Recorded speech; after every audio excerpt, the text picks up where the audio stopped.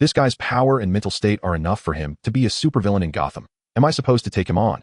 Upon noticing the new mission, Gao, he halted and turned around in disbelief. Triggering a mission did not mean he had to accept it over the week. He had already missed several opportunities, yet no real penalty was imposed. Last weekend, Gao, he suddenly discovered his golden key had arrived, and with a rush of optimism felt the world would now sing his praises. Adopting the debtor label, he resolved to go make money. The first mission advised him that an overflowing debt was no burden at all, instructing him to accumulate debts totaling 1 million. Gao mused that if he wasn't good at making money, surely he could excel at accumulating debt. Already owing 400,000, he scurried about, and by that first night had increased his debt to 800,000. However, as soon as midnight passed, the debt accumulation mission vanished, replaced by a new task. Gao, he was now required to clear his debts. After acknowledging the system's perverse sense of humor and his continued inability to earn money, Gao, he turned his focus back to his primary role and began to adopt the reporter label. Soon after, he managed to complete 2 missions, and his label advanced to level 3. In fact, switching labels was unrestricted and had no cooldown. It was only the daily missions that were determined by the label worn at midnight. Just then, after a moment's thought, Gao, he removed the reporter label and donned the heartbroken label.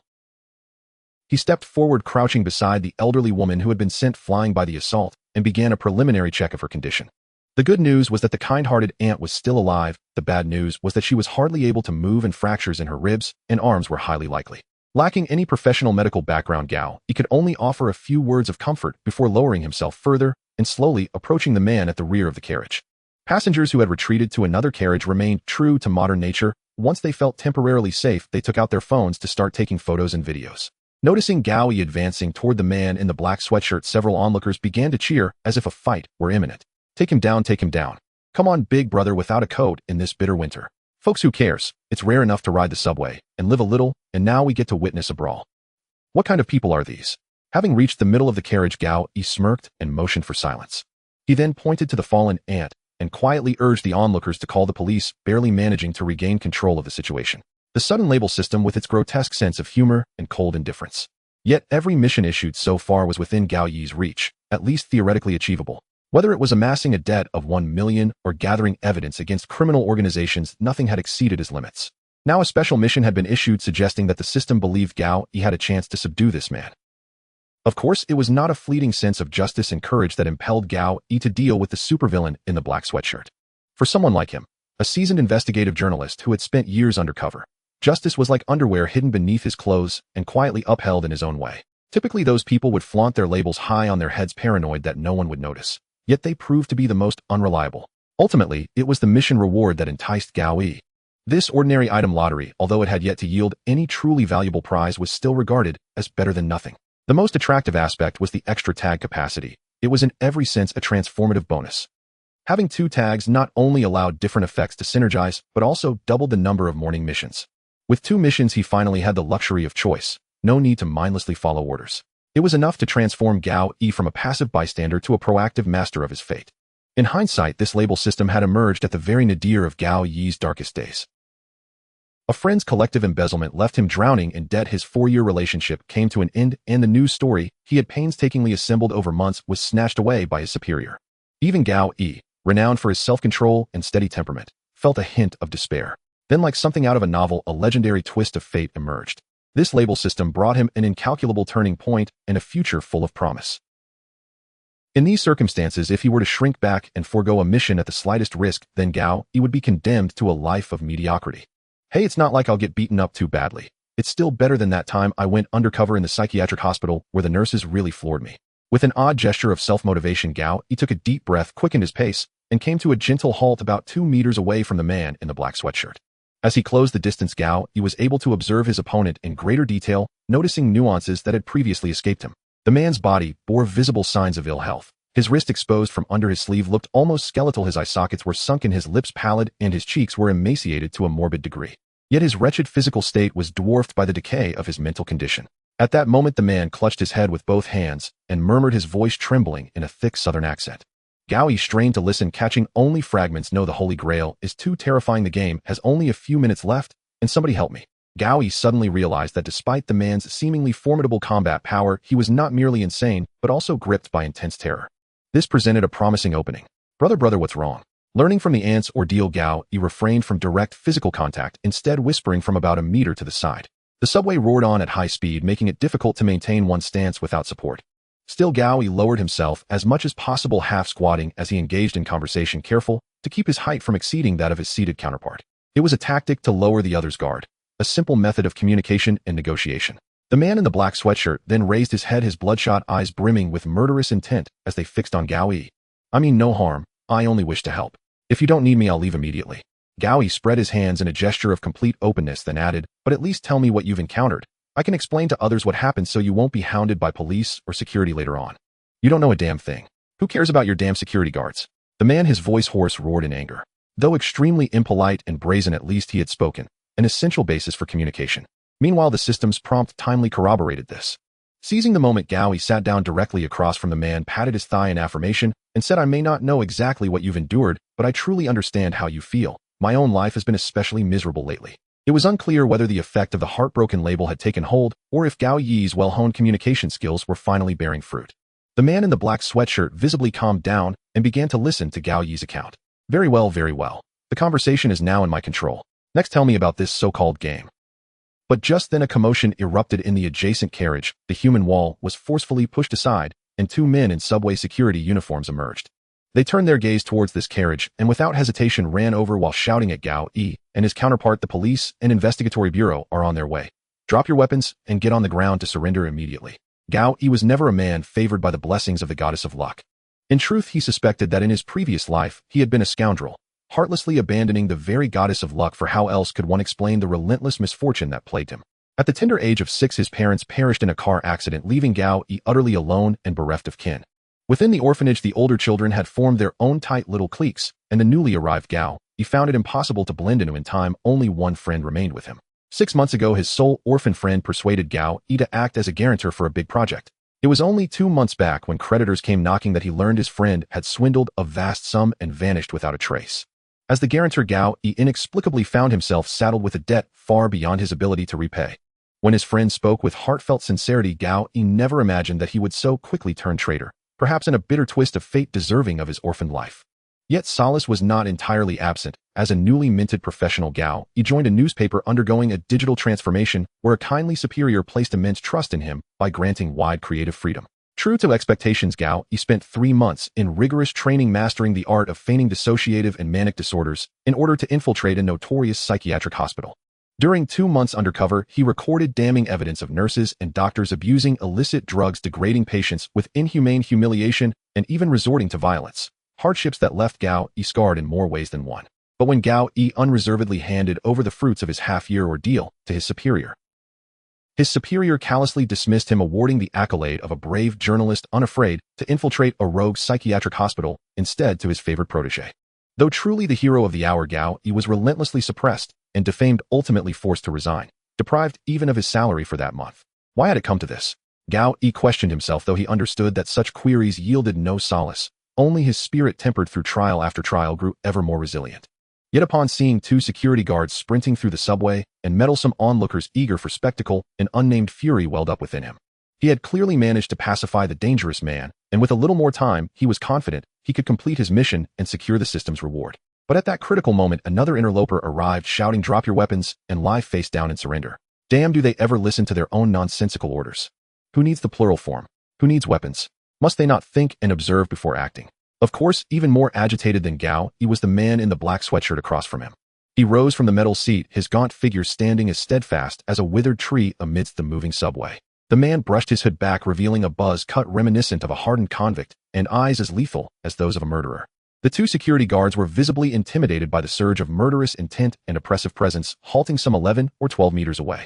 They exchanged a glance, then each drew a metallic baton gleaming with a dark sheen from their waist, flicking them open with a swift wrist motion.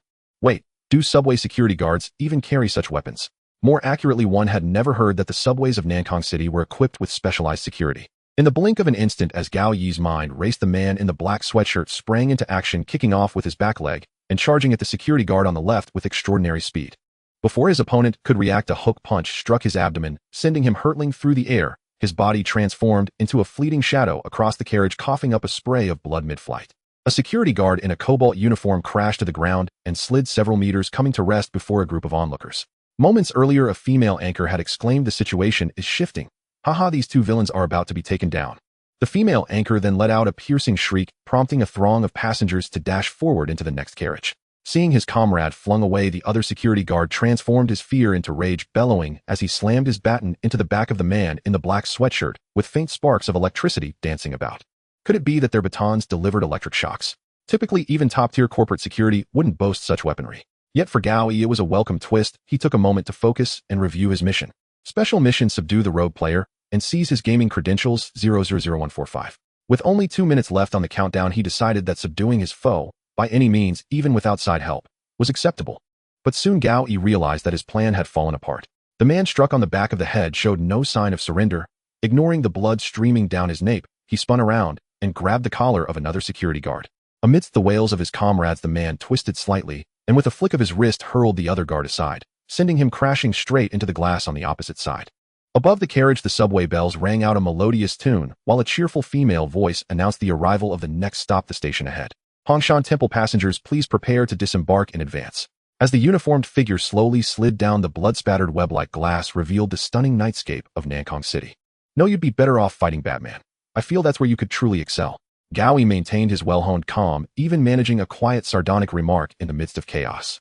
Yet the man in the black sweatshirt had not yet expended his fury. Surveying his surroundings, he soon fixed his lingering murderous gaze upon the seated Gao Yi. How dare you call for someone to capture me? He roared, charging with an inhuman speed and seizing Gao Yi by the collar, his voice teeming with fury. Gao Yi felt himself violently slammed into a cold metal seat, his back and spine convulsing with paralyzing pain. In that harrowing instant, he sensed the very approach of death. Amidst absolute peril, his mind raced, and he instinctively blurted, how could I possibly be in cahoots with those two idiots? Didn't you hear what they said? He claimed that only if the two of us surrendered together did that make us a team. At that moment, disregarding appearances, Gao Yi struck the adjacent metal seat, with raw anger unleashing his justified fury and exasperation in full force. The man did not let go, though his grip visibly slackened, intimidated by Gao Yi's performance. Yet it wasn't enough. With focused mental energy, Gao Yi opened his mission list. Special mission: subdue the rogue player and seize his gaming credentials 000035. Only 30 seconds remained. Time. There was in truth no time. Yet why did this mission allot so little? A torrent of information flowed through Gao Yi's mind, rapidly being integrated and organized. Indeed, the man had mentioned only a few minutes left.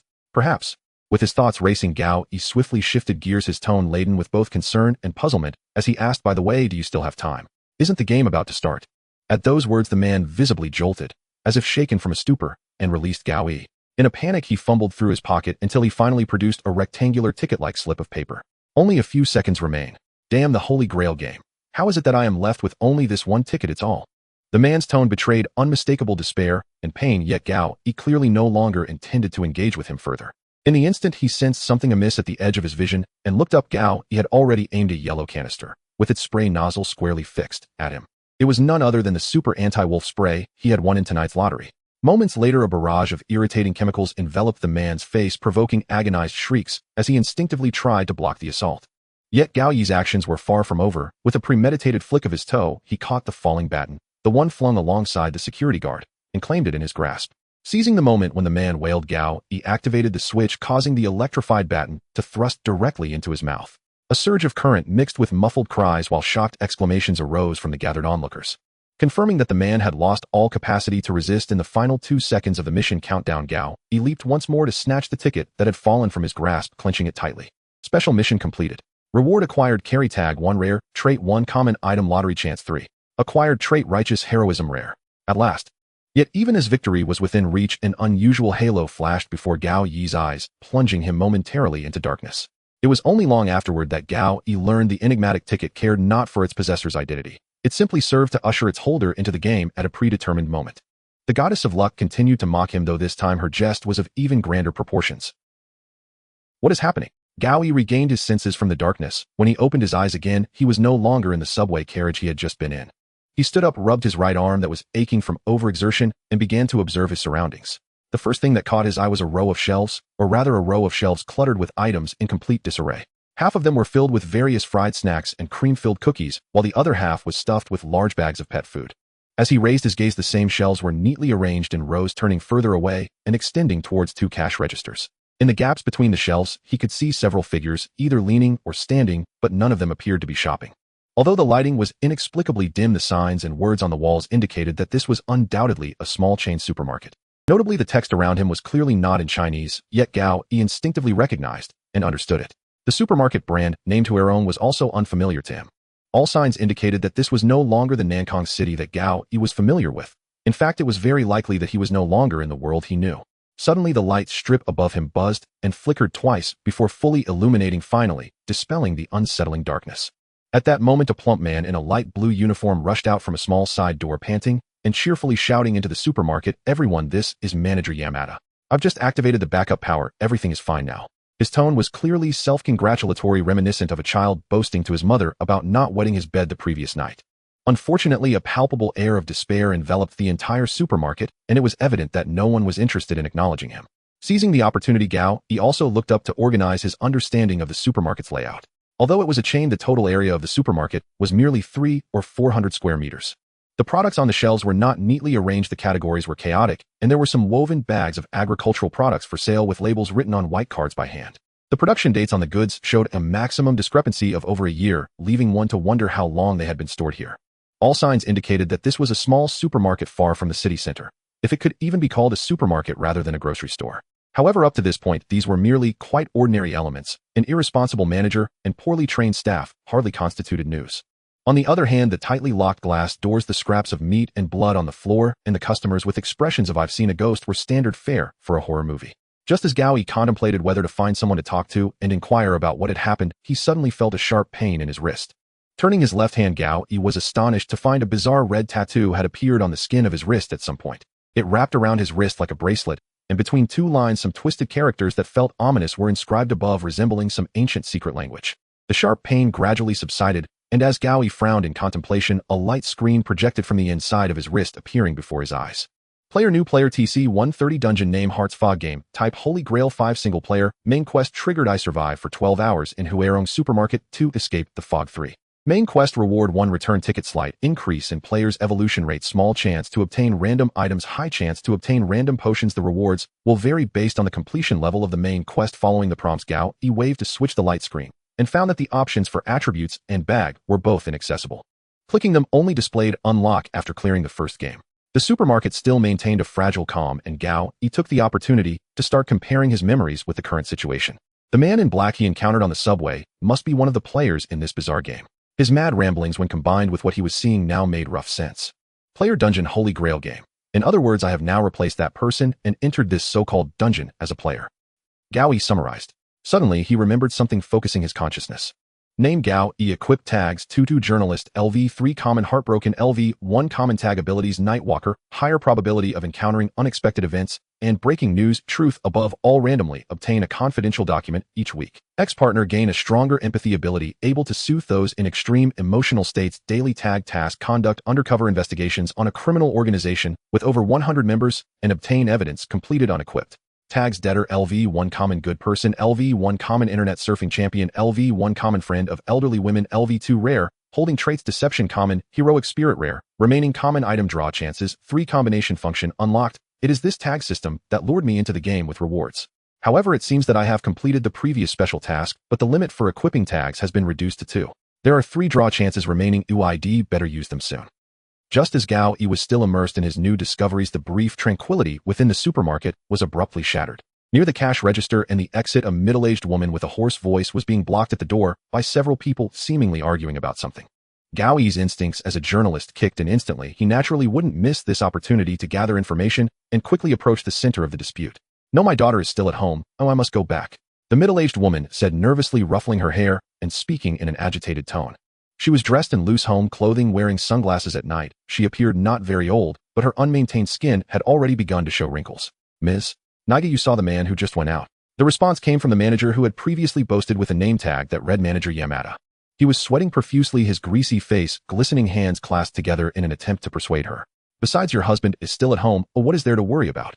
At that moment, another middle-aged office worker blocking the door took a step forward, patiently trying to console the woman named Niga. Claiming this man was a middle-aged office worker had no basis. It was purely Gao Yi's stereotype. Dressed in a suit at night in a chain supermarket, his face showed fatigue, along with a hint of world weariness and reliability. Aside from a worker who had just finished overtime, there seemed to be no other plausible possibilities. However, the office worker's consolation this time did not work, and Ms. Niga became even more agitated. No, you don't understand. My husband. Having him stay with my daughter would lead to more trouble. The group exchanged glances, clearly puzzled, yet they persistently blocked her from leaving. Gao Yi turned to look at the entrance outside the glass wall. The entire supermarket was shrouded in thick white mist with visibility not exceeding 20 centimeters. The lights, the screens, the cash registers, all seemed to be remnants of human technology, all confined within this supermarket. Beyond that, it belonged to another world. Just as the middle-aged woman became increasingly agitated attempting to force her way through the door, the entire supermarket floor suddenly shook violently, and the hanging lights above began to flicker and sway. Amidst the gasps of surprise, Gao Yi and several customers gathered by the door simultaneously saw strange black shadows emerging from the white mist. They were several times the size of a human, appearing blurry rapidly surrounding the supermarket, but halting at a certain distance, hiding within the fog, making it impossible to see clearly. Monsters. The monsters are coming again. The plump manager who had fallen due to the tremors struggled to rise, trembling as he pointed outside the glass wall. The supermarket, which had just slightly livened up, quickly fell into a deathly silence. Even Ms. Niga was silenced by fear and no longer dared to mention leaving. So it turns out, this is a version of the mist. Gao Yi took a few steps back, finally understanding the situation. But at that moment, the tag system in his mind emitted another sound. Special task triggered: explore everything that happened in Huarong supermarket and uncover the truth of the disaster. Rewards: random rare trait 1, random common tag 1, common item draw chances 2, time limit 12 hours. Mist is a classic horror film shot in the early 21st century. Its general plot revolves around a mysterious fog that suddenly envelopes a small town, trapping a group of shoppers inside a supermarket. Within the mist lurk all manner of terrifying monsters, and the people inside the supermarket begin to experience various conflicts and disputes under this dangerous situation. Now it seems that the scenario before Gao Yi is quite similar. This explains the main quest's requirement to survive for 12 hours, or what escaping the mist entails. Of course, the situation Gao Yi faces is not as complicated as in the movie. The supermarket is smaller, and there are fewer people, so ideally he only needs to stay for 12 hours to complete the main quest. Outside, unknown shadows continue to move and flicker in the white mist. Eerie sounds seep through the cracks into the supermarket, sending chills down everyone's spine. Amidst this situation, the crowd inside the supermarket finally gathers for the first time, allowing Gao Yi to understand the specific circumstances. Unlike the small supermarket in the mist, which was filled with a complex mix of artists, lawyers, soldiers, zealots, police, and employees, in the Huarong supermarket, there are only about 12 people, including Gao Yi, apart from a middle-aged woman, a plump manager named Yamada, and a middle-aged office worker standing by the checkout counter. To Gao Yi's side, there is a student couple dressed in summer uniforms, along with a girl in a uniform as well, but with dyed blonde hair and exaggerated makeup. Closer to the inner side of the supermarket stands a muscular middle-aged man with sunburnt skin and a 20-something woman in a gas station uniform looking flustered. Further away, an elderly woman with a cane is holding a 7 or 8-year-old child, silently standing there. The most striking figure is the old man in the center of the crowd, frowning as he observes the outside. He is dressed in coarse cloth, his straw sandals worn down severely, and more worrisome is the old double-barreled shotgun he carries on his back. It is unclear whether it is due to his status as an elder being respected or the conspicuousness of the shotgun on his back. Regardless, the crowd has formed a loose circle around the old hunter, silently observing each other. Notably, everyone is intentionally avoiding a patch of blood at the supermarket entrance that has been smeared away. The gruesome sight looks like someone covered in blood was forcefully dragged from inside the supermarket into the mist. This scenario seems to take place in summer with a somewhat high temperature, raising concerns that the remains and blood at the entrance will become unbearable. Fortunately, since the scenario is set in summer, Gao Yi's short-sleeved shirt does not stand out and does not draw any extra attention among the crowd. Looking around, several people are quietly using their phones. They are either mindlessly refreshing social media platforms or listening to the repeated no-signal notification. Gao Yi does want to check his phone, but upon arriving in the scenario, he is left with only the stolen ticket and his notebook and pen, while everything else has vanished. Picking up the ticket, it also bears no useful information. Scenario ticket: Heart Crossing Mist Holy Grail 5. Mode Solo. The lighting in the supermarket is dim, suggesting that the backup generator's power is not strong. Due to the recent minor earthquake, several light tubes have fallen, causing the indoor lighting to barely maintain illumination. Are we going to be okay? The police, even the military, will surely come to rescue us, right?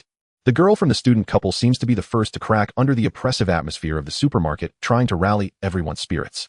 However, judging by the lack of response from anyone except her boyfriend, it seems everyone is not very optimistic. After all, we're in the countryside. Even if the police want to rescue people, they probably wouldn't prioritize us. Moreover, we can't confirm how vast this fog is. The old hunter stroked his short beard and provided his analysis. It must be said that there is a reason he has become the temporary leader. The old hunter's reasoning is very clear and his guesses are quite reasonable. Haha, no worries. We are in a supermarket with plenty of supplies to last us for 10 years. Leave it to me.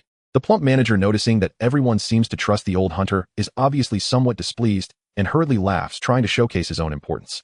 However, contrary to his wishes, his comment causes the group that had finally begun to discuss to fall silent again. Gao Yi is not in a hurry to join the discussion. This is not a werewolf game, and staying low-key may not be a bad thing. Collecting information is more important than drawing attention. The old hunter is right. Although they don't understand this scenario's specific worldview, it is clearly unrealistic to expect help from the outside at this moment. On the other hand, Gao Yi does not believe they can just eat and drink living safely inside the supermarket.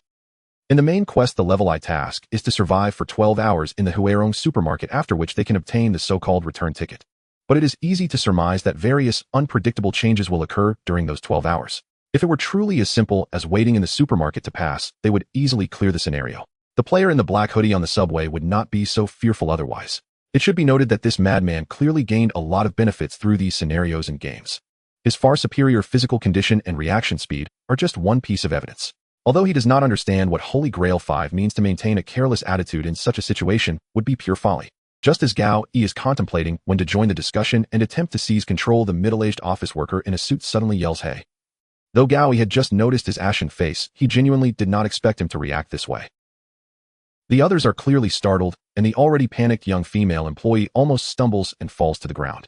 Do you know what the situation is right now? There are monsters outside, and you still have the nerve to take selfies here. Following the middle-aged office worker's gaze, the stylish student girl stands there. To be precise, she is also wearing a uniform the same style as the student couple over there. However, her skirt is rolled up at the hem, barely covering her thighs. Her jacket is tied around her waist, and combined with her somewhat exaggerated lipstick and golden curls, it almost screams bimbo. She is currently holding up a fancy phone, changing angles to take selfies. As the target of the scolding, she is utterly unfazed, spreading her right hand, holding the phone outward, while dramatically covering her mouth with her left hand, saying, "Oh, since everyone is clueless about what to do, why are you being so harsh on me? Don't you think of your rebellious daughter who ran away from home during her rebellious phase, uncle?" The middle-aged office worker's face visibly stiffens as he seems ready to charge at her to argue. The plump store owner hurriedly smiles and stops him, which again prompts the girl to mock him. The good news is that the atmosphere inside the supermarket has become much more lively. The bad news is that even with so few people in the supermarket, divisions and conflicts will not disappear. Gao Yi ruffles his hair. He must now participate in this situation. Confirming the label heartbroken, he clapped his hands and walked to the center of the dispute, saying, "Everyone, can you listen to me for a moment?" Since there was no real conflict, the two sides, seeing someone stepping in as a mediator, chose to temporarily remain silent. Seeing all eyes on him, Gao Yi nodded in satisfaction and continued, "Rather than arguing, we have more important matters to attend to right now." "What is that?" The burly man who had been quiet by the shelf chimed in, evidently eager for someone to end this pointless squabble. Gao Yi naturally would not miss this opportunity. Pointing to the glass wall, which obviously lacked security, he said seriously, "We need to reinforce the supermarket's defenses." "Who?" After throwing the large bag of pet food stacked at the door, Gao Yi sighed in relief, taking the chance to observe his surroundings. Apart from the old woman and the child, as well as the female student who was advised by her boyfriend to rest due to her period, everyone else was involved in constructing the defensive works. Even the hot girl helped carry 2 bags, but now she had started a new round of selfies. Though referred to as defensive works, it was essentially about removing large items and goods from the supermarket and using the iron racks pushed over to brace against the glass walls. Given the stakes involved in everyone's safety, everyone worked quite hard. Especially the male student who claimed he would take care of his girlfriend's share of the work. His efficiency was particularly impressive. Perhaps this is the power of love. Looking at the shining label of heartbroken on himself, Gao Yi couldn't help but chuckle at his own self-mockery. It's worth mentioning that the chubby store owner, named Yamada, was working hard, repeatedly shouting, "So tired, come on, everyone, and who I've moved another one." However, Gao Yi noticed that his actual workload was even less than that of the female staff at the gas station. But then again, he was just a bit annoying by nature. In fact, while helping others select items to move and introducing the layout of the supermarket, he wasn't hiding anything. Taking the chance to relax, Gao Yi began to study the new synthesis options. This was a new feature of the label system. Upon opening it, 2 small boxes appeared, allowing him to choose any label and 1 characteristic. Currently, practical characteristics. Is that deceit? Gao Yi looked at his labels: debtor, reporter, heartbroken, good person, internet surfing professional, and friend of elderly women. He certainly needed to be a liar now, but which of these labels seemed to fit deceit the best? A reporter who could deceive. Wasn't that no different? After a moment of contemplation, Gao Yi had an idea and filled in the synthesis list. Debtor, ordinary, deceit, ordinary. A flash of golden light appeared before him, and the original labels and characteristics disappeared, replaced by a brand new label. Deadbeat, LV1, rare experience 01000 label ability, fraud game. Your lies are more convincing and your creditors will be more patient. Gao Yi equipped it, replacing the reporter label. After all, the reporter label had an ability stating higher probability of encountering various unexpected events and breaking news. Considering his current situation, both unexpected and sudden were not what Gao Yi hoped to encounter. Hey friend, you're not from around here, are you? As Gao Yi pondered, a muscular dark-skinned man approached, placing a large bag of pet food down and starting a conversation. Yes, I'm from out of town. Gao Yi was somewhat caught off guard, quickly smiling in response as he and the man went back to grab another bag of fortress materials. I guessed as much. I've never seen you before. Saying this, he extended his strong right hand and introduced himself. I'm Fujimoto. Just call me Gao Yi. After shaking hands with the man who called himself Fujimoto and confirming that he didn't react particularly to his name Gao, he finally felt relieved. It was evident that the names of people here were distinctly Japanese, and Gao Yi prepared for the other person to express surprise, ready to explain, that's my nickname. Fujimoto clearly had more to say, and Gao Yi was glad for it. After all, this muscular person had a combat power on paper second only to that hunting rifle, and building a good relationship with him under the current circumstances was advantageous. You see, we're in a small town very closed off. There aren't many outsiders around. The person taken by that wolf-like monster at the door counts as one, and you count as another. Is that so? I couldn't tell. Gao Yi easily picked up on the other man's desire to confide and the fact that he hadn't finished his sentence, so he merely followed up with an exclamation. However, Fujimoto's statement also clarified the previous confusion. What was with the bloodstains and shredded flesh at the door? As the distance closed, Gao Yi had more time to observe him carefully. This man named Fujimoto initially appeared to be one of those hulking, brutish types, but upon contact one could tell he was not. His muscles were not exaggerated, but appeared quite solid, likely the result of long-term physical labor. Contrasting with his physique, his gaze was sharp, and he spoke clearly. Seeing that Gao Yi didn't intend to respond, he continued on his own. By the way, what are you doing here? It's quite late. What were you planning to do in this store tonight? Gao Yi keenly sensed the probing and slight hostility. It seemed this Fujimoto was not merely here to make a friend. Lifting another bag of dog food onto his shoulder, Gao Yi deliberately pretended to be panting heavily to buy himself some time to think. This was the key to gaining the other's trust. Lying was inevitable, but the question was how to weave a lie that would convince him. Actually, I'm not here for your town. I was just passing through and thought I'd stop for gas. From the personnel arrangement in the supermarket and the snippets of conversation, Gao Yi had already formed a basic understanding of the situation in this instance. The gas station female employee was right over there. Considering she was wearing her uniform in the supermarket at such a late hour, and the store owner Yamada was clearly familiar with her, it wasn't hard to deduce the proximity of the gas station to the supermarket. And as a place akin to a highway rest area, why were so many townsfolk gathered here? Since it was known that elderly people and children would come here, it could be concluded that this Huerong supermarket was not too far from the town. Meanwhile, it was very likely that there were some entertainment facilities like karaoke and hotels nearby, with the entire area serving part of the responsibilities of a commercial center. This also explained why there were student couples and hot girls appearing in this vicinity at night. Finally, combining Mr. Fujimoto's vigilance towards outsiders, a set of excuses about passing through for gas arose. Of course, this reason could only slightly withstand another round of questioning. When Gao Yi saw Fujimoto slightly open his mouth wanting to ask again, he hurriedly interjected, by the way, what's your relationship with that old man carrying the hunting rifle? You seem familiar with each other. Gao Yi certainly didn't see their familiarity. On the contrary, it was clear they did not get along, almost written on their faces. TCH, that stubborn old man, I'm not familiar with him at all. Always going on about customs and traditions, old geezer. Successfully leading the other into a complaint segment. If he allowed him to pursue questions like, where are you driving to? What kind of car do you drive? Gao Yi would really be at a loss. Fujimoto began to chatter, incessantly complaining about that old hunter's incessant talk about traditional customs hindering his ability to work. Gao Yi didn't mind the other's complaints, maintaining a half-serious, half-distracted expression he honed in school, while subtly observing the other people in the supermarket. Store owner Yamada was still trying to take credit for himself, jumping around in front of the female gas station employee, while the middle-aged office worker was stacking his suit aside, working with that old man to move a bag of rice. The female student who wasn't working was squatting on the ground chatting with a little boy. Just then Mrs. Niga near the door suddenly let out a piercing scream.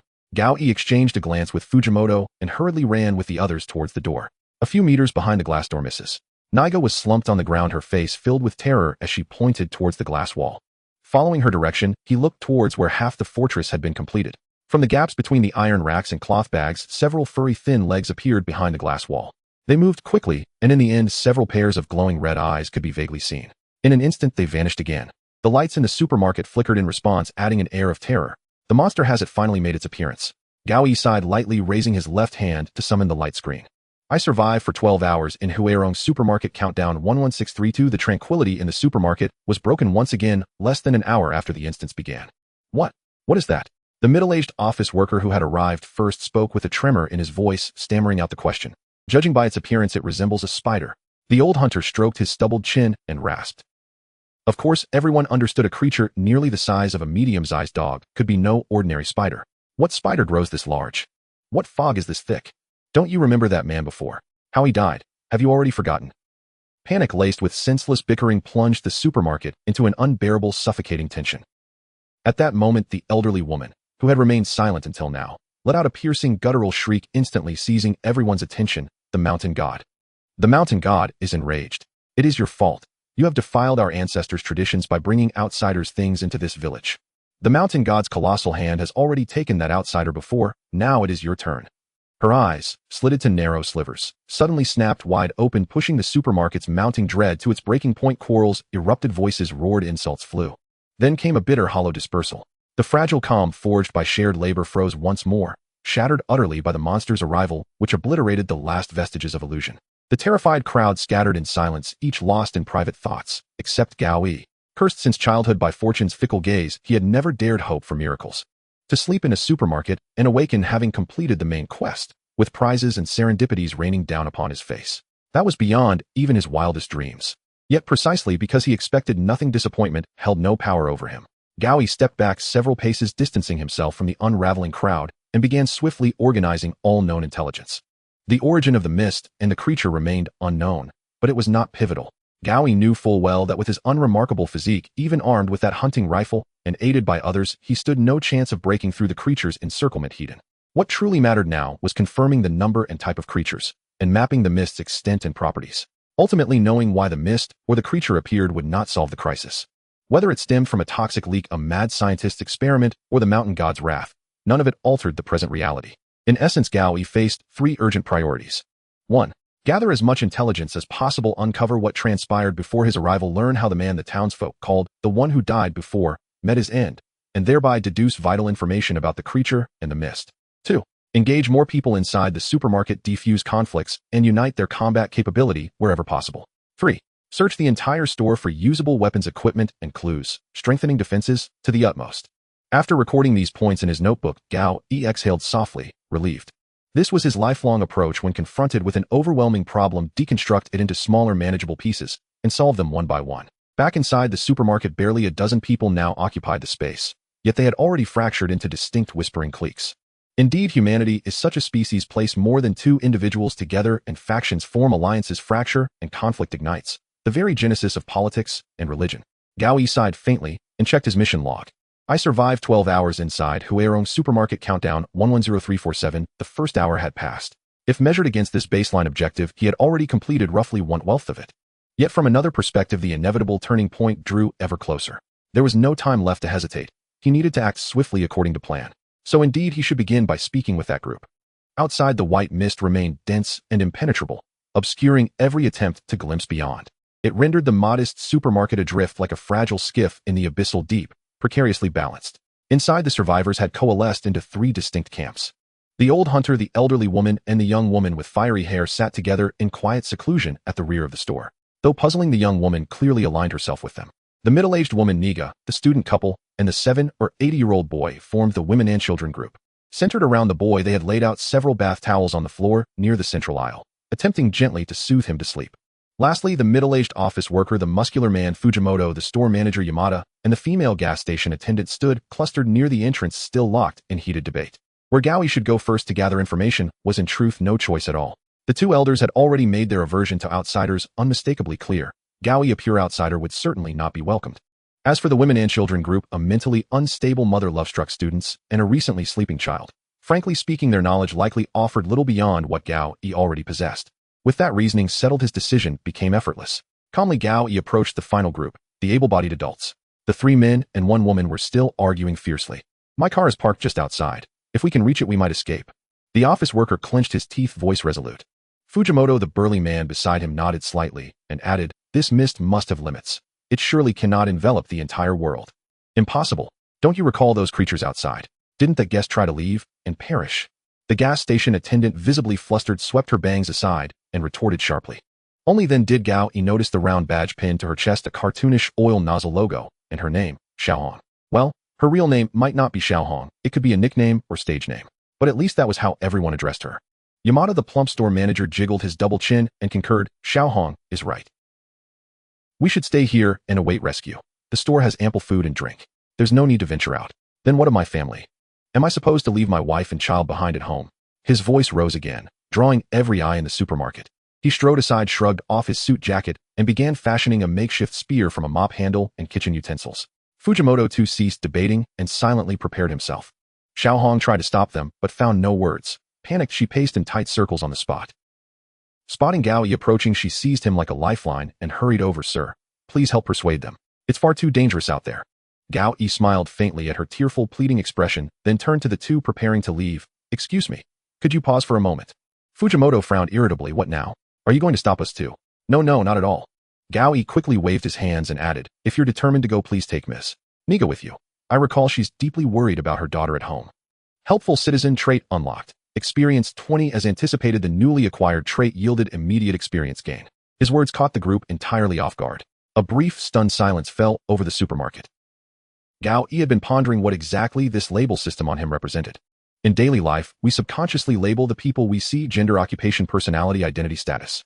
We come to know and understand others through these labels, and the labels assigned to Gao Yi by the system reflected his most prominent characteristics during that period.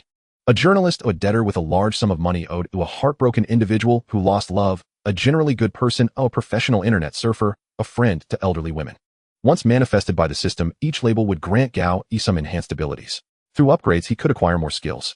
Most of these abilities manifested as passive skills.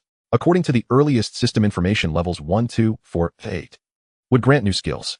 For example, the skill granted by journalist LV3, Night Stalker, a higher probability of encountering various unexpected events and breaking news. Truth above all, randomly receive a confidential document each week. The second skill, Truth above all, had yet to be triggered, but ever since the appearance of Night Stalker Gao, he clearly felt an increase in the events happening around him.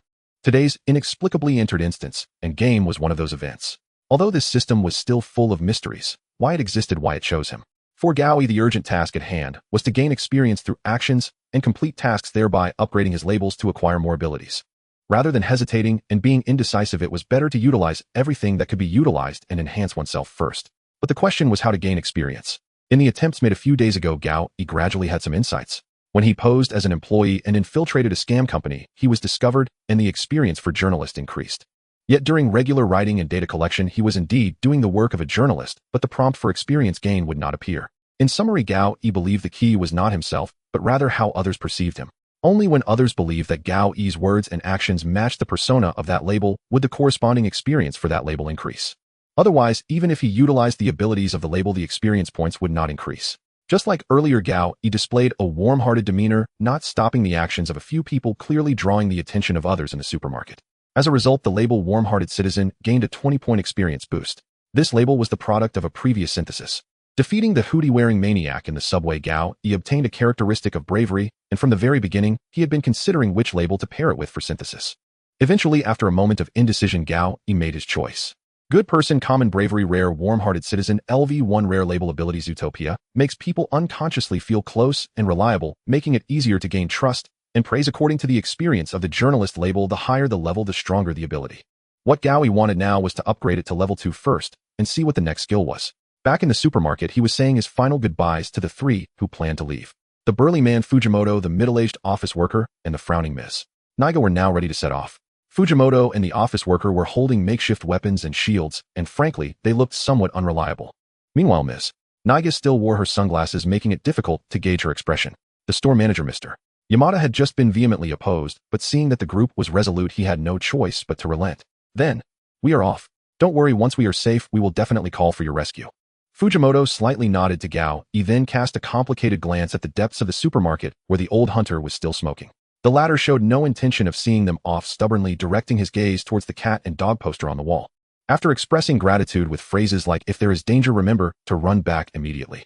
And be careful," the three entered the narrow passage filled with iron shelves and goods, stepping into the vast white mist without looking back. Despite saying such things just moments ago, the remaining people in the supermarket quickly blocked the vacant passage again.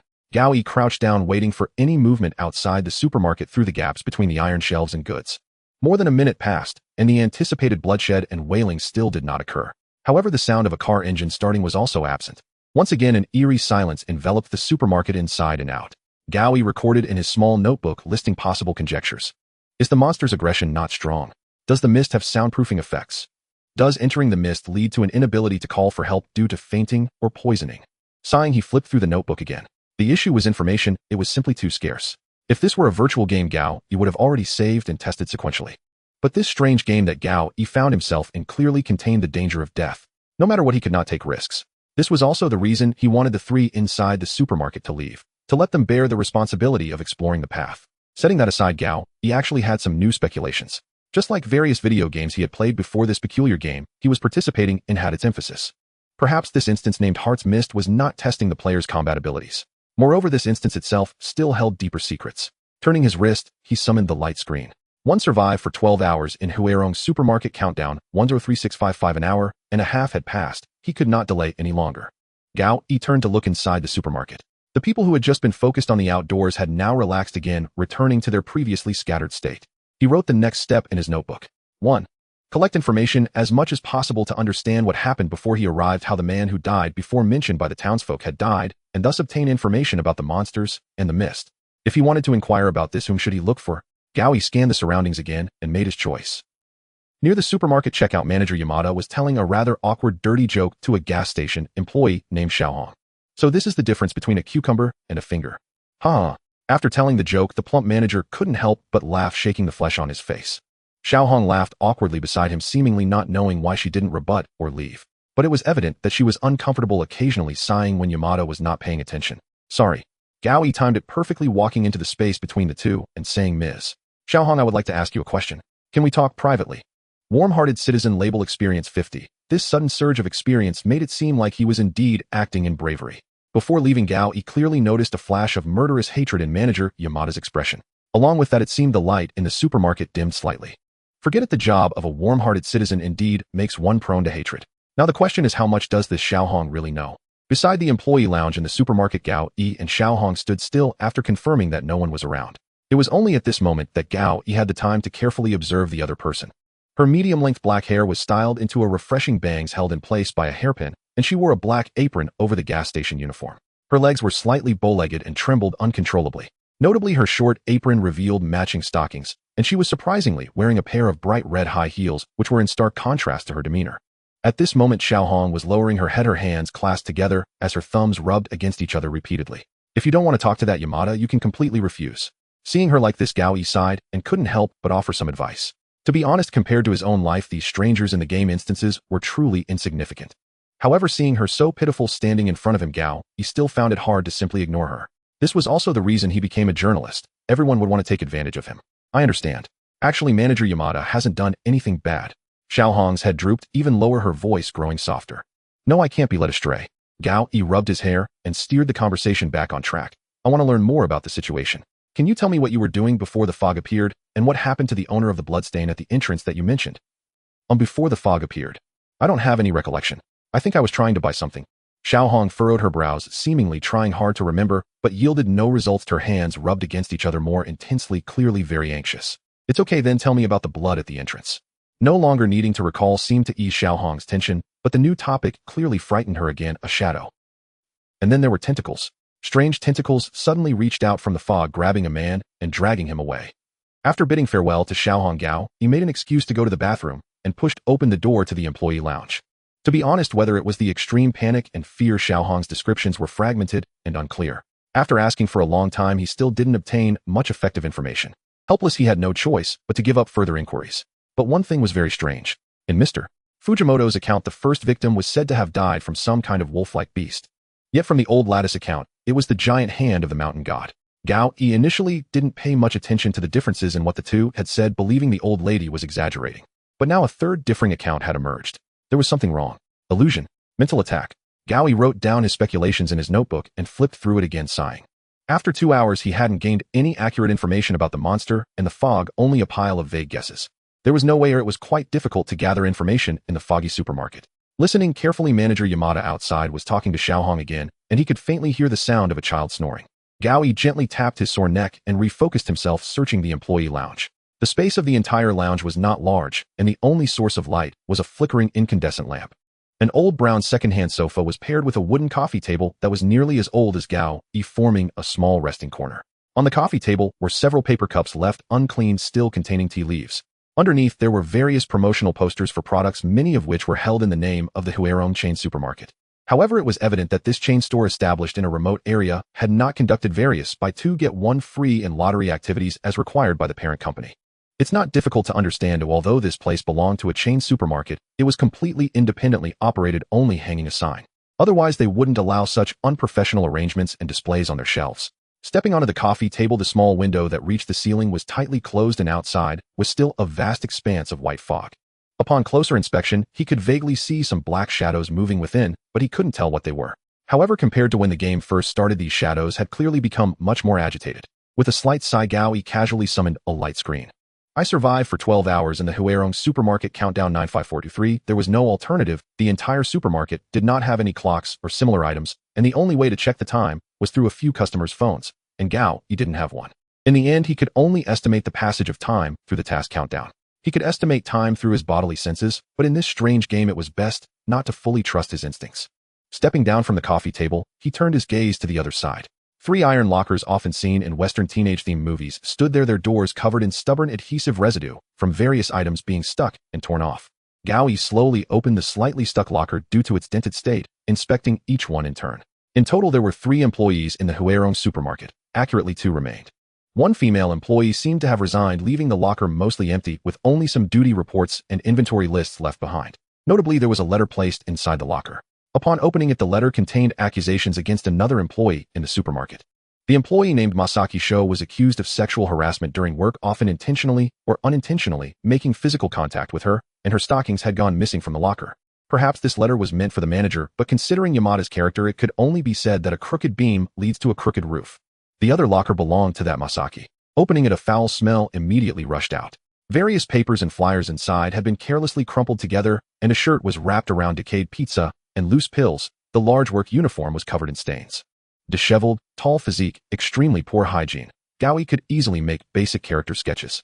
Beneath the pizza, which had been there for an unknown amount of time, Gao found a photo with the employee ID blacked out, wondering if this Masaki was not too confident about his appearance. From the innermost side, through a small hole blocked by flyers, Gao found 2 pairs of black stockings. It seemed that the resigned female employee's words were not unfounded. Lastly, there was the locker of manager Yamada. Surprisingly, that chubby manager's locker was quite tidy. 2 uniforms were neatly hung on the clothes rack, and various registration documents and receiving materials were very organized. From the various tidily placed items, Gao could detect a tendency towards obsessive compulsiveness. I didn't expect that Yamada, who looked so lewd, would actually be quite neat. Sighing at the truth that one shouldn't judge a book by its cover, Gao carefully searched around, but found nothing noteworthy. Apart from confirming again that this supermarket was located near a highway beside a small town with delivery trucks coming every 3 days, there was no other gain.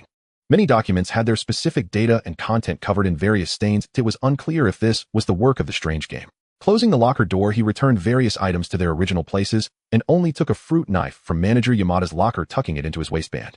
Gao sat down on the sofa, hands on his head, lost in thought. The situation was worse than he had imagined. His search had yielded no effective information, and the weapon he hoped for had all come up empty. Did he really have to wait 12 hours in this supermarket, praying for the goddess of luck to smile upon him? With this thought, Gao opened the label system, and the current task was still present. Special task: explore everything happening in the Huarong supermarket, uncover the truth behind the disaster. 094334. This was not right. With this task existing, there must be a way for him to uncover the truth behind the disaster. The question was, where was the breaking point? There were still 3 lottery chances left. Should he use one now? Gao had grown accustomed to his nightmarish misfortune and had no expectations for any lottery. At this moment, recalling it was already considered a dead horse being treated as a live one. Just as he was about to spin the wheel for the lottery, a commotion erupted from outside the door, suggesting that something had happened again in the supermarket. After a hurried set of footsteps, Xiaohong burst through the door, panting. Haha, sir, outside the supermarket. Don't panic, speak slowly. What happened outside the supermarket? Gao stood up, putting his notebook away again, speaking in a calm tone. At the entrance of Huarong's supermarket, 3 figures were fiercely pounding on the glass door amidst the white mist. As Gao approached, it was easy to recognize them as the burly man Tung Bin, the middle-aged office worker, and Ms. Nijia, who had left more than half an hour ago. It was evident that their current condition was not good. The shirt of the suited office worker was covered in knife-like wounds with dried blood already congealed. Tung Bin also bore similar wounds on his muscles. Although not deep, they looked quite shocking. Their self-made weapons had vanished, indicating that a battle had taken place. The most tragic was Ms. Nijia, who was being helped to walk, her right shoe missing, revealing a swollen ankle. Her sunglasses were also gone, exposing the panda eyes from the beatings. Inside the supermarket, the gas station attendant Xiaohong was arguing fiercely with the old hunter. Why can't we let them in? Are we just going to watch them die outside? Xiaohong's face bore an unprecedented seriousness, her excited words causing her clenched fists to tremble. Can you guarantee they are still the same people? With so many terrifying monsters outside, how did they survive for so long?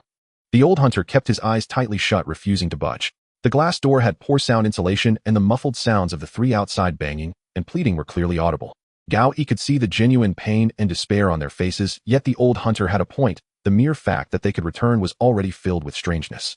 However, they very likely possessed important information. From any angle, they could not simply leave them outside. Gao Yi bypassed the arguing pair, approached the glass door, and loudly asked outside, "Mr. Tung Ben, do you still remember my name?" Tung Ben clearly did not expect Gao Yi to say such a thing, visibly stunned for a moment, then hesitantly replied, I remember it," as Gao Yi. Gao Yi nodded emphatically, dramatically turning around and shrugging his shoulders, looking at everyone inside the supermarket. "Everyone, we cannot just leave them outside, right? We can ask them questions once they come in." Enthusiastic Citizen, Label Experience 300 Label Upgraded. Enthusiastic Citizen, LV1. Enthusiastic Citizen, LV2. New skill acquired. In fact, originally, there was only the old hunter opposing inside the supermarket, but seeing that others supported letting them in, he fell silent and quietly started to smoke. As the three wrapped in towels sat on the sofa and accepted the drinks passed to them, Gao Yi and the others in the supermarket also stood opposite, listening to their account. Their story was not complicated, even astonishingly simple. Half an hour ago, they were ready and stepped into the white mist. After leaving the supermarket and entering the fog, it wasn't long before the three lost their sense of direction. Initially, they planned to use the car key's unlocking sound as a guide, but the car key failed to respond at all. After nearly half a minute of nerve-wracking progress, they had not found the expected vehicle.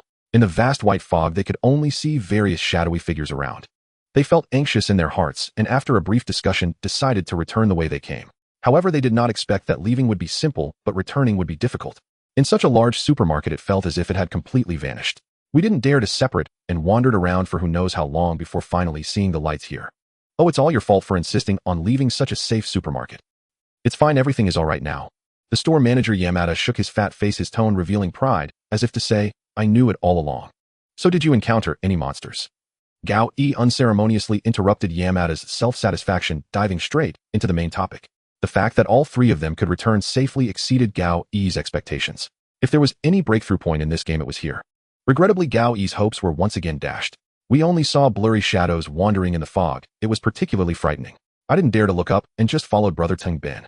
Shadows, many shadows." Their uninformative replies left much to be desired. Without much thought, Gao Yi asked, "Did you have any strange feelings in the white mist?" The answers were uniformly, no special feelings. If there was any information to be gleaned, it was the wounds on them, which could roughly infer the monster's attack patterns. The iron frame and goods at the entrance had restored to a completely fortified state. The failure of these three's attempts had also dispelled the already minimal desire of others to venture outside. Once again, the supermarket fell into confusion and negativity.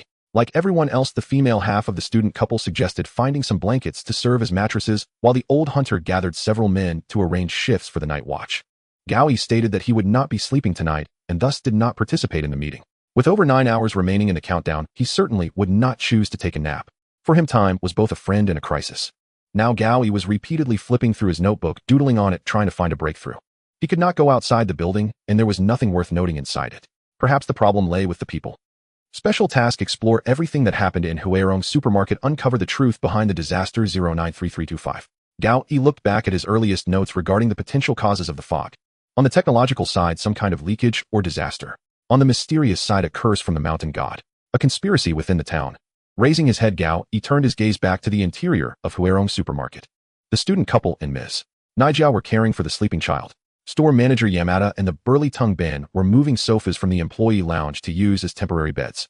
The middle-aged office worker was on lookout duty outside, while Xiaohong was gathering and laying out blankets inside the supermarket. The old hunter and the old woman were still quietly sitting in a corner of the supermarket, while a blonde girl seemed to have run out of battery on her phone and was bored playing with her nails beside them. Aside from Gao, there were a total of 11 people in this suburban supermarket, each looking so ordinary. Among them, could there be the culprit behind this fog disaster? If all other possibilities were ruled out, then the remaining ones undoubtedly contained the correct answer. After putting away his notebook, Gao Yi took a deep breath. With a slight mental shift, he noticed that the newly upgraded Enthusiastic Citizen had a new skill. Gao Yi immediately focused his mind and checked. Enthusiastic Citizen LV2 Rare Experience 10102000 Label Abilities Utopia makes people unconsciously feel close and reliable, making it easier to gain trust and praise. Big Hero 6 increases combat power during acts of bravery. Seeing this skill, Gao Yi felt a bit disappointed. Increasing combat power was not what he needed right now, let alone under the ambiguous circumstances of acts of bravery. Of course, Gao had already experienced this kind of disappointment countless times, so it didn't matter this time. The countdown for the special task continued to tick down second by second. With 9.5 hours remaining until the end of the 12 hours, one could not expect this calm to last. Before any changes occurred, Gao decided to take the initiative and look for a breakthrough. In order to better inquire the public, Gao changed the label back to that of a reporter.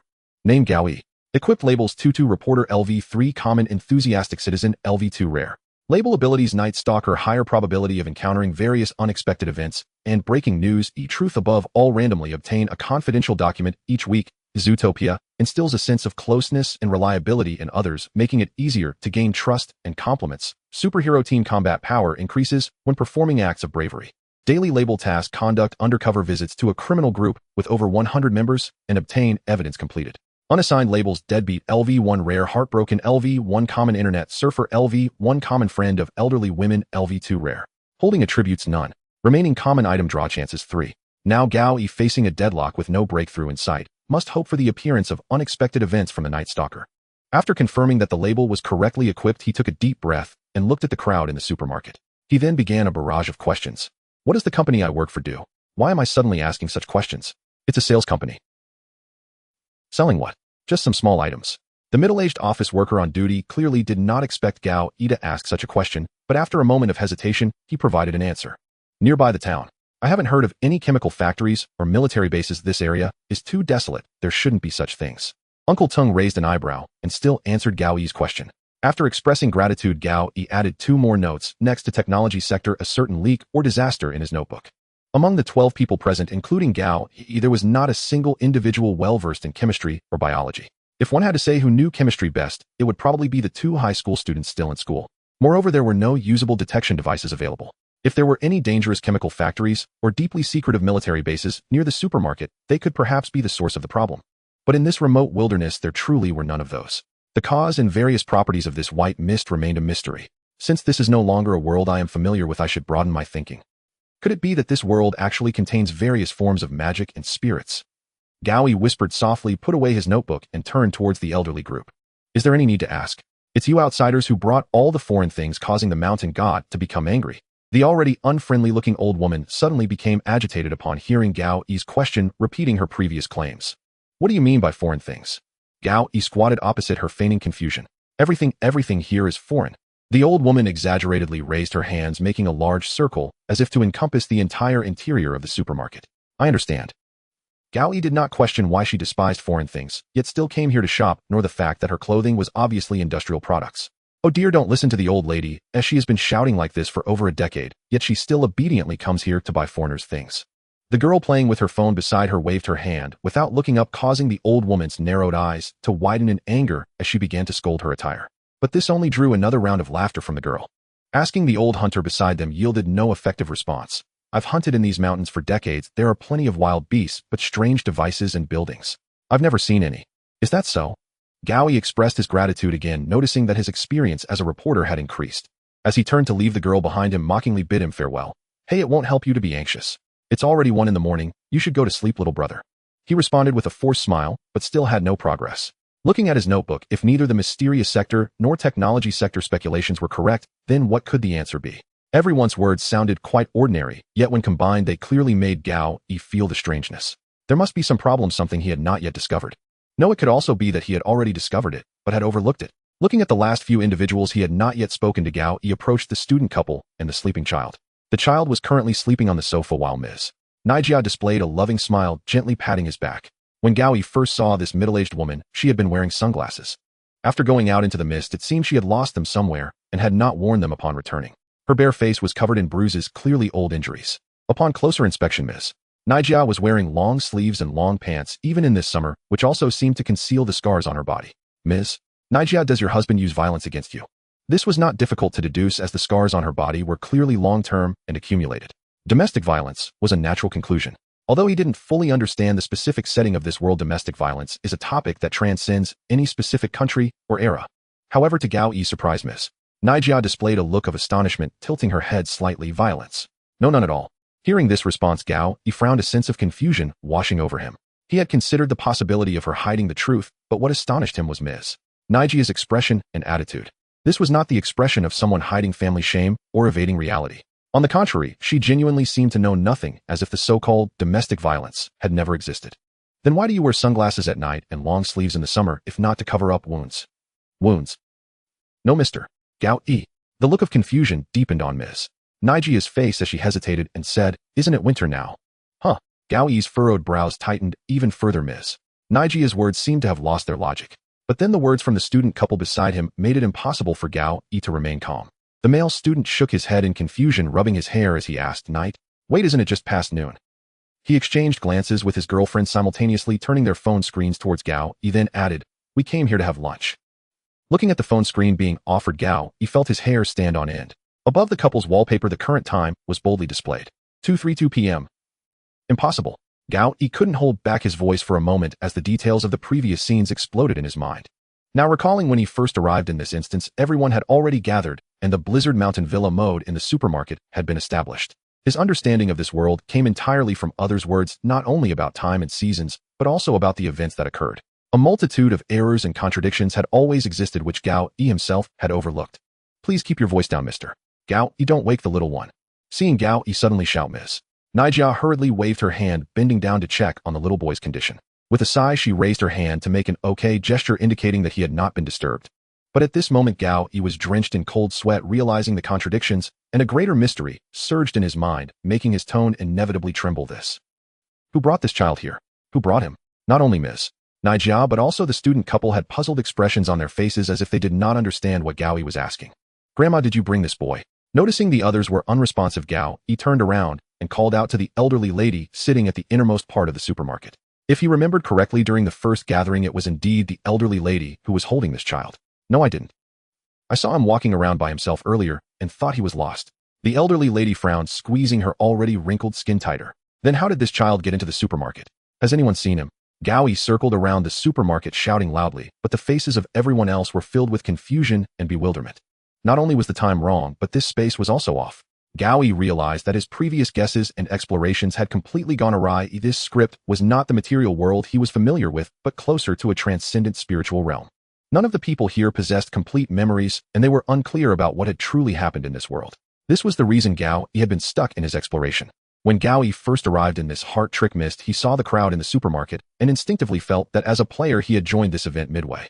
Similarly, he subconsciously felt that the characters within other scripts knew more and had clearer understandings. Yet conversely, their understanding of this script was no greater than Gao Yi's.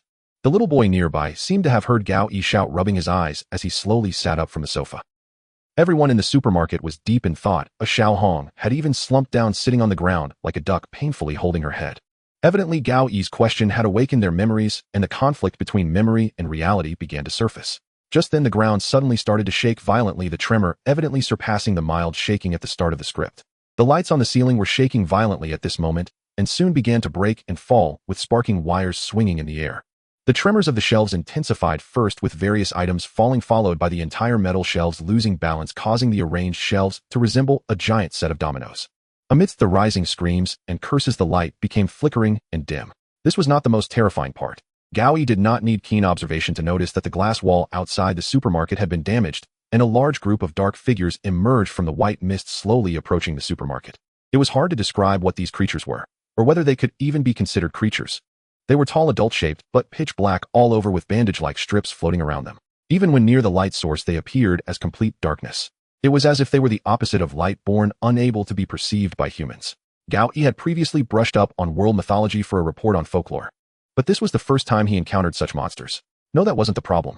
The issue was why such a change had suddenly occurred. Looking back inside the supermarket, everyone else was engulfed in confusion and collapse, completely unaware of the monsters outside, instinctively dodging the falling light tubes and ceiling debris. Did my words cause their fragmented memories to clash, leading to the disruption of spatial balance?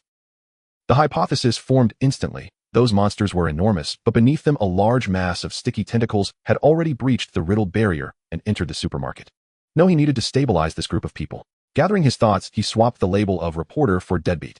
In an instant, the skill effect of fraud game, enhancing the persuasive power of lies, had activated.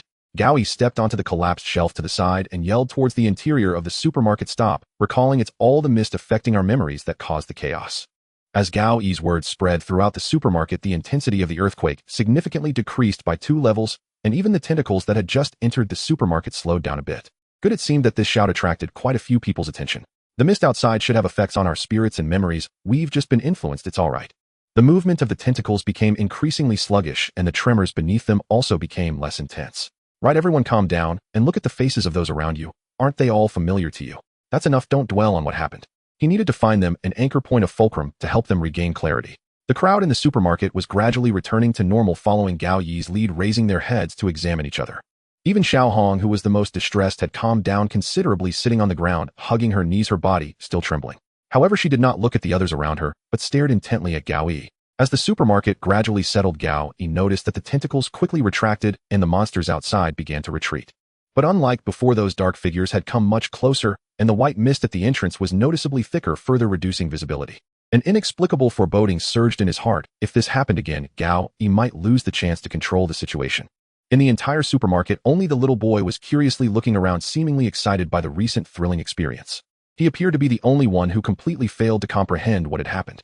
So this child. At this moment, Miss Nijia was holding the little boy with a pained expression, though worried. Her instinct to protect the child clearly took precedence. Let's not recall this for now, okay? The mist is affecting us, we need to be calm. Gao Yi squatted down beside him, gently touching the boy's forehead. The mental harm from the mist was, of course, something Gao Yi fabricated. If the mist outside had such a significant effect, the three who had been strolling around in it for half an hour would have gone mad long ago. But at that moment, the burly man Tung Ben slowly approached, his eyes filled with obvious fear and confusion. Brother Gao Yi, I understand. We all understand the effects of this mist. That's great, so what's the matter? Gao Yi's reply did not ease Tung Ben's discomfort. He tilted his neck awkwardly, his gaze somewhat dazed. If we all know each other and understand each other, then who are you? Focusing his thoughts slightly, he summoned the label system. The special task below once again displayed the countdown. I survived for 12 hours in Huirong supermarket. Countdown 72215. More than an hour has passed since the small collapse occurred in the supermarket.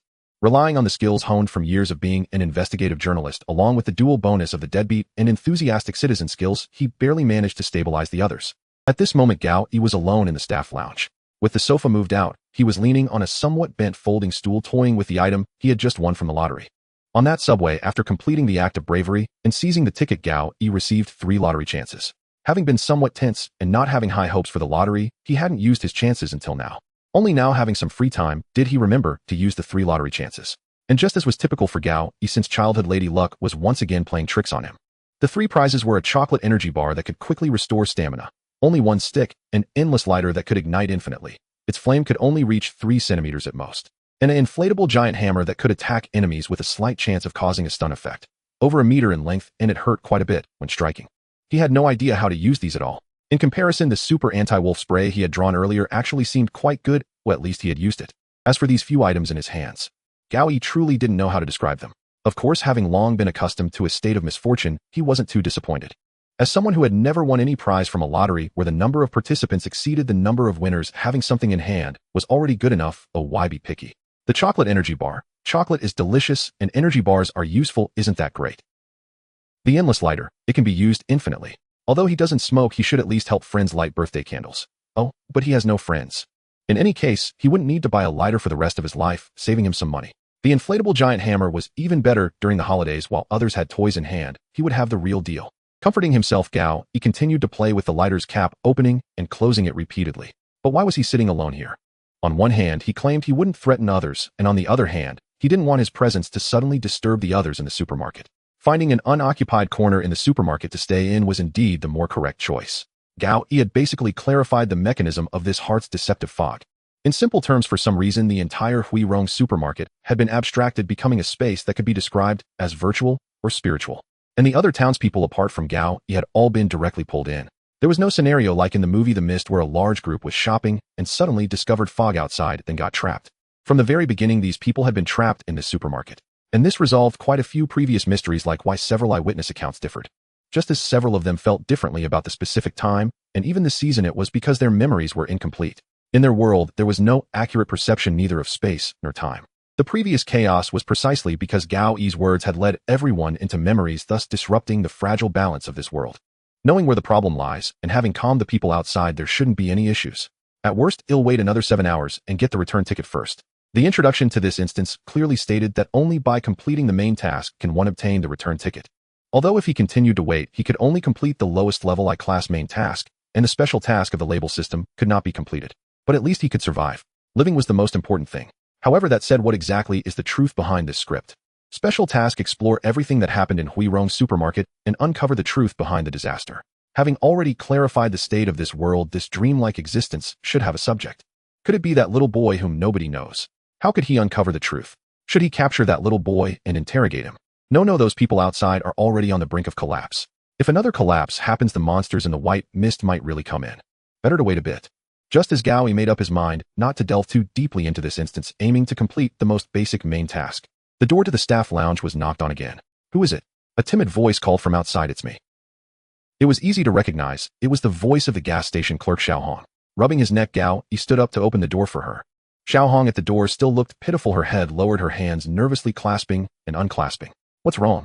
Is that Yamada bothering you again? Seeing this, Gao realized that waiting for her to speak first was unrealistic, so he lowered his voice and proactively asked. Peering out, he saw that everyone in the supermarket was doing their own thing, scattered about. Some had even fallen asleep. As for the manager Yamada, he was sitting at the cash register, his brow furrowed, as if deep in thought. No, that's not it. Xiao Hong hurriedly looked up and waved her hands to deny it. However, after making eye contact with Gao, she immediately lowered her head again. Regardless, let's go inside and talk. The entire staff lounge had suffered considerable damage from the previous earthquake. Tables and chairs were overturned, light bulbs were shattered, and even the iron cabinets used to store employee belongings had been toppled over. Fortunately, the lighting had not completely failed. A few wall lamps stuck to the walls were still performing their duties, preventing the room from plunging into complete darkness. All right, what do you want to say? Seeing Xiao Hong sitting down in a chair, Gao leaned against the edge of the square table and asked. I don't know, I just recalled some strange things. Hey, didn't we agree not to dwell on memories? Gao quickly interrupted, fearing that the previous earthquake and monster appearance would happen again. This shout seemed to frighten Xiao Hong again, causing her to lower her head once more, her voice becoming even smaller. No, that's not it. It's just that something really feels off. After checking the supermarket hall, there were no monsters outside, nor had any earthquake occurred. Confirming that everything was normal, Gao finally leaned back and waved his hand. Okay, what exactly do you want to say? Xiao Hong's face once again displayed a confused and bewildered expression as she hesitantly began to speak. I feel like everything here, I have experienced it before. These things? Gao asked, a touch of bewilderment in his voice. All of it? Xiao Hong said, theatrically forming a circle with her hands, a gesture oddly reminiscent of the old woman from before, then continued, everything that happened inside this Huirong supermarket feels like something I have lived through before. What on earth? Does this scenario include a time loop? Gao listened cautiously to the noises in the supermarket hall outside and found no sign of an earthquake. He looked back at Xiao Hong. The gas station attendant still kept her head bowed, her legs clamped tightly together, as if trying to make herself as small as possible. Is that so? Considering her earlier and current mental state and the native confusion of memories inherent to this script, Gao felt her words bore little credibility. Honestly, Gao thought her claims were hardly reliable. He shifted his attention and glanced again at the special task prompt. Special task: investigate everything that occurred in the Huirong supermarket and uncover the truth behind the disaster. 065923. Time had already nearly reached the halfway point. Did he really want to press on and explore the plot further? To be frank, Gao was a man of boundless curiosity, but compared with his own life, that curiosity seemed trifling and scarcely worth the risk. A friend who had fled owing money still had to be confronted. The news piece about his beating had not been published, and ex-girlfriend's missed calls remained unanswered. If he truly died here, it would be unbearably wasteful. Better, he decided to brush Xiao Hong off for now, endure the remaining 7 hours, obtain the return ticket, and then plan his next move. With that in mind, Gao replied with a casual air. Opposite him, Xiao Hong suddenly flicked her ponytail, lifted her chin, and spoke with a trembling voice. I am telling the truth. I remember so many things. The fog, the monsters. It has happened more than once. I believe you. Mr. Gao, please do not dismiss me. Every word I say is true. Her voice still quivered with a painful earnestness, but she spoke with absolute seriousness. She no longer lowered her head. Instead, she met Gao Yi's eyes squarely. Seeing her like that gave Gao Yi a headache. He decided to play along and asked, very well. If you truly are a time traveler. No, I am not a time traveler. Xiao Hong corrected him. I have simply gone through the same events several times. Gao nodded to show he understood, composed himself, and asked again, in those previous iterations, did you ever encounter me? No. Xiao Hong shook her head. How do you know you experienced it many times? Because many scenes repeat: the white mist, the supermarket, the monsters, the student couple, manager Shan Tian, Mr. Tingbin. At that moment, Gao felt something discordant stirring in his mind. He sat up straight, decomposed, and reassembled his recollections, considered for a moment, and then asked, were there any people who were different? Yes. Xiao Hong nodded eagerly. For example, me. Xiao Hong nodded again, this time more emphatically. Gao finally understood the source of that dissonant feeling in his head. Outside, the others offered conflicting accounts about the bloodstain on the floor and the man who had died first. Mr. Tengbin called it a wolf-like creature, while the old woman insisted it was the giant hand of the mountain god. But Xiao Hong described black shadows and tentacles. During the collapse of that inner world Gao, he had seen what the monsters outside the supermarket truly were. Strange shadowy beings and slippery, writhing tentacles. Among everyone present, only Xiao Hong had spoken the truth. Was this merely a coincidence? Or as she claimed, had she truly endured the same sequence many times?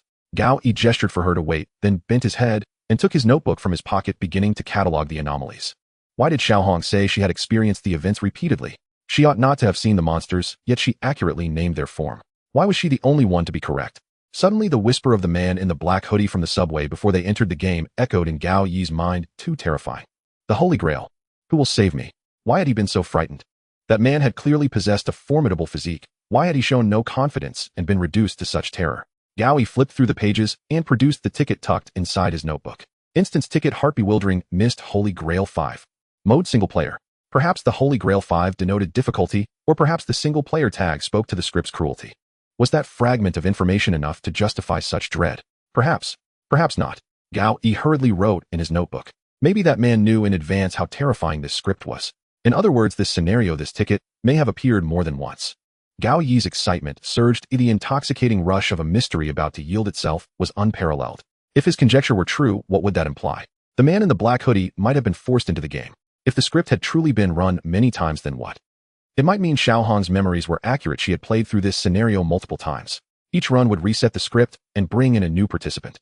Gao Yi himself could already be some indeterminate number of participant. If so, Xiao Hong would know much about the script. The key to unraveling the mystery might be her. He lifted his head in exhilaration only to find Xiao Hong staring blankly at her wrist. No, he could not allow himself to be carried away. If his hypothesis were correct, why was only Xiao Hong able to remember? He glanced at the ceiling. No sign of tremor, and outside there were no strange noises. Why did her recollections not cause the space to quake? What was the solution to this riddle? Xiao Hong still watched Gao Yi's wrist. Her bangs, held by a red hairpin, had lost their shape from recent agitation. What difference did this ordinary gas station employee possess? Why was she staring at his wrist? Gao Yi followed her gaze and looked down. On his left wrist was the intricate blood-colored tattoo that had appeared after entering the script, the mark that summoned the light screen and signified his identity as a player. A chill climbed his spine. Gao Yi abandoned courtesy, lunged forward, and seized Xiao Hong's left arm.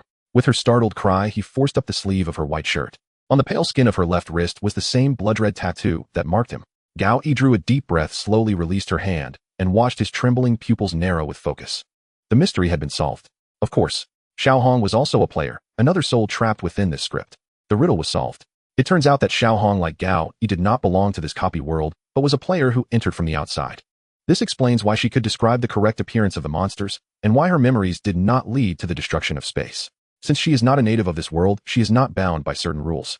Xiao Hong's memories are still chaotic, evidently affected by this script. Yet from the fragments of conversation, Gao Yi could roughly piece together her experiences. He found a ticket in the inner pocket of her uniform that was almost identical to his. Why is it said to be almost identical? The ticket read copy ticket Heart's Mysterious Fog Holy Grail 4 rather than the Holy Grail 5 in Gao Yi's possession. According to Gao Yi's speculation, Xiao Hong must have been unexpectedly drawn into the game, like himself becoming a player. Unlike Gao Yi, her main task was only to solve the riddle of the script without the requirement of surviving 12 hours like his. In other words, she had never obtained the so-called return ticket among the rewards.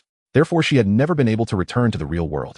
After that, the script underwent a restart, and for some unknown reason, she became one of the characters in this script. Each cycle would see new players entering the script.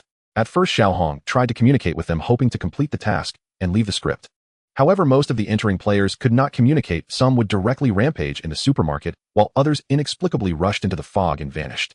Thinking about it, if Gao Yi had not been affected by the tagging system, the one entering the game now should be that crazed player in the black hoodie.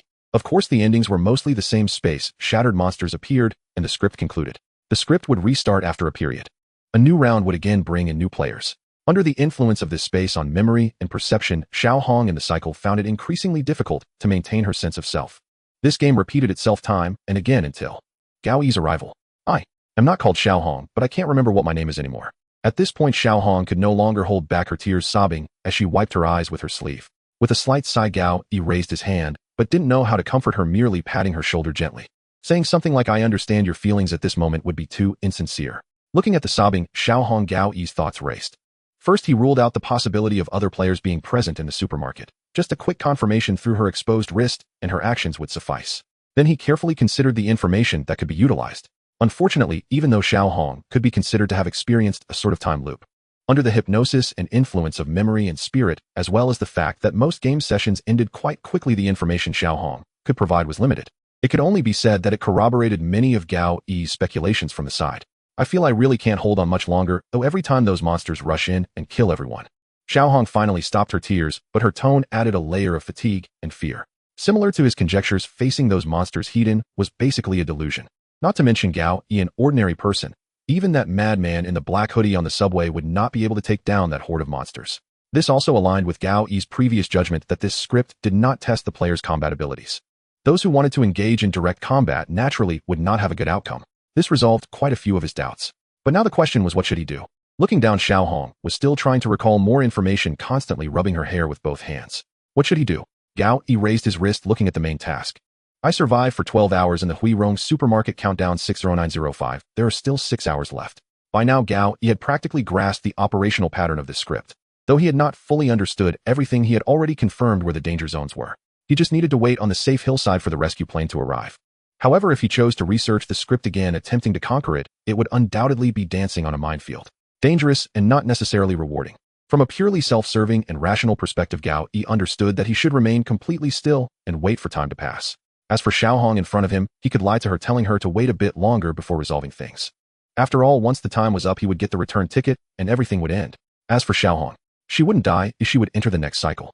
Perhaps after that, stronger players would come in to rescue her, which would be even more secure. Gao Yi was a reporter, so lying was basically a professional skill. His own life and safety were the most important, weren't they? The fan above in the lounge struggled to turn, entangled in wires, making an annoying buzzing sound. Somewhat irritated, Gao Yi paced a few steps and slowly walked to the dressing table in the lounge. Through the mirror, he looked at himself again. What are you so troubled about? What do you really want to do? Gao Yi certainly knew what the impulse in his heart was. He was not a very self-serving person. He could give up profits and bylines for the sake of exposing dark reports. He could become a guarantor for the promises and pleas of friends. He was even willing to be a bad person for the future and prospects of others. Everyone would say Gao Yi was a good person. But in this world, good people always end up with guns pointed at them.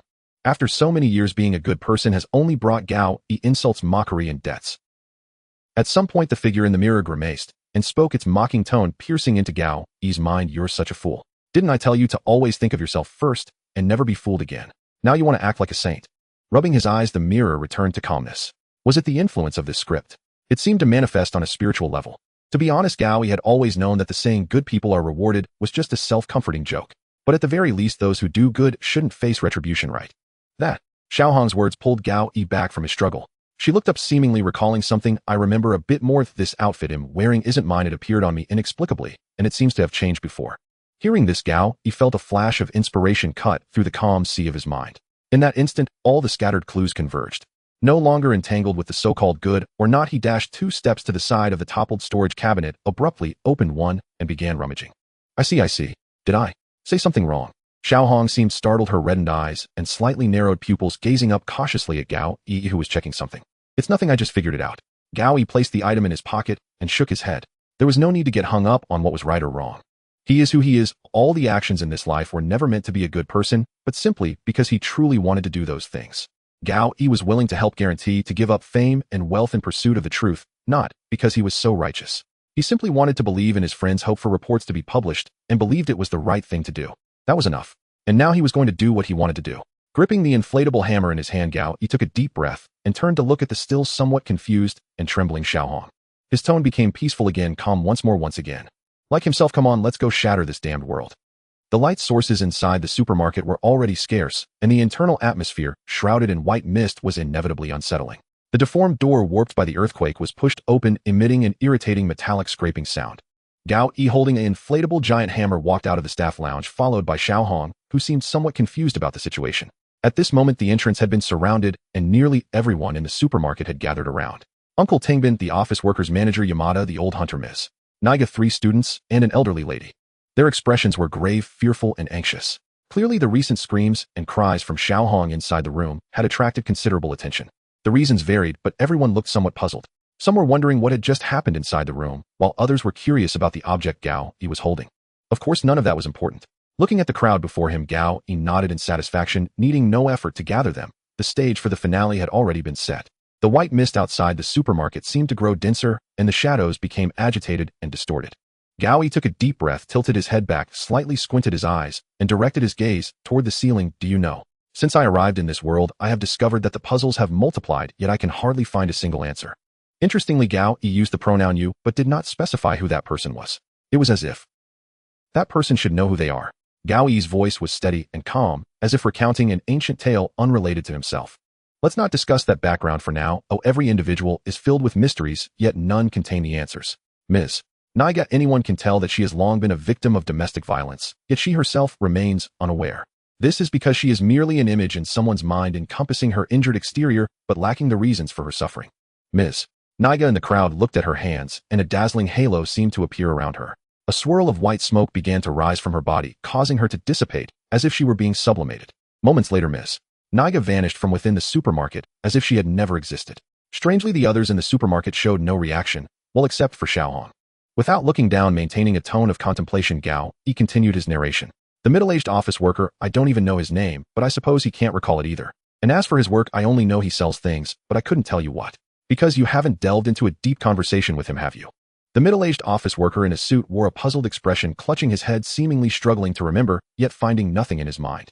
Moments later, he too gradually became ethereal, vanishing into smoke, like Ms. Naiga. Outside the supermarket, the previous scene reappeared. The white mist began to encroach into the supermarket, and the shadows grew larger. Mr. Tingbin, the old hunter, claimed there were conflicts, yet he himself couldn't articulate what those conflicts were. The old lady insisted on not wanting anything from outside, yet couldn't explain her reason for coming to the supermarket. As for the students, it goes without saying. They were clueless about family, school, and friendships. Gao Yi also heard the sounds coming from outside, feeling the trembling grip of Xiaohong tugging at his sleeve. The fragile fortress at the glass door was easily breached, and the sound of iron frames breaking was clearly audible. As Gao Yi spoke, one by one the townsfolk began to dissolve into white mist, merging with the fog outside. Everyone's memories are chaotic and fabricated. Who is it that implanted such things into each person? The mist spread at an evident acceleration, already enveloping half of the supermarket. Wherever the white mist shrouded, the shadows advanced, accompanied by the heavy sounds of shelves and wires being crushed and torn like desperate wails. I should have noticed from the very beginning that the one introducing the situation to others was you. Ms. Naiga, you saw that man who just went outside. It was you who told everyone there were monsters outside. Monsters? The monsters are back. And the one who truly initiated this farce was also you. I just switched on the backup power, oh, everything is fine now. Who else could it be but you, Manager Yamada? Gao Yi slowly withdrew his gaze, focusing on the only survivor in the crowd. Standing there was the plump supermarket owner. At this moment, his face was trembling with fat, and sweat poured from his palms. He tried to speak several times, but could only emit an incomprehensible hoarse moan. With great difficulty, he squeaked out a vague phrase, how dare you? How can you? No, or should I call you by your real name? Gao Yi interrupted him brusquely, stroking his chin as if in thought, adding, true Maki right. This statement seemed to instantly shatter the last defenses of the man. The plump man in the supermarket uniform nearly collapsed to the ground as his knees buckled. After finally steadying himself, the color drained visibly from his face. His voice was even more filled with terror. You. How did I know? Gao Yi took the inquiry as he lifted the inflatable giant hammer in his hand, summarizing, as if recalling, thanks to Xiaohong's final hint, before that I always thought your abnormality was just like everyone else's due to the chaos of memories and space. Though untidy and lecherous, your storage locker was remarkably tidy. Despite being a pervert, the letter from the female employee who resigned still expressed trust in you. Eventually, I realized that you are not the manager Yamada, but the overweight employee from the letter who had engaged in sexual harassment. That messy, chaotic storage locker, the true Maki, is you. The white mist was closing in, and the last remaining space inside the supermarket consisted only of these few rows of shelves and the empty area at the doorway of the lounge. Saying this, Gao Yi took out 2 plastic cards that he had previously kept in his pocket and tossed them in front of the man. 2 employee IDs, one of which had its photo blacked out, while the other belonged to the real manager Yamada. He is the man who was dragged out by the tentacles first. Xiaohong, who had been silent at the back, also spotted the ID and pointed in surprise at the photo on the ground. Every employee has 2 sets of uniforms, 1 name tag. You took Yamada's name tag, but can't fit into his clothes. There were so many clues right in front of me that I overlooked. Without further ado, Gao Yi let out a slow sigh, resting the inflatable giant hammer on his shoulder as he walked step by step towards the collapsed true Maki. Social relationships, social status, education, family, and friends. All a tangled mess leading you to indulge in fantasies and escape reality. This supermarket, this environment, is precisely the scene in your illusion where you might have value and be trusted and respected. Everyone is helpless and panicked, and then you become the savior. The absurdity is that even in such an environment, even repeatedly being in this situation, you have never become a leader. You only make Xiaohong's clothes increasingly align with your preferences, then continue your fantasies. Gao Yi moved closer step by step, while the plump man sat on the ground pale with fear, scrambling backward with his hands and feet. As he retreated, he suddenly touched something. Turning to look, it was the double-barreled shotgun dropped by the old hunter after he disappeared. Seeming to grasp a lifeline, True Maki suddenly aimed the gun at Gao Yi, finally managing to squeeze out a complete sentence, Don't come closer. Yet unexpectedly, Gao Yi's footsteps did not falter at all, his tone dripping with disdain. Don't you realize this space conforms to basic laws and principles? How could you know the structure of a gun and how to fire it? The man's expression stiffened, seemingly pondering the credibility of Gao Yi's words. But just that moment of hesitation allowed Gao Yi, who was already closing in, to suddenly accelerate. The inflatable giant hammer traced an arc and smashed towards True Maki's wrist. As he instinctively pulled the trigger, the gunfire veered off target, shooting 2 tongues of flame that struck the already battered ceiling. Do you believe that too? Do you know how the electric lights work? It's just a matter of flipping a switch. Those who wouldn't use their brains at all. The skill effect of Concerned Citizen activated, significantly enhancing Gao Yi's agility and strength. The lightweight inflatable giant hammer now packed a powerful punch. Pinned down at his chest, True Maki let out a muffled scream as the 2 blows struck his face, his plump features twisted into a contorted grimace. You know, you're not just a bad person, you're also a terrible employee. How could there be a reason to put dog food and potato chips together? Gao Yi roared, the hammer in his hand never slowing. This inflatable heavy hammer was incredibly light, yet it packed a punch when it struck a person, not to mention its inherent chance of stunning. The space shrouded in white mist had dwindled to the last bit, with many shadows and tentacles already appearing in sight. System prompts and light screen notifications appeared several times, seemingly indicating that the task had been completed. But Gao Yi, consumed by madness, ignored them all, stubbornly swinging the giant hammer. Who exactly are you, and why are you doing this? Me. Gao Yi slightly paused his movements, grinning as he lifted the giant hammer. Hi, just a passerby, a concerned citizen intending to smash your dog head. The man beneath him fell silent, and soon, like the others, dissolved into smoke, merging into the mist. At this moment, Gao Yi was also enveloped by the vast white fog. Turning around, he found that Xiao Hong had vanished without a trace. Looking down, he discovered a brand new ticket had appeared in his hand at some point. On the yellowed paper was an abstract watercolor painting. Amidst the thick fog stood a small supermarket illuminated by lights. Above it, 4 large characters were boldly written. Return ticket. Did Xiao Hong leave with the ticket? How is this thing supposed to be used? After flipping the ticket several times, Gao Yi could not find any instructions on how to use it. Just as he was in a dilemma, a strange, buzzing sound came from the fog. Determining the source of the sound, Gao Yi looked in that direction. The dense fog suddenly parted forcibly, creating a small vacuum, leaving just enough space for a corridor. After reopening the light screen to check, Gao Yi frowned slightly. What does this mean? Wasn't the task already completed? Could there be hidden storylines? Cautiously lifting the inflatable giant hammer in his hand, the sudden change in circumstances was truly concerning. Nevertheless, Gao Yi moved forward slowly along the open corridor. In the white fog on both sides, dark shadows stood silently. Since the demise of the fat culprit, they had shown no aggression, merely drifting in the mist. The corridor twisted and turned, and after quite a while, Gao Yi finally traversed what was not a particularly long distance. Ultimately, he recognized that he had arrived at the very sofa that had been carried out from the lounge. Seated on the sofa was a person. It was the little boy who had not appeared until now. In an instant, Gao Yi felt a chill run down his spine as the details he had overlooked resurfaced in his mind. He had been focused on the supermarket clerk and had neglected this most mysterious little boy. Just now, all 11 people present in the supermarket were accounted for except for this little boy. Since the final judgment began, this boy, who appeared to be only 7 or 8 years old, had not shown himself again. At this moment, he was intently watching the front, and upon seeing Gao Yi approach, he merely patted the other half of the sofa, indicating for him to sit down. For some unknown reason, Gao Yi found himself unable to harbor thoughts of resistance. He naturally stepped closer and sat on the other half of the sofa. Across from him, an old-fashioned television set, which he hadn't noticed appearing at some point, was now playing something. The screen seemed to show a segment from a black-and-white film where a shadowy figure suddenly drew back the shower curtain behind a bathing woman and ruthlessly plunged a dagger into her body. Amidst the sharp music and screams, the woman slowly slid to the ground, her blood mixing with the water, flowing slowly down the drain. As the camera focused on the lifeless pupils of the woman, the image froze. The boy beside him nodded in satisfaction, pointed at the screen, and introduced, in a rather childish voice, Psycho, a classic among classics. Of course, unlike the boy's relaxed demeanor, Gao Yi was tense all over, rapidly contemplating possible countermeasures. The pressure this boy exerted on him had already far exceeded all the dangers he had faced during the previous few hours of scripted time. Years of working as an investigative journalist had honed Gao Yi's keen perception, especially his premonition of danger. Though this little boy's body appeared so frail, a certain intuition repeatedly echoed in Gao Yi's mind. He could take me out with just one finger. Who exactly are you? Clenching his teeth, Gao Yi asked the question word by word. What is your favorite horror movie? Yet the boy showed no intention of answering, resting his chin on his right hand and casually pressing buttons on the remote, not even looking at Gao Yi. An inexplicable sense of absurdity surged in his heart, Such an irrelevant question momentarily disrupted Gao Yi's thoughts. His favorite horror movie. A subjective question, how should he respond? A child's play. After a while, Gao Yi finally managed to come up with an answer. TSK. The boy beside him made a dismissive expression, turned to him, and scrutinized him from head to toe. Your taste is quite lacking. I'll have my followers send you some classic works later, make sure to watch them closely. Follower. Gao Yi keenly caught the keyword, but did not open his mouth to ask. It was clear that the boy had more to say. Among all movie genres, horror movies are the best. The boy leaned back against the sofa, his tone relaxed, and a trace of enjoyment inexplicably appeared on his face. You see, this supermarket and the fog, it's all learned from the mist. As for blending in among you as the most recent audience, you've seen Saw, right?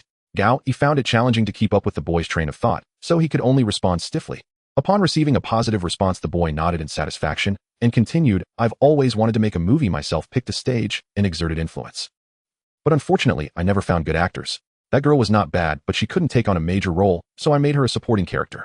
For some reason, the people who came were getting worse and worse. Not to mention the main character, even those who could play supporting roles had not appeared again. Until today. The boy slowed his speech as if he had finally found the program he wanted, pressed the remote, and switched the television screen again. Looking closely, Gao Yi was astonished to find that the image on the television was precisely the instance he had just experienced. It was his observations, searches, and interactions in the supermarket leading up to the final resolution. This is a movie. Are you filming a movie? Gao Yi found it hard to comprehend the scene before him, watching his struggles and experiences over the past several hours, inevitably feeling a hint of doubt and confusion. To be precise, I filmed your experience, not the other way around. The boy replied, leisurely propping his chin with both hands, seemingly observing the film with great interest. So, who exactly are you? Gao Yi took a deep breath, suppressing his emotions, and asked the previously interrupted question again. You can call me director. The boy seemed completely absorbed in the image on the television, waving his hand casually. Then why do you want to meet me? What? Isn't it natural for a director to meet an actor? I'm not the type of irresponsible second-rate producer. The boy frowned, seemingly puzzled by Gao Yi's question. After a moment's thought, he slapped his thigh and continued, by the way, take this, you might have to come back to film the sequel next time, don't get yourself killed. As he spoke, the boy pulled out a small object from his pocket and tossed it to Gao Yi. Catching it, Gao Yi examined it closely and found it to be a silver metal whistle. Alright, you can go back now, as staying in this fog for too long is not good for your brain. The boy, or rather the director, pointed to his head, shaking it, as if recalling something, then added, oh, remember to watch movies. Horror movies. Wait, what exactly is this game? Why are the players chosen? And what are you? Seeing that the boy seemed to be in a hurry to dismiss him, Gao Yi hurriedly stood up and poured out all his questions. But just as he wanted to raise his hand to stop, a strange halo flashed before his eyes. The uncomfortable white fog disappeared, replaced by the evening breeze mixed with rain. When he opened his eyes again, Gao Yi had already returned to his familiar real world. In December, Nankang City is damp and cold. The chill creeps up through the gaps in his pants, enveloping his body and causing discomfort. Gao Yi looked around in confusion and soon determined that he was standing at the No. 2 exit of the Hongshan Temple subway station. The recent experiences in the mist and the supermarket now danced like phantoms in his mind. Dreamlike, surreal. Lifting his left wrist to gaze at the strange tattoo that had suddenly appeared, Gao Yi finally found a shred of certainty. It was not a dream. He had indeed participated in a bizarre script and successfully cleared it. The rain had yet to stop. Standing under the eaves at the exit, Gao Yi touched the bag slung over his shoulder. His shirt, phone, notebook, and various personal items were all still there. Recalling how these items had been scattered beside him on the subway, he found it quite humanizing that they had all been gathered back into his bag. Smiling and shaking his head, Gao Yi took out his phone. A deluge of news reports and debt collection messages filled the small screen, giving him a headache as he casually cleared the notification bar. It was already 9 o'clock in the evening. A rough estimate suggested that the long experience in that instance had only taken a few minutes in reality. However, at that moment, Gao Yi suddenly realized an issue. He had just been on the last train when something had gone awry, and that return ticket had automatically placed him in a safe location, which was the No. 2 exit of the Hongshan Temple subway station, where Gao Yi currently stood. Meanwhile, the entire line 3 of the subway had ceased operations. So how was he supposed to get home? The Hongshan Temple was still 2 stops away from Gao Yi's destination, approximately 5 kilometers in a straight line. And if you remember, Gao Yi was not only burdened with massive debt, but had also spent his last money on a voice recorder that could automatically upload to the cloud. He was now literally destitute. Given this predicament, taking a taxi was simply out of the question. If this were another city, Gao Yi might have been able to find a shared bicycle. But in Nankang City, a mountainous city built on the outskirts of a basin, riding a bicycle would essentially be self-torture, and no company would provide them. Sighing softly, he looked at the drizzling rain that showed no signs of stopping. With no other options, Gao Yi hugged his bag to his chest and hurried into the dark curtain of rain. At 10:30 in the evening, in his rented room. After showering, Gao Yi wore slippers and slowly dried his hair with a towel. Notably, since his practical bankruptcy, he hadn't visited a barber in over 2 months, leaving his curly hair somewhat unmanageable. Looking around, Gao Yi's small 1-bedroom rental was kept quite clean. Due to his impoverished state, he couldn't afford any decorations. Most of the furniture in the room was left by the landlord and previous tenants. The style could be described as simple or bare. Gao Yi had considered quarantine, but his irregular lifestyle and nocturnal habits would indeed be a burden for any roommate. After much comparison, he finally chose this current youth apartment. The owner of this small building in the suburbs was a kind-looking old lady, and Gao Yi's friendliness towards elderly women had risen to level 2 because of her. Considering that Gao Yi had already owed a month and a half of rent, kind-looking might not be enough to describe the landlord's kindness. Setting aside these trivial matters, Gao Yi, now dressed in pajamas, sat at his desk to organize the rewards from the earlier script. He first summoned the light screen and noticed a rather gamified mail icon in the upper right corner. Upon clicking, the first line contained a small message. Script summary. Heart's Deception in the Mist. Clicking on it, a torrent of information poured out. Cleared instance. Heart's Deception in the Mist. Holy Grail 5. Main Quest 3 completed. Discover the truth of the script and defeat its script. Reward granted 1 return ticket. Slightly increases player evolution rate. Random potions 8. Small amount of game currency. Defeated script. Heart's Deception in the Mist. Gained trait Armchair Detective. Acquired item Mist Mask. Detected first completion of script attributes panel unlocked. Following the instructions, he swiped the light screen again, and the attributes panel appeared. Player nickname Gao Yi. Player level E. Evolution rate 10. Game currency 500. Traits 1-3. Armchair Detective. Purple greatly enhances perception and observation. Can actively use to significantly enhance information collection and processing abilities for a short time. Items 2-5. Mist Mask. Purple randomly alters user's appearance, physique, and voice for 1 hour. Director's Whistle. Orange unknown potions 820. Crate physical healing potion 1. Stops bleeding, alleviates pain. Quickly heals physical injuries, but is limited in effectiveness for large limb loss and severe physical tearing. Crate Evolution Potion 1. Moderately increases player's evolution rate, usable by players up to highest crate grade. Damage Potion 1. Usable externally or internally, essential for home and travel and murder. A grade Physical Healing Potion 5. Stops bleeding, alleviates pain, and slowly heals physical injuries, but ineffective for limb loss, severe physical tearing, and large wound. The first noticeable change was the effect of the trait Armchair Detective, which greatly enhances perception and observation. At the moment of unlocking Gao, he felt that the entire world had become much clearer. Firstly, his 5 senses had been significantly enhanced, especially his hearing. The movements of the neighbors in the rental unit became clear and audible. The upstairs office workers exercised the couple next door's dual activities, and the mother downstairs guiding her child with homework. He could even distinctly hear the sound of his own heart beating in his chest. Next, Gao Yi tried the active ability greatly enhances information collection and processing ability for a short time. In an instant, his already strong information collection ability received another boost. Standing up, Gao Yi looked at his hands in disbelief. He felt as if he was in a bullet time state where everything around him seemed to move at an incredibly slow pace. Meanwhile, numerous details he had previously overlooked were swiftly captured, analyzed, and deduced. Looking out the window, he observed the tipping of the street-side garbage bin, animal droppings, and the subtle scratches on the wall. Gao Yi could even recreate the earlier scene of stray cats fighting from a third-person perspective, as if watching a play. He could even pause and rewind at will. This had clearly exceeded the capabilities of a normal human venturing into another realm in a sense. Gao Yi's current abilities were now infinitely close to, or even surpassed, those of detective characters that only appeared in virtual novels. Of course, once the duration of this armchair detective trait skill ended, about a minute later, Gao Yi's head suddenly began to throb painfully. Clearly, this was the consequence of pushing beyond his limits.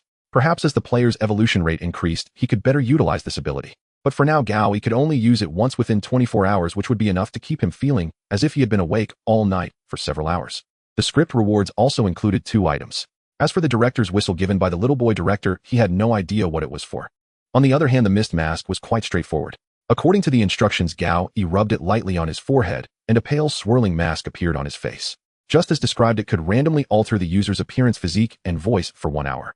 After using it, Gao Yi saw himself in the mirror fading away as if enveloped in layers of mist. When he reappeared clearly, he had transformed into a portly middle-aged bald man. From his physique to his voice, there was no trace left of Gao Yi. It must be said that this mist mask was indeed very useful. However, the problem was that the changes were random, and he couldn't use this mask to disguise himself as a specific person. This significantly reduced its applicable range. Of course, the hour of disguise still offered plenty of operational space. It just required more thought and experimentation.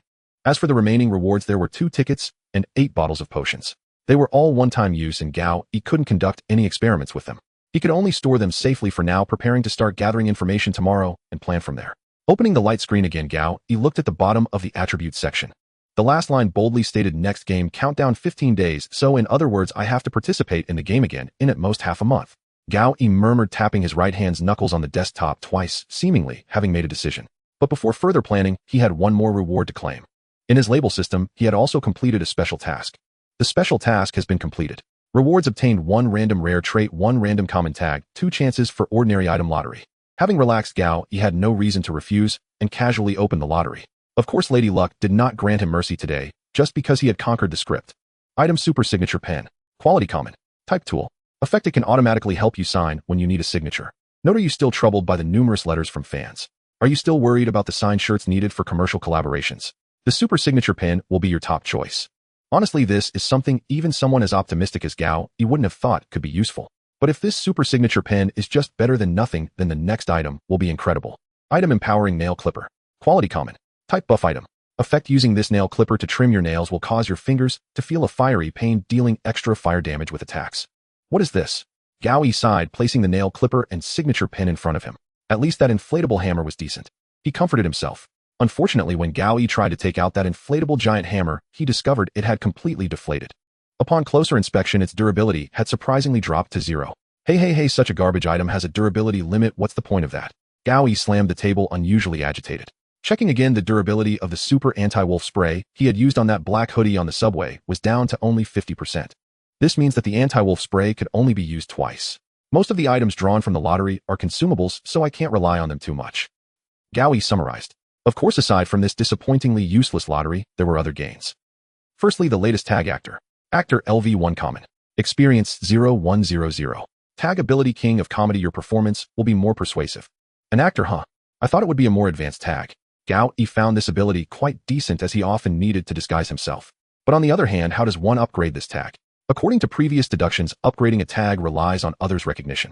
That is to say, experience will only increase when others believe Gao's actions align with this tag. How can he make others see him as an actor? Maybe I should try to be an extra on set when I have some free time. Gao looked up, recalling his experiences in the film city a few months ago. At that time, he had just been kicked out by the previous newspaper and had not secured a new job, while still having 2 ongoing investigative reports that required funding. Out of desperation, he searched for various odd jobs, and being an extra was one of them. By the way, Gao's acting skills were quite good. He had caught the attention of the director of a drama, who said he would reserve a supporting role for him in the next production. Of course, later Gao was spotted by the current editor-in-chief and secured a new job as a reporter, which unexpectedly put an abrupt end to his acting career. Putting aside the new tag for now, he looked at another gain. Trait: Fog Rare. If he were to synthesize it, which tag would be more suitable? With a thought, Gao laid out the options before him. Reporter: LV3 common deadbeat, LV1 rare heartbroken, LV1 common enthusiastic citizen, LV2 rare internet surfer, LV1 common friend of elderly women, LV2 rare actor, LV1 common. By the way, what does this fog actually represent? Gao lightly tapped the pen cap on the notebook, mentally arranging combinations. The previous 2 syntheses, bravery and deception, were both easy to understand types. Fog actor might turn into a horror movie actor. That would be even more nonsensical and wouldn't help gain experience. Fog deadbeat could possibly be fugitive deadbeat. Now that I think about it, it fits Gao quite well. His phone is nearly overflowing with debt collection messages. At this rate, he might really have to go on the run. Hesitating for a while, he realized he actually had little choice. Gao opened the synthesis list and began to input materials. Reporter common, fog rare, investigator epic. Investigator LV1 epic. Experience 345100000. Tag ability: Fog. Unexpected and bizarre events will be drawn to you, approaching you, but at the same time you will receive extra rewards and compensation with every exploration completed. Is it actually an epic level tag? This is my first time. However, with the epic level, the required experience for each level has risen to 10000. The experience accumulated from the previous reporter was inherited, but it feels a bit inadequate now. As for the tag ability, it is basically an enhanced version of the first ability of the reporter. The problem is, how intense will this unexpected and bizarre events will be drawn to you actually be? If he were to be pulled into various life and death bizarre events just while eating breakfast on the street, that would be too troublesome. Although he has now become a player and has certain abilities that surpass ordinary people, that doesn't mean he can recklessly seek death. A slight enhancement in physical condition doesn't make Gao invulnerable. He could still die if someone truly wanted to harm him. Considering this, he shouldn't wear this tag all the time. But if he doesn't wear or use it, isn't it equivalent to not having obtained this tag at all? This has become a paradox. He can't just give up the epic tag he worked hard to acquire. In any case, I'll wear it until midnight and see what daily task it will give me tomorrow. Glancing at the clock beside him, it was already 11:50 at night, so Gao made a decision to see what task this epic tag would trigger. At this moment, Gao's attributes within the tag system had changed significantly. Name: Gao. Equipped tags: Tutu Investigator, LV1 Epic Enthusiastic Citizen, LV2 Rare. Tag abilities: Fog. Unexpected and bizarre events will be drawn to you, approaching you, but at the same time you will receive extra rewards and compensation with every exploration completed. Zootopia makes others subconsciously feel close and reliable, easier to gain trust and praise. Big Hero 6. During acts of bravery, combat power will be enhanced. Daily tag task: infiltrate a criminal group with over 100 members and obtain evidence of their crimes completed. And use tags: deadbeat, LV1 rare, heartbroken, LV1 common actor, LV1 common internet surfer, LV1 common friend of elderly women, LV2 rare. Traits held none. Although tonight's encounters were very bizarre and terrifying, they did indeed allow Gao Yi to gain a deeper understanding of this world and obtain some benefits. In the previous investigation, the bizarre past events that occurred in Nankong City now all had explanations.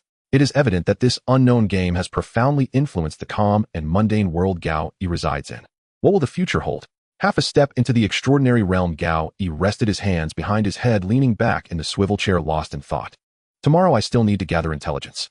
Since there are so many players, there must be their own communication channels. And what about the official side? With so many uncontrolled superhumans appearing in the country, there can't be no response, right? I should hold off on wearing this investigator tag for now to avoid any strange incidents from coming my way.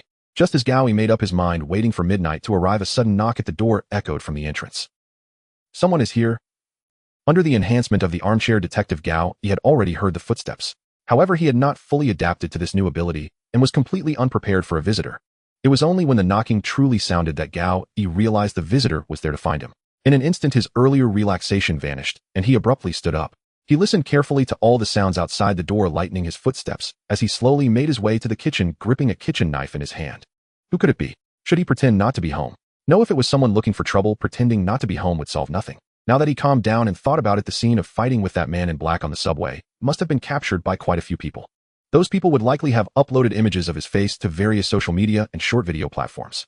In extreme cases, the scene of Gao Yi gripping the ticket and suddenly disappearing could have been seen by others. With this in mind, the one knocking might be someone searching for various players, an official department, other player groups in the community. Or could it be that man in the black hoodie coming back? In any case, it was hard to imagine that the visitor had good intentions. The knocking became more intense. What should he do? He had previously experimented with the armchair detective initiative, but now he couldn't use it at all. As for his weapon, the super self-defense spray still had half a bottle left, and the only other option was the knife in his hand. But just as Gao Yi was pondering, the visitor outside began to murmur softly, "Damn, this kid isn't really dead from that scam company, is he?" Accompanying this was the sound of unlocking a phone. At this point, Gao Yi let out a sigh of relief, putting the kitchen knife back in its place as he responded, "Hey, I'm here, it'll be right out." Then with a smile, he rubbed his neck, tidied up the notebook on the desk, and self-deprecatingly muttered, "Is this the effect of the new abilities? I'm a bit too jumpy." He opened the front door and looked outside. In the corridor stood a handsome man in his 30s, currently holding a plastic bag from a convenience store downstairs, standing with his hands on his hips. He was dressed in a tightly fitted dark down jacket with a rather thick red scarf wrapped around his neck, covering his chin completely. Looking further down, his cargo pants were tightly cinched at the ankles, and his black boots were clearly lined with fluff. It was the type of outfit that made one think, isn't this person overdressed even in December? This man named Pan Tian was the editor-in-chief of the magazine, where Gao Yi currently worked. Although he wasn't the true owner of the newspaper, he was the one who offered Gao Yi this job. Pan Tian walked into the room, casually changed into slippers, and hung his scarf on a nearby coat rack, moving as if he were at home. "What have you been doing at home? I thought you were really dead. You didn't answer my calls earlier." "Because I was inexplicably dragged into a strange game, cleared a script full of monsters, and now I've become a superpower user." Gao Yi certainly couldn't answer that way. He had to change the topic and led Pan Tian to check the recording they had obtained earlier. "Damn, after returning to being single, your place is still this clean. Do you know how to enjoy personal life, or not?" Pan Tian followed him into the room, his complaints never stopping. Gao Yi could only ignore his chatter, opened his computer, and dragged the recording file from the cloud to the desktop. He then recalled and played the key parts one by one. As Pan Tian listened intently and began recording on his phone, Gao Yi glanced at the time. 12:07 a.m. Without a doubt, it was already the next day. Gao Yi made an excuse to go to the bathroom, walking into the restroom to check today's label tasks. Label tasks: investigate a secret organization and write a report who do a good deed benefiting over 1,000 people. I have no clues at all. With a slight sigh, Gao Yi pressed the flush button, seemingly trying to wash away his frustrations. Unsurprisingly, the two tasks at hand corresponded to the labels investigator and public-spirited citizen. However, perhaps due to the increase in label level, the difficulty of the tasks had also taken a small leap. Just as Gao Yi said, there was no clue on how to complete them. But thinking about it, if he released news to expose that scam group, in a certain sense it should also count as a good deed. Yet these tasks refreshed daily, and the publication of the magazine, where Gao Yi worked, Nangui, was bi-monthly. Aside from the main publication, all that remained were the official accounts on social media platforms and a forum website with pitiful daily activity. He had to organize materials, write articles, proofread, review, and then publish. It didn't seem like something that could be accomplished today. Rubbing his still damp hair, Gao Yi sighed again and walked towards the bedroom. Pan Tian was still sitting in front of the desk, frowning as he listened to the recording. Since the recording had no edits most of the time, was actually filled with ineffective content and noise. Pan Tian pressed the fast-forward button with one hand while recording with his phone with the other. Seeing Gao Yi return, he put down his headphones, tapped the table, and said, while thinking the content is okay, or it even includes a few direct admissions from people that their products are fake, but... Seeing Pan Tian hesitate, Gao Yi raised an eyebrow. But the evidence isn't strong enough. With only the words of these small fries and mid-level managers, they could easily claim the recording is fabricated. We don't need completely conclusive evidence. Everyone knows that what they are selling is fake. We just need to stir up public opinion. Gao Yi instinctively retorted, about to give a passionate speech. Stop. Seeing Gao Yi about to launch into a lengthy discourse, editor-in-chief Pan quickly interrupted. Our magazine isn't some big publication, but we still need to be mindful of our influence. What if they sue us for insufficient evidence? Seeing the serious expression on Pan's face, Gao Yi couldn't help but sigh.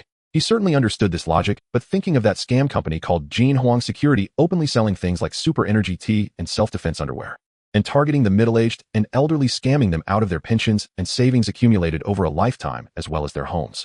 It would be a lie to say Gao Yi didn't want to take them down quickly. Alright, I understand this principle. He'll find another opportunity to gather some incriminating evidence against them, evidence with legal validity. Gao Yi waved his hand, indicating his understanding. However, what he was actually thinking was that now he had one foot in the superpower realm, or would he still be afraid of a small scam company? Seeing Gao Yi's reaction, Pan Tian was somewhat surprised and nodded, muttering, "When did you become so obedient, kid?" In the past, Gao Yi would definitely stir up some trouble for a while. You've matured, Pan Tian explained to himself. Then he changed the topic. You should also be careful. Recently, Nankang City has not been peaceful. Did you see that crazed robber tonight? He looks like a special forces soldier. What crazy person?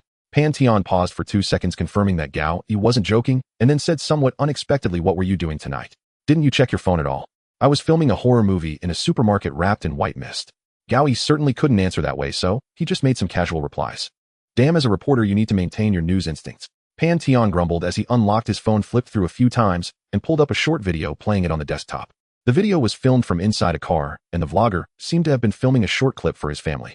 But just a few seconds in, an explosive sound suddenly came from outside. Amidst the screams, the vlogger turned the camera to focus on a small bank on the street. There he captured a man dressed entirely in black, wearing a Santa Claus mask, running out of a cloud of black smoke. Notably, he had a travel bag slung over each shoulder and was running while letting money spill out. Thus, he was quickly fleeing on foot, dropping a large amount of cash along the way. What was even more astonishing was his agile steps and running speed. Even with various obstacles in his way, he occasionally leaped over car roofs. His running speed was approaching that of a national-level sprinter, something that clearly could not be achieved by an ordinary person. In the final frames, the man swiftly scaled the wall of a low building, jumping across several balconies and window ledges to reach the rooftop, disappearing from sight. Taking a deep breath, Gao Yi sat on the edge of the bed. As a new player joining tonight, he certainly understood what kind of existence the man in the video was. Clearly not all players were law-abiding citizens. At least once they acquired abilities they no longer were. In the attribute list, Gao Yi's player level is E, while the evolution rate is 10. Setting aside the unused evolution potion, the current enhancement from this evolution is not significant. Gao Yi vaguely felt that his physical body had strengthened a bit, but there was no substantial change. As for the level of the robber in the video, even with the tag enthusiastic citizen boost, he certainly couldn't reach that level. Now it is impossible to speculate on this robber player's level and evolution rate. Of course, he might possess some traits that increase agility, which would make it even harder to make a judgment. Since Gao Yi can gain an enhancement in the realm of mental acuity as armchair detective, it is not surprising that someone else can gain a physical enhancement. What's wrong? Do you know this lunatic? I tell you, even though the official announcement hasn't been made yet, my informant told me. 8 dead, 12 injured. Pan Tian saw Gao Yi lost in thought and interrupted him with a couple of snaps. No. I'm thinking about how tough everyone has it now. Even Santa Claus has to come out to make money. Gao Yi shook his head, pulling his thoughts back. Naturally, he was mocking the Santa Claus mask worn by the robber in the video. Cut it out. Every time you want to cover something up, you start telling bad jokes. Pan Tian ruthlessly exposed Gao Yi's thoughts, but after a moment's pause he added, though it is indeed quite funny. After exchanging a few playful insults, Gao Yi lay on the bed and began searching on social media with his phone. Nankang City Metro Fight Line 3, Hongshan Temple. Various keywords were tried, but regarding the fight he had that night, there was not even a single discussion to be found, let alone any footage. Why? The authorities might be intentionally concealing and controlling the spread of information, as this would be too shocking for ordinary people and could certainly lead to social chaos.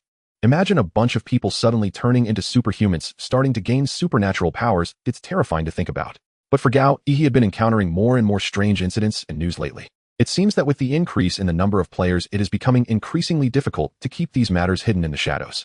The robbery video featuring Santa Claus is also considered a piece of evidence. By the way, are you not going home? Is your wife ignoring you? Gao Yi sat up and looked at Pan Tian, who was still lounging in his house. This guy had somehow gone to the fridge to grab a bottle of cola and was now enjoying it. Seeing Gao Yi get up, he wiped his mouth and opened a plastic bag beside him, taking out a large stack of documents. Hi, my wife took Xiaopan back to her family's house tonight. There's no one at home. I originally wanted to have some fun by myself, but then he threw the documents in his hand towards Gao Yi. Relying on the enhanced reflexes granted by armchair detective, Gao Yi accurately and swiftly caught them, placing the documents on his lap to read. Meanwhile, Pan Tian continued his explanation. The boss suddenly called me tonight saying our magazine is going to release a special issue the day after tomorrow. Seriously, it's always something. So, you just brought work to find me. Gao Yi put down the documents and looked up at Pan Tian with "Are you kidding me?" expression. Hey, who doesn't know that Gao Yi from our magazine works diligently and efficiently? Pan Tian took the opportunity to flatter him. Don't use that on me. I'm completely exhausted today, Gao Yi said, throwing back the various draft articles and analytical pieces onto the desk. The boss said overtime pay will be calculated at 300% and there will be extra bonuses before the new year. Let me see those documents again. Already planning to show Pan Tian the door, Gao Yi immediately changed his mind and walked back to the desk. Do you know any other good news? Seeing Gao Yi agree, Pan Tian's face broke into an uncontrollable smile. Gao Yi didn't respond, just slightly lowered his head, making a you-go-ahead gesture. Coffee, my treat, Pan Tian said, completely opening the plastic bag in his hand, revealing 2 cans of coffee underneath. You really are too kind. Looking at the 6 or 7 empty bottles of cola on the table, Gao Yi responded expressionlessly. Once they entered work mode, time flew by swiftly. With the help of coffee, having bought several more bottles at Gao Yi's request and enthusiasm for bonuses and overtime pay, the two turned the bedroom of the rented apartment into a temporary editorial office. Writing, proofreading, typesetting, deciding layouts, confirming the needs for illustrations and covers. They worked until dawn, finally completing their initial tasks. After patting his sore waist, Gao Yi collapsed back into the swivel chair, letting out a long sigh. I'm exhausted. I'm going to use the restroom. Want to grab breakfast later? Pan Tian, also yawning, rubbed his eyes as he walked toward the bathroom. You can just go eat by yourself. I really want to sleep. After glancing at the pile of completed work in front of him, a wave of suppressed fatigue surged forth. Aside from completing this work and the guaranteed bonuses and overtime pay, Gao Yi's greater gain at this moment was the system notification sound that had been ringing all night. The experience from the investigator tag had been slowly growing, increasing by about 4 or 5 points every minute. Now the experience had reached 254410000. While there was still some distance to go before leveling up, it was still considered a gain. No way, let's give up on today's daily task. I need to catch up on sleep. I'm just too tired. Gao Yi murmured to himself, already thinking about how to quickly send Pan Tian off so he could snuggle into his warm bed for a good sleep. But just as he was fantasizing about the warmth and comfort of the bedding, the doorbell rang again. Damn, we usually don't get 2 visitors in a month. Oh, what's going on today? Irritated, Gao Yi rubbed his waist. Just as he stood up, he suddenly realized. Today seems to be the week after he promised the landlady, just give me 1 more week. Damn, how did I forget about this? Shouting coming right away, Gao Yi rushed to the kitchen sink to quickly wash his face. While washing his face, he also switched from the investigator tag to friend of elderly women, and after some thought, he took out deadbeat and swapped out enthusiastic citizen. Hastily running to the door and steadying himself, Gao Yi took a deep breath and rapidly rehearsed possible lines in his mind. Then he opened the door, forcing a bright smile, Aunt Shun. But halfway through his greeting, Gao Yi suddenly froze. Standing at the door was not the landlady he expected, but a strange girl in her teens. Gao Yi forcefully swallowed the unfinished phrase landlady and began to scrutinize the visitor at the door. The girl appeared to be a high school student, her shoulder-length hair shimmering with a tea color under the sunlight, leaving one to wonder if it was natural or dyed. She wore a light purple windbreaker, but her lower half was clad in what was referred to as the bare-legged artifact. Even though he knew better, seeing her exposed calves still made him worry about her catching a chill. Upon closer inspection, it seemed that her windbreaker was part of her school uniform, adorned with a logo and the name Nankong Experimental High School on the chest. If he remembered correctly, this was one of the best high schools in the city, reputed to have a college acceptance rate of about 90%, with nearly every parent in town eager to enroll their children there. There had been numerous scandals and corruption reports regarding the school's admission qualifications.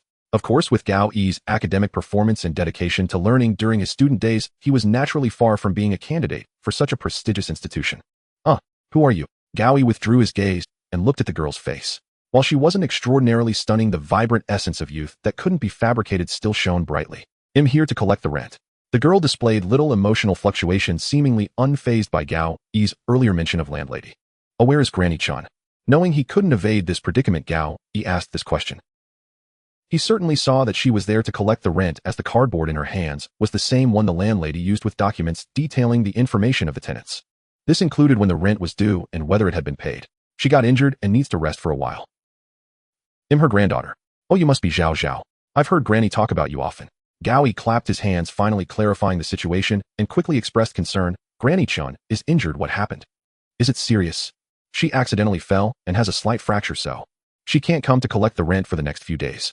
The girl named Zhao Zhao seemed reluctant to be addressed that way, clearly emphasizing the words rent.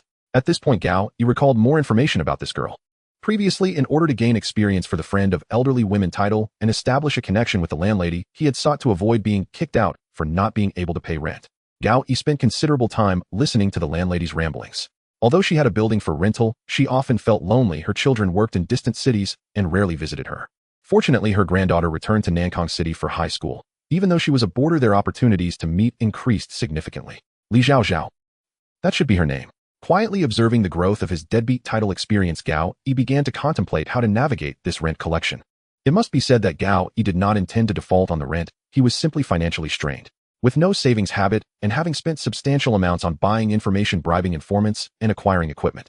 In the past 6 months, he had encountered unemployment and inexplicable debts. His financial chain had completely broken. However, after yesterday's script experience, Gao Yi had once again acquired some fairly valuable items. The items were somewhat precious. Tickets couldn't be easily circulated, but the potions could actually be sold. Even if he kept 3 bottles of Crade potions for personal use, he still had 5 bottles of the Agrade body healing potion. As long as he found a channel, he could definitely sell them for a good price. Or, Gao Yi suddenly had a light bulb moment, recalling the landlady who was resting due to her injury. He looked up at Li Zhao Zhao in front of him and pondered aloud. Is Granny Chun at home now? This youth apartment seemed to be left behind by the late husband of landlady Chun, and she managed it alone now. Usually she resided in the first room on the ground floor of the apartment. The entire apartment building had only 4 floors, housing approximately 20 to 30 rooms. There must be plenty of trivial matters to handle, but the landlady had her own principles when it came to renting. It seemed that prospective tenants had to undergo an interview in advance, rather than earning a little more rent. She preferred to rent to stable, high-quality young people. In the landlady's words, I prefer dealing with energetic young people. This principle helped her save a lot of effort in managing various disputes. And it must be said that Gao Yi possessed neither vigor nor stable income. If he had any advantages, it would be that he was indeed quite skilled at interacting with people. Hey, isn't this little Gao? What brings you here? Back in her room on the ground floor, the wrinkled face of Granny Chun brightened into a flower upon seeing Gao Yi and her granddaughter. Oh, I heard you were injured, so I hurried over to check on you. I came in a rush and didn't have time to buy any fruit or anything. Gao Yi spoke casually while using the armchair detective ability to observe Granny Chen's physical condition. As described by Li Zhao Zhao, it seemed to be a slight rib fracture with a white medical brace strapped across her chest. It was evident that she was undergoing conservative treatment. Rib fractures are generally among the more troublesome ones, in most cases, unless severe surgery would not be chosen. However, at the same time, rest is essential, especially for the elderly, as it requires a long recovery period. Such a level of observation Gao Yi could usually manage, but with the enhancement of the armchair detective, acquiring various information became exceptionally easy. He could even perceive the slight misalignment of Granny Chen's heartbeat and breathing through his hearing. On this basis, with a few words of concern and deduction, he quickly entered the small talk phase with her. Of course, while Gao Yi naturally put on shoe covers, chatted, and helped the landlady pour water, Li Zhao Zhao beside him appeared somewhat conflicted. It seemed she was pondering why a tenant like Gao Yi had such a good relationship with the landlady. Meanwhile, the notification sound of increasing experience for the deadbeat title rang in her ears repeatedly. It was evident that in her mind, Gao Yi's image had transformed into that of a habitual offender who deceived free housing through flowery words. On the other hand, the experience growth for the friend of elderly women had not ceased. After chatting for a while, Gao Yi slapped his thigh and steered the conversation back on track. By the way, when I was at the hospital doing reports, a doctor friend gave me this. As he spoke, Gao Yi half turned his body and took out a tube of a Agrade body healing potion from his bag. According to its description, this potion functioned as hemostatic pain relief and gradual recovery of physical injury. After the previous heart's deception fog, Gao Yi had obtained 8 bottles of potions in one go, 5 of which were this Agrade body healing potion.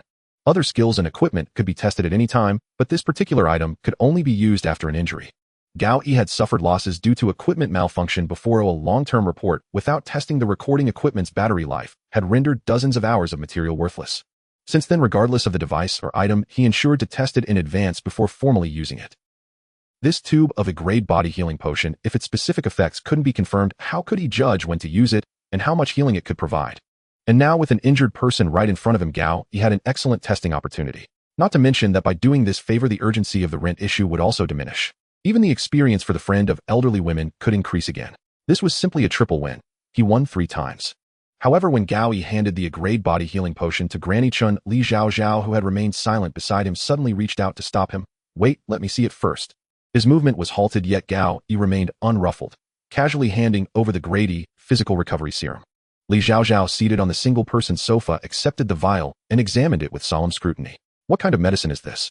Why does it bear no label or ingredient list? Indeed, a model student. Her vigilance was instinctive.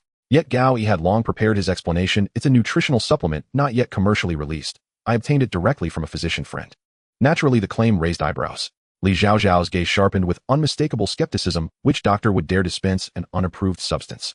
And this color? Zhaozhao, give it to me. Xiao Gao wouldn't deceive me. Just then Grandma Chen stepped in to defuse the tension. She gave a gentle shake of her head, wiped her hands on her apron, and gestured for the vial. You must be more cautious, dear. There are so many fraudsters these days. Li Zhaozhao embodied the textbook image of the diligent student, shoulder-length hair worn effortlessly, neat speech measured, and earnest size frequent and habitual. Add round-framed glasses, and she could seamlessly replace 80% of cinematic class representatives. Grandma Chen, however, paid no heed, reminiscing instead, it's quite all right. Young Gao is a distinguished journalist. When I nearly fell prey to that security firm. Jinwang Security, Gao Yi interjected smoothly. Exactly. If not for Xiao Gao stepping in, I'd have been duped for sure. That much was true. The first time Gao Yi took serious notice of the scam operation was precisely at Grandma Chen's apartment, where he'd spotted their flyer. Secure peace of mind for you and your family. Fully automated home protection system. Remarkably, the con artists even made house calls. Elderly, affluent, and living alone, Grandma Chun was naturally a prime target. What kind of distinguished journalist can't even pay his rent? Li Zhaozhao muttered under her breath, unconvinced. Did you go chasing Xiao Gao for the rent again? Oh, haven't I told you? This apartment houses young people. Everyone faces hardship now and then. Please stop meddling. Though advanced in years, Grandma Chen's hearing remained impeccable. Hearing her granddaughter's words, she instantly grasped the implication and scolded gently but firmly. Chastised, Li Zhaozhao lowered her head, lips pouting silently, as she murmured something inaudible. Zhaozhao only meant well. It's perfectly fine. Why not try the supplement first? Whether due to the overwhelming effect of his elderly women's confidant trait, or simply accumulated goodwill, Gao Yi's suggestion landed perfectly. At his words, Grandma Chen's face lit up with a warm smile. And without hesitation, she downed the entire vial of grade A physical recovery serum beneath Li Zhaozhao's disapproving gaze. With no time or energy to soothe the teenage girl's wounded pride, Gao Yi held his breath and sharpened his hearing. Amplified by the armchair detective trait, every subtle sound became distinct. The gurgle of liquid passing down the throat, the faint creak of ribs mending, even the delicate twitch of muscle fibers. Grandma Chen's furrowed brow suddenly smoothed. Seconds later, she touched her chest brace with incredulous wonder. Grandma, what's wrong? Seeing her silence stretch, Li Zhaozhao rushed forward, voice urgent and anxious. The pain is completely gone. This medicine truly works, Xiao Gao. Her smile returned, bright and genuine, as she lifted her arms and pressed lightly on her shoulders. The analgesic effect was immediate, and healing acceleration appeared evident. Gao Yi nodded inwardly, allowing himself a quiet, satisfied smile. But she didn't stop at arm movements. Grandma Chun rose to her feet and circled the coffee table honestly. My lower back doesn't ache at all anymore. I feel stronger, livelier. Haha, glad to hear it. Still, please keep the brace on for now. Let a physician re-examine you first. Watching her vitality return, Gao Yi felt genuine joy, not merely because he'd spent a vial, but because its efficacy was now empirically confirmed. So, if repackaged as a pharmaceutical, this could fetch a handsome price, though mass production remains impossible. Regulatory approval poses another hurdle. Gao Yi's thoughts drifted far, while beside him Li Zhaozhao stared wide-eyed, glancing between her radiant grandmother and the man lost in contemplation. Given that the deadbeat tenant tag no longer accrued experience points, his standing in her eyes had likely shifted from fraudster to fraudster who actually delivers results. In the cheerful atmosphere, Gao Yi exchanged light-hearted banter with Grandma Chun. After affirming he'd settle the rent before month's end, and despite her insistence that the sum was trivial, he gracefully concluded their chat. Li Zhaozhao, seated on the sofa, found no opening to interject, so she simply swung her legs, idly lost in thought. Glancing at his phone, Gao Yi noted it was already 10 o'clock. Resolving to end the pleasant but inconsequential exchange, he politely declined Grandma Chen's lunch invitation and departed amid heartfelt thanks. Dragging his weary limbs, Gao Yi climbed the stairs toward the sanctuary of his bed. 40 hours without sleep weighed heavily upon him, and for the first time he fervently wished his apartment building had an elevator. He glanced at his interface. Elderly women's confidant had risen to level 3. Level 4 was within reach. Should I invest more effort into leveling this trait? Feels rather pointless. As he murmured, he stood before his door, fumbling through his pockets for the key, when crisp footsteps echoed rapidly up the stairwell. Thanks to his vastly enhanced auditory acuity, Gao Yi instantly recognized them as Li Zhaozhao's. How troublesome. Surely she isn't here to hound me about rent again. I just saved Grandma a fortune in medical and wellness expenses. His fingers quickened their search. Yet before he could open the door, the girl arrived, breathless, on the third-floor landing, calling out to halt him. She stopped before him, hands braced on her knees, gasping for air. She wore no school-issue windbreaker, likely left downstairs, only a soft lavender short-sleeve shirt. Clearly she'd run with urgency. Is there something you need? Since evasion failed, Gao Yi summoned a tired but courteous smile and asked, Once her breathing steadied, Li Zhaozhao lifted her gaze to meet his. I didn't mean to make things difficult for you. Grandma told me before, you're a good person. You're short on funds only because you co-signed for a friend. I was just afraid she'd be tricked again. Her expression carried sincere remorse. Yet for a girl her age, uttering, I'm sorry, still felt daunting. It's quite all right. Grandma Chen often praises how outstanding you are. I see now it's entirely deserved. Sighing inwardly, Gao Yi willingly assumed the role of her emotional confidant. He couldn't help but muse. Had this encounter occurred a week earlier, his trait might well have been women's confidant instead of elderly women's confidant. At least its applicability would have broadened significantly. Grandma also says you always clean common areas, and unlike certain tenants, never bring strange women home overnight to leave chaos behind. Li Zhaozhao recited the compliment with earnest precision, just as a male voice cut in from inside the apartment. Pan Tian, having finished washing up, was gathering his things. Hey Gao Yi, you're back. Where do you keep the wet wipes? I ran out in the bedroom. Gao Yi turned back toward the doorway and met Li Zhaozhao's gaze, complex, startled, and deeply unsettled. Clearly, an awkward misunderstanding had taken root. After seeing Li Zhaozhao off, Gao Yi returned to find Pan Tian holding a stack of documents in the living room. By the way, do you folks still get those flyers slipped under doors? Flyers? Not that I've seen, certainly none recently. Gao Yi frowned thoughtfully. Then take a look at the shoe cabinet. Someone slid one under the door just minutes ago.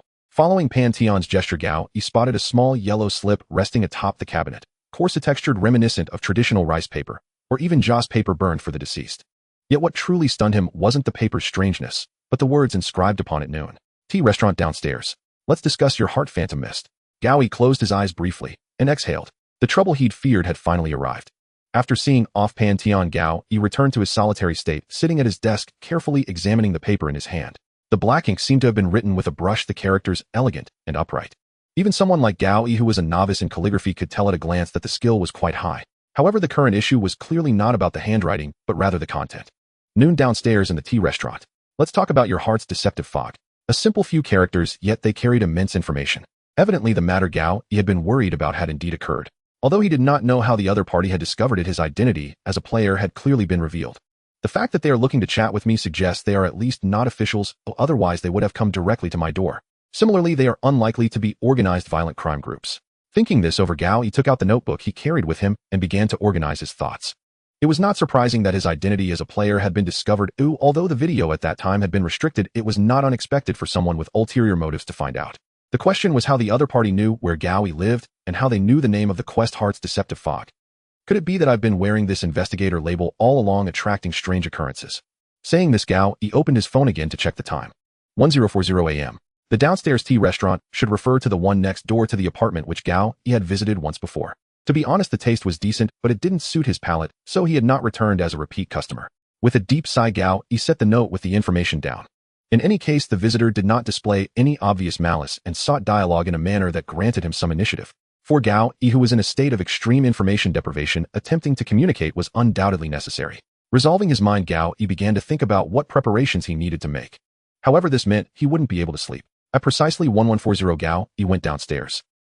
He greeted the landlady, who had just come out to throw away the garbage, and headed straight to the gentleman tea restaurant next door. With the mechanical welcome from the electronic doorbell, Gao Yi walked into the establishment.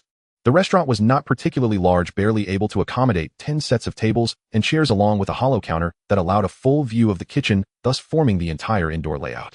The decor was primarily green, which was objectively quite refined and aesthetically pleasing.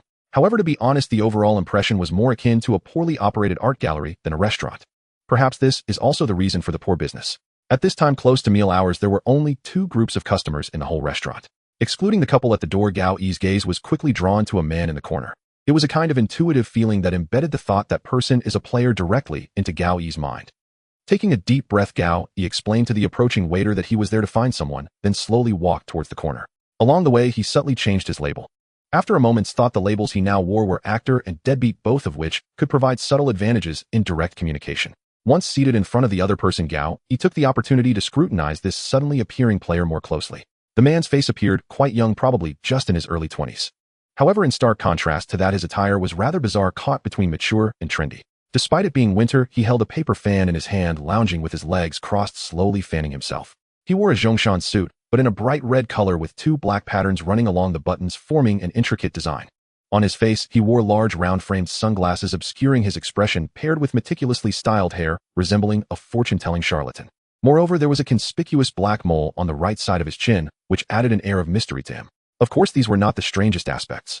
Upon closer inspection, the fan he was using was not aimed at himself, but rather fanning the empty seat beside him. And there sat a paper doll with blushing cheeks, just like those commonly found in funeral supplies. Certainly, compared to those poorly made funeral items, this paper doll was dressed and presented with much more elegance. Even more bizarrely, during the time Gao Yi approached and sat down, the paper doll clearly turned its head, gazing at him as if it were alive. Seeing Gao Yi take a seat across from him, the man folded his fan, straightened his posture, and said, "Brother Gao Yi, I had a feeling you would be very punctual. Since you already know my name, shouldn't you introduce yourself first?" Gao Yi did not ask any useless questions like, "How do you know my name?" "It's quite presumptuous of me, but my name is Zhao Qian."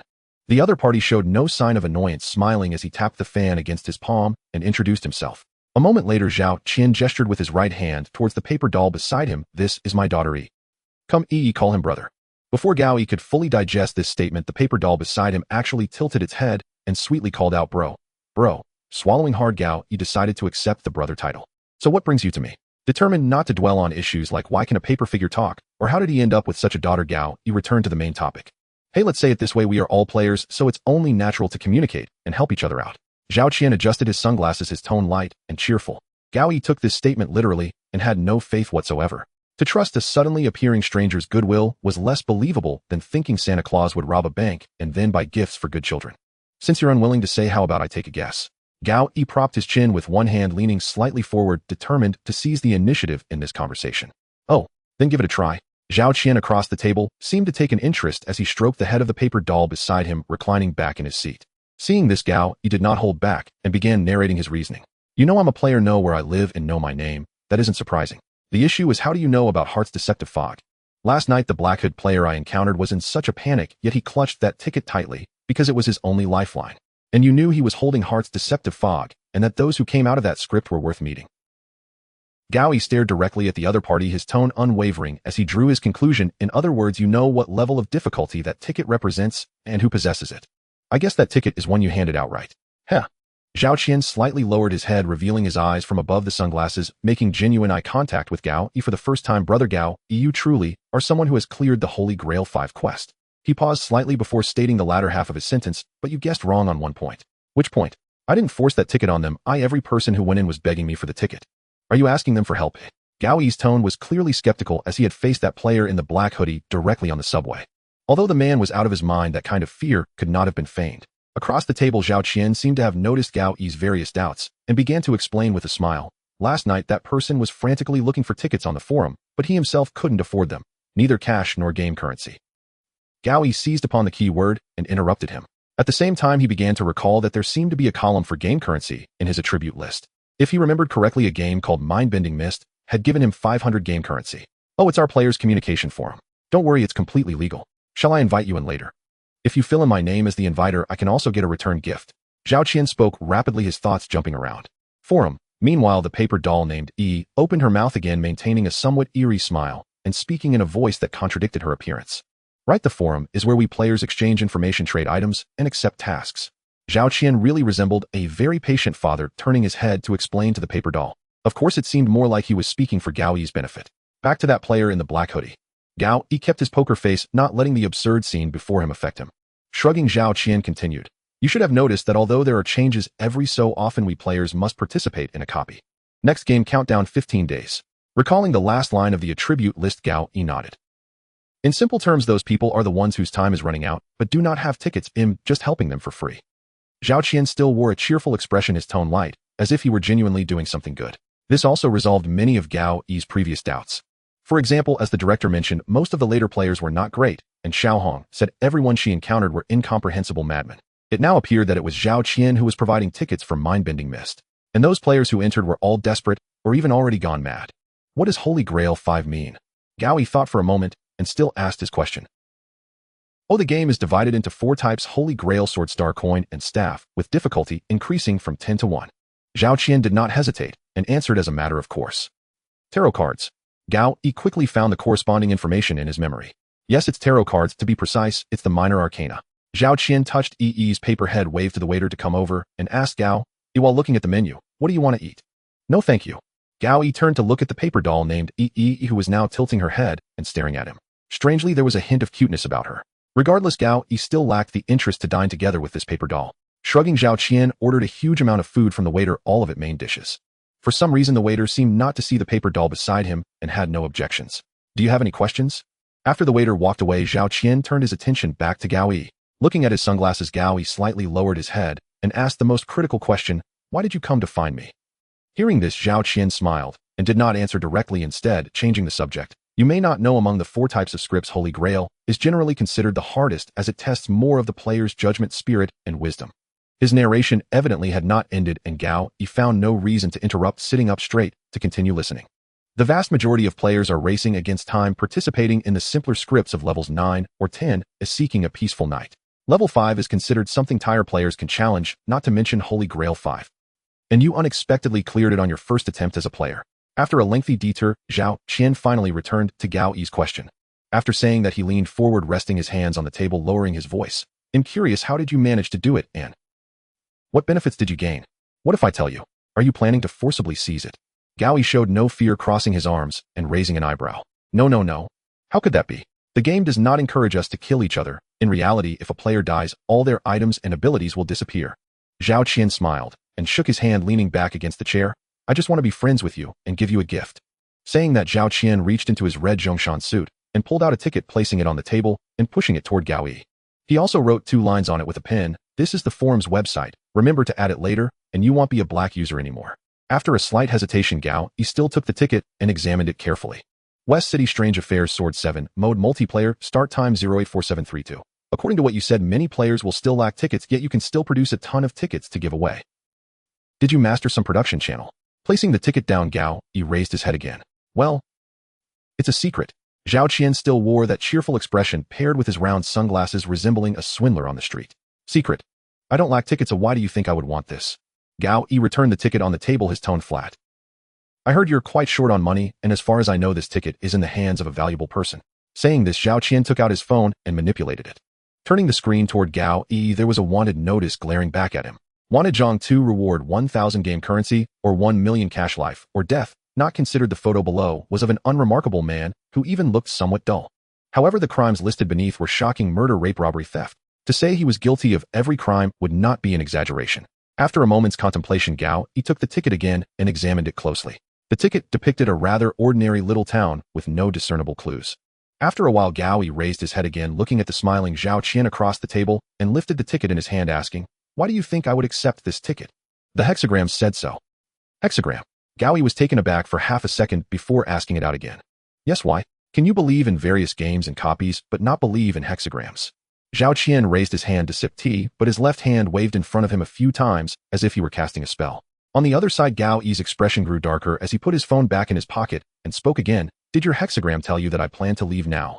Zhao Qian looked at Gao Yi, who was packing his things, raised an eyebrow, and said thoughtfully, "You're a smart man, Gao Xiong. You should see that the situation is different now." "Then you misunderstood. I'm not a smart person." Gao Yi did not look at him again, standing up on his own and putting on his coat. "Then you should be careful. In these times, stupid people don't last long." Zhao Qian's tone wavered for the first time, his tone suddenly becoming colder. "Is that so? I actually feel that compared to stupid people, those who think they are clever die faster." Gao Yi did not turn back, continuing to walk towards the restaurant's entrance. When he pushed open the door and let the sunlight pour into the restaurant, he briefly turned his head back. "Take care." As the electronic doorbell automatically rang. "Thank you for your visit. We look forward to your next visit." Gao Yi disappeared into the winter sunlight. Sighing slightly, Zhao Qian took a sip of tea, leaning back against the chair. In Nankong City, more and more interesting people are appearing. "Should I go follow that big brother?" Yi, the paper doll, asked with her head tilted, mimicking Zhao Qian's style. No need. That brother's energy is almost as dark as coal. He will definitely use that ticket. Let's eat first." Zhao Qian affectionately touched Yi's paper head, smiling gently. Then he placed her on the table, watching as she reached for the dish. Moments later, the paper doll opened her mouth at an extremely abnormal angle, swallowing the entire dish along with the plate. "Delicious. Is it delicious? If it's good, eat more." Returning to his rented apartment, Gao Yi finally relaxed, took off his shoes, and lay flat on the bed. The recent exchange with Zhao Qian had indeed been overwhelming with information. Fortunately, the other party was not the kind of purely evil person he had worst feared, but more like a communicable information broker. In any case, they were the type that could communicate normally. Just this aspect alone was already several times better than that maniac in the black hoodie from last night. But it also meant that the other party was likely to seek him out again in the future. With a long sigh, Gao Yi jumped off the bed, took out his notebook, and began recording the information he had just acquired. Players cannot obtain each other's items and characteristics after killing each other in reality. Conversely, can they obtain each other's items in the script after killing each other? Writing the question in his notebook, Gao Yi continued to recall the information he had just received. Tickets are divided into two types, those with time limits and those without. Most players are in dire need of tickets. Tickets include 4 types of scripts: Holy Grail, Sword, Star Coin, and Scepter. Pulling out the ticket for West City Strange Affairs, he noted that the countdown below had only 8 hours left. So that's 9 o'clock in the evening. Gao Yi rested his chin on his left hand, pressing his elbow against the paper, murmuring softly. The suffix of the sword 7 seemed to add an air of danger to it. Gao Yi didn't have extensive research on tarot cards, but he still retained some relevant information in his memory. The sword represents ambition, destruction, and conflict. The Holy Grail, on the other hand, corresponds to the soul and self. What manifests is a script like Mind Fog, which tests intelligence and willpower. Then the West City Strange Affairs with sword as a suffix might involve combat, death, and extreme danger. In this regard, it was indeed concerning. And what about this so-called forum? As his gaze dropped, Gao Yi saw the handwritten website on the ticket. He had to admit that Zhao Qian's calligraphy was quite good, evidently trained professionally. However, it seemed limited to Chinese characters, as his English letters lacked character and were merely neat. He opened his computer and entered the URL. A forum site dominated by black with a plethora of red text appeared on the screen. The name was written at the top. Nankong City Player Forum. How straightforward. The registration process was not too simple, requiring a phone number and an email address. Fortunately, as an investigative journalist, Gao Yi had a lot of reserves in this area. He specifically chose a virtual phone number he had never used before and proceeded to register. At the end of the process, he needed to input a name to use on the forum. Naturally, one couldn't use their real name in such places. It was best to choose a name that matched his style, but could not be directly equated with himself.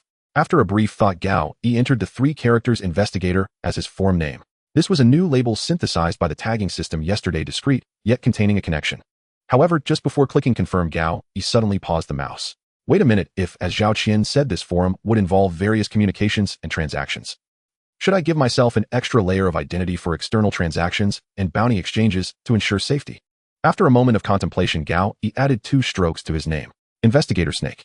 Satisfied, he nodded, feeling an immediate elevation in his sense of identity. In the future, he could create small accounts with different suffixes, and others seeing this ID would ponder. If someone is called Snake, wouldn't there also be Investigator Rabbit or Investigator Tiger? Perhaps during transactions they might be more vigilant and not dare to commit fraud. After successfully registering, Gao Yi officially began browsing the forum. Scrolling the mouse while compared to the current overwhelming websites and software, the entire forum had relatively few functions. It was primarily divided into 3 major sections: discussion area, trading area, and bounty tasks. The discussion area consisted of various exchanges and chats, most of which had little informational value. What to do if there are no tickets left? What happens when the time limit expires? The replies below were quite ruthless. You will die? Selling tickets, cheap cash transactions supported. Does anyone know the contact information for the relevant official departments? Below there were no responses, mostly just insults. It was evident that court dogs were not a popular existence anywhere. From the snippets inside, it could be inferred that officials seemed to arrest players for interrogation. Of course, among the player community, there might be a tendency to demonize official institutions. The specifics probably didn't reach the level of arrest and interrogation, but it was enough to solidify Gao Yi's determination to keep his distance from the authorities. The remaining various missing person notices and rumors had little informational value. It seemed, just as Zhao Qian said, that the player community in Nankong City was still relatively small and in the early stages of development. So what was the story with him? That paper doll was clearly obtained in the game. Recalling the sense of danger he felt from that person, Gao Yi shook his head and flipped the webpage again. Trading area offered a variety of items for sale with a good number of demand for items as well. Glancing at the exchange rate, it appeared that the current mainstream trading ratio was 1:1 for game currency to cash. Of course, the total amount of game currency was clearly insufficient. This ratio couldn't actually yield enough game currency. In other words, you could easily exchange 100 game currency for 1:0 cash, but the reverse would be very difficult.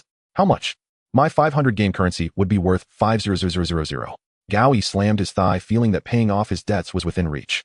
However, looking at the various items, that fleeting excitement was quickly washed away. Items were graded from low to high as gray, white, blue, purple, and orange.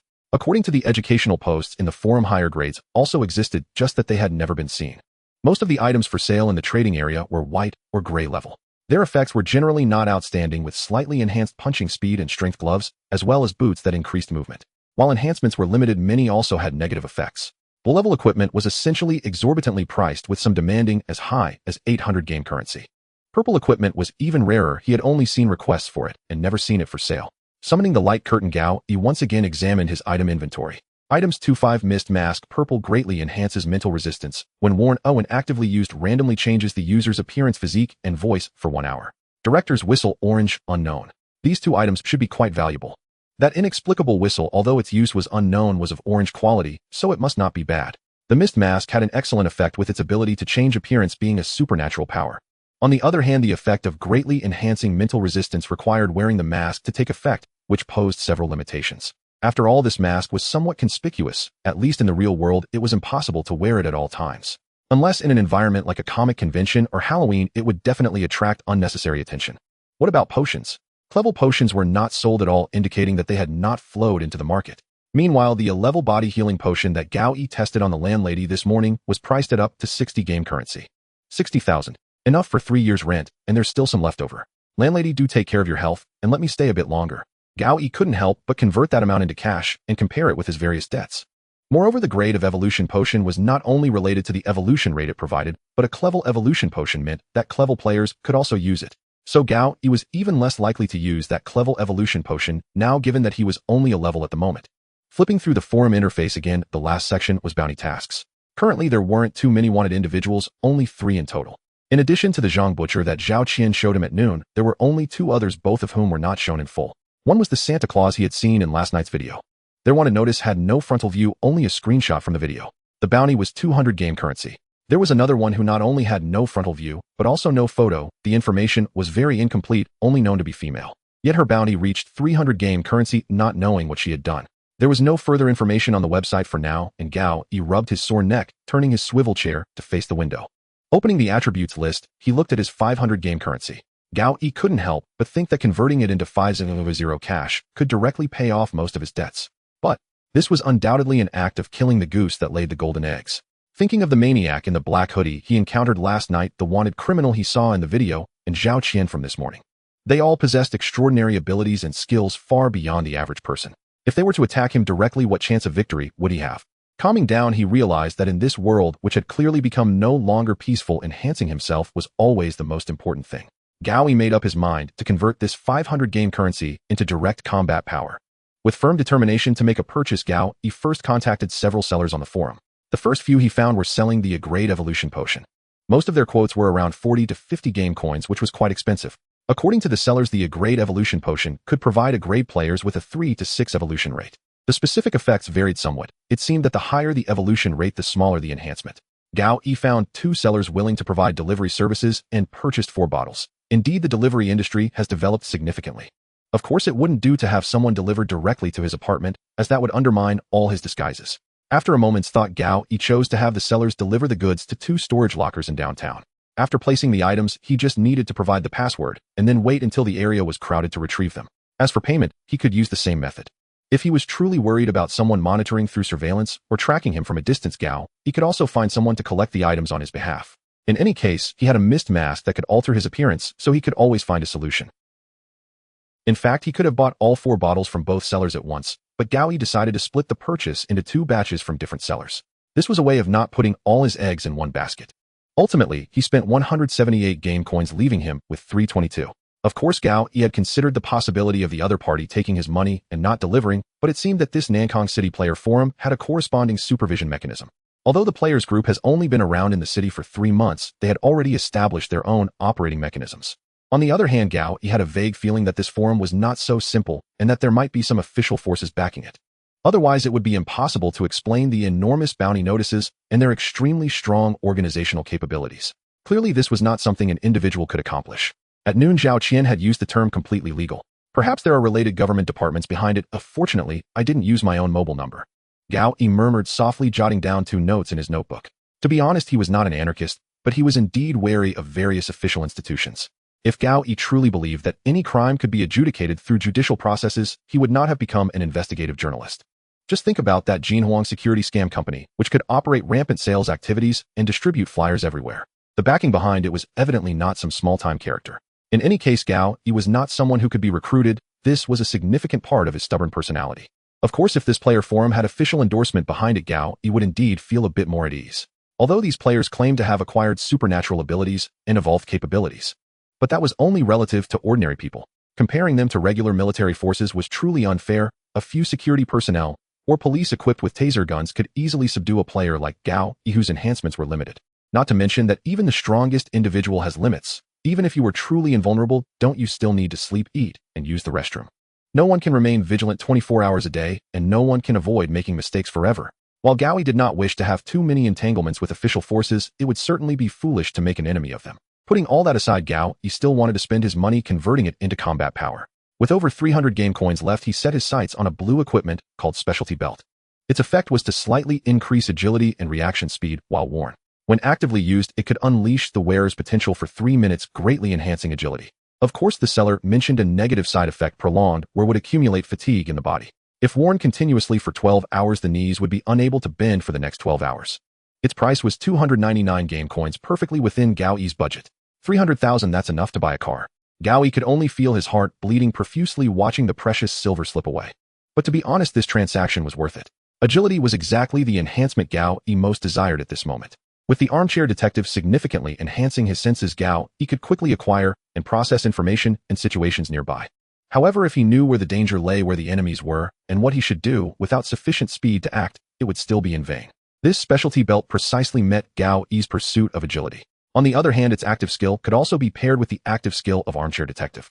When used together, Gao Yi might be able to attack and act in a bullet time state. It wouldn't be impossible to pull off a cosplay of dodging bullets like in the Matrix. After weighing the pros and cons, Gao Yi contacted the seller under the alias Investigator Snake to inquire about the transaction. This seller's forum name was Graduate Student, and judging by the wording, he should be quite young. Another reason Gao Yi chose him for the transaction was that he felt the other party was genuinely in need of money to be selling items. This indicated that this graduate student was not someone with too many powerful gear to deal with waste products, meaning his combat power should not be exaggerated. This could eliminate some possibilities of black eating black. No, why did he subconsciously think of himself as black? Gao Yi shook his head and looked again at the transaction time and place provided. 8 p.m. Building A of Hulong Mall, 3rd floor lounge. He specifically chose a crowded place and insisted on a face-to-face transaction. It seems the other party is more afraid of me. Gao Yi quickly calculated the stakes. As a player who could take out 300 game coins at once, he evidently made the other party quite vigilant. But this should also imply that the other party only wanted to complete the transaction normally, and there was a high probability that no further issues would arise. Glancing at the time, it was already past 2 in the afternoon. The other two sellers of the evolution potion would take 3 or 4 hours to arrange deliveries. By then he could take the subway to downtown and collect the items. As for his appearance, he probably wouldn't need to use the mist mask. A little disguise and concealment would suffice. As a professional investigative journalist, facial disguise and changing attire were routine operations for Gao Yi. While he couldn't change his appearance to look like someone else, making simple alterations to his original features was quite easy. Of course, he couldn't go overboard, otherwise he might be mistaken for dealing with contraband by the supermarket security, which would be disastrous. Meanwhile, there shouldn't be too many issues with the transaction with that graduate student. At that time, he could also consider whether to use the disguise effect of the mist mask. This had two benefits. One was to ensure the concealment of his identity, and the other was to add credibility to his current alias of Investigator Snake. Gao Yi chose Snake as his name for this reason. The identity provided by the mist mask was random and could not even change gender. Moreover, Snake is an animal with no specific gender or appearance traits. Venomous snakes and green snakes might be female, while pythons and cobras could be male. Of course, this might be overthinking it. But being prepared for everything is part of Gao Yi's style of dealing with matters. Otherwise, with his luck, he would have already met an untimely end.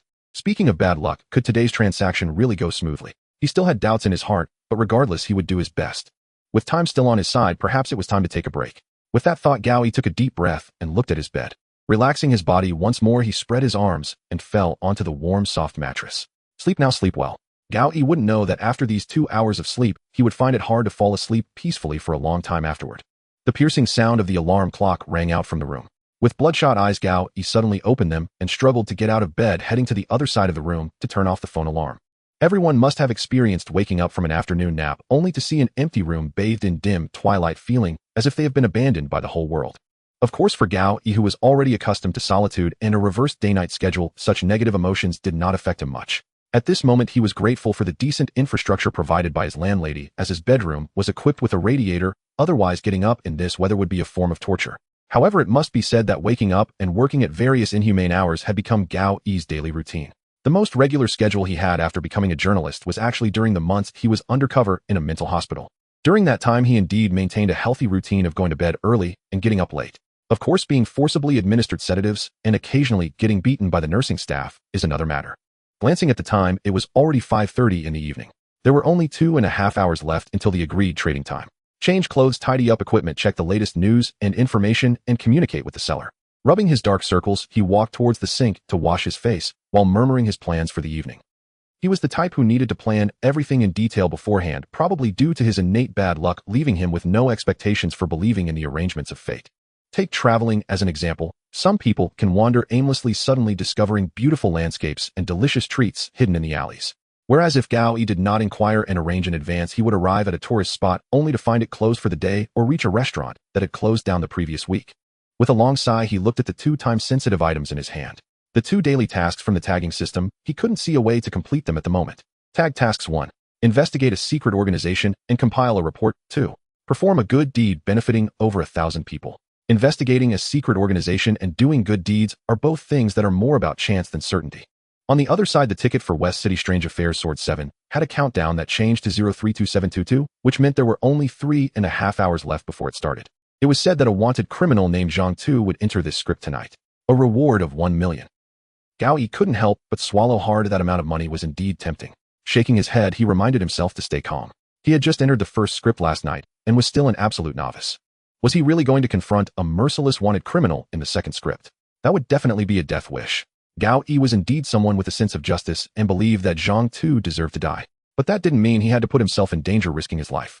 According to the forum, tickets were divided into two types: timed and untimed. Untimed tickets could only be used when the countdown under the attributes list ended, meaning they had to be chosen at the time of entering a dungeon. The other type was the West City Strange Affairs ticket in hand, as well as the timed Mind Fog ticket from last night. Using these at fixed times would reset the player's personal dungeon countdown. According to some posts, tickets with their own countdowns were often very dangerous. Of course, if one didn't want to use them, they could be stored in the backpack and would automatically turn into a certain amount of game currency when the time limit expired. In other words, Gao Yi could still earn a little income without using this West City Strange Affairs ticket, though it would be very little. Forget it, don't let these time limits affect me.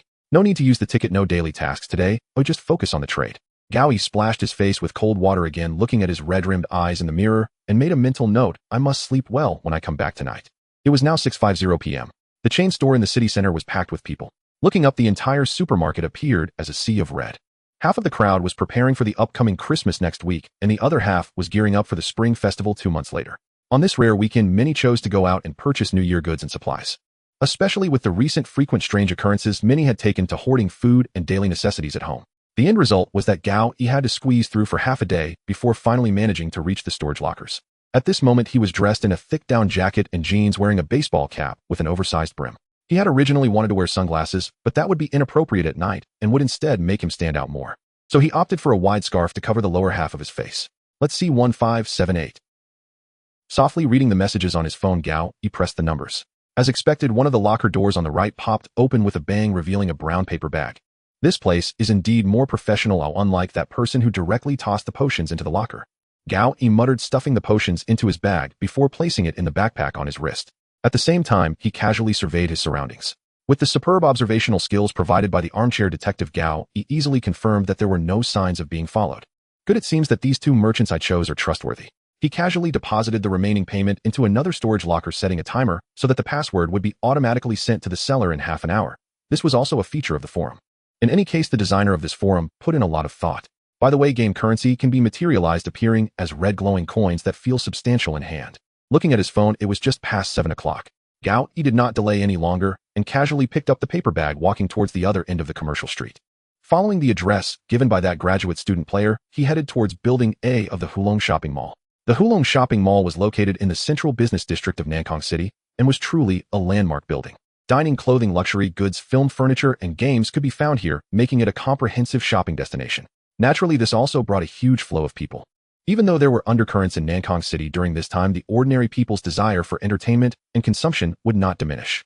Gao Yi did not head directly to the meeting place, but instead turned to enter a restroom on the second floor. Choosing an empty stall, he sat on the toilet seat. Yes, this high-end mall indeed had toilets. The first item he took out was a tube of E-Class Evolution Potion. Its color was dark green, similar to Gao Yi's C-Class Evolution Potion, but it looked much more turbid. According to the forum, continuous use will diminish the effect. Then he'll have a bottle first. Talking to himself, silently Gao Yi opened the cap and downed the entire bottle of dark green potion. It tasted terrible. That was Gao Yi's first reaction. The flavor was bitter, reminiscent of a dose of traditional Chinese medicine, and it was nearly gel-like, making it quite a struggle for Gao Yi to swallow. However, once it entered his stomach, the changes were quite evident. Gao Yi felt a warmth spreading throughout his body akin to the unblocking of meridians described in martial arts novels, as if he had been cleansed from the inside out. Unfortunately, this sensation came quickly and left just as fast. Once the clean feeling fully dissipated, the only difference left was that the evolution rate in the attributes list had increased from 10 to 15. There was no way to do any exercises in the restroom stall to test, but Gao Yi believed that his various physical qualities had indeed been slightly enhanced. Next, let's change my appearance. Glancing at his phone, the time had reached 7:59. Gao Yi hesitated no longer and gently swiped his face. The mist mask was put on. This was also part of his previous plan, relying on its active effect to randomly change the user's appearance, physique, and voice within 1 hour to alter his identity and hide himself as much as possible. Of course, providing cover for his alter ego was also one of the goals, but it was secondary. In any case, Gao Yi did not hesitate any longer, shutting his eyes slightly and following the guidance to press his thumb gently against his temple. Moments later, when he opened his eyes again, Gao Yi distinctly felt changes in his body. His figure had slimmed down quite a bit, and his chest felt heavy. Thinking that this was not good, he hurriedly opened his phone and used the front camera to look at himself. As he suspected, the change had resulted in him becoming a woman. There was nothing wrong with that. In fact, transforming into the opposite sex could better conceal his identity. But the issue was, him currently in the men's restroom. Listening to the unfamiliar and beautiful voice coming from his mouth, Gao Yi couldn't help but sigh. The transformation of the mist mask is quite intriguing, essentially turning Gao Yi into a completely different person. Not only is there a difference in face and body shape, but even the clothing has changed completely. My current appearance resembles that of a woman in her mid-20s, standing at just under 1.7 meters tall with a well-proportioned figure. Although Gao Yi has little knowledge of fashion, this outfit appears quite sophisticated. She is wearing a pair of fitted trousers and a black long-sleeve cotton coat, complemented by a stylish necklace around her neck. Notably, the handbag in her hand actually contains items Gao Yi usually carries, which suggests that the mist mask is quite user-friendly. Looking down, it's fortunate that this woman isn't wearing high heels, otherwise Gao Yi would likely struggle to walk. However, this significant physiological difference indeed requires some adaptation. Gao Yi jumped up and down in the restroom stall for a moment and felt a heaviness in her chest. Hiss! It's hard to describe this strange sensation. The body she controls suddenly feels alien. Gao Yi looked down at her hands, then back up again. With a long sigh, she decided to focus on the task at hand. After waiting a moment and hearing no noise outside, Gao Yi hurriedly ran out of the restroom and blended into the crowd in the shopping mall. The 4th floor of the mall seems to be the dining area, surrounded by various styles of restaurants. At this mealtime, there is quite a crowd. Several popular eateries have plastic stools lined up outside, filled with people waiting in line. Glancing toward the resting area beside the escalator, Gao Yi's enhanced observation skills allowed her to spot her target at a glance. To be honest, it didn't require much observational skill. The seller, known as the graduate student, made preparations that were almost the opposite of Gao Yi's. Wearing sunglasses at night with a scarf tightly covering half of his face and his trench coat snugly wrapped around him, he nervously glanced around from his seat. Even the security personnel in the mall noticed something was off, with two pointing at him from the other side. Such amateurish behavior, if this person were to get involved with the underground, he would probably be taken out on the first day. Forget it, it would be troublesome if the security came over to question him. Gao Yi tried to adapt to her new body and quickly approached the nervous man. When there were about 20 meters left, the familiar thrill of recognition surged within her. A strong instinct revealed the fact that the other person was a player. This sensation had also occurred when Gao Yi encountered Zhao Qian earlier that morning. It was clear that players could sense each other. Sitting beside the man who looked startled at her approach, Gao Yi smiled and asked, "Are you the graduate student?" The young man was clearly startled by Gao Yi's words, unsure where to place his hands, and after a long pause, he mumbled, "You are the one investigating." "Yes, that's me." "Where's the item?" Gao Yi decisively interrupted him, flashing another smile. But sensing, "Player, you." The man's words were completely incoherent, whether in shock at Gao Yi's boldness in conducting the trade or at her direct speech. Or, Gao Yi suddenly realized that this graduate student might not have sensed that she was a player. This meant that the mist mask's effect could also block the mutual sensing between players. If this is true, the operability of this equipment has risen to another level. Gao Yi could secretly approach other players after using it, making it very convenient for ambushes or gathering information. After all, in most players' subconscious, whether someone else is a player is usually quite clear. With her thoughts racing, Gao Yi continued speaking, "Where's the item?"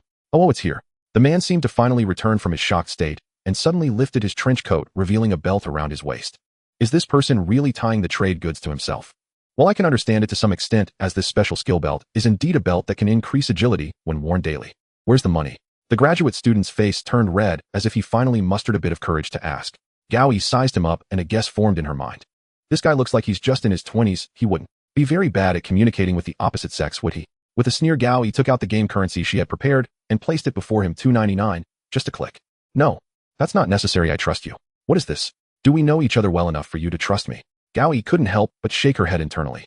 It seems that the players' choices are indeed not biased. Not all capable individuals become players. For instance, this graduate student clearly struggles with interpersonal communication.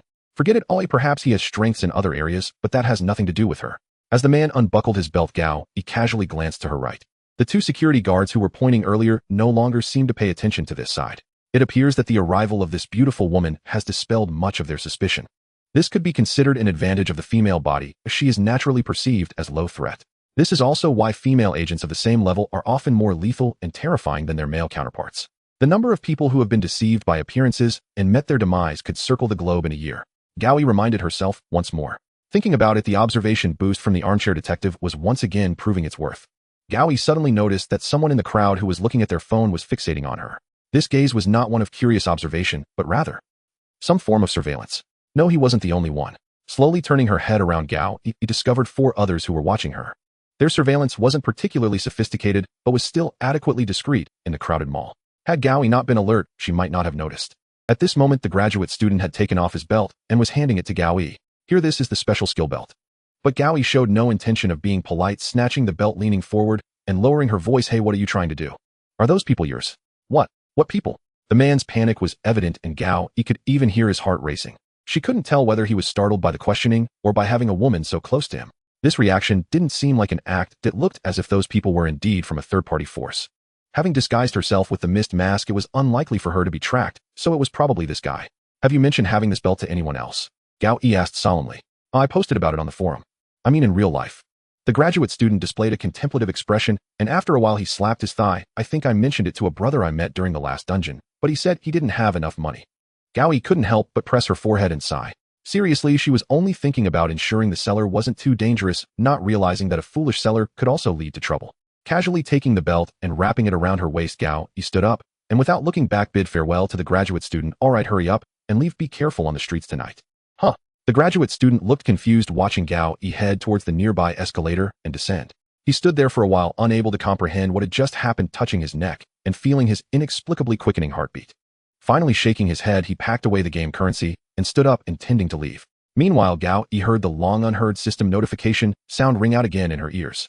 Standing steady on the escalator, Gao Yi casually scrolled through his phone, but his peripheral vision occasionally caught the necessary information. For people, 3 men and 1 woman. If I'm not mistaken, they are all players and experienced ones at that. As Gao Yi rode the escalator, 2 of them headed towards the fire escape, while the other 2 slowly followed from behind.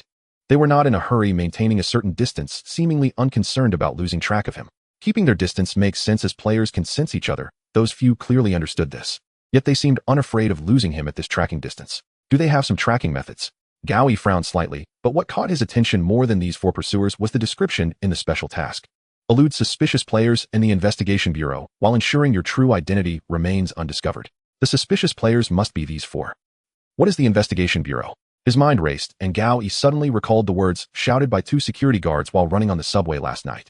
The police and the investigation bureau will be here soon. Drop your weapons and lie down on the ground to surrender. Investigation bureau. Is it the same thing? I've never heard of such an organization before. Combining the current situation, a guess formed in his mind. This so-called investigation bureau was established to deal with the suddenly emerging group of players, wasn't it? The task states that the pursuit is not just from a few ill-intentioned players, but also from official personnel. No, think calmly. Right now I am in the transformed state of mist mask. I am not really myself, and there's no reason to be tracked. If they are indeed official personnel, it's highly likely they have caught up with those few players.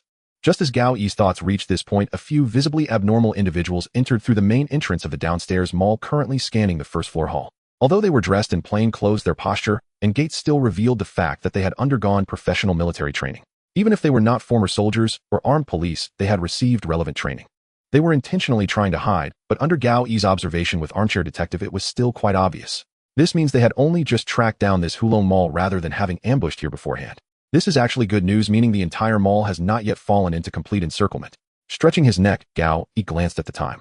8:09 p.m. The duration of Mist Mask still has half an hour left, which coincides with the countdown of the special task.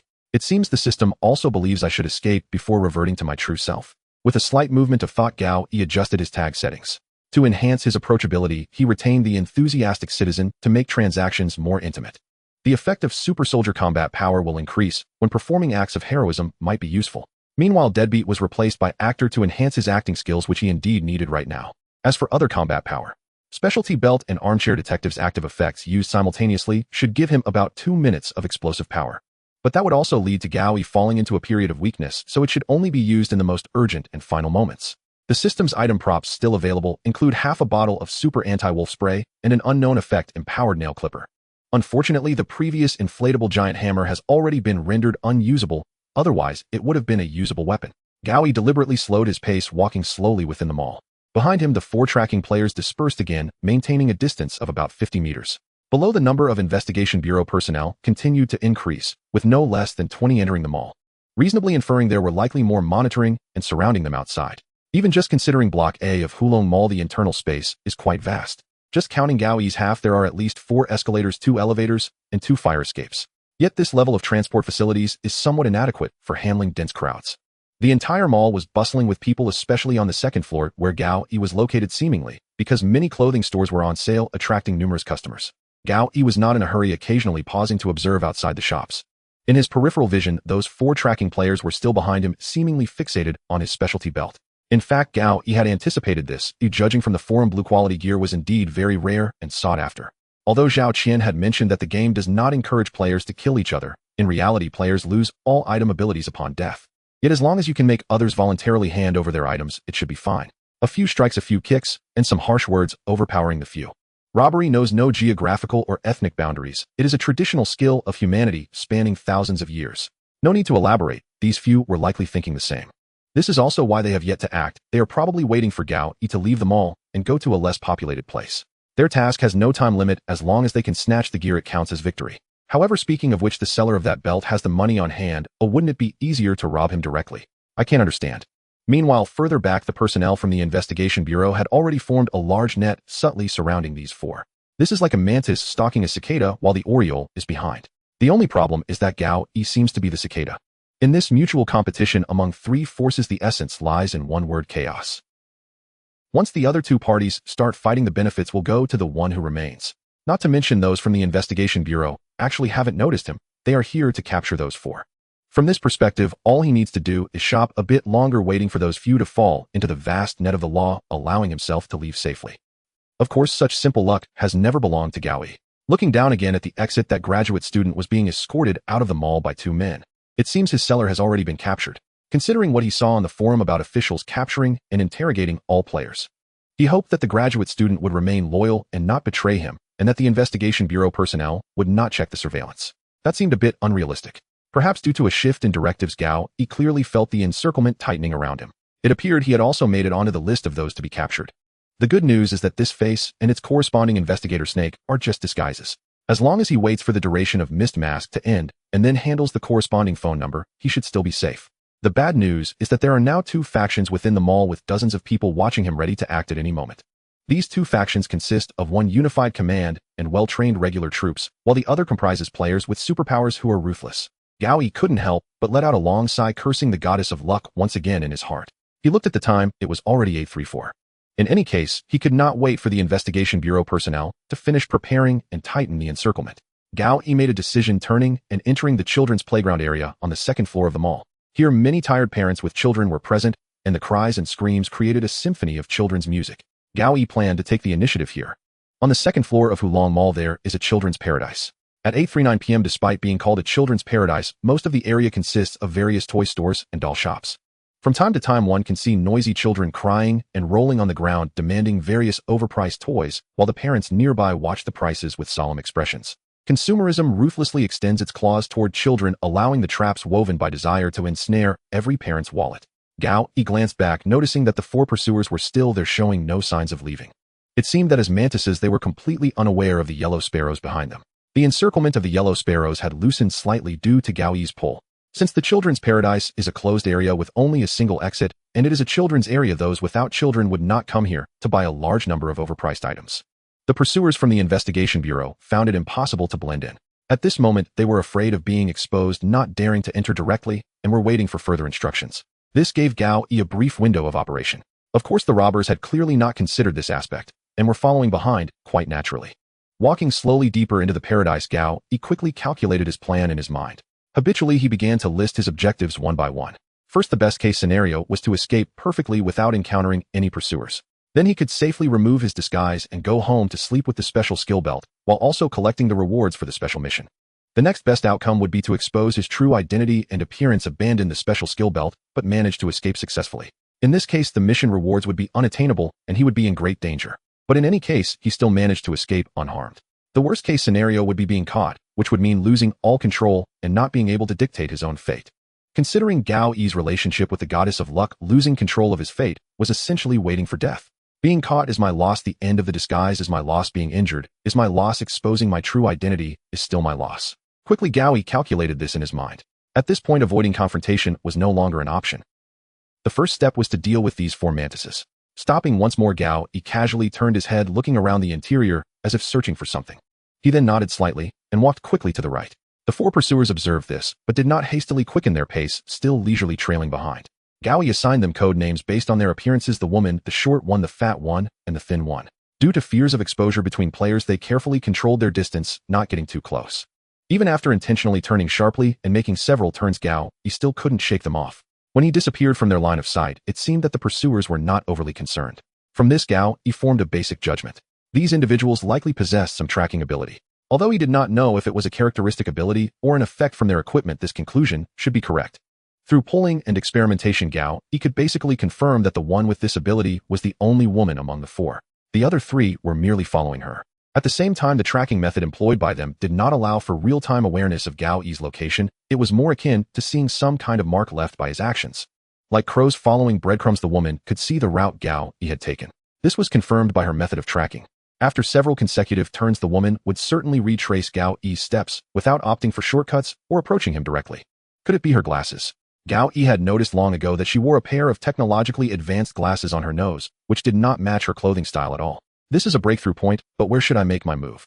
Gao Yi squinted slightly, quickly searching for a suitable stage. The three men were actually following behind this woman, hence there was a slight gap in their movements. In the dense crowd, they did not gather together, but instead dispersed. This thought was not difficult to understand. A larger encirclement could prevent Gao Yi from suddenly accelerating to escape.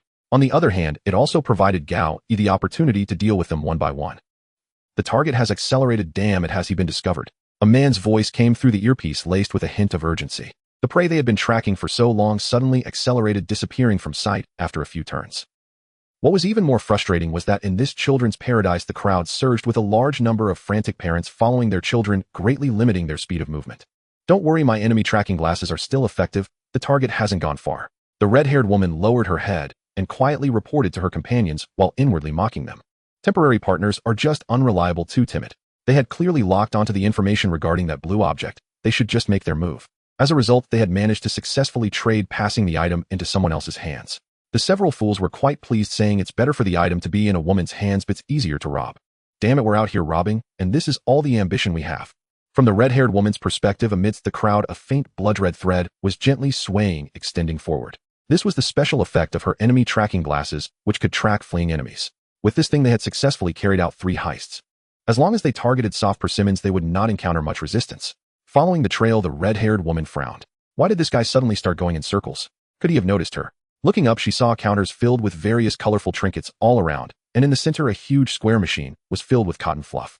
This was a commercial area called Create Your Own Doll. Many children were enthusiastically selecting various skirts, clothes, and decorations for their dolls. Once chosen, the clerk would fill it with cotton in a special machine, turning it into a real doll. Looking towards the entrance, a small doll cost as much as $89. She couldn't understand the reasoning. Of course, if your doll wanted more accessories, outfit changes, or exquisite pendants, the price would skyrocket. After children selected all the components and placed them together, filling them with cotton, parents looking at the never-ending bills found it very difficult to say, I can't afford it, or I don't want it in front of their children. In a sense, this explains why there were so few people in this area. Really, why did this prey take such a large detour? What was she doing here? She looked to be only in her 20s. Could she really have children? The red-haired woman was increasingly perplexed, as she had not seen the target for a long time, while her companions in the earpiece urged her more and more intensely. Cursing under her breath, she quickened her pace, following the blood-red trail, and turned another corner. This had already brought her to the back of the large cotton-filling machine, where there were no doll clothing counters, or even any running children. Where was the prey? Doubts arose in her mind. Had she really escaped? Following the blood-red trail, the red-haired woman quickened her steps again. Due to the faint and weak nature of this thread, she had to keep her head down and search carefully to stay on track. Of course, she was not afraid of running into the other party. Players could sense each other within a distance of about 20 meters. If they really got close, there would be a strong feeling. More than being discovered by the other party, the current concern was the disappearance of the prey. It was not until the last turn, completely arriving at the dark side of the huge machine, that she discovered the trail had abruptly interrupted after circling in place a few times. Where is she? This was something that had never happened before. Looking to the other side at the end of the blood-red thread in her glasses, there was simply no one standing. Following the back wall of the cotton-filling machine along the trail, she still found nothing. Just at that moment, when the red-haired woman's thoughts short-circuited, a pair of slender arms suddenly reached out from a hidden door behind the machine, grabbing her shoulder. Before her body could react, the red-haired woman suddenly lost her balance, being pulled into the interior of the cotton-filling machine, where a large amount of fluff was present. Amidst the intertwining thoughts of "this is bad, and why didn't I sense her presence?" the woman had already lost the ability to resist. As Gao silently counted in his mind, he reached 7 before releasing the chokehold he had formed, allowing the unconscious red-haired woman to slip away. This technique of jujitsu tightly constricts the enemy's neck using the muscles of the forearm and biceps with minimal force, effectively achieving control by compressing the carotid artery and cutting off blood flow. To protect himself, Gao had consulted professionals about which combat techniques could enhance his fighting ability in a short period. After much deliberation, jujitsu became his choice. Although he had only undergone a little over a year of training and his body had transformed into that of a woman due to the mist mask, under the correct posture, a 5-second chokehold is sufficient to render an opponent unconscious, while just over 10 seconds can lead to a state of shock. Thus, after silently counting to 7, Gao released the red-haired woman. Amidst a barrage of curses coming through his earpiece, he casually turned off the intercom. Gao stood up, leaving the unconscious red-haired woman amidst a large pile of cotton. Leaving her here should be fine, right? Muttering to himself, Gao removed the glasses from her face. Just holding them felt oddly significant. Clearly, this was indeed a piece of equipment, one that could be utilized at this moment. Without much thought, Gao placed the item named reconnaissance glasses onto his wrist, planning to examine it later. He did not kill her, partly because she had not harmed him yet, and partly because the nature of things changes drastically with a death. Whether it was the potential chaos from her accomplices or the subsequent investigations from the Investigation Bureau, it would all lead to additional trouble. Of course, despite all that, Gao had never actually killed someone in his life. He also lacked basic psychological expectations about such matters. What? You mean the villain in that Heart's Deception mist? That person was not a physical entity, and Gao, wielding a giant inflatable hammer, certainly did not harbor the intent to kill. It was merely an outlet for his frustrations. Taking a deep breath, Gao swiftly exited the exclusive doll manufacturing zone through a previously planned side passage, re-entering the spacious children's playground. Pausing slightly, he turned his head as the red-haired woman's accomplices could no longer contain themselves, rushing towards the area he had just vacated. Meanwhile, the agents of the Investigation Bureau also quickened their pace, drawing closer. It seemed they had finally made adequate preparations and awaited their orders. Looking down at his phone, it was now 8:48 p.m. Time was running short. He needed to plan an escape route. Just as Gao was rapidly surveying possible ways to flee, an unexpected change occurred. The sound of rolling wheels rapidly approached. When he turned around, one of the four, a skinny man, had already arrived. The speed was completely beyond Gao's expectations. Looking down, he saw that the man was wearing a pair of blue roller skates adorned with a cartoonish cute seal design. He spotted Gao instantly, but did not see his accomplice. His eyes widened, and he shouted, "Suwa was just with you. What have you done to Tsuehua? What a terrible name. That red-haired woman is actually called Suwa." He thought to himself, but his mouth could not stop. "You mean that red-haired woman?" Gao raised an eyebrow, slightly stroking his chin as he looked up, pretending to ponder for a few seconds. Since he was in a female form now, the gesture seemed rather provocative. After a brief pause, he slowly added, "Who knows?" Responding to an enraged person with such words could easily provoke a mindless enemy. The skinny man clearly lost his composure, suddenly drawing a long-handled dagger from his waistband. He alternated his feet on the ground and accelerated towards Gao on his roller skates. The roller skates picked up speed, hurtling towards Gao with an unstoppable force, and the dagger became a blurred shadow, making the skinny man appear like a medieval knight. He has a knife. Gao was not unaware of the enemy possessing a weapon, but seeing it in person still made him tense. He himself did not wish to carry a weapon, especially as an investigative journalist, often treading the gray areas. After various illegal infiltrations and trespasses, he already had to deal with plenty of security personnel and police. Being unarmed allowed for some plausible deniability, but carrying lethal weapons would change the nature of everything. Therefore, under most circumstances, Gao would not carry a weapon. This was also why he had chosen to practice and learn hand-to-hand combat techniques. However, when faced with an armed enemy, Gao couldn't help but regret not bringing any self-defense weapons. A famous Muay Thai fighter once stated there exists a high wall between unarmed and armed encounters. Even someone as strong as Tyson needs to be completely focused when dealing with an armed robber. For someone at Gao Yi's level, the only viable option against an armed opponent was to flee. Moreover, the opponent was wearing roller skates that clearly belonged to specialized equipment. However, on another note, this battle was not a typical street fight, but rather approached the realm of superpower warfare. He needed to break free from conventional thinking and look for weaknesses.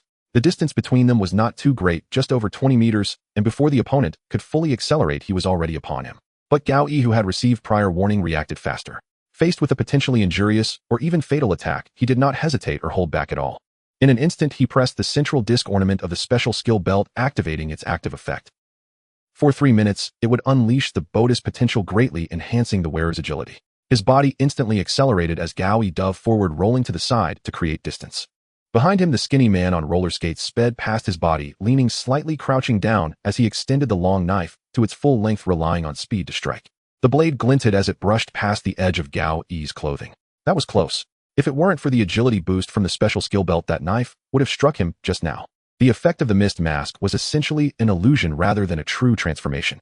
Although it had never been tested in this state, if injured, it was unlikely that his original body would remain unscathed.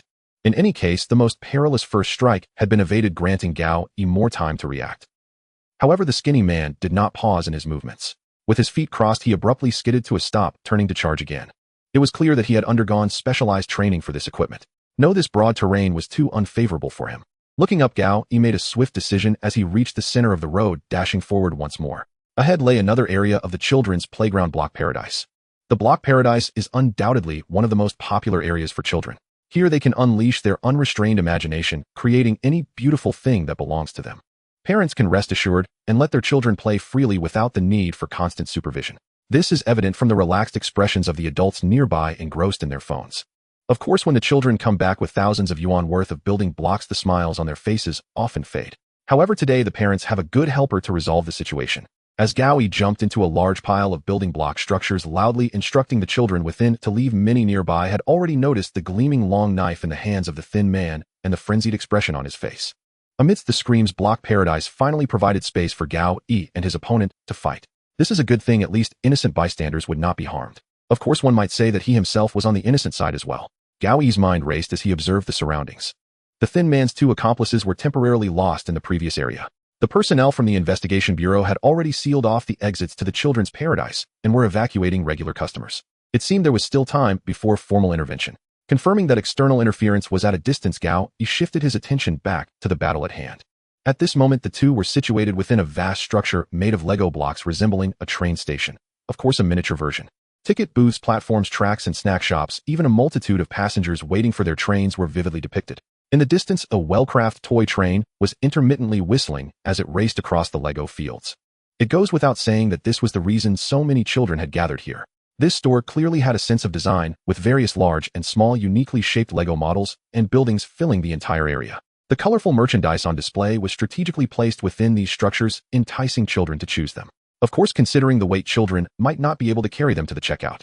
No worries, just point to what they want and the store clerks will package it up right away, after which they can go call their parents to settle the bill. However, now the clerks had all run away, leaving behind this Elegia-built little town. Looking at the thin man who was standing still on his rollerblades in the middle, he did not immediately launch another attack on Gao Yi. It turned out that although he was enraged, he had not completely lost his ability to think. He realized that Gao Yi was dragging the battlefield into an area unsuitable for him to fight. So the thin man decided to wait for his 2 accomplices to arrive. No, the only way to win is to break them apart. Facing 3 opponents alone offers almost no chance of success. I need to provoke this man again so that he will attack me first, allowing me to implement my plan. Time was running out. I had to grasp this thin man's weakness. The most hurtful insults often come from the closest people. Knowing each other well means knowing what truly matters to the other party. Unfortunately, Gao Yi was not acquainted with this thin robber, nor did he have any obvious external flaws to exploit. But he had actually revealed some information. Thoughts racing, Gao Yi raised an eyebrow and asked, "By the way, what is your relationship with that red-haired woman?" "None of your business." The thin man gritted his teeth in response, stopping the action of turning his head, clearly agitated. Indeed, this was the breakthrough point. What could their relationship be? They went out to commit robbery together, but they didn't seem to be very close. Are they a couple? Clearly not. At least from the thin man's side, it was evident that he held a high regard and affection for the red-haired woman. It was more akin to unrequited admiration, perhaps a crush. Considering that this thin man did not know how to hide his feelings and the fact that his emotions were prominently displayed on his face, it was highly probable that the woman had noticed. Was she simply toying with him? No, it seemed more like she had explicitly rejected him. This explains why the thin man expressed his impatience stemming from the woman's disappearance, desperately needing to showcase his dedication and deep love. Because this was the only emotional value he possessed which was worthless. In short, this was the love of a simp. Whether it was the enhancement from the armchair detective or Gao Yi simply understanding such complex emotions too well. At lightning speed, he constructed his next words, so your name is Zhao Qian. Gao Yi instinctively used the first name that came to mind. What? The thin man clearly did not understand Gao Yi's meaning. Oh, I mean that woman was struggling before she died, mumbling something about Zhao Qian coming to save her. I thought it was you. Gao Yi spoke freely, knowing that the person being strangled could not speak and the red-haired woman had not called for help, nor was she dead. You're talking nonsense. How could I not know who Zhao Qian is? The thin man's eyes turned red, his voice nearing a break. Clearly this sudden mention of Zhao Qian shattered some illusion he held about the red-haired woman. He should be her boyfriend, right? She sounded so affectionate. How could you not know? I thought you had a good relationship with that woman. Shut up. She said Zhao Qian would definitely come to save her. After all this you act so concerned, yet she never thought of you at all. Gao Yi naturally would not shut up. He stroked his chin, continuing, as if in recollection. Given his current feminine appearance, this gesture seemed even more provocative. Try saying another word, I dare you. The thin man was completely hysterical, shouting to interrupt Gao Yi's words. Rather than merely wanting to interrupt, he aimed to prevent anyone from exposing his fantasy. His beliefs about being persistent and faithful had an effect, leading him to imagine that he could lick his way to success. This is evident from the fact that he no longer cared whether the woman was dead, focusing solely on whether she truly did not care about him. Of course, Gao Yi would not comply with his wishes, merely slowly delivering the final blow. That Zhao Qian must be quite impressive, probably also a player, otherwise how could? Gao Yi slightly raised his gaze, clearly indicating that he need not say more. The thin man's barely maintained semblance of rationality dissipated once more, and with a cross-dart his rollerblades rushed towards Gao Yi across the Lego fields. The sharp blade in his hand still gleamed with a cold light under the store's illumination. It was evident that, realizing he could not use words to stop Gao Yi, he decided to act to prevent it. Just in time. Having long been prepared, Gao Yi suddenly raised his hand, drawing out a steel rod used for support from the side. At the same time, a small spaceship suspended in midair lost its support and tilted sharply. The active effect from the stunt belt, providing a significant boost in agility, had not yet expired, likely still having just over a minute left. With the boost, Gao Yi swiftly rotated his wrist, swinging the steel rod in a motion akin to a baseball bat, smashing the Lego spaceship to pieces in midair. In an instant, a large number of Lego fragments splattered out, directly flying towards the thin man's face. Even more infuriating was that the adjacent row of Lego villas had also been toppled, with many blocks of varying sizes falling to the ground, making the already uneven surface even more treacherous. The arm holding the knife was raised to block the incoming debris. The thin man hurriedly looked down at the obstacles on the ground to avoid his rollerblades hitting the large blocks and losing balance. One must commend that this robber's rollerblading skills were quite impressive. As a player, his evolution rate was likely not low. Gao Yi suspected his player level might have reached D. In such challenging circumstances, the man still completed a round of sprinting. But when he felt a sharp pain on his face, it was already too late. Holding the super anti-wolf spray, Gao Yi had sprayed the area in front of him, creating a wall of irritant substances. Although there were no dedicated studies, it could be confirmed that the power of this super anti-wolf spray far exceeded the common civilian self-defense variants. While it was uncertain whether it could be used against large beasts, ordinary people, even those players with physical abilities surpassing the average, would basically lose their ability to resist upon encountering it. This point had already been tested by Gao Yi on the subway last night. The aerosolized method of use should be less effective than a direct hit, but it was sufficient to cause the high-speed thin robber to become disoriented and lose balance. On the other side, Gao Yi naturally would not allow him to slow down or take time to recover. From ancient times to the present, the primary goal of any battle is to find unfairness. If you can engage from a distance, do not fight close up. If you can ambush, do not confront hidden. If you can use a bulldozer to attack one day, do not challenge to a duel the next. At this moment, Gao Yi would not speak of any principles or rules of the underworld. With the steel rod in hand, he once again took his stance, aiming directly at the thin man rushing towards him. With a loud bang, the sounds of collision shattering and screams echoed as the man spat out a mouthful of blood, falling backward to the ground. Due to the excessive speed changes in posture and Gao Yi's unfamiliarity with his own body, this strike did not specifically target the head, but rather struck the torso. As expected, the steel rod hit the thin robber's chest violently, causing him to lean back and topple over, spitting out blood. Under the influence of inertia, the thin man's body crashed toward a massive Lego dinosaur behind him.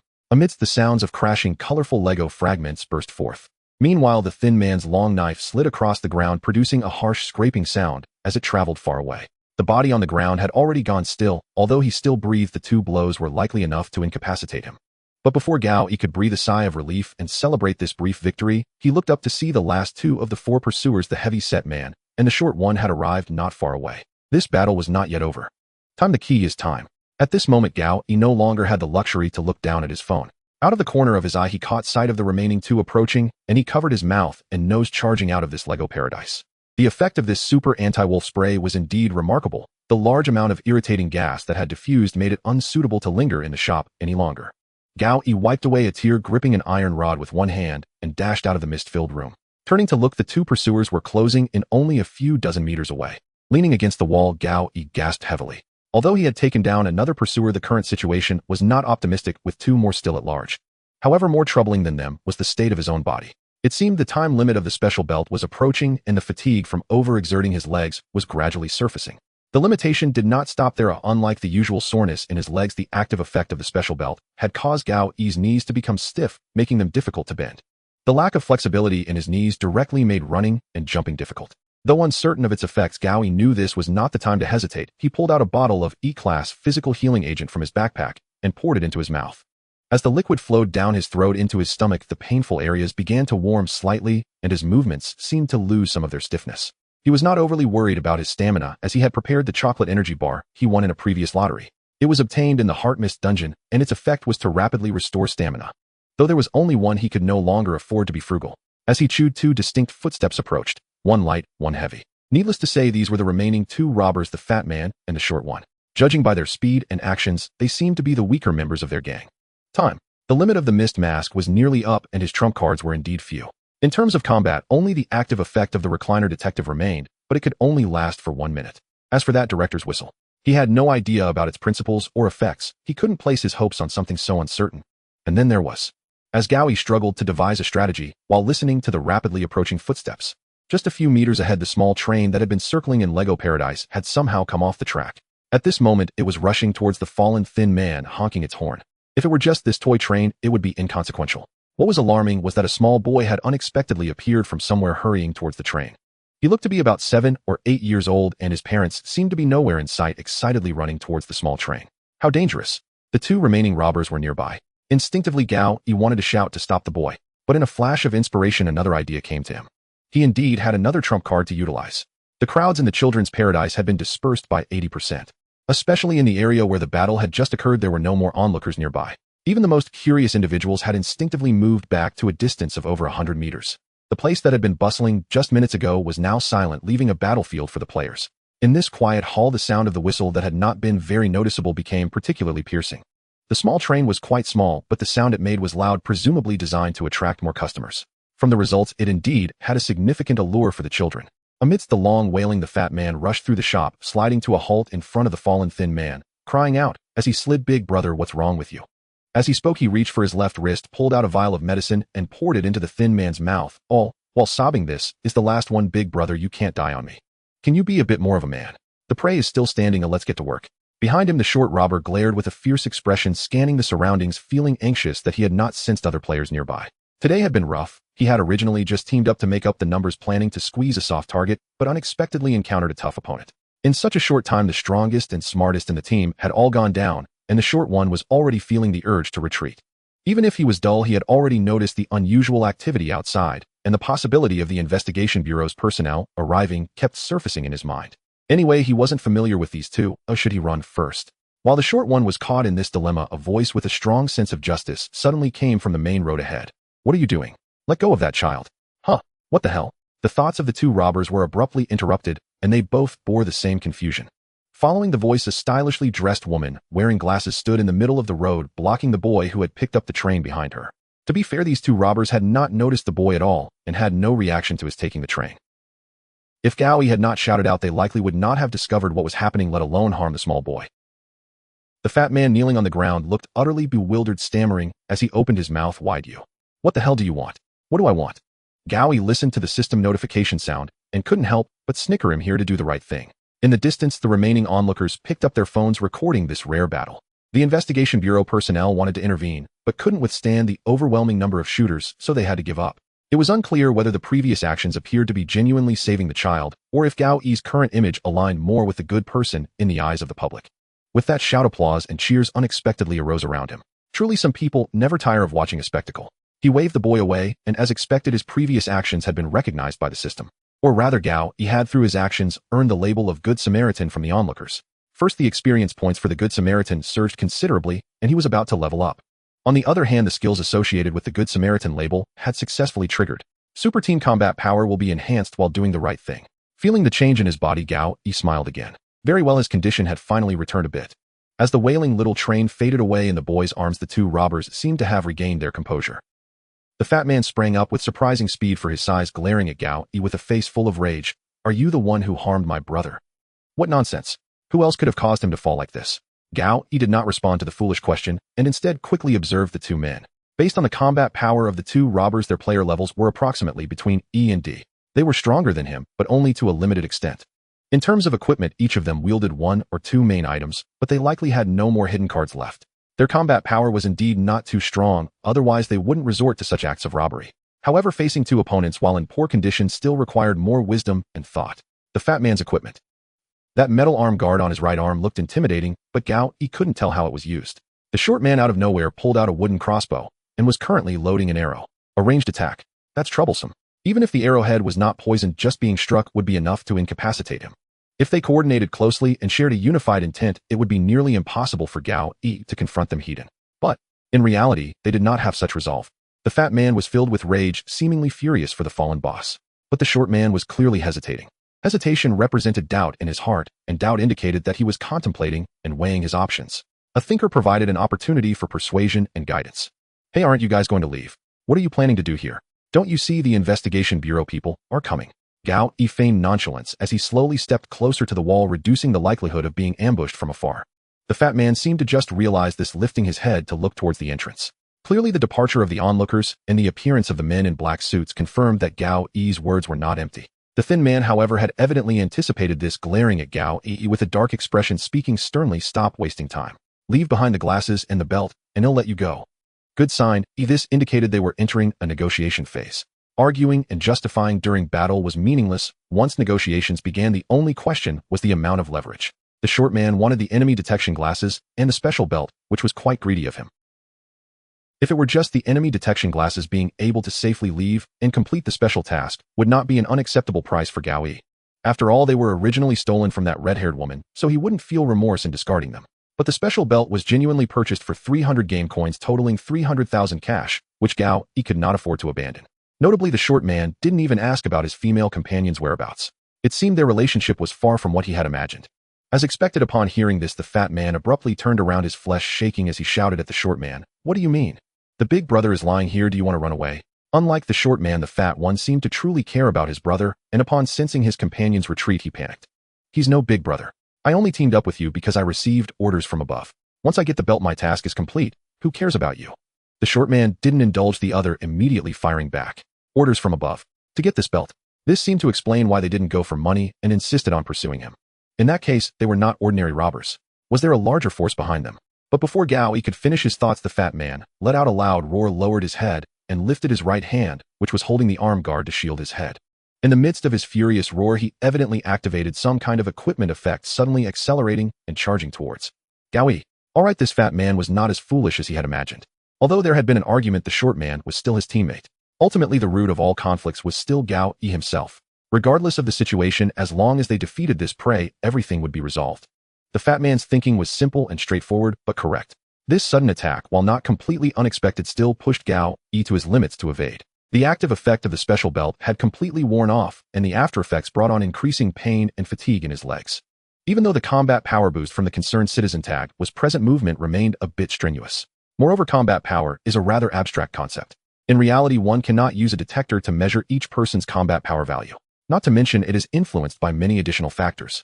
In barehanded combat, a world champion boxer would naturally have greater combat power than an ordinary soldier. But if you gave that soldier an automatic rifle, the situation could turn around. Regardless, the enhancement of this combat power was evident on Gao as his physical attributes were surely strengthened. The speed of the fat man's charge, while not comparable to the short man's rollerblades before, was still quite fast.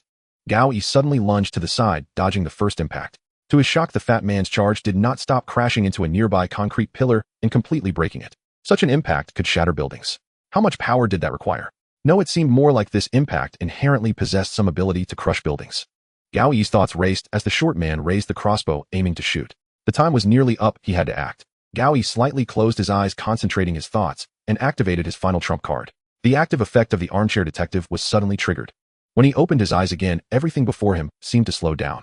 The short man pulled the trigger, sending the arrow flying. The fat man behind him turned viciously, reverting his motion, evidently preparing to charge again. In the distance, a group of uniformed individuals armed with weapons was gathering, seemingly planning to intervene in the fight. On the other hand, his thoughts moved faster than ever. He could see the trajectory of the arrow drawn out, indicating where it would hit. The falling debris from the pillar was all marked with landing points. Even the path of the fat man's charge was clear. It was as if he were watching a scripted game scene or a detective's reasoning segment from a film. Not only that, but Gao Yi could even foresee the outcomes of his actions in a very short time, weighing the pros and cons of different choices. Charging at the short man or attacking the fat man. Using his fists or striking with the steel pipe. Various possibilities unfolded before him, dazzling his mind. But for Gao Yi at this moment, in less than half a second, he completed all his calculations. He raised the steel pipe in his hand slightly, turned his body, and then hurled it towards the short man.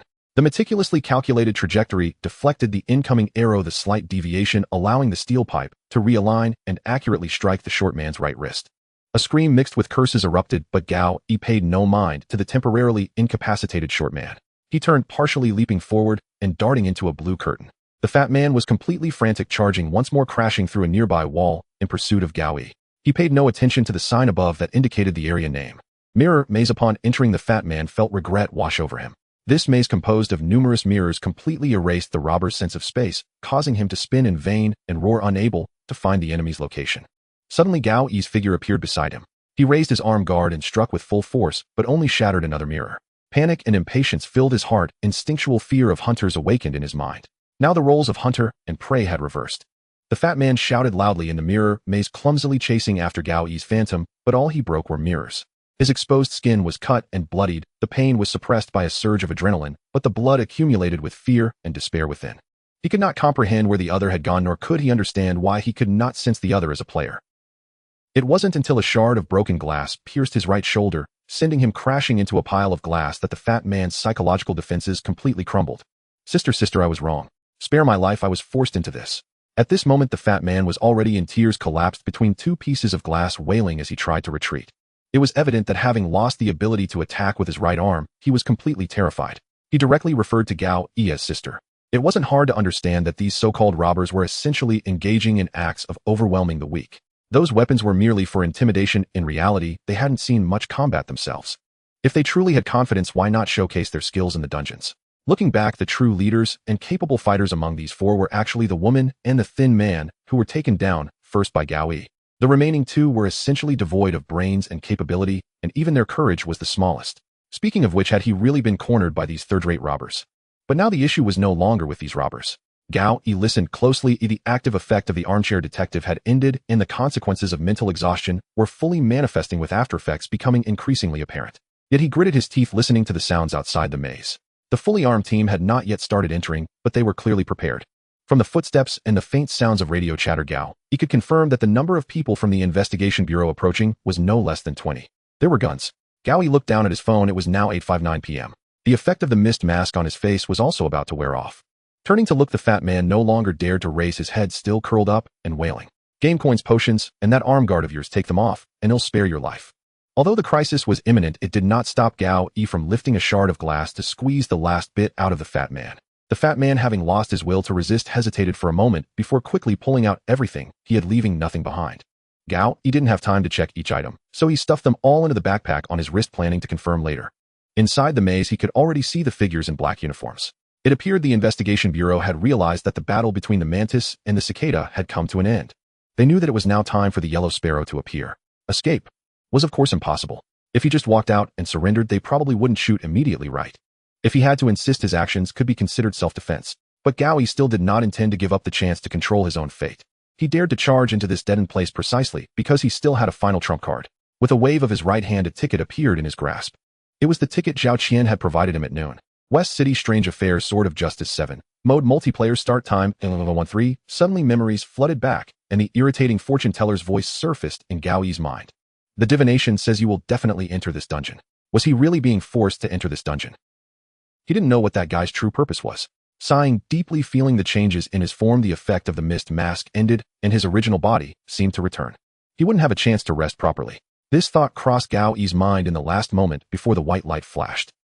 Team leader, why did you come personally? In the large children's paradise area, all the customers had evacuated. Only security personnel in uniforms and investigation bureau members remained to clean up the aftermath, with a few mall management staff assisting. Cleaning and organizing, escorting for interrogation, controlling public opinion, writing reports. Basically implying the loss of the weekend for everyone present. The female officer commanding outside heard someone approaching, turned around, and discovered that the one coming was actually the overall commander of this operation. He was not wearing a uniform, just a businesslike black jacket, his face obscured within the shadow of his hat.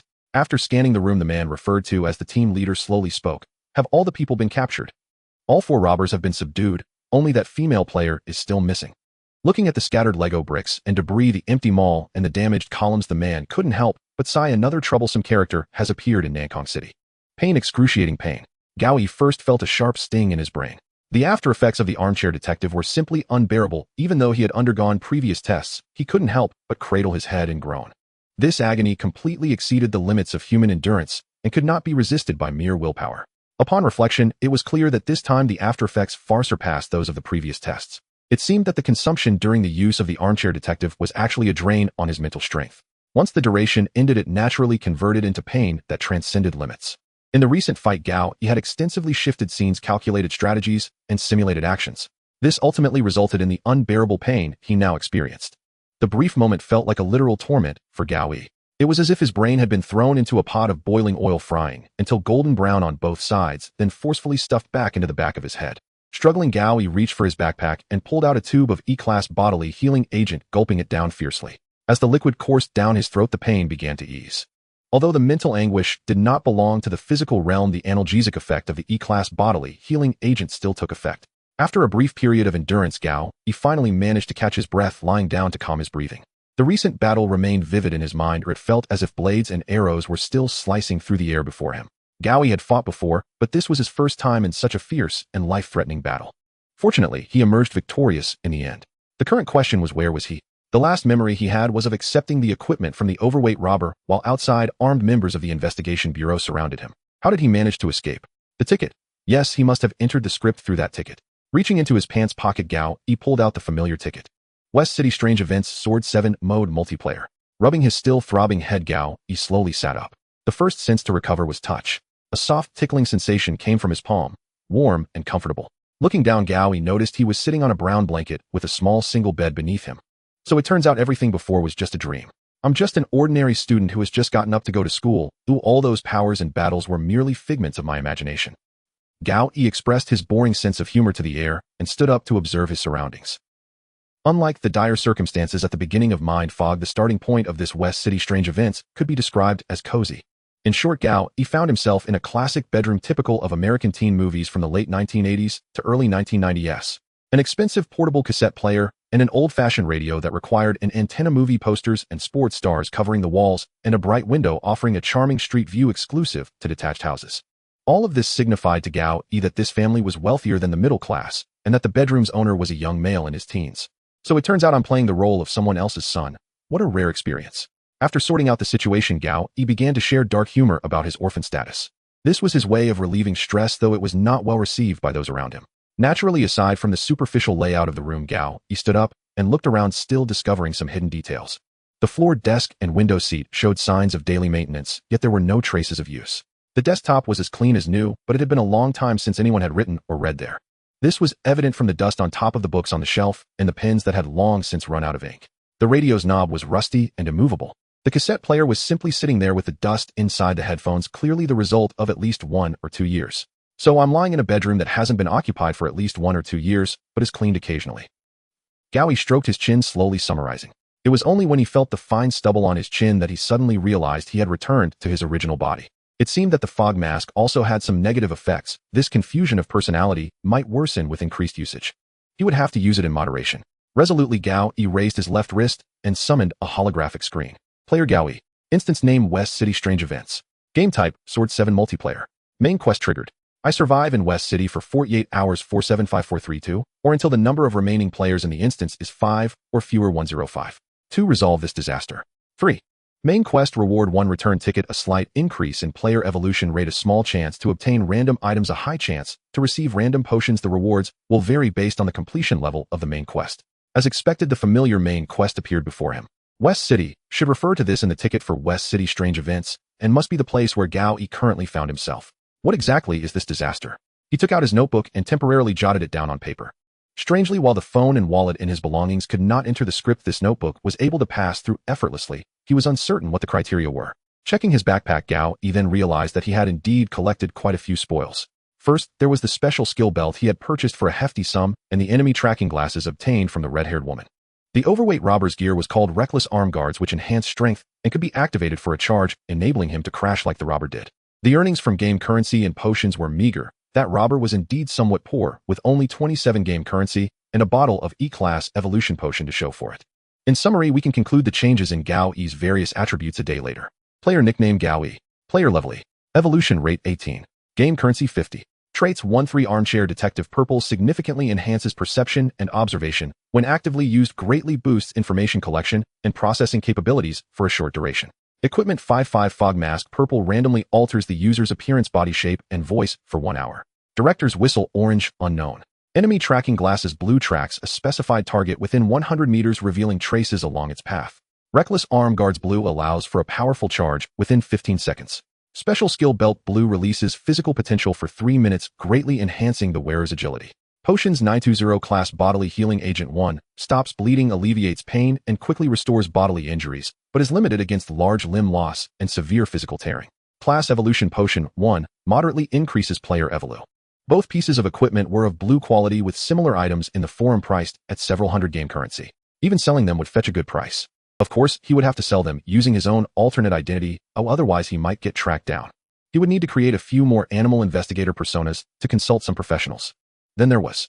Gao Yi focused his thoughts and brought up the label system. The spectacular operation in the Hulan Mall ultimately achieved the goal of escaping and not exposing his identity. Special task completed. Reward Ordinary Trait 1, Rare Item Lottery Chance 1. Obtain Trait Terrorist Attack Ordinary. Why are the traits getting weirder? How did my previous actions relate to terrorist attacks? Just as Gao Yi was muttering his complaints, footsteps approached slowly from outside the bedroom, knocking on the door. Simultaneously, an elderly female voice came from outside. Young man, breakfast is ready. Would you like to eat something first? The mechanical alarm clock on the desk in the bedroom had long ceased to function, but the view outside unmistakably indicated that it was a rainy morning without much sunshine. This was also a reason why Gao Yi felt relatively unconcerned after all. The external environment appeared quite pleasant. At least it was much better than the previous heart's deceptive fog. Combining the white mist, lurking monsters, and the chaotic arrangement of goods in the rural supermarket, the scene presented was indeed not very enticing. Upon hearing the knock and the call, Gao Yi began to think, quickly weighing the appropriate response. Young man, breakfast is ready. Would you like to eat something first? The term used to address me was young man, which sounded quite friendly and inviting. The caller was an elderly lady, and from her voice and footsteps, she seemed to be around 60 or 70 years old. Having a rough idea in mind, Gao Yi took a deep breath and responded as cheerfully as possible, okay, I'll get dressed and come down right away. 10 minutes later, Gao Yi was already sitting at the dining table, enthusiastically chatting with Mrs. Smith while dipping toast in jam. With the bonus from the friend of elderly women and his own strong communication skills, he quickly gathered basic information about the quest from Mrs. Smith. Gao Yi's identity was that of a newly arrived substitute teacher at the local high school in West City, teaching drama. Due to the sudden illness of the previous teacher, Gao Yi arrived in a hurry as the successor and temporarily stayed at Mrs. Smith's home. The 3-story detached house was indeed luxurious, but the family story was filled with tragedy. Mrs. Smith's husband had passed away early and she had raised her children alone. Fortunately, her son was very hardworking and filial, achieving success in his career, marrying and having children, bringing his mother to this West City to enjoy her later years. The 2 grandsons were also well-behaved and optimistic. All of this made their family an object of envy. However, just like every story but happened, Mrs. Smith's eldest grandson, the older of the 2 boys, suddenly went missing. The last witness claimed to have seen his back by the river crossing West City. The boy ignored the calls, walking further away along the creek under the night sky. Then he completely disappeared in this small town. In an era where surveillance was non-existent and criminal investigation techniques were underdeveloped, such disappearances almost meant a farewell. Of course, the child's parents could not easily give up. They posted missing person notices, hired search personnel, and offered a substantial reward for clues. But the endless search resulted in more breakdowns and arguments. Mrs. Smith did not continue the story, but judging from her son's and daughter-in-law's disappearance, the ending wasn't promising. However, this also explains some questions. The room where Gao Yi was initially staying was the bedroom of that missing brother. And the other boy at the dining table, silently cutting his fried egg and bacon with a knife and fork, should be the younger brother in the story. Since Gao Yi sat down at the dining table, he had not looked up again. However, considering everything he had gone through, it was unreasonable to expect him to be too sunny and cheerful. It's okay, time will dull everything. One day he will realize that silence and sorrow change nothing. This is Gao Yi's experience.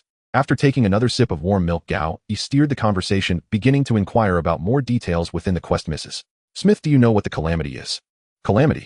The elderly lady in her 70s slightly furrowed her brow upon hearing this, tilting her head in thought for a moment. I haven't heard of it. What is it? Oh, it's nothing but something I might talk about in class later.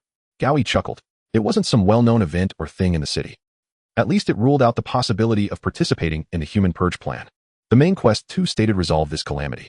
Most likely this calamity is the challenge Gao Yi will face in this script. Since the measure is time, it should be some sort of event. And the description of this time implies that there should be a last time and a next time. It seems necessary to check past news and information about the area. This is one aspect where this teacher has some advantage. There should be a library at the school, right?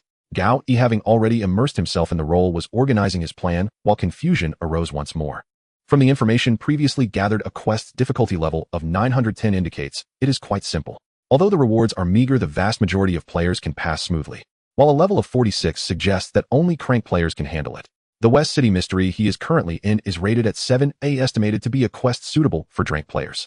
Although it may not have as many instant death traps as Heart's deceptive fog, it certainly poses numerous dangers. Gao Yi looked outside. The streets were already filled with many pedestrians heading to work, greeting each other with warm smiles. Everything was so beautiful on this rainy morning, the blooming flowers, the singing birds, all presenting a harmonious and lovely scene. What kind of danger could possibly be hidden in such a place? Thinking while eating made Gao Yi's movements slow down a bit. At this moment, Mrs. Smith had already finished her breakfast. She propped herself up on the dining table, slowly stood up, and walked to the side to turn on the radio placed on the storage cabinet. This old-fashioned transistor radio had almost become extinct after entering the new millennium. Its reddish-brown wooden casing paired with metallic knobs still looked quite modern even now. As Mrs. Smith extended the antenna and turned the knobs among the static, a female voice gradually became clearer. With the successful conclusion of the 43rd West City Basketball Tournament, the Lumberjack Alliance team has won the championship. Delhi Middle School will welcome the start of the new school year with many students enjoying their last day of indulgence. It is said that the Kissing Bridge was overcrowded last night. The amusement park, which had been closed for 11 years, will reopen this afternoon, welcoming all citizens to come and play. The earlier segments were quite ordinary news, nothing noteworthy. However, at a certain moment, Gao Yi felt a sudden drop in temperature, and the static in the radio increased. In this eerie atmosphere, the female voice became increasingly unclear, distorted, and intermittent. The content being broadcast also grew strange. The bar fire exists again. Burned to death again. The campus at night. The statue. The swimming pool. Drown the statue. So hungry. Intruder. Delicious. Calamity. Will inevitably happen. The further it went, the more hoarse the female voice became, accompanied by an eerie laughter, as if something amusing had been heard. Gao Yi took another bite of bacon and tilted his head to look. Mrs. Smith appeared unfazed as she tidied her own plate. Meanwhile, the little boy on the other side had turned pale with fear, his fork trembling in his hand. Downing the orange juice in front of him, Gao Yi took out his notebook to jot down what he had just heard, smiling as he looked up to speak to Mrs. Smith again. This broadcast has quite a nice sound. What channel is it? This one. Mrs. Smith seemed taken aback by Gao Yi's question, pausing slightly before responding. Oh, this is our local, most famous radio station, Voice of West City. While the other party continued to introduce and reminisce, Gao Yi tilted his head slightly. It appeared that the content the boy heard was the same as his own, while Mrs. Smith could only hear the normal sounds. Now it made sense. This was the calamity of this West City mystery. With the introduction from a colleague beside him, Gao Yi finally breathed a sigh of relief after greeting the sixth teacher, who passed by, allowing him to enjoy a brief moment of tranquility. Currently, he was sitting in the teacher's office of Delhi High School. The corners that were convenient for slacking off had long been occupied by veteran teachers, leaving only a desk near the entrance for the newcomer Gao Yi. As a result, every time a teacher entered, he had to greet them with a smile, making it impossible to find peace. Delhi High School was the only high school in the West City, not particularly large, occupying about 20 to 30 acres according to colleagues, with a total of over 1,000 students. The math teacher beside him, hearing Gao Yi's question, waved his hand in disdain and said, I heard that this land used to be a mining site abandoned after a major mining disaster that caused many deaths. It's quite eerie. I don't stay too long at night. Delhi High School's issues were far more than just eerie. Like most North American high schools depicted in films, its school culture and discipline were nightmares. Campus bullying, cliques, truancy, and disrespect towards teachers. Additionally, there were the melodramatic love stories between the captain of the football team and the cheerleading queen, along with the bald principal who received various complaints and conducted investigations daily.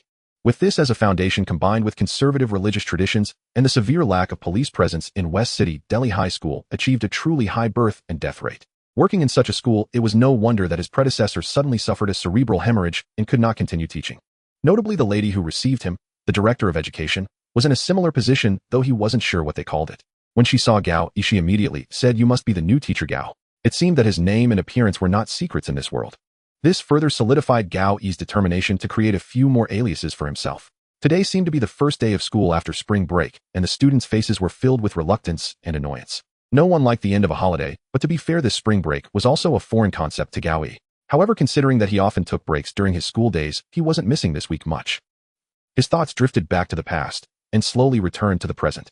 A few minutes earlier, the class bell rang and the corridor finally quieted down as most of the teachers in the office left. Gao finally had time to organize his situation in relation to the world. First was his body. After the pain relief effect of the E-class body healing agent faded, he gradually felt discomfort. The heaviness in his head had not dissipated, partly due to the side effects of the armchair detective and partly from the severe lack of sleep over the past 2 days. In this West City strange affair scenario, he had woken up in bed at the very beginning but hadn't really been given time to sleep. Now calculating, he had only slept for a little over 2 hours before the transaction in the past 40 hours. Even if he was usually good at staying up late, it was inevitable that he felt somewhat tired. However, on the other hand, it seemed that the evolution after becoming a player had affected this aspect. While the lack of sleep did exist, it was not so severe. Thinking this, he downed another bottle of the E-class evolution agent, and his evolution rate increased from 18 to 22. Notably, when he first finished the first bottle of the E-class evolution agent, his evolution rate was only 15. It seemed that the battles in the marketplace also increased his evolution rate. The agents were not the only way to enhance. Returning to his physical injuries, his knees still felt somewhat stiff, indicating that the side effects of the specialty belt had not completely disappeared. Although it did not severely affect his movements, he definitely could not run fast in the short term. At the same time, several bloodstains on his body were quickly scabbing and healing with the agent's help, leaving only faint pink marks. Gao couldn't really tell whether these wounds were caused by sharp knives, arrows, or glass shards. In any case, they were almost healed, and he no longer dwelled on it. The damage to his clothing was also unavoidable. After returning to his original body, the damage to his clothes remained corresponding to the same areas. It seemed that the effect of this mask was indeed disguise rather than transformation. However, Mrs. Smith had lent Gao a formal suit, so he did not worry about this for now. If I understand correctly, there are 9 players in this scenario besides myself, and the wanted criminal Zhang, too, should be one of them. Gao supported his chin, muttering to himself as he analyzed the current situation. This West City strange affairs being a multiplayer scenario in Sword 7, the most dangerous aspect turned out to be people. Not to mention this notorious killer with a bounty of 1 million Zhang too. Since Zhao Qian was able to give him a ticket, he probably also provided tickets to quite a few others. It was hard to say if any of them wanted to seize this bounty. Regardless of their identity or status, those confident enough to confront a ruthless killer must have considerable combat power. Thinking this, Gao had basically given up on the idea of competing for the bounty. He was just a novice player who had barely crossed into E-class, if facing a few mid-E-class to early D-class robbers was so difficult. Then Zhang too, with a bounty of 1,000 game coins, was definitely an opponent Gao could not handle. Looking at the task list, the countdown was still slowly ticking away. 1 survived for 48 hours in West City 455642, or the number of remaining players in the scenario is less than or equal to 5105. Not only could he wait for 2 days for the time to end, but he could also hope for half of the players in the scenario to die. However, after entering this scenario for over 2 hours, he hadn't seen a single player. Considering that West City as a small city might not have many players present by the end. In the best case scenario, I'd wait for other players to kill each other for information while I find a safe place to lay low for 2 days, finish the script, and go home to sleep. Gao rubbed his face again, making up his mind to prioritize his safety. The return ticket should place him in a safe spot, allowing him to evade the pursuit of those investigation agencies.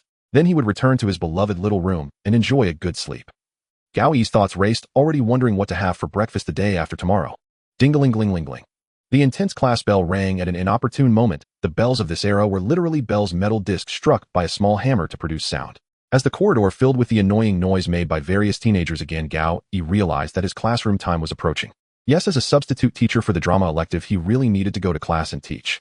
Fortunately, he was teaching drama, a subject that didn't require too much specialized knowledge. At least teaching these high school students didn't require any. If Gao were to teach math or physics now, that would truly be the end of him. To ensure he wouldn't mess up during class, he had just carefully read the lesson plans left by the previous teacher and recited 2 plays by Shakespeare. Though not highly specialized, it should be fine to handle high school students. After all, it was an elective course. Gao thought this as he picked up the lesson plan files passing by students practicing basketball shots, dancing in groups, and hosting boxing matches by the lockers as he made his way to the classroom. His school life felt somewhat distant. It was precisely because he disliked this atmosphere that he chose to enter the workforce early, eventually becoming a journalist. Of course, to say that he never missed school would be a lie, or it could only be said that each had their own pains. After thinking for a moment, Gao switched to the label of actor. With its effect of king of comedy, your performance will be more convincing. He should have no pressure in the upcoming class. Not to mention he had genuinely worked as an actor for a while, so he had some experience. Feeling inexplicably nervous, Gao adjusted his mindset, took a deep breath, and pushed open the door to the classroom. But at that moment his heart raced. The passive effect of armchair detective allowed him to scan the entire space in an instant. What Gao first noticed were not the 20 or so gazes in the classroom, the unclean blackboard, or the scattered, oddly arranged desks. Instead, it was a much stronger sense of urgency. In this classroom sat another player. There are other players in the classroom. This thought exploded in Gao's mind, momentarily freezing his action of opening the door.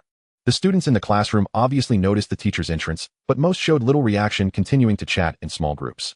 After all, the class bell had not yet rung, and even when it did, Gao, the young-looking substitute teacher, had no authority. What they didn't know was that this substitute teacher was caught in a significant dilemma. Due to concerns about the side effects of prolonged wear, Gao had not donned the 2 combat-enhancing items, the special belt and rashness bracers. An even bigger problem was the lack of trump cards. The active effect of the armchair detective was still on cooldown, and he couldn't use it for at least several hours. Currently, Gao's combat power was extremely low. Engaging players heat-in would surely lead to his demise. Just then the class bell rang, signaling the start of the drama class. What he needed most now was calmness. Once he showed fear, failure would follow. Gao deliberately stood at the door for several seconds, scanning all the students in the classroom as he awaited their silence. This tactic was learned from his own teachers during school. It certainly proved effective. Once the bell ended and the students settled down, Gao cleared his throat and closed the classroom door behind him. Amidst the 20 pairs of eyes, he slowly walked onto the podium and wrote his surname on the blackboard. Gao. Turning around, he wore a radiant smile and said, "Hello, everyone. I am your substitute teacher for drama class. You can call me Teacher Gao." This world, like heart's bewildering fog, was peculiar. Although everyone spoke Chinese, it was evidently not the language they originally used. Even without considering the numerous white and black faces and American architecture around, one could tell from the speaking habits of those nearby. Mrs. Smith had been calling him, while most colleagues referred to him as Gao. This way of separating family names and first names was clearly a habit of English. There was even someone who called him Gao, which was even more obvious. Gao speculated that the game would automatically translate the language and text in the instance into what the players used. Thus, he casually used Gao as a name students could address him by. The mixed responses from the classroom indicated that his guess was entirely correct. On the other hand, what kind of existence was this instance world, and how was this real-time translation achieved? That raised even more questions. Of course, another reason Gao could relax was that he had confirmed the presence of another player in the classroom. The female player sitting by the window in the corner appeared to be around 20 years old, dressed in a rather casual gray woolen coat, with a pair of black-framed glasses perched on her face. Her Asian features stood out among the other students, especially as she kept her head down, feigning a serious expression. It was evident she wanted to project an image of intimidation, but the shock and worry hidden beneath her facade were unmistakable. After confirming that the other party was also flustered, Gao instead let out a sigh of relief and calmed down. As long as she had no intention or courage to act, everything would be manageable. In such a bizarre instance, no one would want to stick their neck out. Now that he was the teacher, the initiative rested in his hands.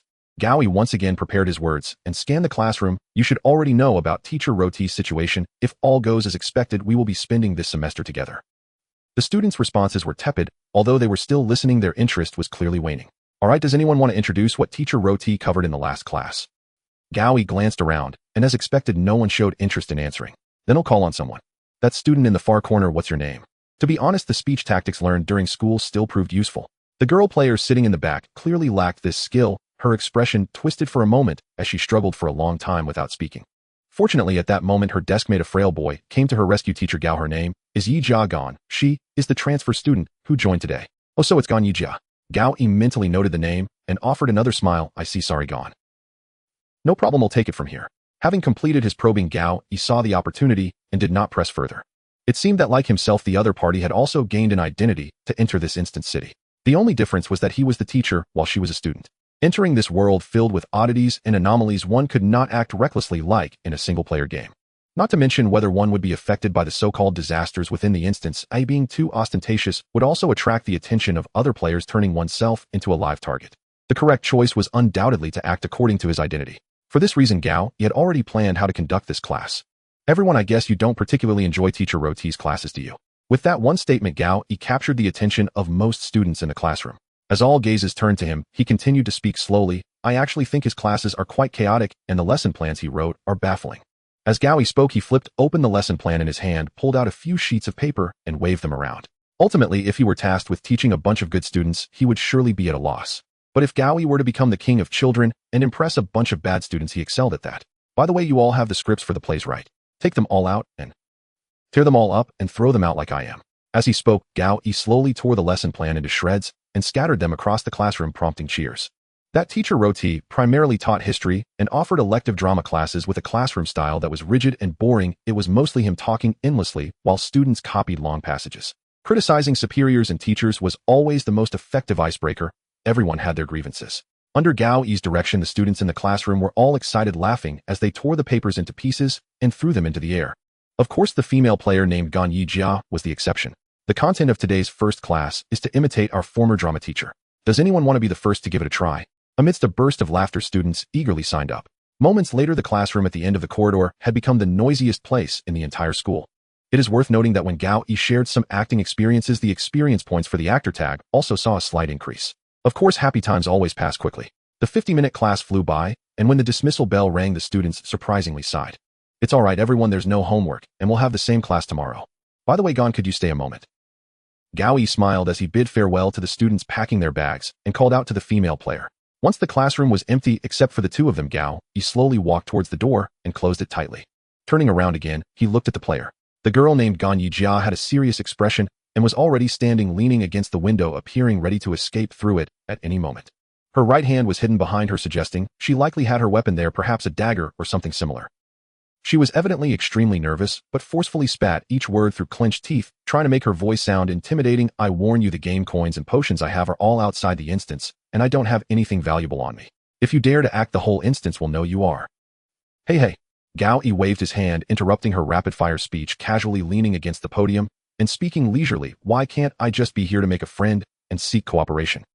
The other party looked as if she had heard something unbelievable, furrowing her brow. Are you trying to tell me that you came into this sword instance to seek cooperation and leave peacefully? What's wrong with the sword? Could different types of instances have different mechanisms? Gao Yi had previously speculated about the distinctions among different categories. The Holy Grail symbolizes sensibility, emotions, and the soul. This manifests in instances like the heart's bewildering mist. Does the sword representing conflict, ambition, and power imply a greater tendency for players to engage in mutual slaughter? Naturally, Gao Yi could not respond to Gan Yijia's rhetorical question, as that would ruin his carefully crafted persona. Gao Yi picked up a cup of water, and during the time it took to drink, quickly gathered his thoughts, then began to employ his most adept persuasion skills. Don't you think that in this instance, surviving 48 hours through cooperation is more realistic and simpler than having half of the people die? Gan Yijia maintained her feigned fierce expression, but there was evidently a trace of hesitation in her eyes. Gao Yi was skilled at accounting for himself and adept at helping others do the same. Sometimes simply clarifying things could resolve problems. Of course, I just wanted to talk to you. If you think this isn't the right time, you can leave anytime. Gao Yi spread his arms, using his body language to signal that he posed no threat. As he spoke, he walked towards the door, reopening it slightly to let in the sounds of commotion from the corridor. With his well-honed rhetoric combined with the tag's heartbroken and concerned citizen, Gao Yi finally gained a modicum of trust from the other party. The girl named Gan Yijia finally agreed to sit down and share her story. Like Gao Yi, she had started off lying in bed, and while her host family was a bit overly enthusiastic overall, they were quite friendly. They prepared her a lavish breakfast and delivered it to this high school in Delhi. Notably, Gao Yi inquired subtly and seemed to find that she hadn't encountered a similar radio and its bizarre broadcasts. By the time of the first class, the teacher introduced Gan Yijia to the others as a transfer student. After a tedious first history class, who would expect that in the second class she would encounter Gao Yi, who came to teach drama? You should act a bit more cheerful and communicate more with your classmates. That's where information and intelligence come from. Gao Yi hesitated slightly, but still advised her. I hate school. Gan Yijia's reply was simple and direct. There was no remedy for that. Gao Yi shared his experiences after entering the instance, but concealed the peculiarities surrounding the radio. Without more intelligence, sharing such news with others could yield unpredictable risks. Later, when Gao Yi sought to further investigate Gan Yijia's real identity, player level, and specific characteristics and equipment, he was still met with refusal. The other party was not foolish. It was unreasonable to share intimate details with a stranger she had just met in the instance. Ultimately, she only agreed to limited information sharing and cooperation on the condition of mutual non-aggression. They were not there for matchmaking, so there was no need to reveal their identities. After chatting a bit more, the bell for the next class rang. After saying take care, Gao Yi sent this randomly encountered player out of the classroom. This drama class was an elective and the students had already left following a walking class teaching method. Gao Yi was left alone in the empty classroom briefly inspecting the interior. After confirming there was nothing unusual, he left the classroom. Back in the office, Gao Yi sat down and sighed in relief. The exchange had turned out to be more or less uneventful. The other party was not the wanted criminal Zhang Tu, nor was she some dangerous bounty hunter. Although it was still unclear whether the ticket that allowed her entry into this instance came from the mysterious Zhao Qian, at least now, he could confirm that among the other players there were also ordinary people like himself. After pondering for a moment, Gao Yi focused his thoughts and opened the tag system. The previous rewards had not yet been fully utilized, so this was a perfect opportunity. First, he initiated a rare item draw. Although Gao Yi was quite self-aware regarding his luck, it would be a lie to say he had no expectations. After all, in all those previous draws he had only received ordinary items, and now he was getting a rare one. Surely it wouldn't be as useless as those previous worthless items. While the inflatable giant hammer and super anti-wolf spray had served their purpose. Unfortunately, these two effective tools had now run out of durability and drifted far from Gao Yi. I'm not asking for much, just something usable would be fine, preferably a weapon and secondarily some defensive gear. Gao Yi mumbled to himself as he spun the wheel. Of course, the goddess of luck upon hearing this prayer likely smiled even more joyfully. Item: detoxifying cup. Quality rare. Type item. Effect: any liquid poured into this cup will lose all toxicity and transform into a delicious drink. Note: liquids of different toxicities will turn into drinks of different flavors. My favorite is cyanide, which tastes similar to energy drinks. Taking a deep breath, Gao Yi slightly shook his head, pretending he hadn't seen this item. Quickly switching his thoughts, he began to consider the next question. Which tag should the previously acquired terrorist attack trait be synthesized with? Since it was an ordinary trait based on previous experience, it would be better to synthesize it with an ordinary tag. Thus, the options were limited to Internet Surfer and Heartbroken. Which of these two seemed to pair better with terrorist attack was self-evident. Internet Surfer ordinary, terrorist attack ordinary, cyberbully rare. Cyberbully LV1 rare. Experience 01000. Tag ability social network. Your statements on public social platforms will receive more attention. Hiss. It's decent, but it's not useful right now. Gao Yi frowned. This new tag had some utility in the real world after all, since he was a journalist. But in this instance, with its technology level reminiscent of the late 1980s and early 1990s, a Zuckerberg might not have even been born, yet let alone various public social platforms. Currently, Gao Yi possessed 7 tags. The most frequently used were still concerned citizen and investigator. The others included deadbeat for deception, actor for acting heartbroken for communicating with those in distress, and friend of elderly women for talking to older women. Most of them were used for conversation and exploration. Perhaps he should consider synthesizing something to enhance his combat power. With that thought, Gao Yi yawned as a wave of drowsiness washed over him. Gao Yi, asleep on the sofa, entered a long dream. In the dream, his past memories were slowly played back before him. First came the battle at the Hulong Mall, followed by the resolution of the heart's bewildering mist. The day he suddenly acquired the tagging system, and then being invited to join the Nangui magazine. Then the memories turned painful, unemployment, debt, heartbreak. Strangely, all the familiar faces in the dream had their backs turned to Gao Yi, their faces unseen. A few robbers: Zhao Qian, Pan Tian, Li Zhao, Zhao Xiaohong. No matter who it was, they only showed him their backs. 1 or 2 was fine, but when everyone did, it became rather eerie. Gao Yi's own body was stiff, only able to watch them drift away one by one, unable to even call out. His memories flickered through middle school and elementary school. The memories surged forward, quickly returning to the orphanage. Gao Yi felt his heart begin to race, his throat dry. What was he nervous about? The day he left the orphanage, ostracized and ridiculed by the other children, when the director secretly slipped him a piece of candy. Finally, Gao Yi understood the source of his anxiety. If he continued forward with the memories, he would arrive at the day he was 6 years old. It would bring him to the day his parents died in a car accident. This feeling was hard to describe, like a wrench twisting his heart. Was it anticipation or fear? The flow of memories slowed again, as if adjusting its pace to Gao Yi's emotions. Wait, is this really a dream? What was his state before falling asleep? Inside the Instance West City Mystery, Gao Yi suddenly recalled the radio at the dining table when he first entered the game. If he guessed correctly, this world had some sort of mental or illusionary anomaly. So what was he currently experiencing? Gao Yi's thoughts became clearer, no longer mired in complex emotions and memories. Gradually, he could move his fingers, slowly extending to his palms and limbs. The scene before him also came to a complete stop, no longer rapidly rewinding. Gao Yi slowly reached out his right hand and tapped the director's shoulder. At last, the dream's imagery changed. The director, who occupied much of Gao Yi's childhood, slowly turned her head. Her movements were extremely stiff, her neck like a poorly lubricated gear, rotating the massive spherical object above her. However, the scene quickly shifted from strange to horrifying. The director's neck continued to turn, but the angle clearly exceeded human limits as she faced Gao Yi without turning her body like an owl. Even more terrifying was her face. It was not the familiar gentle smile Gao Yi remembered, but rather the face of a clown. No, it looked like a chubby version of Ronald McDonald with orange hair, a face, painted white, a red smiling mouth and nose, and shiny silver eyes. Ha ha ha ha, did you miss me, Lily? Would you like to eat your favorite candy? The sharp laughter was very familiar. He instantly recalled when he had heard it.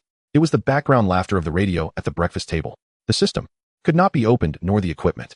Could it not be retrieved because it was a dream?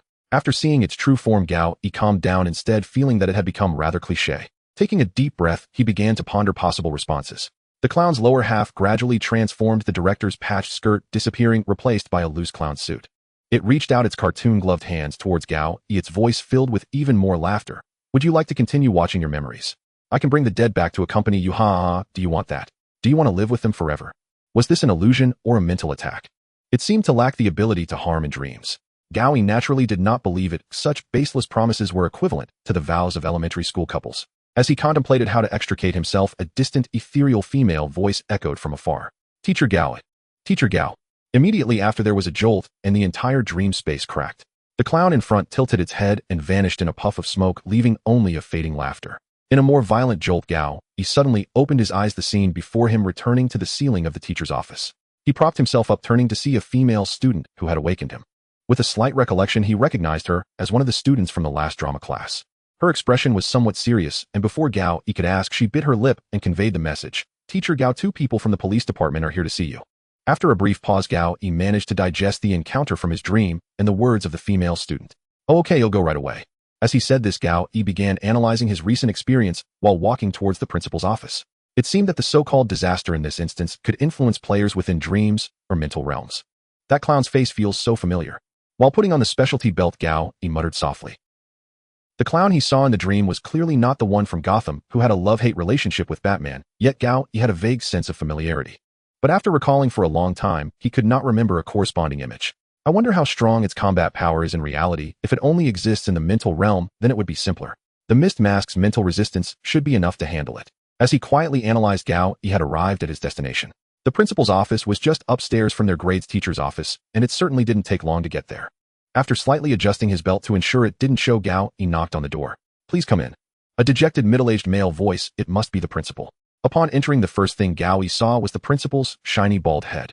He recognized the principal's face, having seen it through the students. Many students had the principal's headshot on their lockers, though the accompanying words and doodles were not very aesthetically pleasing.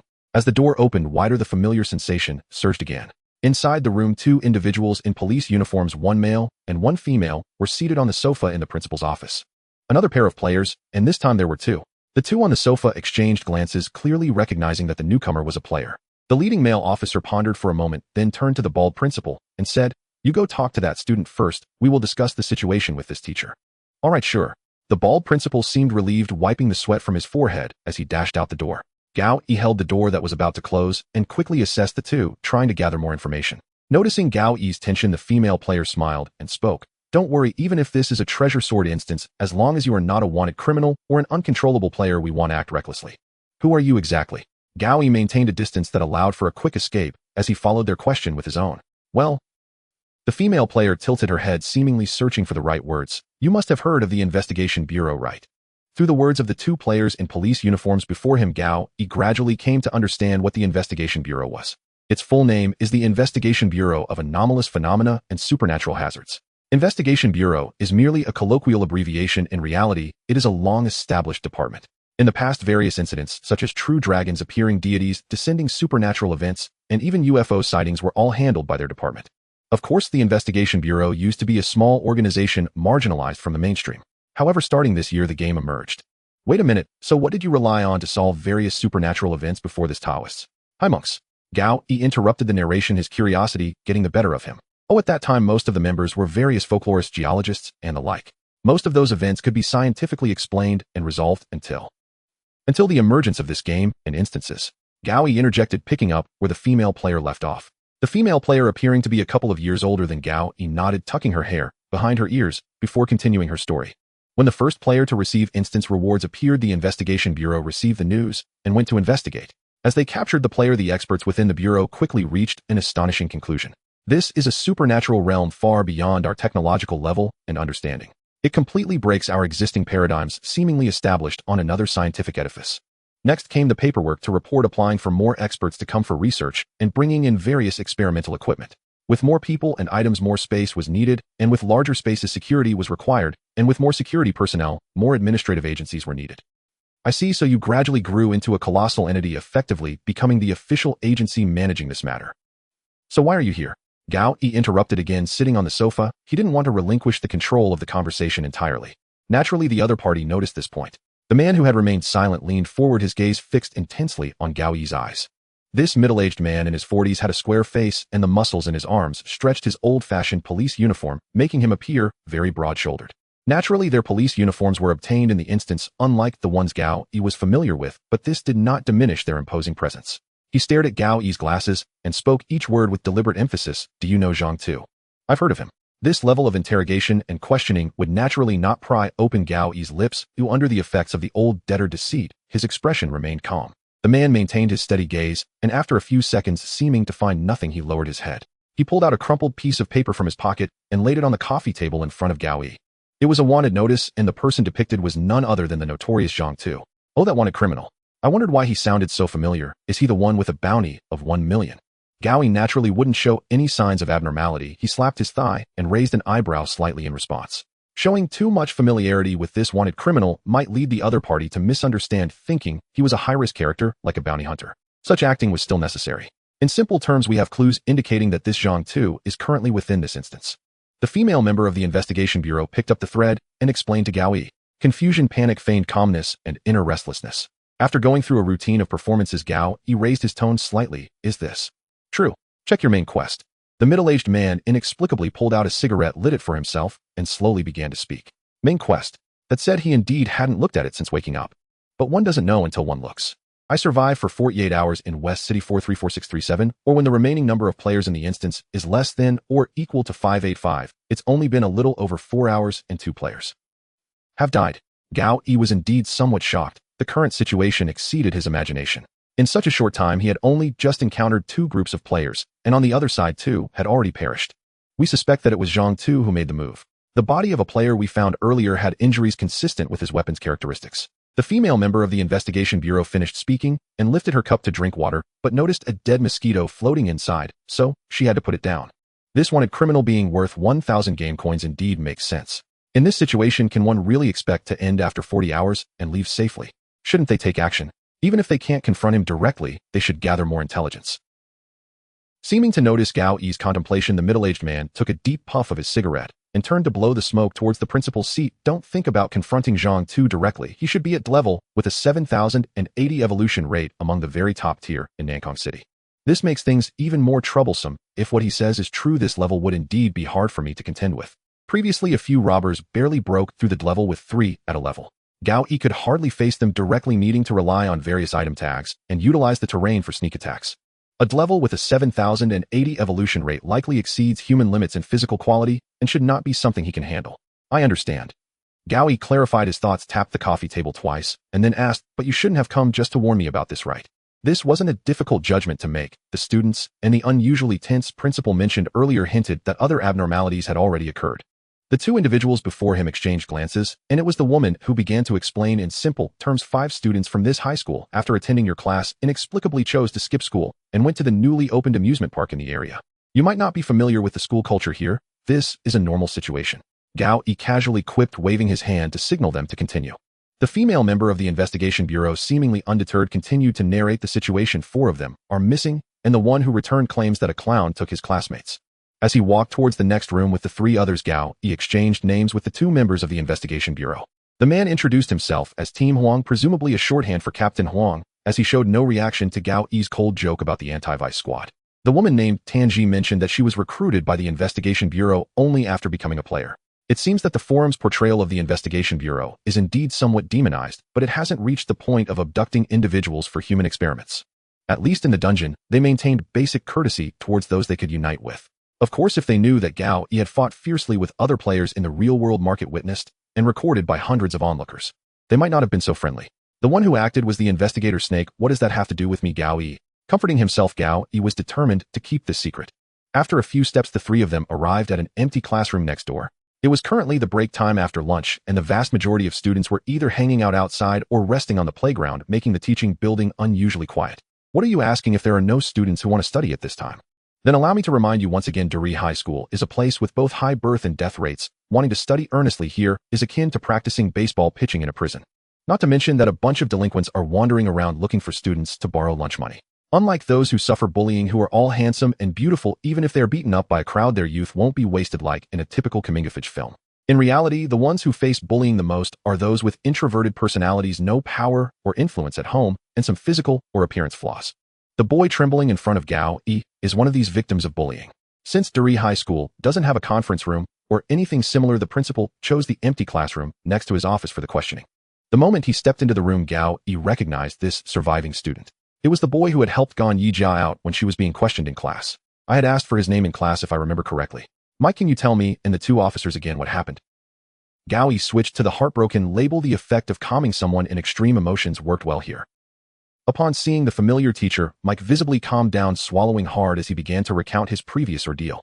He and his three good friends had just finished Gao Yi's drama class, feeling very happy, and inexplicably stirred up a bit of rebellious spirit. Just in time for their least favorite math class, they heard that a new amusement park had opened in town. The five of them decided to skip school and leave. Wait, weren't there four of you? The man team, Huang, interrupted his narrative and asked.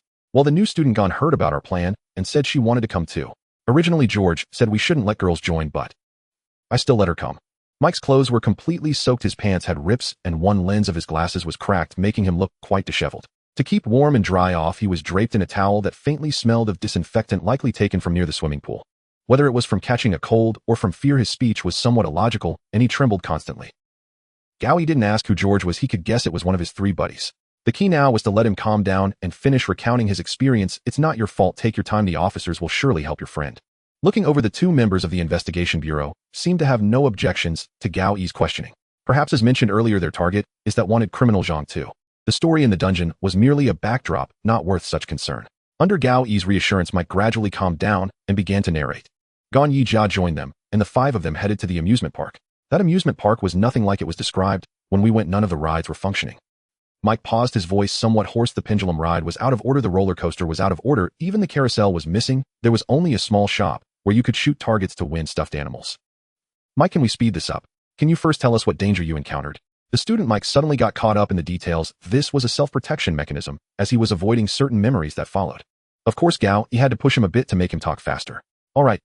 Next, Brooke and his gang showed up. They saw us and chased us down on their motorcycles. Mike glanced at Gao Yi and hurriedly continued to explain. Brooke is a notorious bully in school. No one dares to confront him because his mother is. Mike looked up to the two members of the investigation bureau in uniform beside him before slowly adding, his mother is the sheriff. I understand. What happened next? Did Brooke attack you? Gao Yi maintained a calm expression, guiding him gently. As a journalist, this was a professional skill.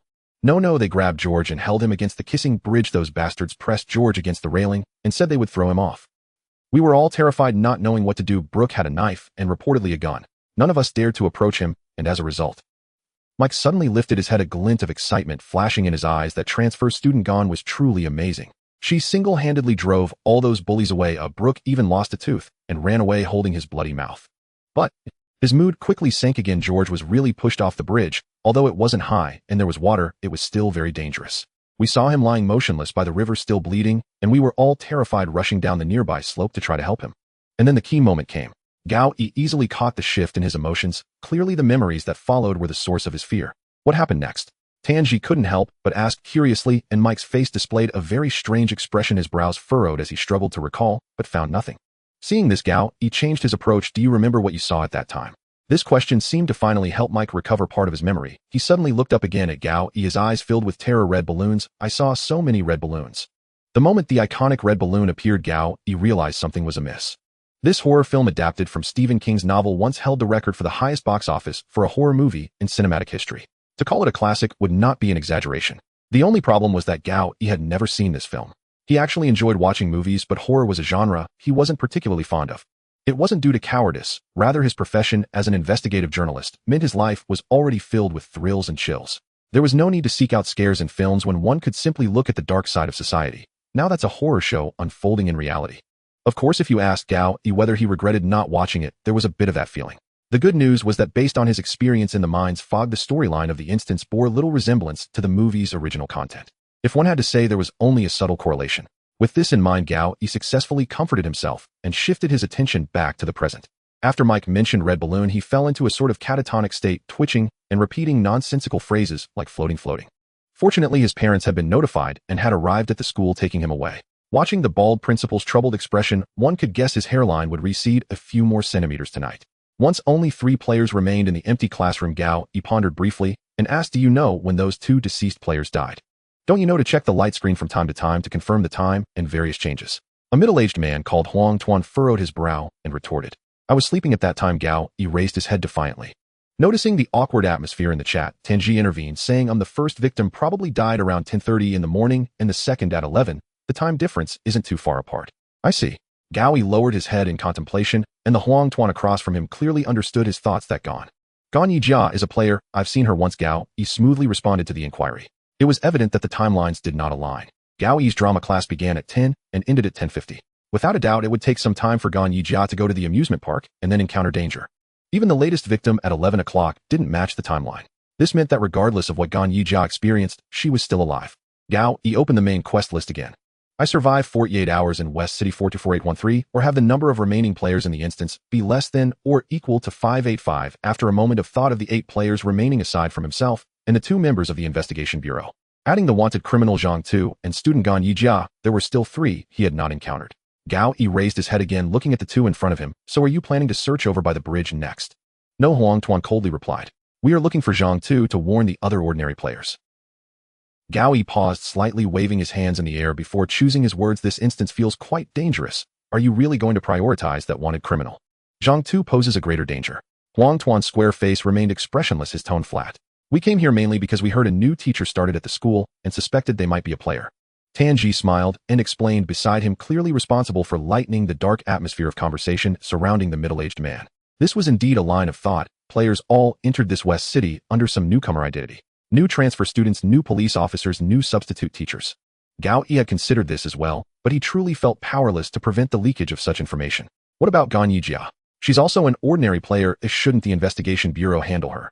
Gao pondered, slightly attempting to flatter the other party. Tasks have varying levels of importance, and in the current situation, it's definitely more urgent to deal with the wanted criminal first. Huang Tuan was completely unmoved by this flattery. He straightened his police uniform and stood up. This point was indeed valid. Gao knew it was impossible to make them abandon the dangerous wanted criminal to look for the mysteriously missing player. Seeing Gao deep in thought, Huang Tuan had already risen and walked toward the classroom door, making as if to leave. He grasped the doorknob and turned back to look at Gao. "I must warn you one last time, do not confront Zhang Tu directly. If you see him, come find me at the police station immediately. Even if I'm not there, there are others who can contact me." With that, he pushed open the door and left in a rather handsome manner. Tanji saw her superior leave and also stood up to follow, but after a moment's thought, she turned back to Gao. "If you want, you can go check that bridge. The West City Police should have already started investigating there. He'll inform the sheriff that you're an informed person." After finishing her words, Tanji turned and quickly followed Huang Tuan. It was at that moment that the long silent tag system unexpectedly issued a new special mission at a very subtle moment. Triggered special mission: investigate the truth behind the disaster and search for the missing students. Reward common trait 1, a rare trait 1, rare item lottery chance 2, time limit 24 hours. What does this mean? Don't be too much, system. Don't think I want dare to reinstall you. Just wait until I switch to Windows and you'll be crying. Gao fell into a slight dilemma while making jokes that no one could understand. According to his initial plan, he should have been coasting along, staying out of this instance. But for some reason, he found himself once again caught in a whirlpool. On one side, a brutal wanted criminal lurked. On the other, the sinister disaster and the clown were rife with killing intent. "I just want to take a nap. Oh, why is it so difficult?" Gao sighed, deeply leaning back against the chair and staring at the ceiling. That Gan Yijia, along with the other 3 missing boys, really had nothing to do with him. To put it more extremely, if Gan Yijia as a player died, it would only advance the main quest further. Perhaps 2 more would die in the instance soon, and he could leave smoothly. However, this special mission was quite tempting. 2 traits could be fused twice, and the chance for a rare lottery was better than nothing. On the other hand, the clown and its disaster had already targeted him. It wasn't as if ignoring it would ensure safety. Considering the existence of Zhang Tu, it was necessary for him to go meet the sheriff over there and build some rapport. "No matter what kind of player criminal you are, I can bring 20 armed police officers with automatic rifles, and you wouldn't dare to confront me directly." Clearing the accounts, Gao slapped the table and once again persuaded himself. "After all, those 4 are my students. As a teacher, how can I stand by and do nothing?" He began to speak words full of flaws and lacking reason. Gao stood up and headed towards the amusement park. Rather than wait to be struck, it was better to take the initiative. Following the giant signs scattered throughout the city, Gao easily found the newly opened amusement park in the West City. Just as Mike had described, most of the mechanical facilities and shops were still not ready this afternoon. Although colorful lights and exaggerated signage had been assembled, the lawn remained desolate. Thanks to the passive effect of the armchair detective Gao, he effortlessly matched the traces on the nearby muddy ground with the scene described by Mike. Mud splattered on the wall from the motorcycle's passage, a dent caused by someone inadvertently following the footprints of a hurried escape. Following the dense tire marks, Gao, he quickly found a large area cordoned off by police tape. Looking towards the center, he saw a wooden bridge about 20 meters long, its railings adorned with colorful love locks. Without a doubt, many couples had made vows here, which is why this bridge was called the Kiss Bridge. A memory flashed in Gao-Yi's mind of the content broadcasted from the radio during breakfast that morning. Dearly Middle School is about to welcome back students, with many enjoying their last day of indulgence. It is said that the Kiss Bridge was crowded last night. A shiver ran through Gao-Yi's heart, and he resolutely decided not to touch the railings of the wooden bridge or the surrounding grass. After standing by the police line for a few seconds, a portly police officer on duty approached slowly. "Sir, this bridge is currently closed. If you're headed to the lumber yard, you'll need to take a detour." "Oh no." Gao-Yi came back to his senses and looked at the officer. "I am a teacher of several missing students and have come to find the sheriff." The portly officer frowned awkwardly, pulling out his walkie-talkie from his waist. He spoke a few words to the person on the other end, then scrutinized Gao-Yi several times. After about 10 seconds, the officer lowered the walkie-talkie and grabbed the police tape in front of him. "You can go in. The sheriff is under the bridge." With a smile, Gao-Yi slipped under the police tape and headed towards the bridge, leaving the officer struggling to put the walkie-talkie back in place. Strangely, West City is a remote little town with no significant industrial development, yet the air quality seems to have always been poor. The entire sky was shrouded in a layer of white mist, with thick stratocumulus clouds obscuring the sun, rendering everything in front of him gray. Following the guide, Gao-Yi slowly descended the small slope on the side of the Kiss Bridge. If all went as expected, those 4 students must have also come down this way to find their companions. While going down the slope, Gao-Yi's armchair detective activated again, revealing a faint red hue deep in the grass beside the slope. Without thinking much, he approached and picked it up, discovering it to be a red fragment left behind by a burst balloon. Gao-Yi turned it over and could vaguely make out deformed yellow lettering. "West City is the best." At that moment, a rush of wind swept by, followed by a loud bang. "B-R-U-K. How many times do I have to tell you to stop messing around with me here?" Following this angry female voice, Gao-Yi quickly located the sheriff of the city. She was currently standing by the stream, facing a rebellious blonde youth wearing a short-sleeved shirt and ear piercings. No need to say more. He was indeed the sheriff's son, the delinquent leader of Dearly High School. "Brooke. I wasn't lying. Ooh, I really saw a clown. And balloons." This delinquent, who was extremely terrifying in the words of Survivor Mike, now looked as meek as a chick head down in front of his mother, unsure of what to do. Smack. Another slap landed on his face. Clearly, Sheriff Monica did not believe his account. "You get home as fast as you can, and you are to stay in your bedroom until I return." With a roar, Brooke turned away, holding his face, and headed back to the bridge from where Gao-Yi had come. From the look on his face, Gao-Yi easily read resentment and displeasure. A busy, irritable, middle-aged police officer unable to manage his family, paired with a rebellious son due to insufficient education. It was a classic storyline. After gauging the atmosphere slightly, Gao-Yi approached her slowly. When the officer's anger subsided a bit, extending his right hand, "Sheriff, I am Gao-Yi, a teacher at Dearly High School." "Oh, so you are the one who has heard all the testimonies. People from out of town are unreliable. At this time to say you want to chase other leads, I suspect you are just off enjoying a romantic getaway." The female sheriff, clearly still angry, continued to grumble, but waved her hand and walked towards the other side of the police car. "Come with me."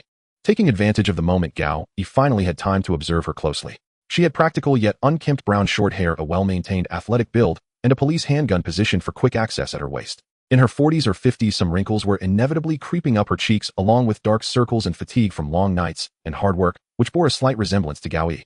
Yet even with these flaws, her appearance was still quite good, hinting that she must have been a beauty in her youth. In such a remote town during an era where gender equality had yet to be fully established, becoming a sheriff as a woman certainly indicated her considerable capabilities. While Gao-Yi was making a simple analysis, the two had already climbed the small slope and arrived by the police car. The sheriff pulled out a thermos from the driver's seat and began drinking coffee. Looking through the car window, the cleanliness of the police car could only be described as a nightmare, filled with scattered food wrappers and a large amount of documents piled up in the corners. "All right, what did that boy who survived say?" Noticing Gao-Yi still lost in thought, the sheriff impatiently snapped her fingers and asked again. "Oh, of course." Gao-Yi twirled his right hand in front of him. "Monica, just call me Monica." The sheriff understood Gao-Yi's question and introduced herself. After taking another glance at the messy interior of the police car, Gao-Yi suppressed his desire to complain and began recounting the story he had just heard. "A clown? Are you not joking with me?" Taking a deep drag from her cigarette, Sheriff Monica stared at Gao-Yi and blew the smoke right in his face. "That's what Mike said, Bim, just relaying it." Fanning the smoke in front of him, Gao-Yi replied affirmatively. Sheriff Monica took another deep drag from her cigarette, leaning against the police car and threw the burnt-out cigarette, but to the ground, extinguishing it with her foot. You want to tell me that a clown who escaped from the circus kidnapped four already adult high school students without leaving any evidence and vanished? I said I'm just relaying information, not responsible for drawing conclusions. Sheriff Monica paused, pulling out another slender cigarette, thought for a moment, then stuffed it back. A clown. Still stuck on this. It's unavoidable.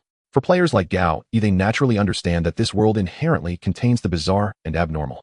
But for this sheriff, this was merely a strange missing persons case in an ordinary small town. Convincing her to break decades of worldview in such a short time was no easy task. If in reality someone suddenly told Gao that Santa Claus was real and had robbed a bank last night, he would also think the person was joking. How to persuade her? After all, she was a detective, so he might as well use corresponding rhetoric. Gao made up his mind and spoke again. Sheriff, if I heard correctly, your son also mentioned a clown, right? Indeed, that is the case. We cannot have these two witnesses colluding, and now there are two different testimonies pointing to the same conclusion. Shouldn't we consider the possibility? Saying this, Gao handed the balloon fragment he had just picked up to her. After taking another deep drag of her cigarette, Sheriff Monica took the fragment and examined it for a moment, a hint of confusion appearing in her eyes for the first time. A clown? Yes, a clown, Gao replied. At 3:03 p.m. outside the West City Police Bureau. More than 7 hours have passed since the instance began. During this time, Gao meticulously timed himself and consumed all of the remaining A-grade evolution potions. At this moment, the evolution rate has reached 35. In terms of physical fitness, Gao could clearly feel a certain level of enhancement. Although there are no professional testing devices, the increases in jumping height, running speed, and physical endurance are all tangible improvements. Perhaps just as the name suggests, this is a form of evolution to some extent. In the meantime, the instance has remained relatively peaceful. The good news is that since the death of the first two players, there have been no further casualties. The bad news is that Sheriff Monica is unable to make a firm decision to send her subordinates to track down a clown. Of course, this isn't a major issue. Although Gao doesn't know much about this clown, from it, he doesn't believe the person is easily trackable. Thus, he shifted his approach and told Sheriff Monica that he wanted to meet her superior, hoping to persuade them. This led to Gao appearing at the entrance of the police bureau. The police department here is quite complex. In simple terms, Monica, as the sheriff, was elected by local residents and is responsible for a sheriff's office. However, she is not the ultimate authority in West City. There is a director above her who oversees more offices, such as the coroner's office, administrative office, etc. Visiting this director is precisely the purpose of Gao's trip. On one hand, he hopes to have more manpower assigned to investigate this missing persons case. While directly capturing the clown may not be possible, finding the whereabouts of the missing persons should aid in overcoming the instance. On the other hand, he wants to make them aware of Zhang Tu's existence. Although he is a skilled wanted criminal, he cannot withstand a large-scale search and attacks from firearms. As long as they can take down, or at least control Zhang Tu, the threat within the entire instance will significantly decrease. Finally, Gao also wants to find an opportunity to examine the past files of the police bureau. According to the earliest analysis, the calamity in the main quest has likely occurred before. It stands to reason that this so-called calamity must have caused casualties and disappearances. Various strange cases should be documented in the police bureau's archive. If he can access these records, he could better grasp the clown's abilities and strength, seeking solutions for the instance. Unfortunately, when Gao entered the police bureau, he was stopped at the very first step. I'm sorry, sir, but the director left for lunch and seems to have urgent matters to attend to. The female officer at the reception desk had a sweet voice, but the information she provided was disheartening. This makes things difficult. Gao lowered his head, pondering briefly before asking again. I was sent by Sheriff Monica to investigate related to the recent missing persons case. Could I access the archives? I'm sorry, sir, but entry to the archives requires the director's signature. The female officer maintained her smile, but her responses were far from favorable. What about the sheriff's signature? I can go find Miss Monica for her signature. I'm sorry, but that's not possible. Recent regulations state that only documents with the director's signature can grant access to the archives. The female officer was very patient, adding an "I'm sorry" to every sentence, yet she remained unyielding. Even with the well-meaning citizen effect that made people unconsciously feel close and reliable, Gao still couldn't sway her. However, his experience points did increase a bit. It seemed she still believed he was a well-meaning citizen. Has this regulation always been in place recently? But Gao caught on to some anomalies in her words and pressed for clarification. The female officer tilted her head, seemingly puzzled by the question, but her professional demeanor compelled her to respond. I think it started this year. Previously, regular officers could enter with just a registration. This is quite a strange phenomenon. Oh, perhaps it's related to the so-called calamity within the instance. Not mentioning it wouldn't matter, but once this information was obtained, he had to go to the archives. I understand now. Is there any document or something? I can take a copy and directly find him when the director returns. With a renewed smile, relying on the boost from well-meaning citizen and his own amiability, Gao easily obtained a note stating archive access application. Using going to the restroom as an excuse, he turned into the police bureau's blind spot and walked deeper into the building. Perhaps due to the earlier missing persons case, a large number of police forces have been dispatched, leaving the police bureau eerily quiet at this moment, with only a few clerical staff scattered in the lobby. On the walls of the corridors, various news reports are hung, such as local police helping vulnerable groups move and finding missing kittens, alongside various group photos of police officers. Gowie walked and stopped, pausing next to a sheet that listed annual outstanding officer recognition. Above it, Sheriff Monica's name was prominently featured. It appears that 2 years ago she had arrested a perverted killer who had kidnapped and murdered several young girls. However, what caught Gowie's attention was not the content above, but the signature of the police bureau director at the bottom. There aren't any cameras or things like that, otherwise I could try to take a picture and copy it. Gowie scratched the back of his neck, feeling somewhat troubled. Faking the signature isn't impossible, but it requires time and tools, and mainly he hasn't received training in this area. Hey, a sudden inspiration struck. Gowie lightly stomped his foot and entered the restroom at the end of the corridor. He had drawn such an item before, perhaps it could be used. Item: super signature pen. Quality: ordinary. Type: tool. Effect: when you need a signature, it can automatically complete it for you. Note: are you troubled by a flood of fan letters? Are you struggling with the signatures needed for business collaboration? The super signature pen will be your top choice. Holding the pen in hand, Gowie reconfirmed its effect. It automatically completes signatures. It doesn't specify whose signature it completes, right? He murmured to himself, finding a gap among the graffiti and stains on the restroom stall wall, pressing the archive access application note against it. To his surprise, the super signature pen slowly detached from his right hand and began to automatically fly to the signature area on the paper. A few seconds later, a cursive signature was perfectly completed, identical to the director's signature he had seen in the corridor. It can mimic any signature it has seen. Or does it write the should appear signature? It's a pity not to use it for business warfare. Looking at its remaining 50 durability, Gowie capped the pen and put the signature tool away. With this signature, he should be able to enter the archives as desired. And inside there must be the information he seeks. At the archive room's threshold, an elderly man wearing bifocals studied the slip for a long while, then slowly pushed forward a sign and register. Please register, you may enter. Gowie let out a long inward breath and hurried forward to sign. Naturally, there was no need now for the so-called super signing pen. He had feared some oversight would expose him, or that the old man would detect the forged signature. In the end, the only explanation was that the old fellow was simply slow to react. Xiqing was a small city, but it was a city nonetheless. Its police bureau, though modest, possessed all the necessary organs. There were a director, an assistant director, a chief detective, supervisors, and a tangle of civilian staff and administrative departments. The structure was complicated. Gowie knew it was impossible for him to obtain signatures from the whole department. The only person who might have done so was the female officer by the door. As long as he did not draw attention and left after reading, he should go unnoticed. Of course the risk existed, but for the sake of information, such a gamble was worth taking. Smiling, he returned the register and pushed open the door into the mysterious archive. The archive was dim and cramped, its space divided by rows of metal racks spaced less than a person's width apart, each shelf buried beneath boxes of files. It was evident some racks had been added later, squeezing the remaining floor space. Even so, the storage was already somewhat insufficient. Objectively speaking, the archive was orderly and tended to on a daily basis. Gowie first leafed through recent cases, searching for summary reports. Soon a document titled Comparison of Xiqing's Violent Crime Rate with the National Average lay before him. He had no idea until now Xiqing's rates of disappearance and death were alarmingly high, nearly 6 times the national average. He muttered a meaningless joke. I suppose the playgrounds are so dull the children all ran away. And inexplicably found himself amused. Tracing the timeline backward, he quickly located the case report for the grandson of Mrs. Shermisai, the occupant of the room, when he had entered this copy. Footsteps extended all the way to a sewage pipe 2 kilometers beyond the last sighting. Entering the pipe to search 200 meters in was sealed by wire mesh, no corresponding traces were found. The police attitude was passive because this was not the first such case. Following the index above, Gowie flipped through case after case.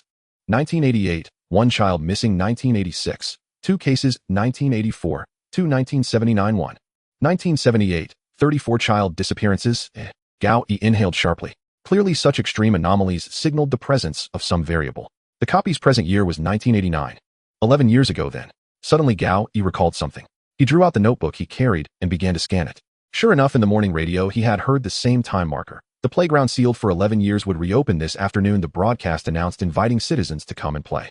Is that the interval of the calamity? 11 years. With a temporal anchor in hand, Gowie's pace of searching visibly quickened. As he took notes and organized his findings, he soon condensed a large volume of information. 1978, an entire children's choir vanished. 23 boys went missing. 1967, at least 5 matricide incidents occurred. The perpetrator's average age was under 8 years old.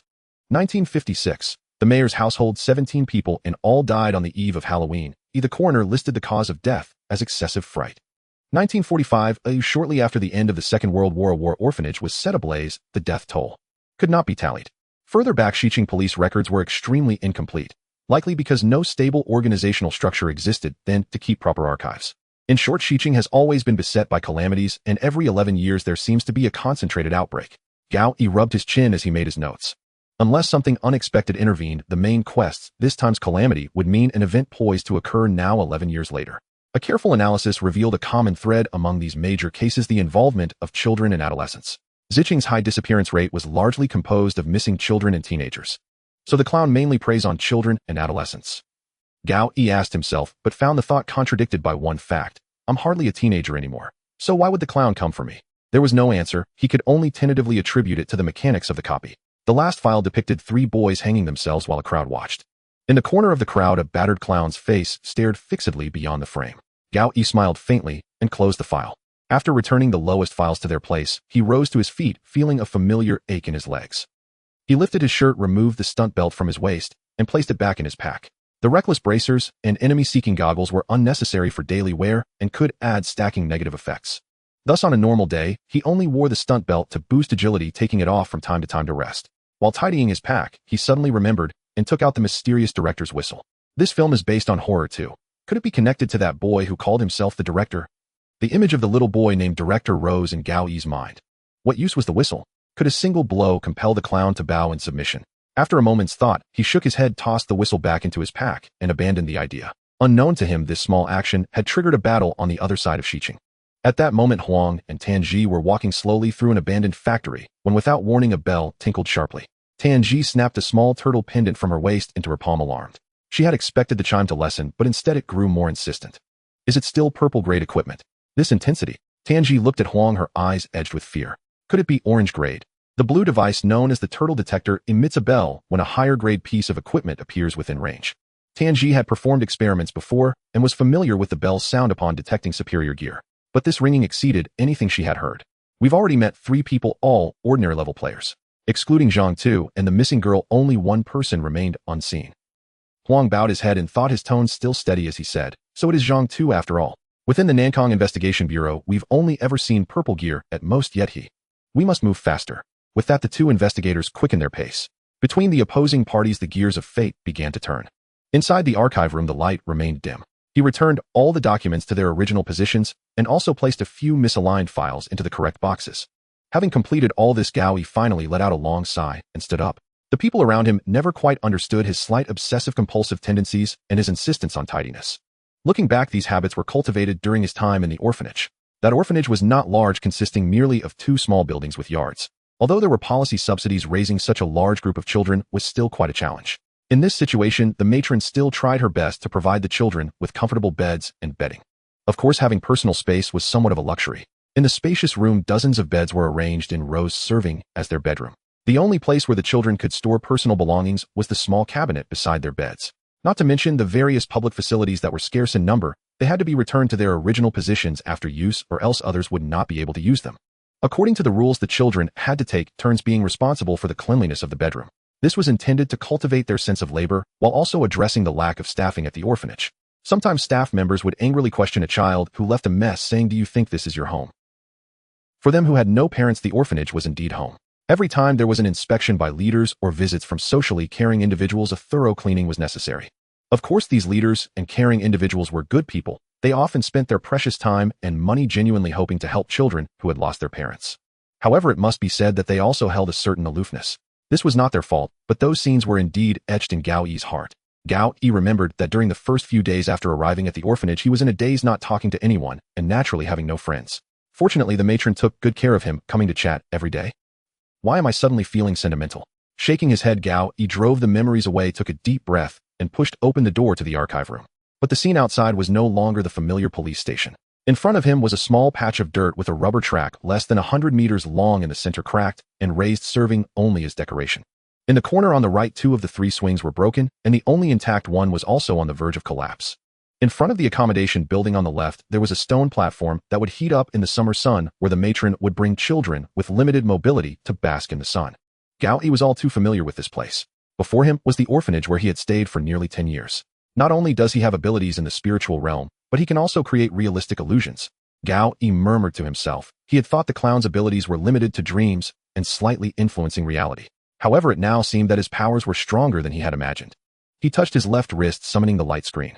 I survived for 48 hours in West City 385649, or when the number of remaining players in the instance is 5 or fewer 85, the time flowed normally, and the tag system was operational.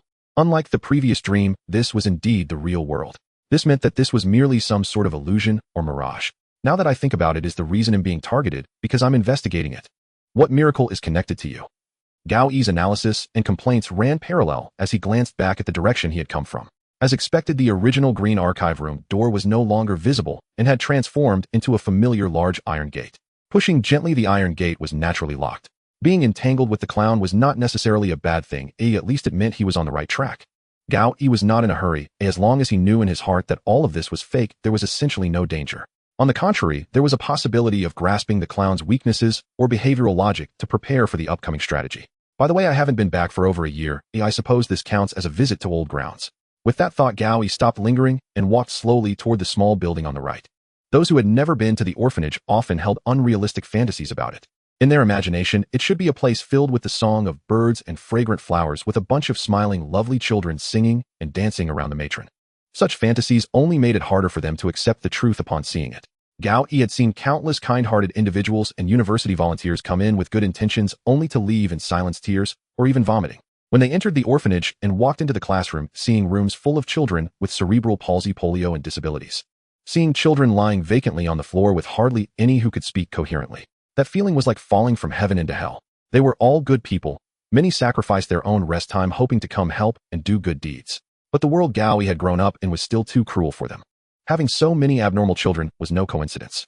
Many of them were brought back by the matron from the empty lot in front of the orphanage. There were far too many abandoned children, and later the matron even built a small house with beds and bedding so that the abandoned children would not freeze to death at night. Of course, the blankets had been stolen many times, which was another story. However, the orphanage where Gao Yi was located had relatively good facilities, and the staff were all very kind. With the support of local policy subsidies and assistance from socially caring individuals, most of the children still lived relatively well. Pushing open the security door, the library was right here. Gao Yi, who had no friends, loved reading since childhood, spending most of his free time here. Of course, most of it was novels, comics, or other story-related light reading, but it did help him get through many tough days. When he first entered the orphanage, a few boys who formed cliques liked to bother Gao Yi. In fact, he learned most of his early fighting skills during that time, which still came in handy now. However, later on, one by one, they were adopted and left, and the troublemakers disappeared as well. To some extent, Gao Yi still missed them. After all, these few little brats were among the few peers with whom he could communicate normally. In fact, many people had wanted to adopt Gao Yi. After all, he had no disabilities, looked decent, and was of average intelligence. Apart from being a bit introverted, he had no major flaws. Even the volunteers who came here liked to play with Gao Yi, as he was one of the few children without illnesses or disabilities, and his intelligence was satisfactory. But when it came to the idea of adoption, Gao Yi made it clear that he refused. His response was, "I have parents, I don't need new ones." By the time he reached his teenage years, the number of people wanting to adopt him had dwindled. This reason was merely an excuse. More importantly, Gao Yi was the older brother to many of the children in the orphanage. The matron and the staff needed help, especially someone who understood the environment of the orphanage and a strong boy to assist. If he left, it was uncertain who would look after the rowdy children. Thus, Gao Yi stayed in the orphanage until he was nearly an adult. If I remember correctly, this should be the classroom. Speaking softly to himself, Gao Yi pushed open the next door. Inside was exactly the classroom from his memories. At this moment, Gao Yi, having entered the illusion, saw other people for the first time. On the floor of the classroom, 2 or 3 dozen children around 7 or 8 years old all turned their heads simultaneously to look at Gao Yi. After a few seconds of silence, they suddenly began to scream and crawl toward him. Each one was contorted, their faces twisted. They seemed to want to kill him, yet it also appeared they were pleading for help. If there truly exists a creator in this world, then this room before Gao Yi is essentially a mockery of poorly crafted creations. Polio, disabled legs, cerebral palsy, intellectual disabilities, twisted limbs. These children, barely over 10 years old, are forced to endure unimaginable suffering. Whenever Gao Yi feels that his luck is too poor, the images of these orphans from the orphanage flash through his mind. He always thinks that at least compared to these unfortunate children, he is still lucky. Seeing them, or rather for them, no matter the circumstances, he feels compelled to strive to live and work hard. At this moment, the children before Gao Yi are likely composed of fragments from his memories. The age and timing clearly do not match, they are merely a combination of scattered features. They emit piercing wails and screams, rushing towards Gao Yi without regard for anything. Of course, more than half of them do not possess the ability to run normally. The scene presented is of them crawling towards him on the dark ground, crowded together. Even a child with disabled legs and twisted arms is wriggling forward at this moment. It seems that as long as they touch Gao Yi, they can relieve him of all his calamities. "Why did you abandon us?" It hurts so much, please save me. It hurts, big brother. The juvenile voices of the boys and girls emit terrifying wails sounding utterly pitiful. Gaoi looked around, took a deep breath, and suddenly slammed the door shut, leaving those children inside the classroom. Of course, he could not do anything for these hallucinated children. This was not the time to act as a big brother. To be honest, this is the limitation of American horror. It is too obsessed with sensory stimulation. Can it touch the soul a bit? If this scene in front of Gaoi had no effect on him, that would certainly be a lie. Seeing the people from his memories become so twisted and mad rushing towards him is still somewhat horrifying and unsettling. Gaoi muttered softly to himself, applying a psychological suggestion of it's a trivial matter. This was also a skill he had mastered during his career as a journalist. However, some things are just that hard to accept. As Gaoi turned into the next corridor, the scene shifted instantly. The sunlight that originally streamed in from the corridor vanished, and the space turned pitch black.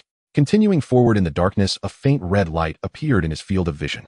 3 dilapidated wooden doors, shaky and rotten, appeared in a row on the wall before him. Above, in bright red blood, it read, "Very scary, somewhat scary, not scary at all." Alright, let's rule out not scary at all. Seeing this scene, Gaoi inexplicably chuckled. After all, this is just a scene in an illusion, and its purpose is to scare him no matter what. The so-called choice is actually not important at all. On the contrary, being overly entangled and finding the correct option only leads one into the clown's trap. With this thought in mind, Gaoi pushed open the door in the middle marked somewhat scary. Inside was still pitch black. Gaoi raised his hand and groped along the wall for a moment before pressing the light switch. The incandescent light flickered twice, illuminating a dim glow. In the center of the room lay a huge cube-shaped box. The box was covered in stripes alternating between blue and red, and on the side, there was a winding key that was currently spinning and making a creaking sound. "You want to jump out from inside?" "Aha!" Before Gaoi could finish his sarcastic remark, a clown-like spring toy suddenly crashed out of the box, jumping right in front of him, its red nose bobbing with its body. At the moment it jumped out, it emitted a laugh that was terribly disruptive. Gaoi wanted to make another sarcastic comment, but the clown suddenly opened its wide mouth and spewed out a cloud of black smoke. Cough, cough. What the hell? Closing his eyes tightly, he waved his hands vigorously to disperse the smoke in front of him, just managing to see. But when Gaoi opened his eyes again, the scene in front of him changed once more. The first thing Gaoi felt was the cold. Looking down, the thick winter clothing he wore had completely vanished, leaving him in nothing but a short-sleeved shirt and shorts. Around him, all the walls were transparent glass, seemingly without any seams. These walls formed a space less than 1 square meter, trapping Gaoi inside. Looking out through the glass, the scene appeared to be his elementary school classroom. Gaoi stood in the center of the classroom, while outside the glass, a large group of students in uniforms and well-dressed adults turned to look at him, laughing heartily. Is this the manifestation of childhood inferiority, being ostracized and feeling out of place? Gaoi quickly realized the meaning behind the scene, analyzing softly. At school, orphans are often the type that is not well received. Not only are they gossiped about and ostracized by classmates, but they can even be ignored by teachers. Although not all teachers accept bribes, they tend to pay more attention to students whose parents can provide assistance and value. The children of doctors, lawyers, and civil servants are often more popular. This isn't necessarily a great fault, but for children who have lost their parents, this dirty world of adult interests is far too difficult to understand. As for those who come to visit the orphanage, they often carry a sense of unintentional disdain. Gaoi once had a mother point at him while bringing her child to visit, saying to her child, "If you don't behave, you will be sent here." Gaoi is someone who doesn't care much about these things, but he still vividly remembers that mother's words. The laughter and discussions from outside the glass walls grew louder. Each of them wore matching school uniforms and suits, while Gaoi, trapped in the middle, felt out of place. This is also a psychological suggestion: you are the one who doesn't fit in. Everyone leaned in, pressing their faces against the glass wall, seemingly trying to see Gaoi as much as possible. Their features twisted under the pressure, and as more and more people came, those at the front pressed against the glass began to deform. And when the pressure reached a certain point, an explosion occurred. Red and yellow splattered against the glass, and eyeballs like bullets smashed into the glass, creating cracks. As the wave of people grew larger, the number of exploded bodies increased, and blood gradually covered the glass completely. Cracks began to extend and widen, allowing a large amount of blood to flow into the glass room. In the cramped space, the blood gradually accumulated at his feet, rising at an alarming speed, soon submerging Gaoi's chest. The viscous liquid emitted a nauseating stench, making the already suffocating atmosphere inside the glass room even more unbearable. Yet standing within it, Gaoi remained calm, instead sighing and declaring loudly, seriously, "Isn't there any other trick?" As soon as those words left his mouth, the mocking voices from outside instantly vanished, and the entire space fell into silence. Oh, did that really stimulate the clown? The blood at his chest gradually receded, just as Gaoi wondered why there was no next step. The glass panel beneath him suddenly cracked, and losing support, he fell into an abyss. When he opened his eyes again in the darkness, Gaoi found that the scene before him had changed once more. This was the back seat of a small car, moving quickly with the street scenery racing by on both sides. In front of him, a man and a woman were seated in the front seats, engaged in conversation. Meanwhile, the car radio played a Cantonese song that Gao Yi would never forget. There was no need to recall, this scene had appeared countless times in his dreams. It was the day Gao Yi lost his parents when he was 6 years old. Truth and falsehood blur beyond distinction. Human faces conceal treachery beneath. How few truly share in glory's light. Drips from the eaves fall with impartial might. A car radio loops an unknown Cantonese song. The air carries the delicate, nutty fragrance of almonds. Everything unfolded exactly as it had when Gao Yi was 6 years old.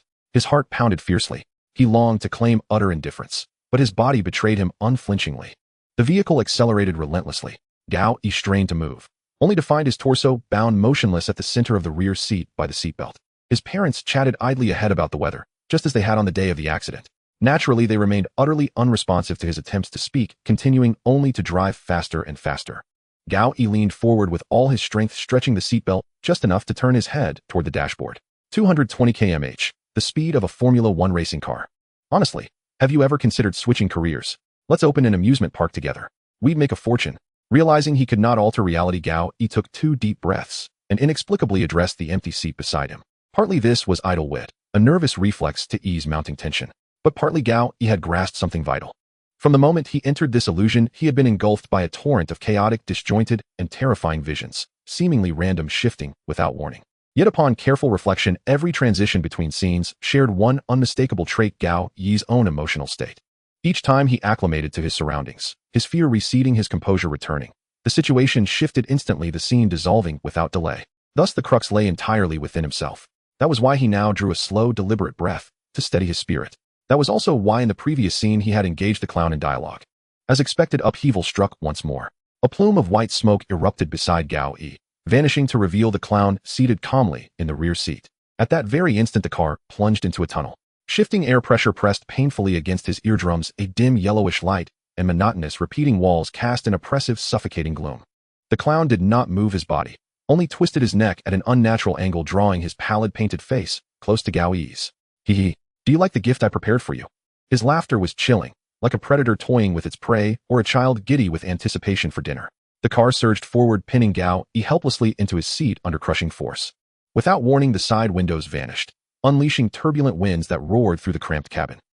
Gao Yi turned his head with great effort, locking eyes with the clown's sickly yellow irises. You saw me grow up in an orphanage. Well, let me tell you, Bruce Wayne is my brother. Tread carefully. The clown, unfamiliar with Gotham, blinked, a flicker of genuine confusion crossing his gaze. After a brief hesitation, he resumed his psychological assault. I have no friends, just like you. You must remember my name. I am. With a flick of his hand, the clown silenced Gao Yi's parents in the front seats. They ceased speaking mid-sentence. They raised their hands and began pounding rhythmically on the steering wheel and passenger console, shouting in unison. Bill, Bill, Bill. Amid their cries, the clown threw his arms wide and roared with manic glee. Yes, I am Bill. As his father jerked the wheel, the car swerved violently, veering wildly off course. The lurching chassis scraped perilously close to the tunnel walls, each time narrowly correcting itself at the last possible instant. Time is a gentle healer. It dulls even the sharpest memories. Memories from age 6 had long since blurred. Gao Yi recalled only fragmented details of that crash. Yet this very swaying, this nauseating instability, was precisely what he remembered feeling moments before impact. Instinctively, Gao Yi gripped the edge of his seat, bracing himself against the violent oscillation. Beside him, the clown, who called himself Bill, stretched his neck like taffy, leaning in until his lips brushed Gao Yi's ear. You know, you smell delicious. So delicious. Delicious, a descriptor reserved for food. So he smelled delicious now, but not before. What precisely had changed just moments ago?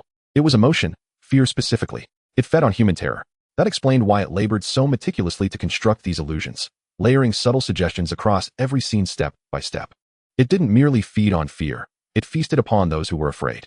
Gao Yi turned his gaze toward the clown's gaping maw, reminiscent of some grotesque insect, its teeth stacked in dozens of dense, interlocking rows. Like one enormous mouth swallowing another, and another still, ad infinitum. Bill extended a slender fork-tipped tongue and licked Gao Yi's left cheek. So it wasn't fear itself it craved, but the frightened person, trembling and alive. From deep within that cavernous mouth, Gao Yi glimpsed 3 golden orbs, floating, rotating, orbiting one another in silent, hypnotic harmony. Could this be its true form? You know, many things smell sweet, but prove deadly once swallowed. So beware. Shouting over the howling wind from the vanished windows, Gao Yi's voice faltered. Yet having discerned the truth, that the entity drew power solely from fear, he finally steadied his mind. Gao Yi composed himself fully and met the clown's gaze anew. Bill sensed the fading dread immediately, his colossal jaws slowly, deliberately closed. Confusion clouded the clown's yellow eyes, as if baffled by this sudden emotional reversal. To be honest, that memory is too distant. I've long forgotten it. And certainly it holds no terror for me now. Gao Yi lied. That Hell's Cape had haunted his dreams countless times. The Cantonese melody from the radio, the faint tremor of the cabin, his parents' casual banter. Not a single detail had slipped his memory. Now, however, he needed to overcome it. Whether bolstered by the passive effect of his deadbeat trait, or simply forged by his own iron will, remained unclear. Bill truly seemed unable to scent that intoxicating fear anymore.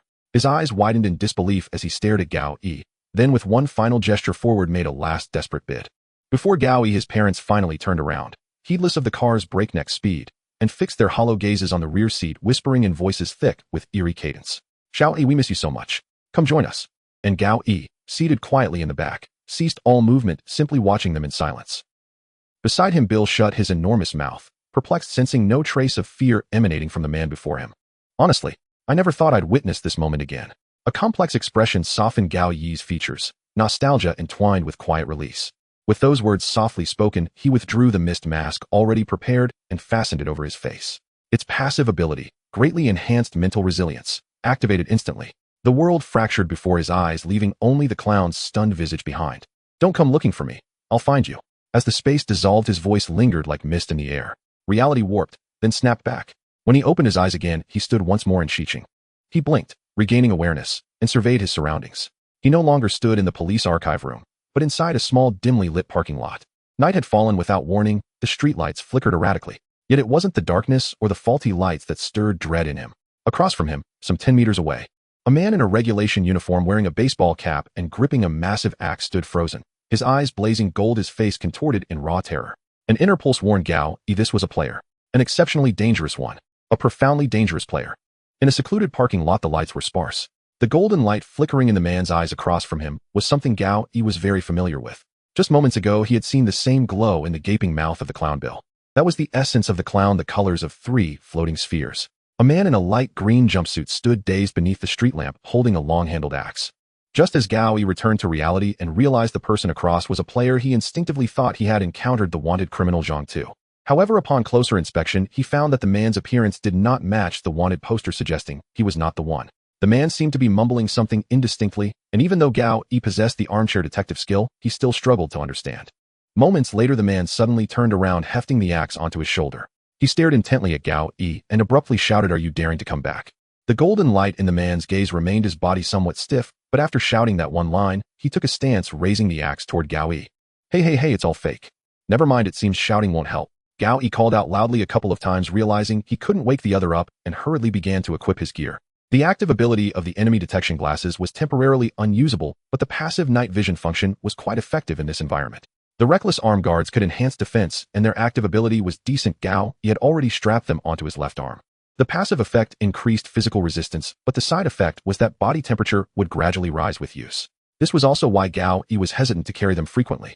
The negative effect of the specialty belt would at most leave his legs uncomfortable for a period, making it difficult to bend them. At worst, he would be half a cripple for a while. However, a high body temperature could indeed lead to death. Not to mention, these arm guards were snatched from someone else. Gao Yi had yet to conduct any relevant attribute tests.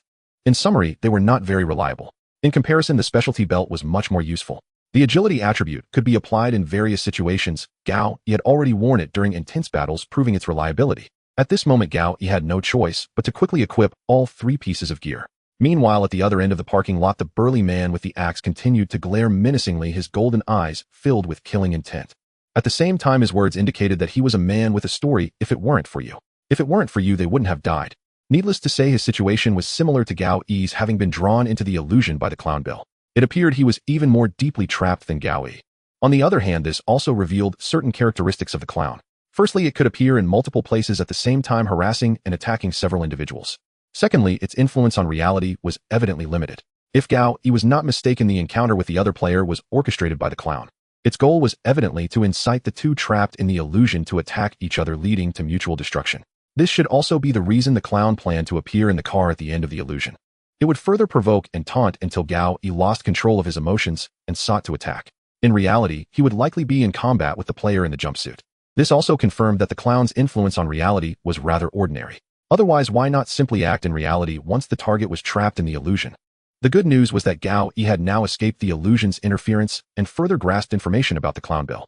Based on the recent experiment, the mist mask was sufficient to withstand its mental domain's attacks. The bad news was that there was still a controlled player in front of him, although players as evolved individuals could not be judged purely by appearance. However, the person before him was of a type that appeared quite formidable just based on his looks.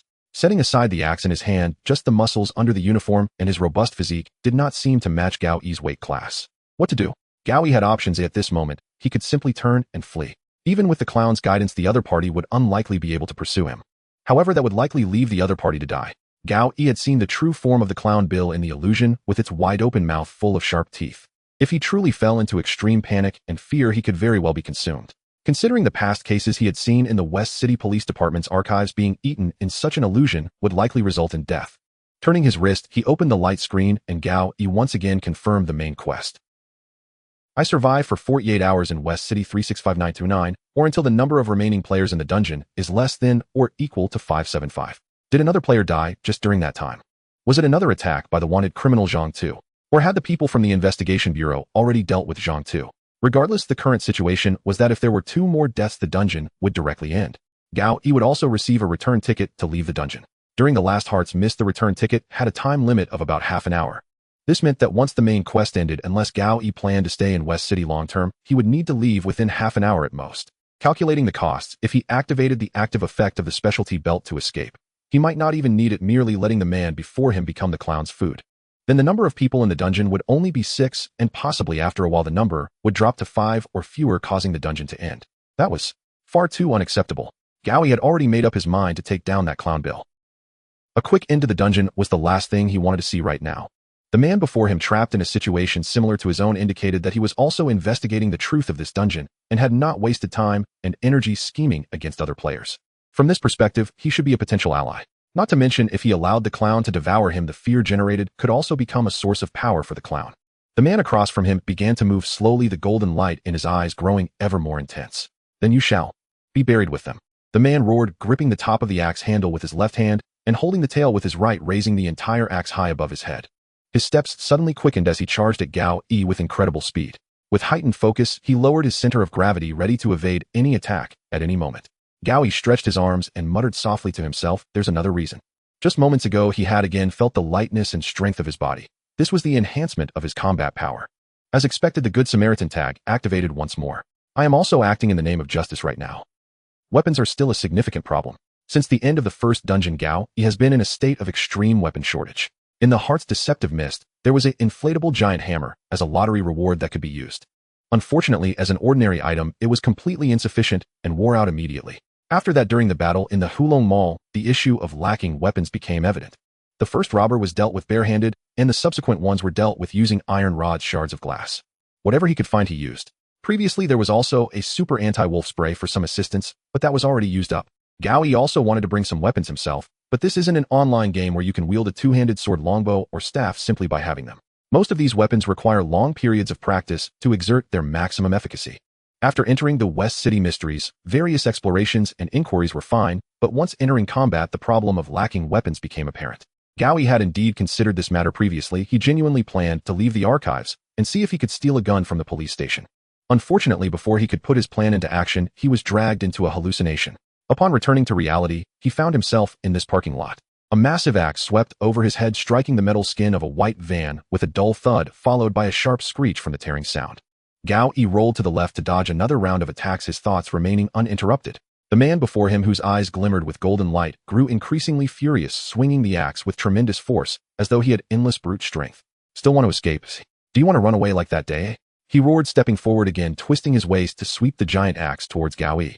Relying on the agility boost from the specialty belt and the combat power increase from the enthusiastic citizen, Gao Yi, despite the opponent's seemingly higher evolution rate, currently enjoyed a significant speed advantage. He leaped to the side again, dodging another round of attacks. The problem is, how can I free this person from their current state? Gao Yi's mind raced, bending his knees and lowering his center of gravity, waiting for the next attack in a posture reminiscent of a tennis player. Objectively speaking, he had a significant advantage in this battle. The man before him, though physically robust and armed, seemed unable to provoke the active effects of his features or other equipment. The man was relying solely on his body to execute chaotic, furious attacks. If it was merely about winning and knocking the opponent down, it was actually not difficult. With the active effects of the specialty belt and the armchair detective, a momentary boost could cause Gao Yi's combat power to soar. At that moment, seizing the interval between the man's attacks to subdue him should not be too challenging. The problem is that both of these have cooldowns and negative effects. After use, not only would his combat power significantly decrease for a period, but it could also lead to a lack of critical combat strength in future battles. If only that anti-wolf spray were still around, I complained when I drew it, but now it seems to be the most useful one. Quietly reflecting, Gao Yi began to consider other possibilities based on his previous experience at school when he fell asleep. Loud shouts in his ears and the shaking of his body could react to the hallucination. Gao Yi was awakened in just this manner before. The issue is that during this time Gao Yi had not attempted to call out to the other person, but to no avail. Should he control the person closely and then shout loudly? This is another significant problem. Gao Yi needed to pursue no injuries. Although he genuinely wanted to help the brother in front of him, it did not mean he could accept being seriously injured himself. The axe in the man's hand is no joke. Even though the reckless arm guards provided some defensive power with the man's strength, it wouldn't be surprising if he seriously chopped off Gao Yi's arm. Although there is a bottle of C-class physical healing potion, that thing is not only rare and expensive, but it also cannot regenerate severed limbs. If he can't engage closely, how about creating stimuli from the outside? Looking around, there were no passers-by in the deserted parking lot at night, only a few scattered cars. Judging by the dust on the cars and the marks on the ground, most of them had been parked here for over 3 months. Considering the high crime and mortality rates in West City, the current conditions of the car owners are concerning. The streetlights flickered intermittently, suggesting that the power supply was not very sufficient. In the corner, there were some worn-out clothes and a pile of burnt charcoal, indicating that a homeless person might have spent the night here. Looking into the distance, there were only some low buildings nearby. The previous police station was nowhere to be found, and it seemed that they had already strayed far from the city center. The enormous noise and stimuli. Gao Yi pondered for a moment before raising his head. Dodging another strike from the man, Gao Yi slipped between 2 parked sedans. As expected, the opponent quickly got up after missing the attack and strode towards him. Controlling his body, Gao Yi had already adapted to the opponent's monotonous attacks, guiding the man with golden eyes to launch another horizontal strike. This time, Gao Yi didn't even need to be fast to dodge as the opponent's giant axe struck the windshield of the sedan beside him. At the same time, the loud car alarm blared. Taking advantage of the fact that the opponent had not yet raised the axe again, Gao Yi lifted his arm guard and elbowed through the rear window of the other side of the van. It is worth mentioning that car alarms began to rise in popularity in the late 1980s and 1990s, and one of the initial criticisms was that they were too sensitive and often triggered. Under Gao Yi's manipulation, 2 loud car alarm sounds erupted simultaneously, completely shattering the long-lasting tranquility of the parking lot. Amidst the fierce sounds from both sides, a look of pain appeared on the man's face, and the golden light in his eyes slowly faded, revealing a confused gaze. Yet Gao Yi showed no mercy. Seizing the opportunity, he executed a flying kick that knocked the man to the ground and picked up the axe that had fallen from his hand. Regardless of whether the man was truly awake or not, he needed to confirm. What is going on? Where is this?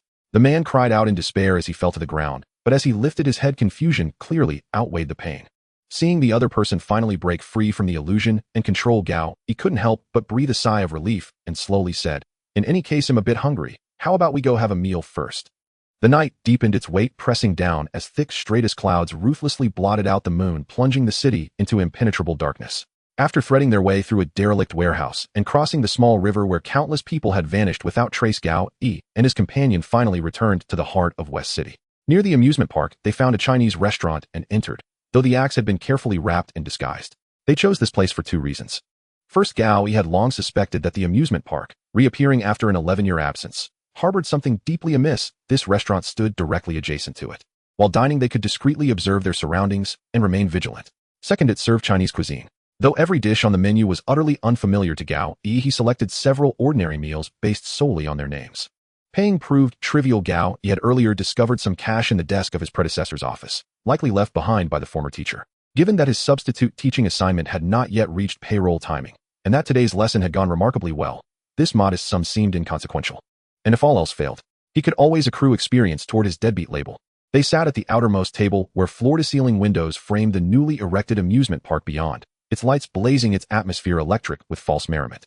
Once assured no one was eavesdropping and no other players were tailing them, the man finally began recounting his story. His name was Wang Wuzhou, and like Gao Yi, he had entered this West City uncanny incident via ticket. According to him, he had purchased the ticket having earned none from his previous run due to abysmal performance. He'd waited until the countdown nearly expired before hastily buying this one. Its origin remained unclear, perhaps even tied to that charlatan Zhao Qian. Within the scenario, Wang Wuzhou assumed the role of a lumberjack, though he also doubled as a basketball player. This explained both his one-piece work uniform and the massive axe he carried. Scarcely had he begun exploring the logging site when several coworkers dragged him off to play basketball. He saw it as an opportunity to gather intel on the scenario's fundamentals. I play basketball regularly, actually quite confidently, but I hadn't expected their skills to be so unervingly sharp or their rules so alien to mine. I couldn't keep pace at all and was benched within minutes. Wang Wuzhou's voice carried quiet resignation, and clearly his basketball prowess had been thoroughly humbled. As Gao Yi listened and jotted notes, a memory surfaced. He flipped backward through his notebook. With the triumphant conclusion of the 43rd West City Basketball Tournament, the Lumberjack Alliance team claimed the championship. The morning radio broadcast, now unexpectedly relevant, seemed poised to clarify Wang Wuzhou's confusion. Yet Gao Yi withheld interruption, letting the narrative unfold uninterrupted. Then suddenly the ball went flat, so they sent me to the storage room for a pump. It got complicated fast, full of unsettling things. But in the corner, I spotted a red balloon. Was there writing on it? Yes.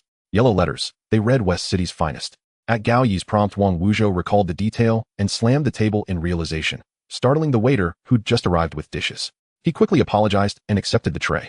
Truth be told, neither of these men from Nankong had ever seen such Chinese fare: chicken cubes glazed in thick syrup, glutinous fried rice, and some cross-shaped filled fried pastry. They exchanged glances, but ravenous hunger overrode hesitation. What followed was straightforward. Wang Wuzhou sensed the scenario's strangeness and encountered Clown Bill for the first time. Next, he located a lumberjack whose child had gone missing, spoke with him, then pored over the boy's diary. Following scattered clues, he headed to a bar hoping to speak with the bartender. It wasn't yet dusk. The bar remained closed, so he pushed open the door of a nearby general store to wait, and instantly fell into Clown Bill's illusion. At first I knew it wasn't real, but then victims and past cases materialized before me. Wait. Gao Yi cut in. You're a police officer. Something like that. A faint flush of embarrassment crossed Wang Wuzhou's face, evidently flustered by his inadvertent slip during what he'd assumed was a candid exchange. Indeed, toward Gao Yi, the man who'd just saved his life, he'd lowered his guard, almost entirely answering questions freely and without reserve. Gao Yi too realized he was no longer operating in reality. There was no reason to fear law enforcement here. His startled reaction was understandable. Throughout his career as an investigative journalist, renowned for trespassing surveillance and deep-dive exploration, the police had rarely greeted him with warmth. That mask you wore earlier, is it equipment? Sensing mutual discomfort, Wang Wuzhou steered the conversation elsewhere. Gao Yi had already removed his mist veil, a piece ill-suited for everyday wear. Yes, it is, but I cannot disclose its effect.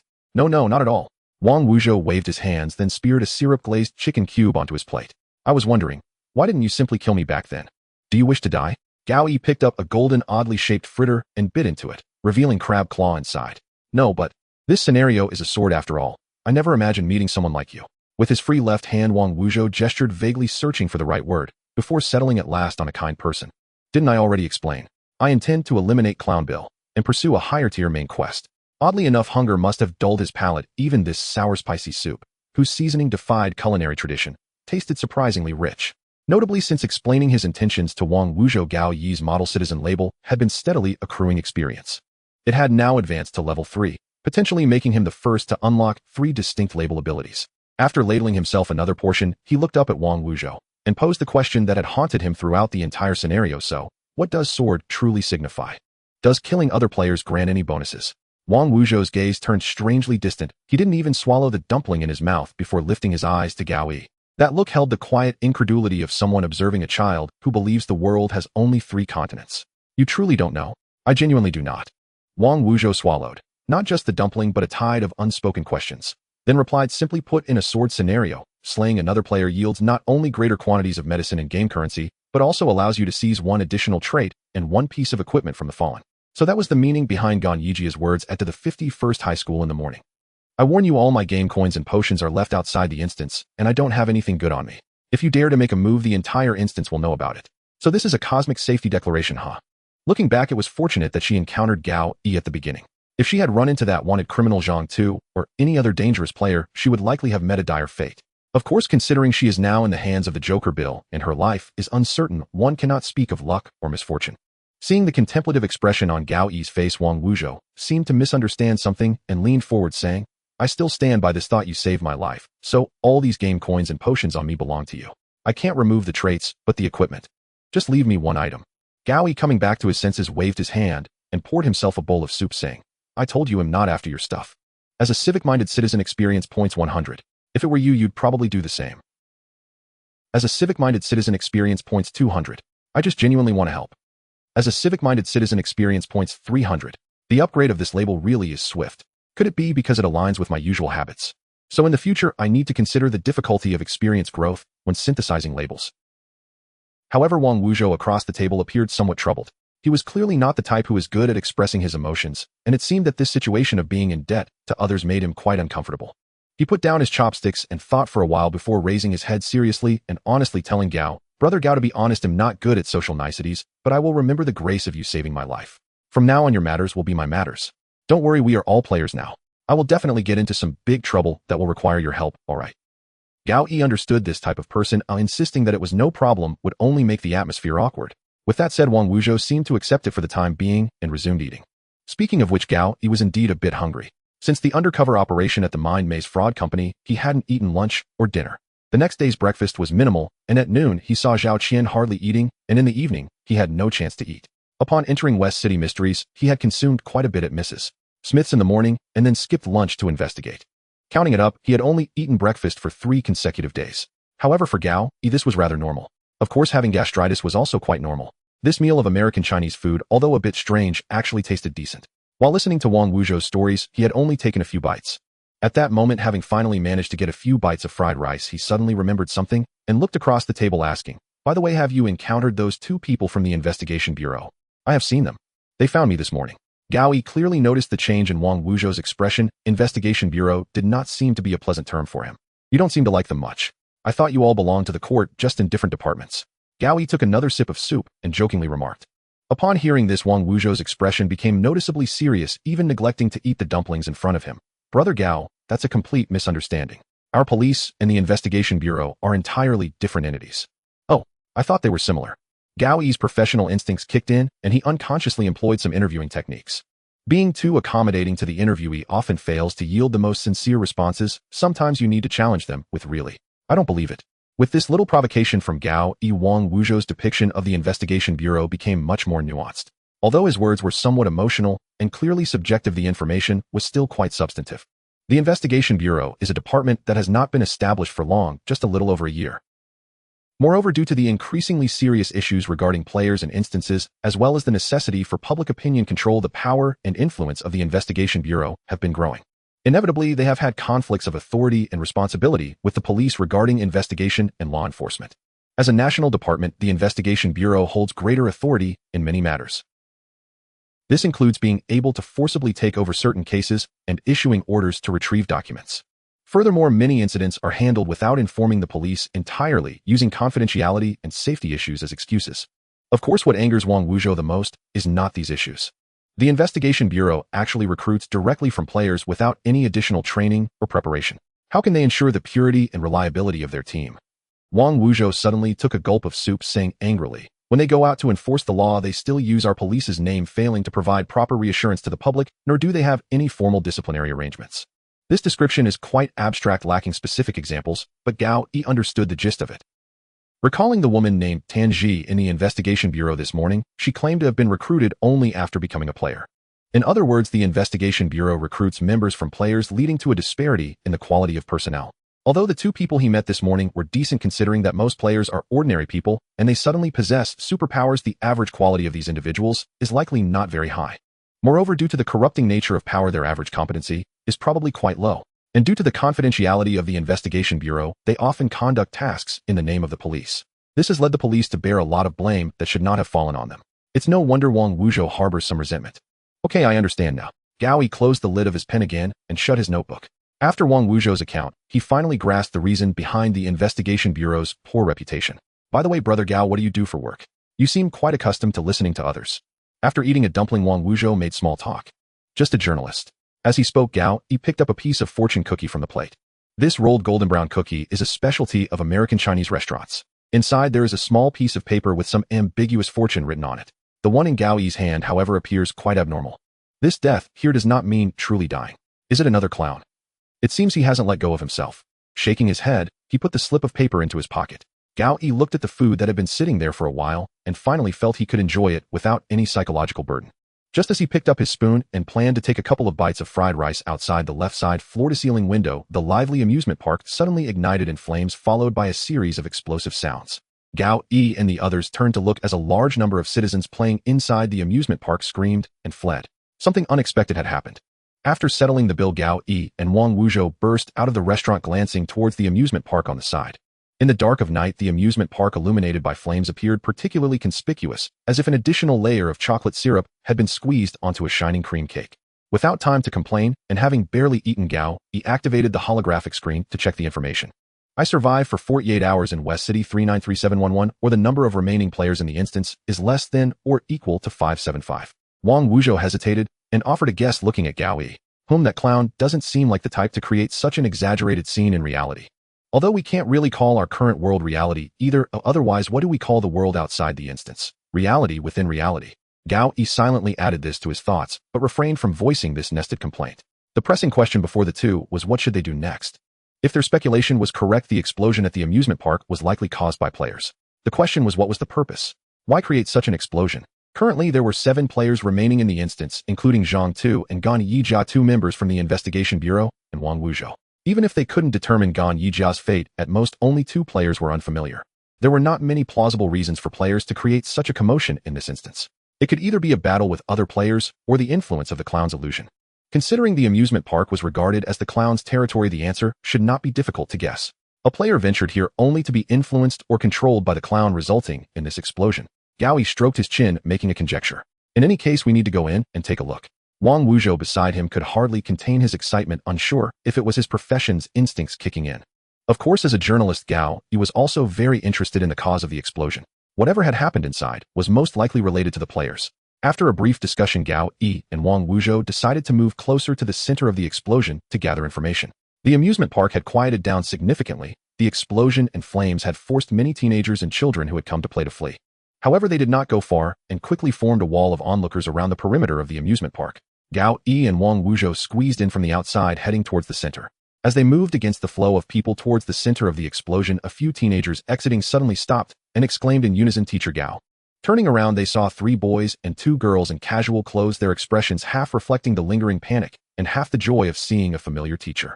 Gao Yi quickly recognized that these 5 were his students from the drama class at Delhi High School that morning. "How are you? Are you hurt?"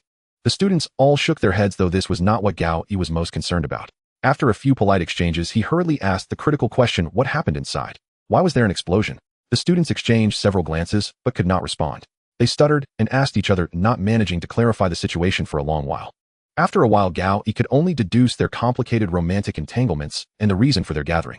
"Never mind, you all should go home. It's not safe here." Gao Yi waved his hand and expressed concern, intending to send off these teenagers who had little useful information. Just as they were thanking him and preparing to leave, one of the female students suddenly spoke, deep in thought. "I think I saw a short man with a black package, his eyes glowing with golden light." The impact of the explosion had destroyed the spinning coffee cups and the drop tower, turning all the white horses on the carousel into black ones. The makeshift shops and structures lacked stability, and many had already toppled over. The flow of people in the center of the amusement park had dispersed, and the areas once illuminated by colorful lights were now urgently cut off to prevent further explosions. Gao Yi walked past a low wall that seemed to serve as a sort of bulletin board. Looking up, he saw that the gray-brown wall was covered with various missing person notices. Of course, the vast majority were children and teenagers. Those parents who had not given up chose to post the missing person notices in this densely populated area, praying that someone could provide information.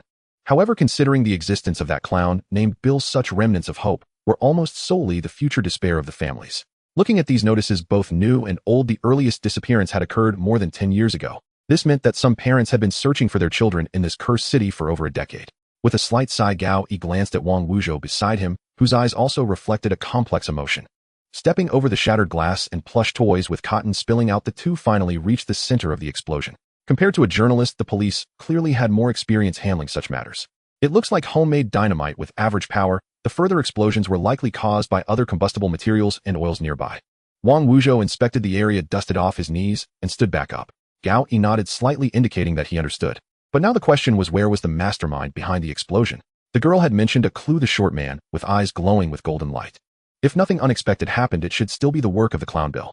The question was, what did it intend to achieve by controlling this short man? And why did it result in an explosion? No, these questions were too abstract and grand. It was better to start thinking from the end. What was the significance of the explosion? The fear the clown sought to consume from humanity, killing, was merely a secondary act. Creating an explosion clearly did not conform to its behavioral characteristics. A more reasonable judgment might be that this was a form of counterattack from the controlled player. He might have possessed some equipment or characteristics that could create an explosion, activating its effects within the illusion. If this reasoning is correct, then where is that short man now? Theoretically, such a violent explosion should be able to awaken him from the illusion. A chill rose within Gao Yi. The sensory enhancement from the armchair detective activated at this moment. The sound of wind breaking was clearly audible. With the agility boost from the special belt, Gao Yi lunged forward, narrowly evading an attack that came from the shadows. Rolling onto the ground and finding cover, he shouted for Wang Wuzhou to take cover, giving him the chance to examine the object that had attacked him. Upon closer inspection, a shining silver shuriken was firmly embedded in the wooden wall of a nearby building. Given the quiet demeanor of this player and the decisive attack, it seemed this player was not the friendly type he had hoped for. Rather, he appeared to be a normal player intending to gain something in this sort of instance. Gao Yi donned the enemy detection goggles, cautiously peeking out. The passive night vision effect cast a green filter over his view, slightly blurring the surroundings, yet still allowing visibility. With his enhanced vision and night vision capabilities, Gao Yi searched the area in the direction the shuriken had flown, but found nothing. Meanwhile, Wang Wuzhou, hiding behind a stone wall, was still trying to grasp the situation. Are there attackers? Yes, they have ranged capabilities and are currently hiding in the shadows, attacking from my 7 o'clock position. Gao Yi was quick to share information, knowing that hesitation in such moments was unacceptable. In a situation where the enemy was hidden and he was visible, the priority was to locate the enemy's position.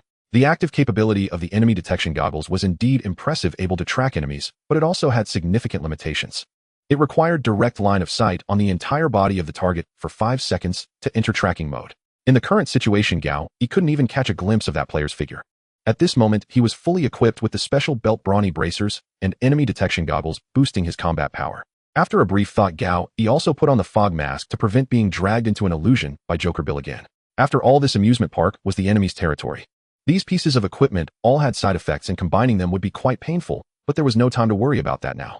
Considering the force with which the shuriken had been thrown, if it struck his body, even with the defensive boost from the brawny bracers, he would likely lose combat effectiveness. Isn't this a bit heroic on my part? The opponent is a pyromaniac who detonates bombs. Gao Yi muttered softly, trying to reason with the concerned citizen label. Of course, no one responded. After searching the area again without finding any trace of the enemy, Gao Yi turned to Wang Wuzhou, who was also equipped. Do you have any ranged weapons? No, but I'm holding an axe, he replied, lifting the massive axe in his hand. From their previous conversation, Gao Yi had anticipated this. Wang Wuzhou had become a player a month earlier than Gao Yi, and this strange affairs in the West City was actually his 3rd dungeon. At this point, his evolution rate was only at the peak of E rank, still not reaching D rank. In comparison, he was slightly stronger than the bandits encountered in the Pot Dragon Mall. His advantage mainly stemmed from years of physical training, combat experience, and the will honed during his police career. Although players' evolution was impressive, the efforts and accumulation of ordinary people at the same stage still had their merits. However, the problem was that Wang Wuzhou's luck was not very good. His first dungeon was triggered right after he apprehended a suspect and took their ticket, as evidence coinciding perfectly with the dungeon's start time. The first dungeon was not easy. Fortunately, it was a cooperative dungeon, and there was an experienced old player in the team who successfully led them to victory. In the second dungeon, it was an extremely difficult disaster scenario. Wang Wuzhou barely held out for 12 hours before returning to reality. Both dungeons were quite challenging, and although he managed to scrape through, he completed the tasks very reluctantly. The end result was that the equipment and traits he obtained were not very good. Although Gao Yi did not inquire in detail, they were likely mostly white-grade. Given these circumstances, it was somewhat difficult to expect him to have any abilities to change the situation. Gao Yi's mind raced as he quickly assessed the current situation and quietly told Wang Wuzhou, "Let's go inside." A glance exchanged, and Wang Wuzhou took the lead, crouching down and dashing into the small building for cover. Gao Yi followed closely behind, remaining vigilant for any potential attacks. As expected, just as Gao Yi darted out from behind the cover, a sharp gleam of cold light surged toward him again. Anticipating this, he managed to dodge easily, momentarily halting to evade the predictably aimed shuriken. Turning to look, he still did not spot any trace of the attacker. However, it must be said that the enemy's combat experience was exceptionally rich, having only observed Gao Yi's dodge once they had already adjusted their aim. If given a few more chances to adapt, even with Gao Yi's agility and reflexes, he might not be able to escape unscathed. Fortunately, thanks to the double boost from the armchair detective and special belt, he managed to evade the most perilous initial ambush. Bursting into the small building and closing the wooden door behind him, Gao Yi finally took a deep breath. Meanwhile, Wang Wuzhou was pulling the curtains to completely obscure the glass window. After confirming that there was no space left for the enemy to spy on them, he turned to Gao Yi. "Was that guy using shuriken?" "It seems so. They were very fast, and I couldn't see where they were thrown from." Shuriken, as a type of concealed weapon, is primarily associated with the image of ninjas in various films and television works. They are generally cross-shaped with sharp blades around the edges. Although Gao Yi did not have extensive knowledge of such weapons, he certainly did not want to be hit by one. The good news was that the wooden house they were currently in should be able to temporarily thwart the enemy's ranged attacks. The bad news was that the situation of the enemy being hidden while they were exposed continued. Gao Yi stood up, finally calming his breath, and began to examine the wooden house they were in. This wooden house was not newly built after the amusement park opened. It was an existing structure on the vacant land. Because of this, it had a relatively sturdy foundation and had not been toppled by the blast. In fact, the damage was quite limited, with only the western wall being slightly charred. From the documents on the desk, it was evident that this was a place similar to a guard station. The small bed in the bedroom had clearly not been used for some time, and the surface of the desk was coated with dust from the patrol schedule and park map. Perhaps there had once been a guard station here who would patrol the area every night, driving away any homeless individuals attempting to stay overnight. But for some unknown reason, they had since left. Gao Yi searched around and found only a dusty old uniform, a flashlight with low battery, a set of carpentry tools, and several rough maps of different areas in West City. The rest were mostly worthless trinkets. On the other side, Wang Wuzhou had completely unwrapped the packaging of the axe and was wearing a blue-purple wristband on his right wrist, which also appeared to be equipment. Seeing Gao Yi's inquiring gaze, he lowered his voice to explain, "Magnetic wristband. It can bind weapons so that they return to my hand after being thrown." That's actually a good item. Numerous possible uses flashed through Gao Yi's mind in an instant. Whether it was a follow-up attack after missing a target or causing secondary damage after hitting a target, the magnetic wristband had ample room for versatility. Unfortunately, in the current situation, it had no place to shine.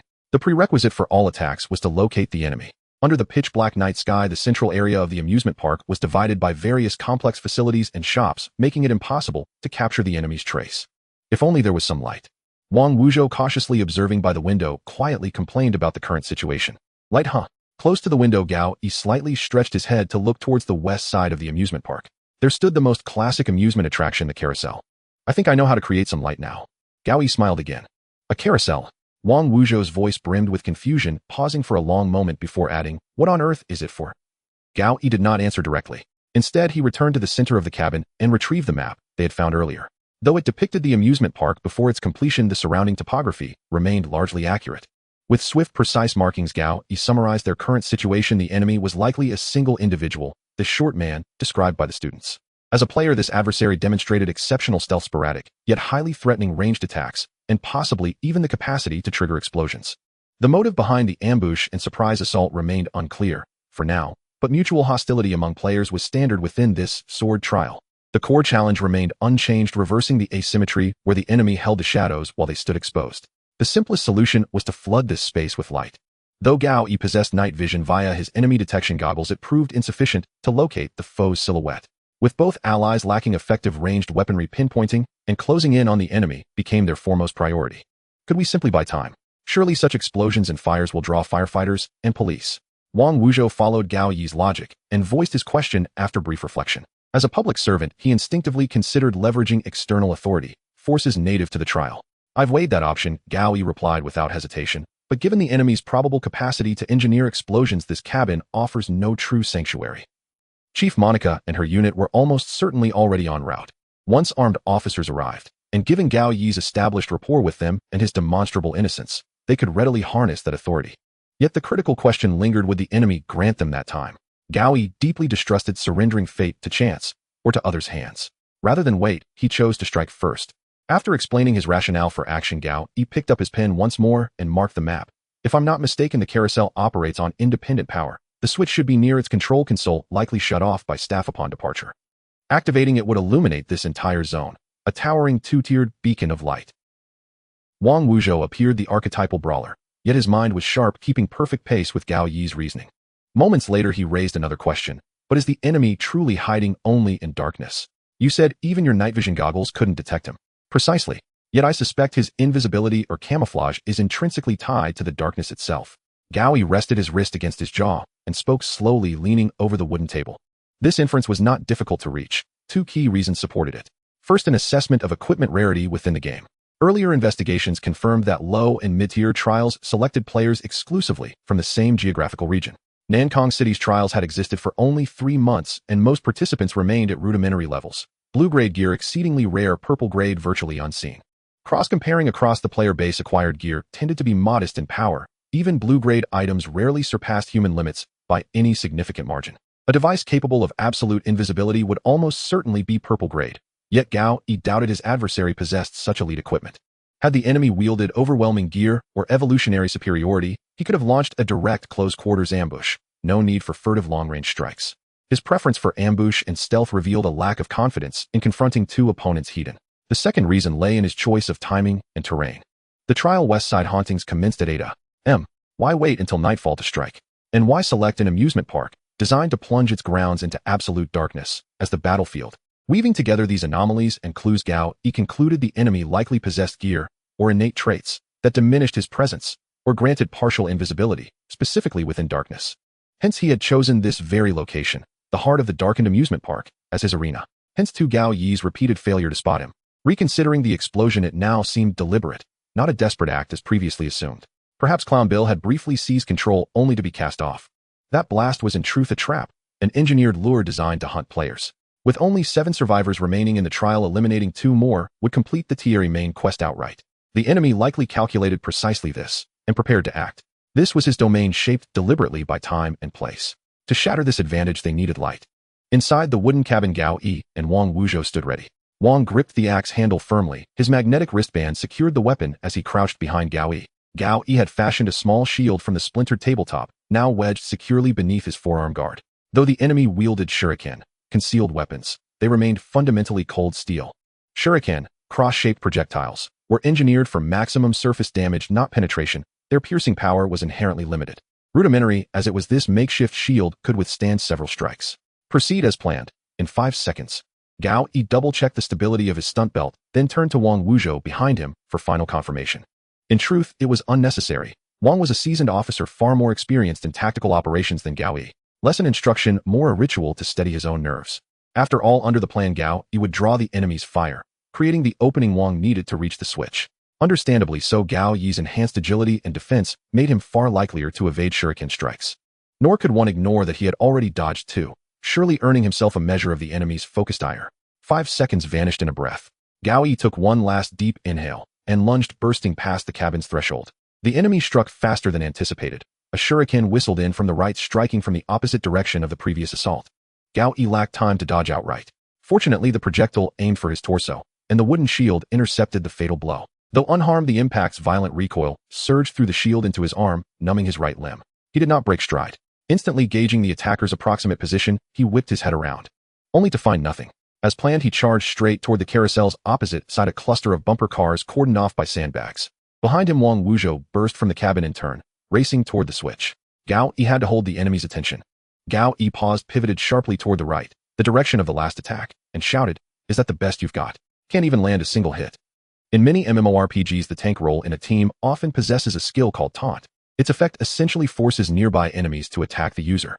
While it may seem abstract during gameplay, the logic is fundamentally about loudly taunting the enemies to provoke them, redirecting their attention towards oneself in order to protect the team's rear. Gao Yi's current behavior aligns closely with this logic. From the chosen location, waiting time, to the patient ambush, the attacker is clearly not a mindless player. In fact, considering the opponent's adept use of gear and characteristics, as well as their systematic combat style, it is evident that this player is experienced and composed. When facing such an individual, one must consider the possibility that they might detect the team's target, in other words, the chance of activating the carousel and illuminating the area. To prevent them from redirecting their fire towards Wang Wuzhou, the teammate responsible for turning on the lights, Gao Yi decided to perform a taunt right where he stood. Not just verbal, he even paused his rapid movement. All of this is aimed at attracting further attacks from the opponent. At this moment, Gao Yi has arrived next to the bumper car ride, with one side shielded by sandbags, while the remaining 3 directions are vulnerable to assault. Despite Gao Yi's bravado, he feels a tension in his heart. Taunting the enemy naturally requires readiness for a full-force strike. The night vision function of the recon glasses remains active, yet Gao Yi has given up on directly searching for the enemy. What he wishes to see is the trajectory of the shuriken. Gao Yi chose a position near the edge of a sandbag for a reason. On one hand, it reduces 1/4 of the attack directions to worry about, ensuring that his peripheral vision can at least broadly track the shuriken's path.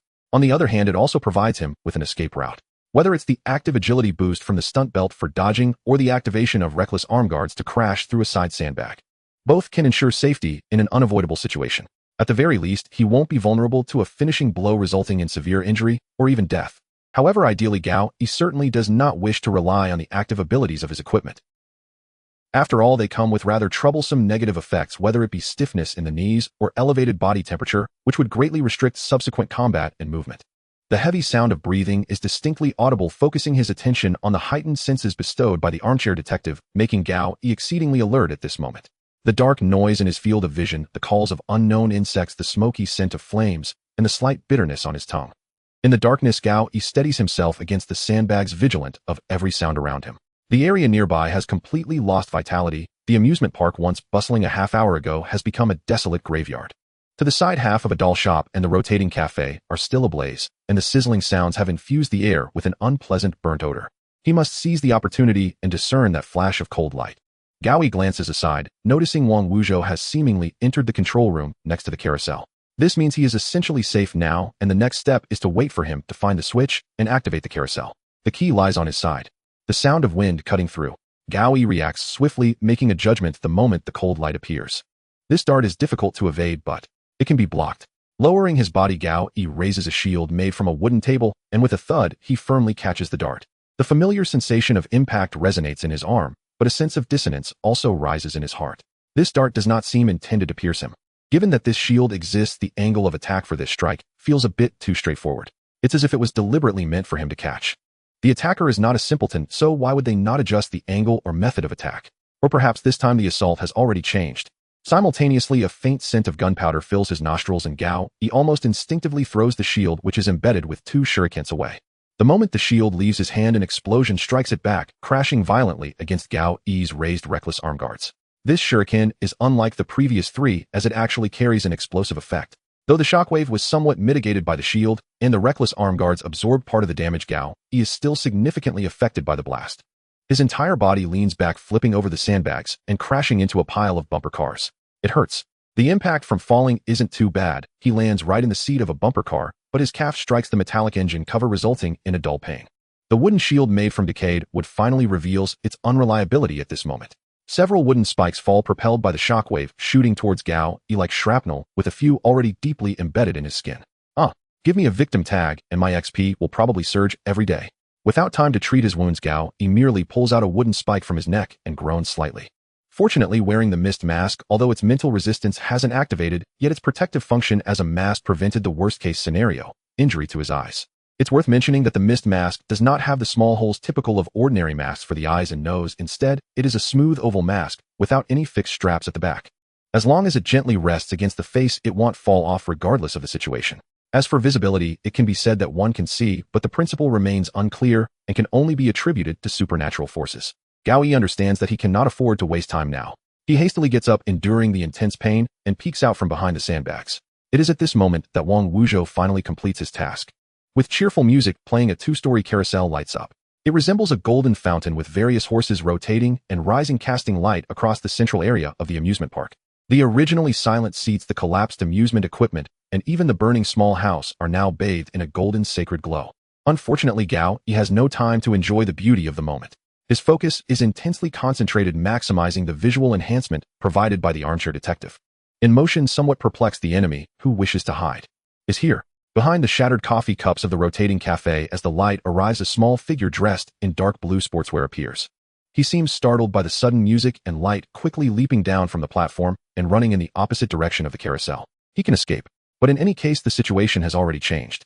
It is uncertain whether it is the continuous months of gloom or the frequent occurrences of death and disappearance that cast an ominous aura over the nights of West City. The moonlight struggles to penetrate the heavy clouds, making light a luxury. Indeed, in this amusement park tonight, there is an added sense of impatience and the smell of smoke. Amidst the sudden illumination of the golden double-decker carousel and the loud, cheerful music, Gao Yi followed closely behind the short man in a blue tracksuit, enduring the pain as he sprinted through the amusement park, eventually arriving at the front of an old 3-story building. At the entrance of the small building, a sign adorned with skull decorations is placed in a deliberately mysterious manner, indicating its identity. Haunted House of the Creepy Clown. If I lived in a city with a death rate 6 times the average, where clowns are frequently seen devouring people, I would definitely visit a haunted house called Creepy Clown every night. The low pressure in the dark, along with pain, tension, and fatigue, evidently could not suppress Gao Yi's desire to complain. Or rather, it was precisely because the situation was so dire that he needed to vent a little to calm his mind. However, on the other side, Wang Wuzhou, who had run from the carousel's control room, was far from relaxed. Since the short man was fleeing in the opposite direction of the carousel, Wang Wuzhou had to run a much longer distance. By the time he arrived carrying a large axe, he was somewhat out of breath. So, where's that person? He went in half a minute ago. Gao Yi's response was simple, providing the necessary information. At this moment, Wang Wuzhou caught his breath and finally had time to observe Gao Yi's condition, exclaiming, "You're injured." Was that explosion caused by this little brat? As he spoke, he pulled out a vial of medicine from his backpack, looking like it was for physical healing. I must say Gao Yi's current condition indeed looked quite miserable. He had not had time to tend to the wound after being struck by the wooden splinters, and had only downed a bottle of a grade physical healing potion, which temporarily alleviated the pain. However, the wounds that were healing began to crack slightly during the rapid run, and the blood that flowed stained his already thin clothing in large patches. Added to the abrasions on his back caused by friction with the ground along with the smell of smoke and gunpowder from the explosion, Gao Yi would seem right at home playing a refugee in a war film. It's nothing serious, I drank a healing potion. Gao Yi waved his hand to stop Wang Wuzhou's goodwill. The pain relief effect was gradually taking effect, and the wounds were healing slowly. Although they looked somewhat alarming, they were not really a big deal. Gao Yi had sustained similar injuries many times since becoming an investigative reporter, and most of the time resting for a while sufficed. Moreover, now that he had become a player with an increase in physical fitness and having consumed a healing potion, the most critical question now was how to deal with the enemy in front of him.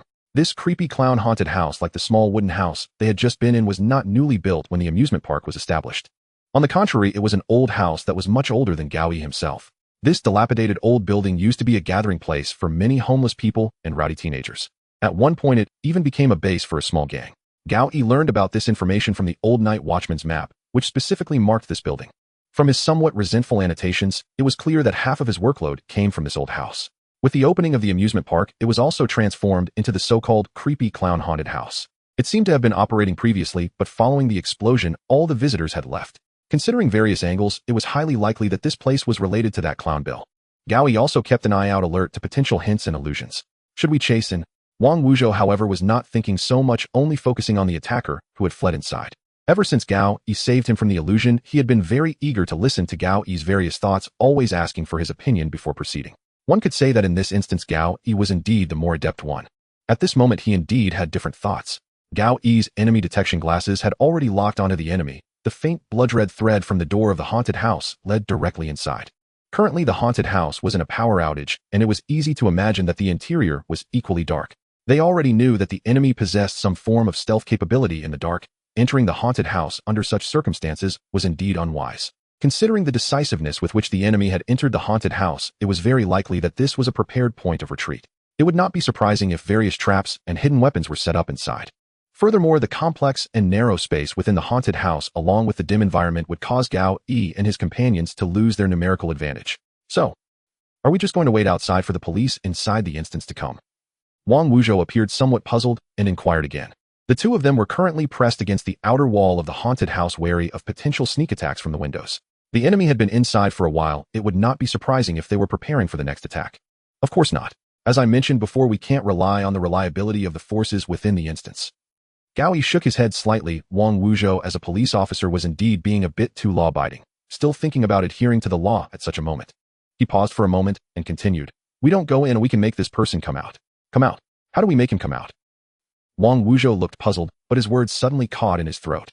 Next to him, Gao Yi had already pulled out a brand new lighter, directing the flame towards the wooden window frame of the haunted house. Since the establishment of human society, arson has been a serious crime from the very beginning of settlements and communities. The reason, of course, is its immense destructive power.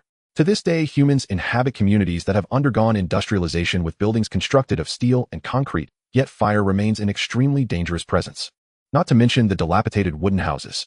This old house, long neglected, has now been cluttered with various densely packed flammable items, becoming excellent fuel. Gao Yi took out a lighter and ignited the window frame. In less than 3 minutes, the room was already engulfed in roaring flames. Judging by the intensity of the fire, it was significantly larger than the flames that erupted from the amusement facilities due to the explosion. Gao Yi himself does not smoke, partly because he never developed the habit and partly because he is indeed a bit poor. Naturally, he wouldn't carry a lighter with him. Not to mention that a lighter probably couldn't be brought into this instance, just like a cell phone and other industrial products. So where did the lighter in his hand come from? That's right, it was obtained from the lottery and Heart's mysterious mist, a common item called Endless Lighter. Its effect allows for unlimited use, but when Gao Yi actually used it to start a fire, he discovered something was off. The durability actually dropped by 20%. So this means that while it can keep burning as long as pressed, it loses durability once released. Gao Yi twitched his mouth, incredulously summarizing, "You call this infinite?" "What?" Wang Wuzhou beside him clearly did not understand what Gao Yi was mumbling about and turned to ask. "It's nothing.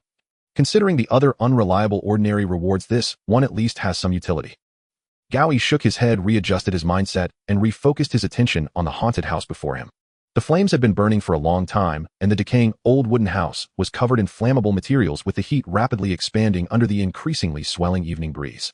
But the question is, what about the person inside?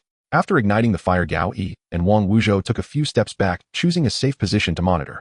With the tracking of the enemy detection glasses and the light from the flames, that short man should not be able to escape without being noticed. Yet now the flames had basically surrounded the entire house, and there should be no one left standing inside. Gao Yi frowned slightly and summoned the light screen. One survived for 48 hours in West City 374529, or the number of players remaining in the instance is less than or equal to 575. The total number of players in the instance has not decreased further. That short man is still alive. Perhaps he is hiding somewhere in the bathroom inside, or like in the movies, trapped under a fallen beam. If he dies in this fire, does that count as murder? Gao Yi's initial plan was to use the fire to force him out, avoiding being ambushed again. But now the short man had actually vanished in this fire. Considering the enemy's consistent deadly tactics, Gao Yi wasn't particularly wishing for anything bad to happen to him. Now he was pondering whether he would gain the characteristics and equipment dropped by the enemy if he died in the fire. All his doubts transformed into words as Gao Yi turned to the police officer beside him. Do you think if I really burned that person to death inside, it would count as self-defense? Huh, isn't that person the one who ignited the house by himself? Wang Wuzhou tilted his head, demonstrating the correct line of thinking. If he thought of him as a rigidly neutral enforcer, then he was definitely mistaken. Gao Yi smiled and glanced at the light screen again. The number of players in the instance remained the same, 7. The old wooden house in the fire was not quiet as structural collapses had begun to occur. A large number of already unstable beams and support columns began to fall one after another, producing dull thuds. In the intense heat, the long-neglected wooden floor creaked unpleasantly like a dying whale. Yet amidst this rather cruel scene, Gao Yi still sensed something was off. Under the enhancement of the comfortable chair detective, his observation skills had become extremely sharp. This terrifying clown-haunted house was decidedly peculiar. Judging by the sounds, its interior was on the brink of collapse, with most of the structural elements damaged, and the decorative monster statues and large signs outside had also fallen. However, the overall framework of the haunted house belonging to the part before its renovation remained steadfastly standing despite being the most decayed and aged. Something in his mind suddenly exploded. A large amount of previous information began to compile, split, and reorganize. The amusement park coincided with the appearance of Clown Bill. Students had witnessed that the short man who attacked had golden light in his eyes when under control. The name of the terrifying clown-haunted house. An ancient house older than this West City itself. A hypothesis appeared in Gao Yi's mind. Perhaps this house is protected by the power of Clown Bill, and its interior is not as ordinary as we imagined. Fire cannot kill it, nor can it remove its stronghold, this haunted house. At this moment, Gao Yi still wore the mist mask. He had initially worried about a conflict with the enemy detection glasses, but the experience so far had been acceptable. The mist mask is more akin to a thin film than a mask adhering to the face like skin. Wearing it doesn't feel particularly significant if one does not pay close attention. Gao Yi might even forget he has it on. This likely corresponds to its side effects, which cause confusion of personality and self. After using its active skill last time, Gao Yi had distinctly felt a certain indescribable disarray of self. Like an actor who has immersed too deeply into a role and cannot return to reality. Perhaps wearing it for too long would cause Gao Yi to lose sight of who he is. In any case, these so-called equipment come with a cost for usage, and wearing one can never let their guard down. But for Gao Yi now, he absolutely wouldn't dare to take off the equipment before the enemy was dead or had lost their ability to resist. Who can guarantee that the short man with stealth and ambush capabilities won't suddenly appear to attack? Balancing the necessary equipment capabilities against their negative effects should be a vital topic going forward. But for now, Gao Yi faced a larger issue. The ominous clouds that had lingered all day finally began to release, starting with fine raindrops that rapidly intensified. The haunted house, which had been engulfed in fierce flames, finally changed. From the burning haunted house, before him giant red balloons were slowly squeezing out from the windows. I shouldn't be in an illusion right now, should I? Wang Wuzhou looked at the incomprehensible scene before him, slowly asking with his mouth agape. The balloons grew larger as if they were about to burst the entire old house, with yellow text clearly visible. The best in West City. Just as the two of them took a few steps back, the increasingly large red balloon suddenly exploded. At the same time, Gao Yi felt his feet give way, falling into darkness. Regardless, they could finally figure out where the short man had gone. Coughing violently a few times, Gao Yi slowly crawled up from the ground. The ground he supported himself on was extremely hard, but at this moment several centimeters of murky rainwater had accumulated, providing a meager buffer. Not far away, Wang Wuzhou, equally bewildered, had also risen. Where's this place? He quickly glanced around, finding the surroundings strange and unfamiliar. At first glance, it appeared to be a basement piled with miscellaneous items completely submerged in a torrential rain. A storage cabinet covered in cobwebs, a decaying wooden table missing a leg, and faded plastic objects of unknown purpose floated on the water's surface. The dampness in the air mixed with a certain foul odor assaulted Gao Yi's nostrils, inducing a physiological nausea. It must be said that the sensory enhancement from the armchair detective was acting as a double-edged sword at this moment. However, this was not the first time. Its persistent passive attributes often led Gao Yi to hear and see information he did not wish to receive. Perhaps after becoming proficient he could achieve some degree of self-blocking, but for now, he could only helplessly absorb everything. Damn, what is this place? Wang Wuzhou, who had just stood up beside him, was twisting the wet corner of his clothing, continuously questioning. As a more experienced player, his clothing was thick and suitable for movement, clearly indicating prior preparation. In contrast, Gao Yi's attire was unremarkable, deliberately dressed in a low-key and inconspicuous manner. On top of that, considerations for suitability for exercise, warmth, and even comfort were not within his scope. However, from another perspective, this also meant he did not have to feel so pained about his clothes. Having anticipated the possibility of disposal, the clothes he chose to wear were indeed not very valuable. At this moment, Gao Yi could not answer Wang Wuzhou directly regarding where they were, but he roughly knew who had brought them here. Undoubtedly, it was the handiwork of that dungeon boss, the Clown Bill. Looking up, there was no void that had caused their fall. Needless to say, the current space had also undergone changes. The fog mask on his face was still there, which meant the ability to enhance mental resistance should still be in effect. Looking to the other side, there was no familiar golden light in Wang Wuzhou's eyes. Reasonably deducing that haunted house was indeed some sort of stronghold for the Clown Bill nearby, its powers and influence would be even greater. If this conjecture is correct, then was the short man who attacked Gao Yi and the others here by coincidence or with ulterior motives? With no conclusions for now, Gao Yi shifted his attention back to the present. Wang Wuzhou had already begun to explore, wading through the rainwater at his feet, heading towards the exit of the basement. There, a long wooden staircase led to a small wooden door that seemed to be an exit, making a rather annoying creaking sound with each step taken. Wang Wuzhou placed his right hand on the wall, feeling around for a moment, and predictably found the light switch. He pressed it, but the expected light did not illuminate. No power. A sudden instinctive thought appeared in Gao Yi's mind. No matter where this was, it was completely different from the environment they had previously been in. Not only was there no fire inside, but if one listened carefully, it seemed to still be raining outside. Above the basement, a torrential downpour was taking place outside this house. Amid the dense sound of rain, Gao Yi also heard the hissing sound of flames being extinguished. So that's it. What? Wang Wuzhou turned his head, almost tripping over a bump in the water, stumbling awkwardly. Though I don't know how it's possible we are currently inside that haunted house. Gao Yi's expression turned serious, and after a brief pause, he provided his conclusion. The night vision effect of the enemy detection glasses was still active, and Gao Yi quickly identified something unusual. The rain had completely soaked his sneakers and pant legs, and at this moment, he didn't care about getting a little wetter. Gao Yi simply quickened his pace, taking 2 steps to reach the wall. On the grayish wall, a white paper was stuck, depicting a colorful crayon drawing. He tore it off and brought it close, finding the image rather eerie. It was clear that the artist was a child with almost no proper drawing skills. If it had any merits, it was the bold use of colors. The content of the drawing was very simple. In front of a greenhouse background that was carelessly scribbled, there were 2 figures, one tall and one short. The shorter one seemed to be a child raising his hands excitedly. What made this drawing eerie was the taller figure. He placed his hand on the child's head, revealing a chilling smile. With white skin, a red nose, and orange hair.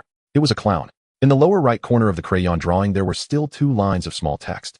Bill the Clown 111-1967 Bill. Setting aside the spelling mistake by the artist, the signature at the back was indeed the name of that clown. Could it be that the author of this drawing is Bill, who grew up here as a child, and in the future, he became the nightmare of West City? During the previous collection of various information, Gao Yi had subconsciously regarded that clown as a kind of supernatural entity. This idea was certainly reasonable and quite evident. Whether it was his ability to manipulate dreams or alter reality, or the golden ball that appeared after he opened his giant mouth, from any angle this did not seem like something an ordinary human could accomplish. On the other hand, the timeline also did not add up. From the documents in the archive room, the clown's killings had continued for decades, with records traceable back to 1945. Not to mention the undocumented past that likely also existed. The date on this drawing was 11 years ago, which is 1978, within the dungeon, when the child drawing was not even 10 years old. If this artist Bill is indeed the same clown who calls himself Bill, how can the previous events be explained? Perhaps it's just a coincidence of names. No, that doesn't explain the clown in the drawing. There must be some connection. Gao brother. Just as Gao Yi was lost in thought, Wang Wuzhou outside the basement turned his head, lowered his voice, and urgently called out. Seeing Gao Yi glance over, he crouched halfway on the stairs in the dark, remaining silent. He simply raised his right hand, pointing with his thumb towards the small wooden door outside. Soon Gao Yi understood his meaning. In the dense and subtle sound of rain outside this dark, enclosed basement, a weary footstep accompanied by a sigh was approaching from afar. Is there someone outside the door? Who could it be? Outside the pitch-black basement, footsteps grew increasingly closer. Just as Wang Wuzhou thought the visitor would push open the wooden door, the footsteps surprisingly began to recede. Holding his breath, Gao Yi maximized the auditory enhancement of the armchair detective, analyzing the scarce sound information.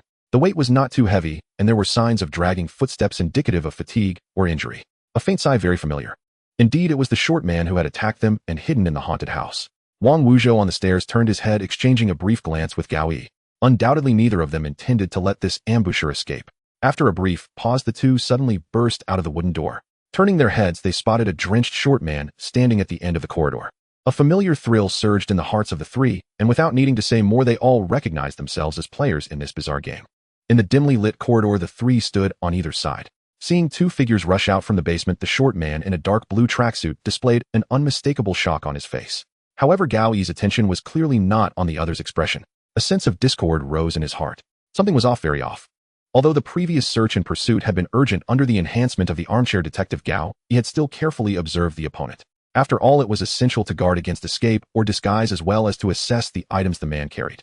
In his earlier observations, although the man's tracksuit was not particularly clean or elegant, it was definitely not this tattered and filthy. Even stranger was the state of this short man. His face was pale and gaunt, lips dry, and his pupils slightly unfocused. This was a clear sign of malnutrition and dehydration. Could it be that these were circumstances he hadn't noticed before? No, it couldn't be. During the pursuit earlier, the opponent had been literally fleet-foot. Gao Yi had exerted all his effort, and even wore a special belt that enhanced agility, yet he had not been able to catch up. At least before entering this haunted house, this short man had appeared quite healthy. Moreover, his rate of evolution was likely far superior to Gao Yi's. Perhaps upon entering this clown's domain, he had his energy and health drained. Yet that didn't explain the change in his clothing. Gao Yi himself felt none of that. What on earth had happened? However, it was evident that the other side confronting them in this dim corridor had no intention of allowing Gao Yi any time to think. The man, having recovered from his shock, slightly lowered his body. With a swift motion, he drew two shurikens from his lower back and launched them. So fast. Previously, the shurikens had attacked from dozens of meters away in the amusement park. Although the force was still significant, the speed had diminished considerably, giving Gao Yi enough time to react. Yet now, as he faced the enemy at close quarters, the sense of pressure from the shurikens was fully realized. If the initial attack had been made from this distance, it was highly likely that Gao Yi would have had no way to avoid it. Fortunately, he was already on guard. As the short man executed the draw motion, both Gao Yi and Wang Wuzhou had already reacted. One of them sidestepped, taking cover behind pre-selected obstacles. The two shurikens whizzed past the center of the corridor, producing a shocking slicing sound as they embedded themselves into the wall of the back room with two dull thuds. At the same time, a faint explosion sounded, followed by the sound of mist rising. When Gao Yi peeked out again, the man at the end of the corridor had vanished, leaving only a cloud of white smoke. Damn, he's really a ninja. Wang Wuzhou stepped out from the other side, surveying the direction in which the short man had disappeared. He impatiently waved his hand, dispersing the white smoke before him.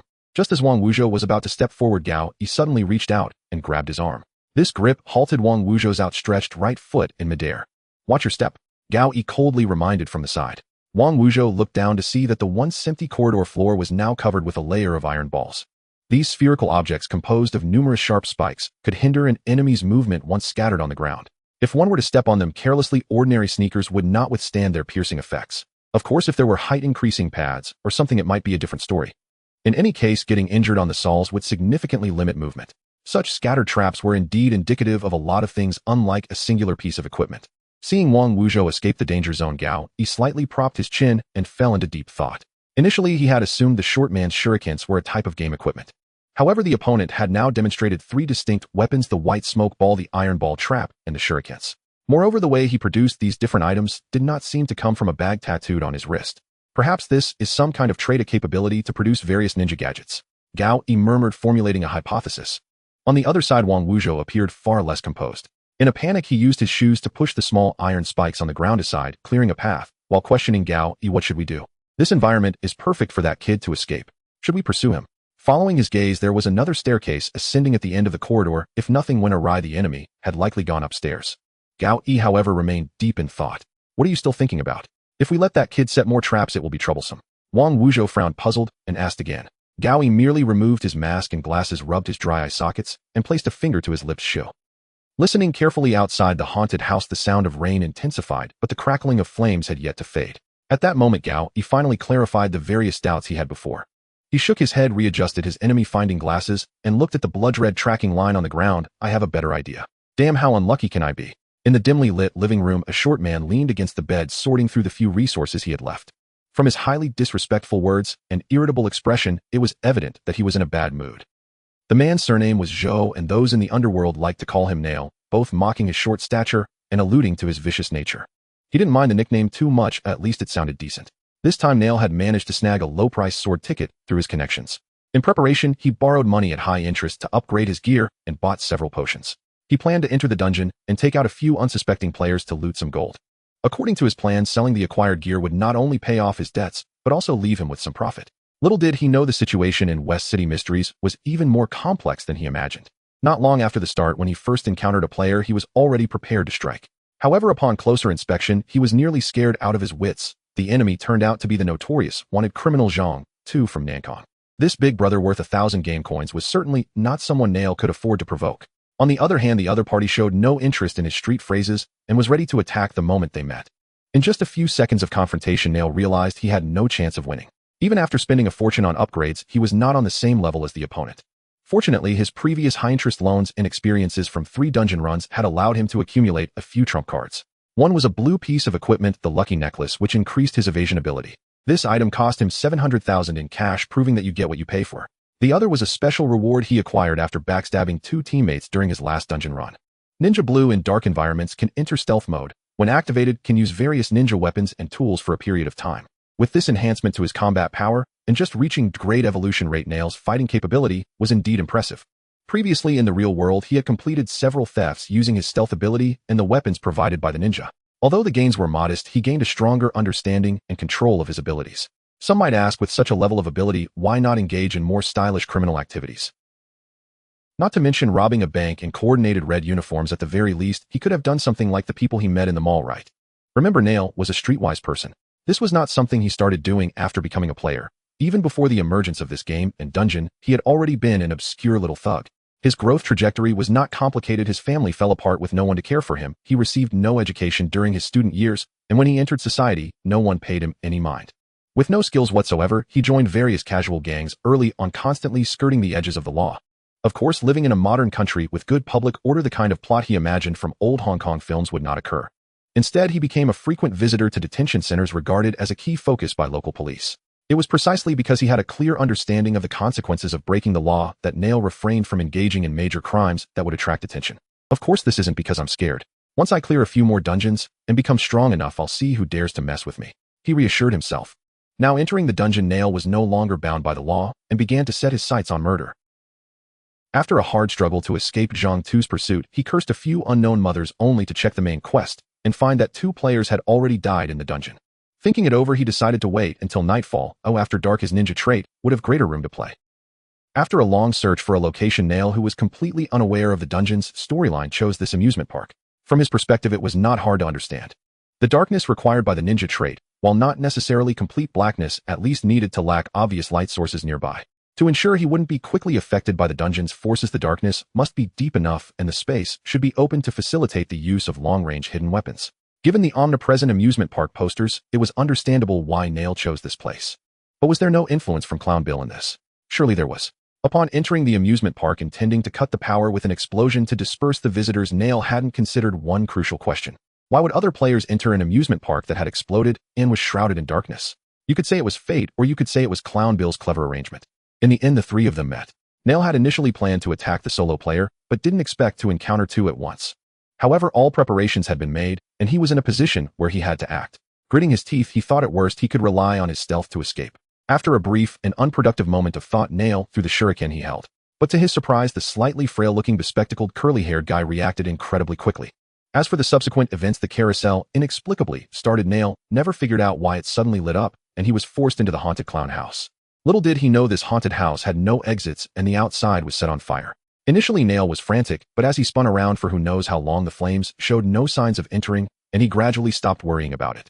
However, a more urgent problem arose. He had no food or drink on him, so what would he do if he couldn't get out? After staying in the house for over a day, he planned to go upstairs to find a bedroom to sleep when the basement door was suddenly kicked open and the 2 players he had encountered earlier appeared inexplicably. Startled, he activated his ninja effect again and randomly threw some items to escape. Time had now brought him to the present. Damn it, how am I supposed to get out of here? Nail irritably flipped his left wrist and summoned the light screen. One survive in West City for 48 hours, 373029, or the number of remaining players in the dungeon is less than or equal to 575. Damn it, if people don't die, why isn't the countdown moving? What should he do? Did he really need to kill those 2? As Nail was caught in his dilemma, he suddenly heard faint noises from outside the door. He quickly stopped his actions and stealthily approached the door to listen. In the dark room, a soft sound could be heard. Some kind of murmuring. An old lattice whisper. The options for choosing nails are quite limited. After entering this haunted house, there is still some drinking water to be found, at least he won't die of thirst. However, there is no food available. The ninja's equipment and tools do not include the classic military nourishment pills, so he has no choice but to endure hunger. After a long period of suspicion and lack of energy replenishment, his condition has significantly deteriorated. Even as a player, his physical fitness surpassing that of ordinary people is not enough. At most, he can slightly reduce the consumption of various exercises. The same physical strength allows for more actions, but the basic law of energy conservation still applies. Man is like iron and food is like steel. Without eating, it is impossible to fight. Moreover, he has just activated the active effect of the ninja trait again. Once the time runs out and negative effects emerge, he will be plunged into a state of extremely low combat power. Regardless of the situation outside, he must seize the current time to do something. Whether it's eliminating those two oblivious players or investigating the source of the old lattice murmurs, now is the best time. Taking a deep breath, he gripped a shuriken in his hand and slowly pushed the door open. Peeking out, the corridor on the second floor remained dim, but the humidity had lessened somewhat. The murmuring continued, but the two players were nowhere to be seen. Finally determined to step out, he stepped onto the decaying wooden floor, worrying whether it would suddenly lose support beneath him. Fortunately, everything was as usual. The haunted house stood firm. Following the sound of the murmurs, he cautiously made his way to the staircase, noticing that the two players who had been tracking him were now absent. The murmuring clearly came from upstairs. Without much hesitation, in fact, there was no reason to hesitate here. He did his best to walk softly as he ascended. He had indeed been to the third floor before. Previously, to look for possible exits, he had walked around the entire house several times. Although his poor observational skills and below-average intelligence had caused him to miss many clues, he still had some impression of the overall layout of the house. Due to the overall structure of the house, the third floor had a significantly smaller area with only 3 rooms and a corridor. Ascending the wooden staircase and surveying the surroundings, he could roughly see the entire space, including the source of the murmuring. Standing on the stairs, he squinted and looked toward the sound's origin. At the end of the dim corridor, an old armchair was slowly rocking. An old lady dressed in antiquated clothing and draped in a square blanket was currently facing away from him, gazing out of the window sealed with wooden boards. As he approached, the murmuring became gradually clearer, but it was still not enough to fully discern. Faintly, he could hear some sorrowful wails containing scattered phrases. Words like "son," "don't," and "help me" were prevalent. However, what troubled him more was what exactly was this old lady. He had been here before. At that time, he couldn't even spot a mysterious old lady, let alone a mouse. If a high-level player encountered such an unusual change, the first reaction would definitely be to think about the changes in the environment, time, and personnel, considering possible reasons for the anomaly. After roughly assessing the danger level, they would collect information as much as possible. But remember, as previously mentioned, his school life had not been fulfilling, and the experiences gained from struggling in society could hardly be deemed effective. Faced with this incomprehensible scene, his brain struggled to operate for a long time, ultimately arriving at an extremely superficial conclusion: this old lady wasn't here before, and he had been unable to find a way to leave. Therefore, this old lady must be the one who can help him leave this haunted place. He felt confident in his conclusion, putting aside his overactive mind and stepping toward the old lady. Of course, he wasn't entirely unalert. After all, there were still 2 players missing in the house. After some thought, he decided to first turn around and scatter a large number of iron balls on the staircase behind him to hinder any possible pursuers. During the brief pondering time, he had already heard voices and footsteps coming from downstairs. If he hadn't judged incorrectly, they should still be on the first floor, likely having just cleared the previous traps. Optimistically speaking, perhaps one of the 2 had stepped on an iron ball and currently needed to attend to their wounds. Navigating those annoying little objects in the dark wouldn't be an easy task. Looking at the traps strewn across the staircase, he nodded in satisfaction. If he wanted to escape himself, he could simply leap over the railing. As a ninja, this was a straightforward task. Confirming that the blockage on the staircase was effective, he shifted his attention back to the 3rd floor of the haunted house. The corridor was straight and deep, with the window at the end sealed with wooden boards, just like the other exits within the entire house. The old lady sat in the rocking chair, cradling something in her arms, murmuring to herself in front of the window. After gently pushing open the doors of the other rooms on either side of the corridor and confirming that there were no ambushes, he cautiously approached the source of the murmuring. As he got within a few meters, the voice finally became clear. "Help my child! Help my child! Don't leave this place!" A child. Standing behind the old lady, he finally caught a whiff of the pungent smell of blood. Looking down, he saw a baby wrapped in a gray blanket in the old lattice arms. In fact, it wasn't a real baby, but a moldy, damaged toy resembling an infant, like something for practice for expectant mothers. Yet now this old lady was extremely protective of it, cradling it in her arms and gently patting its small hand. Disgust, nausea, and a slight fear surged within him. Although he was not adept at handling such situations, having gone through so many instances, he at least wasn't terrified by this scene. Drawing on his accumulated experience, he began the questioning phase. He was not good at "Old lady, what's wrong? You can't leave this place." Unless you help my child. The old lady did not respond directly, still facing the sealed window, murmuring, "Leaving? Does that mean that as long as I help your child I can leave?" Finally, he reacted, clapping his hands, speaking excitedly. The old lady still did not respond, maintaining her murmuring tone. Beside her, an excited Dingzi twirled his wrist, thinking for a moment, and pulled out a bottle of grade physical healing potion. "How about this? It can definitely save your son." This was one of the finished products he had purchased from a loan shark. Although it was expensive, if it could help him leave it was acceptable. The old lady trembled as she extended her right hand to take the potion and placed it in her arms. "You prop your hands against the window. On top. Alright, okay. Ha ha ha, I can finally leave. I'm truly a genius." Dingzi seemed to finally see hope in escaping, his face blooming with a smile. He hurriedly stood on tiptoe, propping his hands against the window facing the corridor behind him with his back. Not daring to turn around, Dingzi could only stare at the sealed window, loudly asking, "Is this okay, old lady?" "Yes. Of course it's okay, it will be done soon." Setting the doll aside, the old lady maintained her tremulous tone and stood up. "Your equipment actually has such an effect." Wang Wuzhou gasped, staring at Gao Yi, more accurately at the figure of an old woman that Gao Yi had transformed into. He had known that this brother who claimed to be a reporter was clever and had impressive equipment, but he never expected it to be of such high caliber. This was not a mere disguise. Not only had her appearance changed, but her physique, voice, and clothing had undergone a complete transformation. More importantly, he could no longer sense that this person was a player. It is essential to know that players can sense each other upon meeting, which helps avoid many potential ambushes and deceptions. It was astonishing that this Gao brother could block such perception. Wang Wuzhou had already experienced 2 dungeons. With his identity as a police officer, he had gathered a considerable amount of information about the game. Such a level of equipment must be at least purple. Thinking this, the image of Gao Yi became even more profound in Wang Wuzhou's mind. "Stop getting caught up in that. Do you remember the plan?" Gao Yi did not pay much attention to Wang Wuzhou's change at this moment. He was adapting to his new body and voice. Due to the completely random changes from the mist mask, he was somewhat worried that the form he assumed might not suit the current scenario. What kind of scenario? Naturally, it had to be terrifying, mysterious, and fitting the style of this eerie house. A middle-aged man could also perform acts of being possessed or collapsing. But compared to various little girls in red, cryptic old women, and a woman in white, it indeed fell short. After giving Wang Wuzhou a few more reminders, Gao Yi went upstairs to prepare various props. A rocking chair, a fake doll found under the bed to serve as a plot device, and a blanket to conceal his movements. Weapons were indeed a problem. Gao Yi dismantled a wooden stick from the bookshelf and pulled out a few rusty nails. A makeshift tetanus mace was thus completed. Thanks to the presence of the enemy detection glasses, he could confirm that the short man was still hiding inside the house. Although a direct assault with Wang Wuzhou was feasible, it was indeed too risky. The opponent had already displayed considerable combat prowess. If he were to become desperate, Gao Yi wasn't confident he could retreat unscathed. Naturally, Gao Yi's plan was the safer choice, and it wasn't complicated. Based on the countdown from the light screen and the movements outside, he deduced that time within this old house was moving slower. On this basis, the abnormal condition of the short man could be explained. Pale and emaciated with signs of malnutrition and a feeble gait, all were signs of food deprivation. The dust and wear on him should be the result of long-term exploration and wandering. By using the changes in the light screen countdown and his own countdown as a divisor, Gao Yi easily concluded this attacker had been trapped in this house for at least a day. Considering his condition and specially enhanced escape abilities, Gao Yi made another inference. This person must be extremely eager to leave this place.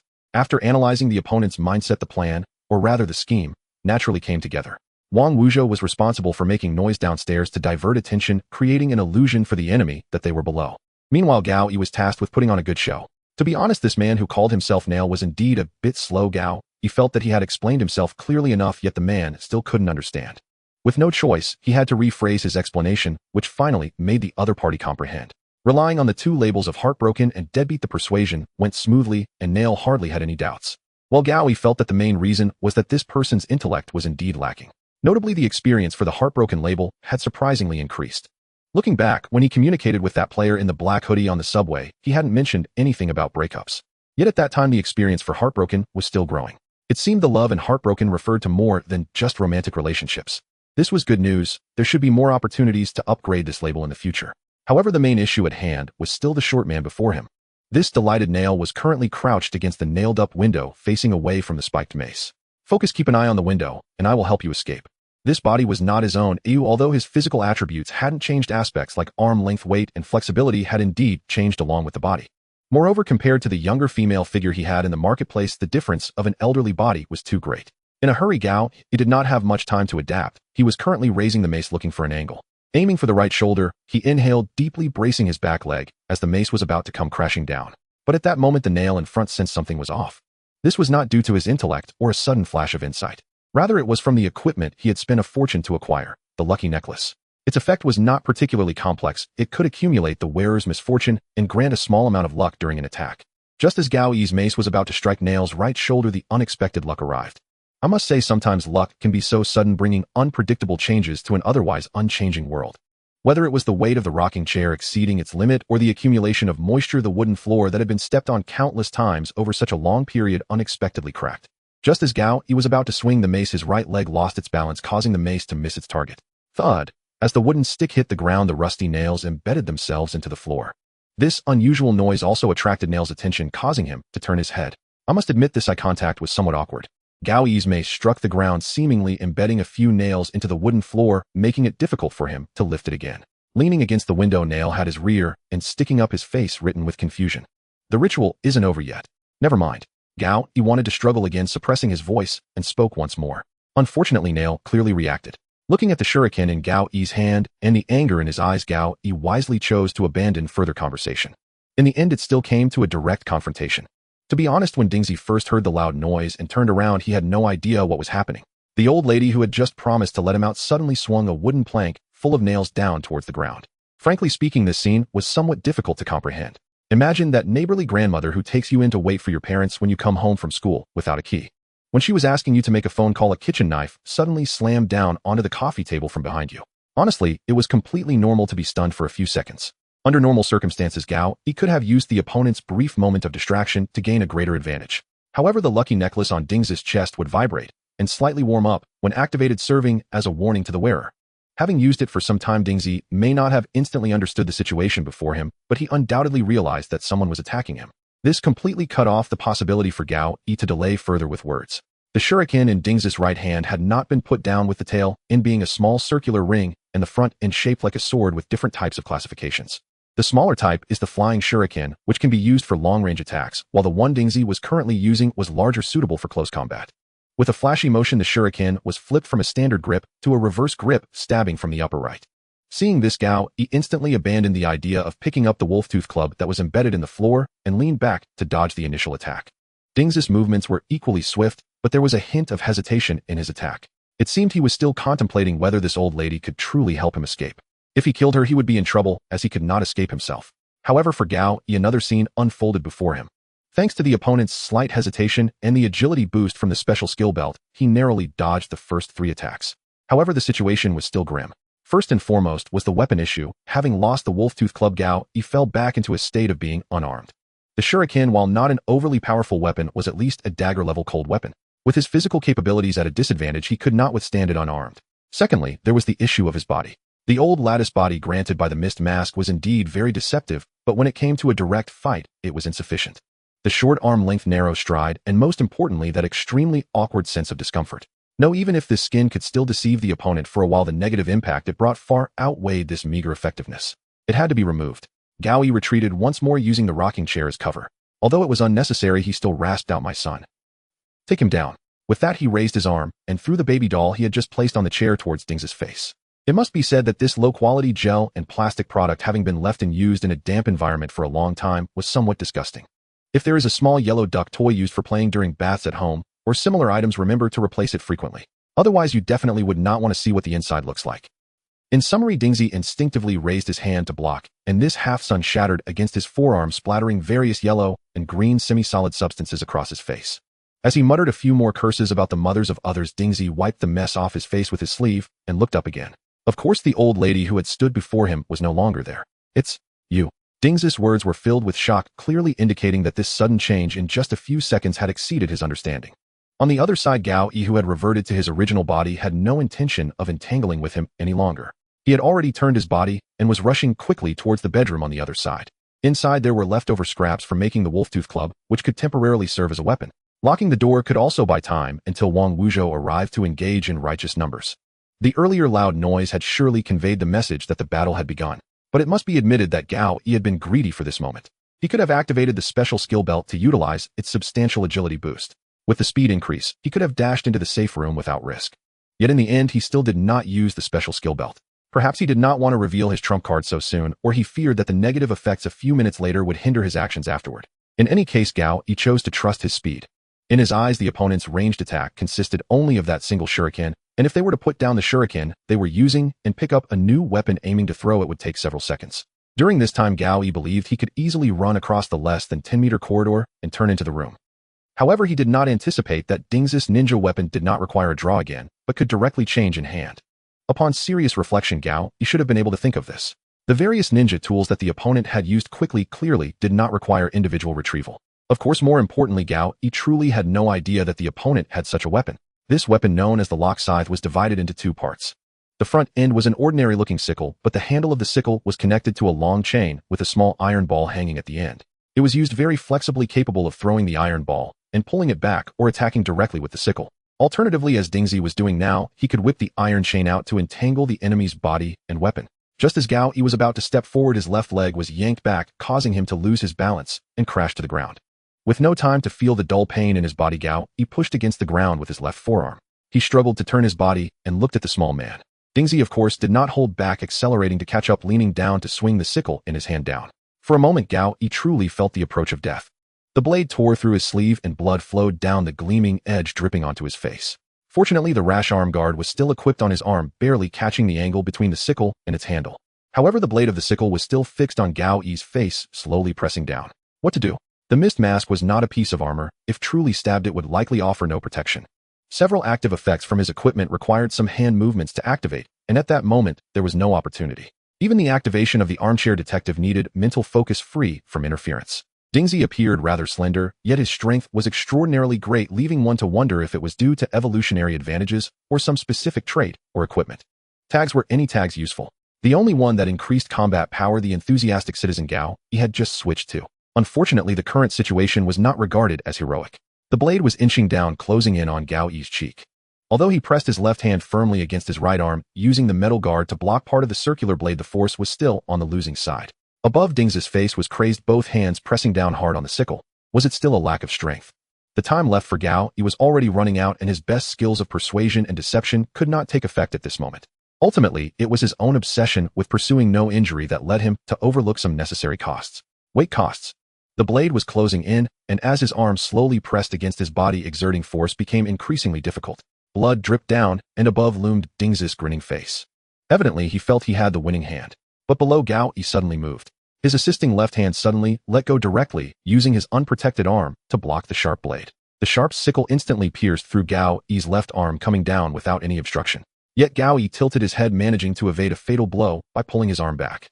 The sickle passed through his left arm, barely grazing his cheek, before deeply embedding into the nearby floor.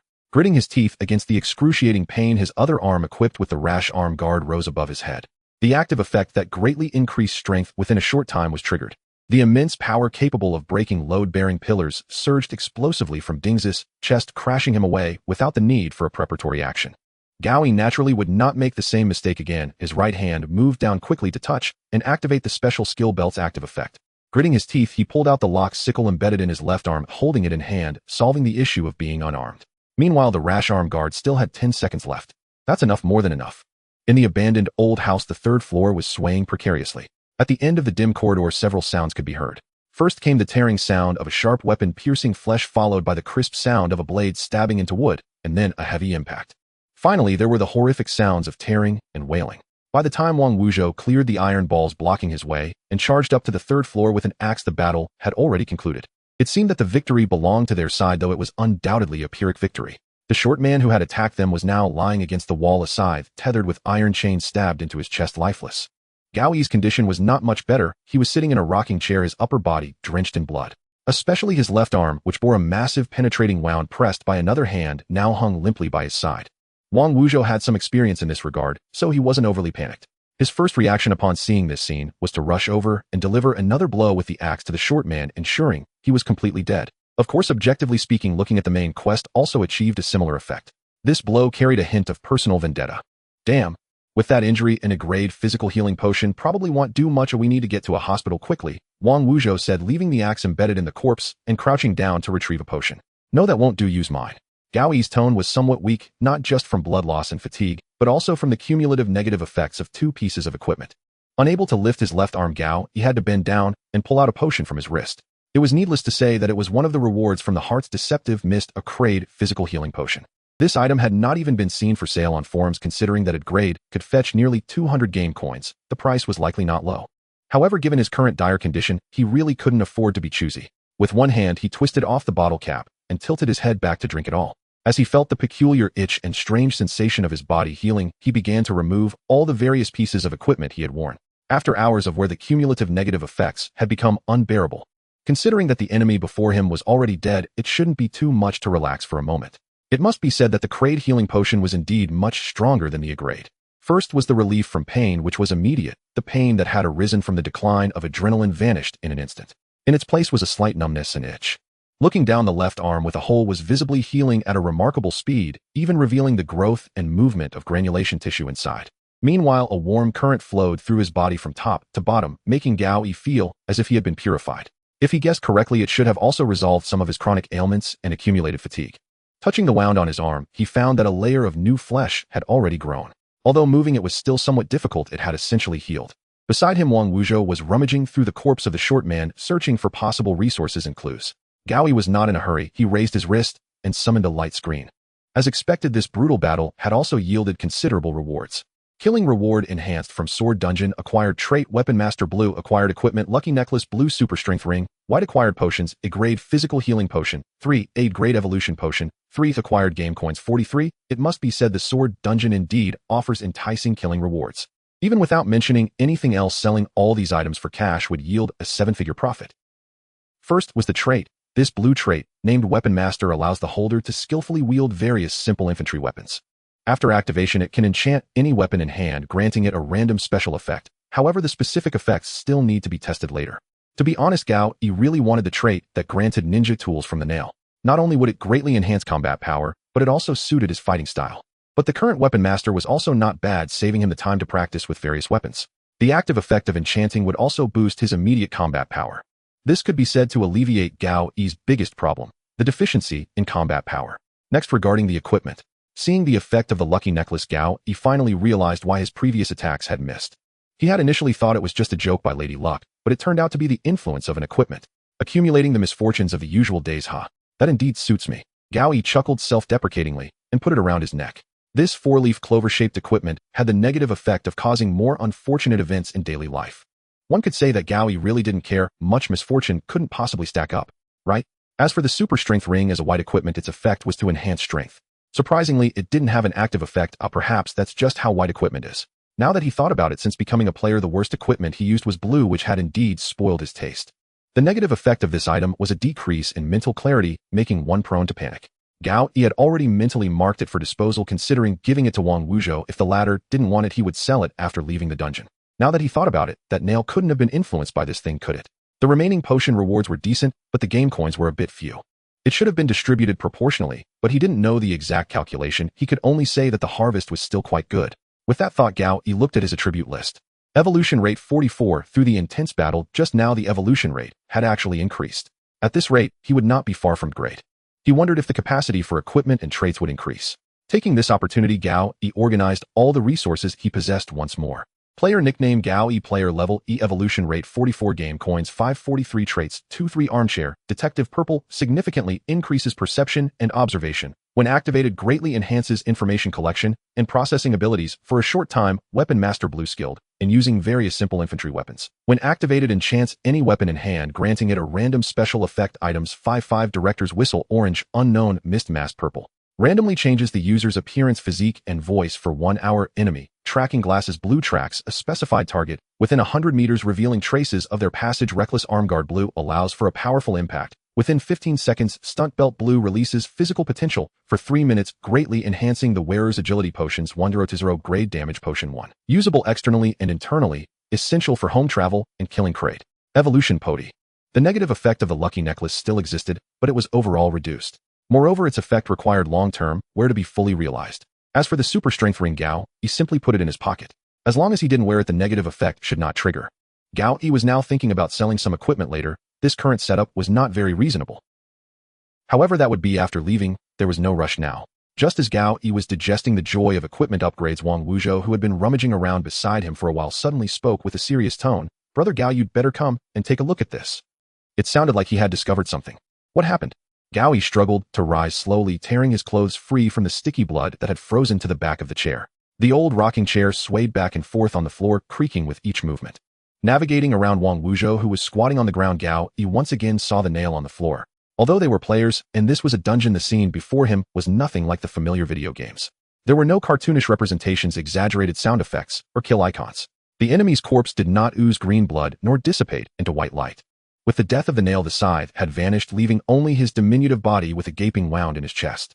Of course, the axe he had been wielding was also retrieved by Wang Wuzhou. Watching the terror in the other's expression before death, Gao Yi belatedly realized this was his first act of killing. This person was undoubtedly deserving of his fate, and he could consider it self-defense. Yet a sense of unease still lingered in his heart. Unlike the panic and guilt often depicted in films, Gao Yi felt an indescribable sense of etherealness, as if he was understanding life from a more transcendent perspective. Fortunately, just as he was sinking into meaningless self-reflection, Wang Wuzhou, who was squatting nearby, interrupted him. He stopped thinking about nonsense, and look here. Shaking his head to clear his thoughts, Gao Yi followed the sound and looked down. Wang Wuzhou had pulled back the blood-stained edge of the corpse's clothing, revealing a scorpion tattoo on its lower abdomen. This guy seems to be involved in something shady. Oh, a few tattoos aren't that surprising, right? Gao Yi spread his hands and returned to his usual lazy tone. What kind of shady dealings are there these days? Tattoos are quite common, but I've seen this one before. Wang Wuzhou paused slightly, seemingly recalling as he continued. It's from when I was investigating a case and got the entry ticket to the dungeon for the first time. The deceased also had the same tattoo.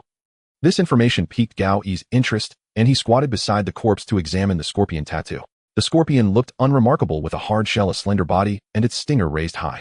Gao Yi took out his notebook and roughly sketched it down, then made another guess. Are you suggesting they might belong to some sort of organization? It's a possibility that can't be ruled out. Wang Wuzhou couldn't provide a definite answer. He pulled the corpse's clothing back and took out a piece of paper from its pocket. Clearly, these also belonged to the nail. Gao Yi took them and flipped through one by one. Convenience store receipts, IOUs, a credit card, overdue notice, and a nightclub flyer with strange phrases. A cheap boxed meal from the convenience store, cigarettes, and beer. The credit card had long since maxed out, and it seemed he still owed a loan shark. Most notably was that nightclub card, which had an address written on it. Old Industrial Area No. 128, Sangang Road. Recalling slightly, it was near the old city, seemingly not too far from the rental place. Maybe it's the lair of some criminals. Do you want to take it for some credit?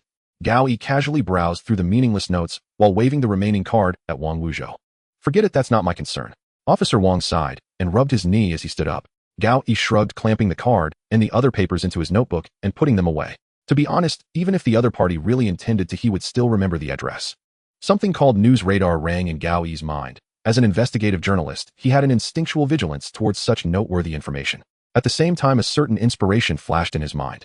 Gao Yi slightly focused his consciousness and activated the tagging system before him. Yes, he hadn't remembered incorrectly. There was indeed a task like this in his daily assignments. Investigate a secret organization and compile a report based on previous experiences. Daily tasks should be within his capabilities, belonging to types he could engage with. Could this secret organization refer to this one? By the way, the current game and players in Nankong City had only appeared for 3 months. They had already managed to form so many related organizations, gangs, and groups. From various perspectives, this was not good news for Gao Yi, who was not adept at collaborating with others. Speaking of players and work, Wang Wuzhou began to complain again. I'm not responsible for this. Players and games are all under the Investigation Bureau's purview, and they don't share any information. As Wang Wuzhou rambled on, Gao Yi's consciousness slightly drifted. The sensory enhancement brought by his recliner detective seemed to have been elevated once more. More importantly, during that period, Gao Yi had hardly sensed any auditory or olfactory information. Was he able to control his senses to a certain extent? Was this due to the increase in evolution rate or from the practice of the recent battle? But when he once again extended his hearing, Gao Yi became aware of the abnormality. The earlier silence had vanished. Various sounds had once again become lively. The heavy rain continued. The flames seemed to have completely extinguished, and voices re-emerged within the amusement park. Even the music from the carousel floated in from a distance. Instinctively, Gao Yi turned his wrist and activated the light screen. I survived for 48 hours in West City 355622, where the number of remaining players in the dungeon is less than or equal to 565 355621 355620 355619. As expected, the time dilation had ended. That means the certain closure and domain of this horror clown haunted house had also disappeared. Although that clown Bill had once again gone missing and hadn't appeared to stir trouble during the recent battle, leaving people somewhat conflicted. But in any case, the torment within this haunted house had finally come to an end. Finally leaving the haunted clown house, Gao Yi and Wang Wuzhou chose to part ways temporarily. The reason was not complicated. Gao Yi's subsequent actions were indeed more suited for solitary movement. Moreover, someone had to take responsibility for dealing with the incoming police. After all, a person had died here, and the West City police, however ineffective, could not simply turn a blind eye. Wang Wuzhou stated, "We're in the same line of work. I can handle them with just a few words taking on this responsibility." Although this line of work differed in nation, era, and position, he appeared quite confident. So he went. It is worth mentioning that Gao Yi originally intended to share the equipment and potions obtained from the nail with Wang Wuzhou, but was refused. The implication was that only he had taken action, and having incurred such great costs, it was unreasonable to share.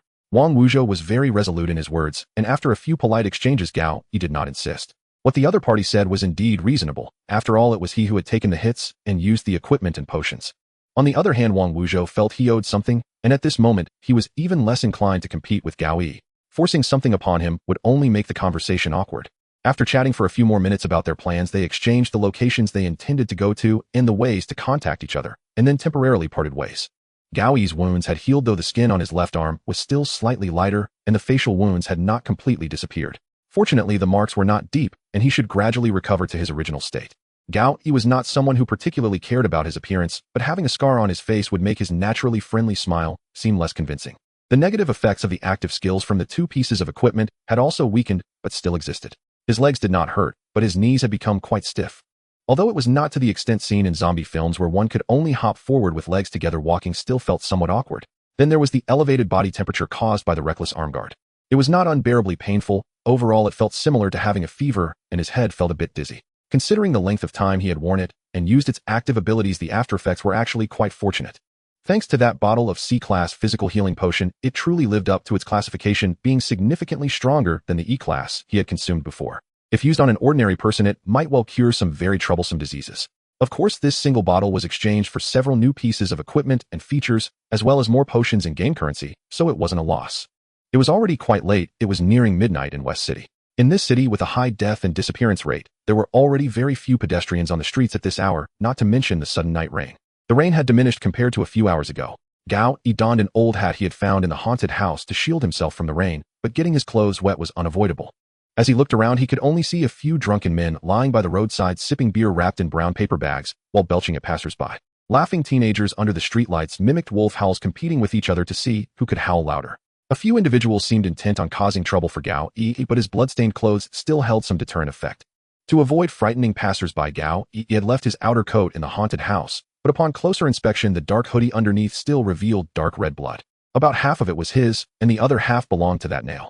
Dragging his stiff knees, Gao Yi finally made his way through the sparsely lit street and returned to the initial house, Mrs. Smith's home. In such a large standalone house, only 2 rooms were lit, making it appear quite desolate. He knocked on the door and waited for about 3 minutes, listening to footsteps slowly descending the stairs. Gao Yi felt a bit guilty for returning home so late and having to trouble the other party to open the door. It was actually his own fault for leaving without thinking about taking the keys. After all, at that time, all of Gao Yi's attention was drawn by the calamity and the eerie broadcast, making it impossible to focus on these trivial details. After waiting a moment longer, Mrs. Smith finally unlocked the door, smiling as she looked out. Of course, Gao Yi also activated the friend of elderly women skill, displaying a smile as he began the small talk he was proficient in. Although most of his wounds had healed, the damage to his clothing was undeniable. The deception of the deadbeat was once again effective, and a story about being a good Samaritan and falling to the ground managed to convince Mrs. Smith. Gao Yi expressed his desire to take a shower and rest, thus temporarily declining the dinner Mrs. Smith had prepared. To say he wasn't hungry would have been a lie. Gao Yi was literally both hungry and exhausted. The C-class physical healing potion was indeed highly effective, but the massive energy consumption left him even hungrier than before. Covered in blood and dust, he had an extreme desire to shower. Gao Yi was typically quite clean, but in extreme situations his tolerance for dirt was also quite high, a trait honed during his career as an investigative journalist. However, if asked what he desired most at the moment, it would definitely be sleep. Considering the past 2 days in real time plus over a day in the instance, he had only managed to sleep for a few hours. If it weren't for becoming a player and experiencing an increase in his evolution rate, which enhanced his physical condition, Gao Yi would have likely fainted long ago. He said goodbye to Wang Wuzhou and returned here first, also wanting to rest a bit. Although he was still in the instance, the total time for this West City Strange Affairs instance was 48 hours, so theoretically, he still had over a day left. Of course, considering that if another player died, the instance would end, the time might not be as ample. But Gao Yi was just too tired. This physiological fatigue was nearly unbearable. Maybe he'll just sleep for a bit, but I'm worried that Clown will come to disturb me again. If it gets too bad, I can sleep with the mist mask on. Gao Yi mumbled as he hurried to the bedside without even taking off his clothes. This was the first piece of furniture he encountered when entering the instance, and it now looked so inviting. He lay down rolled over, and then wrapped in the soft blanket drifted into sleep, enjoying the warmth and the scent of the fluff. Gowie took off his slippers, stretched, and was fully prepared to leap onto the bed to rest. But just then the auditory enhancement granted by the armchair detective suddenly activated. In the adjacent room a boy's voice could be faintly heard. "Little ghost calling madman, little ghost calling madman, ready to go, departing soon." The boy clearly lowered his voice, and there was a sound of static mixed in. "Is he using a walkie-talkie?" "Madman received, we are in position, let's meet at the old place in half an hour." The guess was correct, they were indeed communicating via walkie-talkie. Suddenly the sound of fabric rustling and zippers being tightened echoed. Clearly the boy was making his final preparations to leave. It's that family's younger son, isn't it? Sitting down heavily on the edge of the bed, he began to piece together the information. This younger son's brother had disappeared years ago along with both parents leaving him. In the morning, he could hear voices from the broadcast. It was probably related to his age and was likely a target of the clown bill. In a horror film, a large group of children sneaks out at night, without their parents' knowledge, either to get themselves into trouble or to get themselves into trouble. If things go as expected, this would likely point to a storyline central to the instance, about the clown bill. Turning his wrist, he summoned the light screen. "I survive for 48 hours in West City 342731, or when the number of remaining players in the instance is less than or equal to 565. He sighed deeply, reluctantly, leaving the warm bed. "Forget it, I'll resolve that clown soon, and return to reality, to sleep in my own bed." He comforted himself.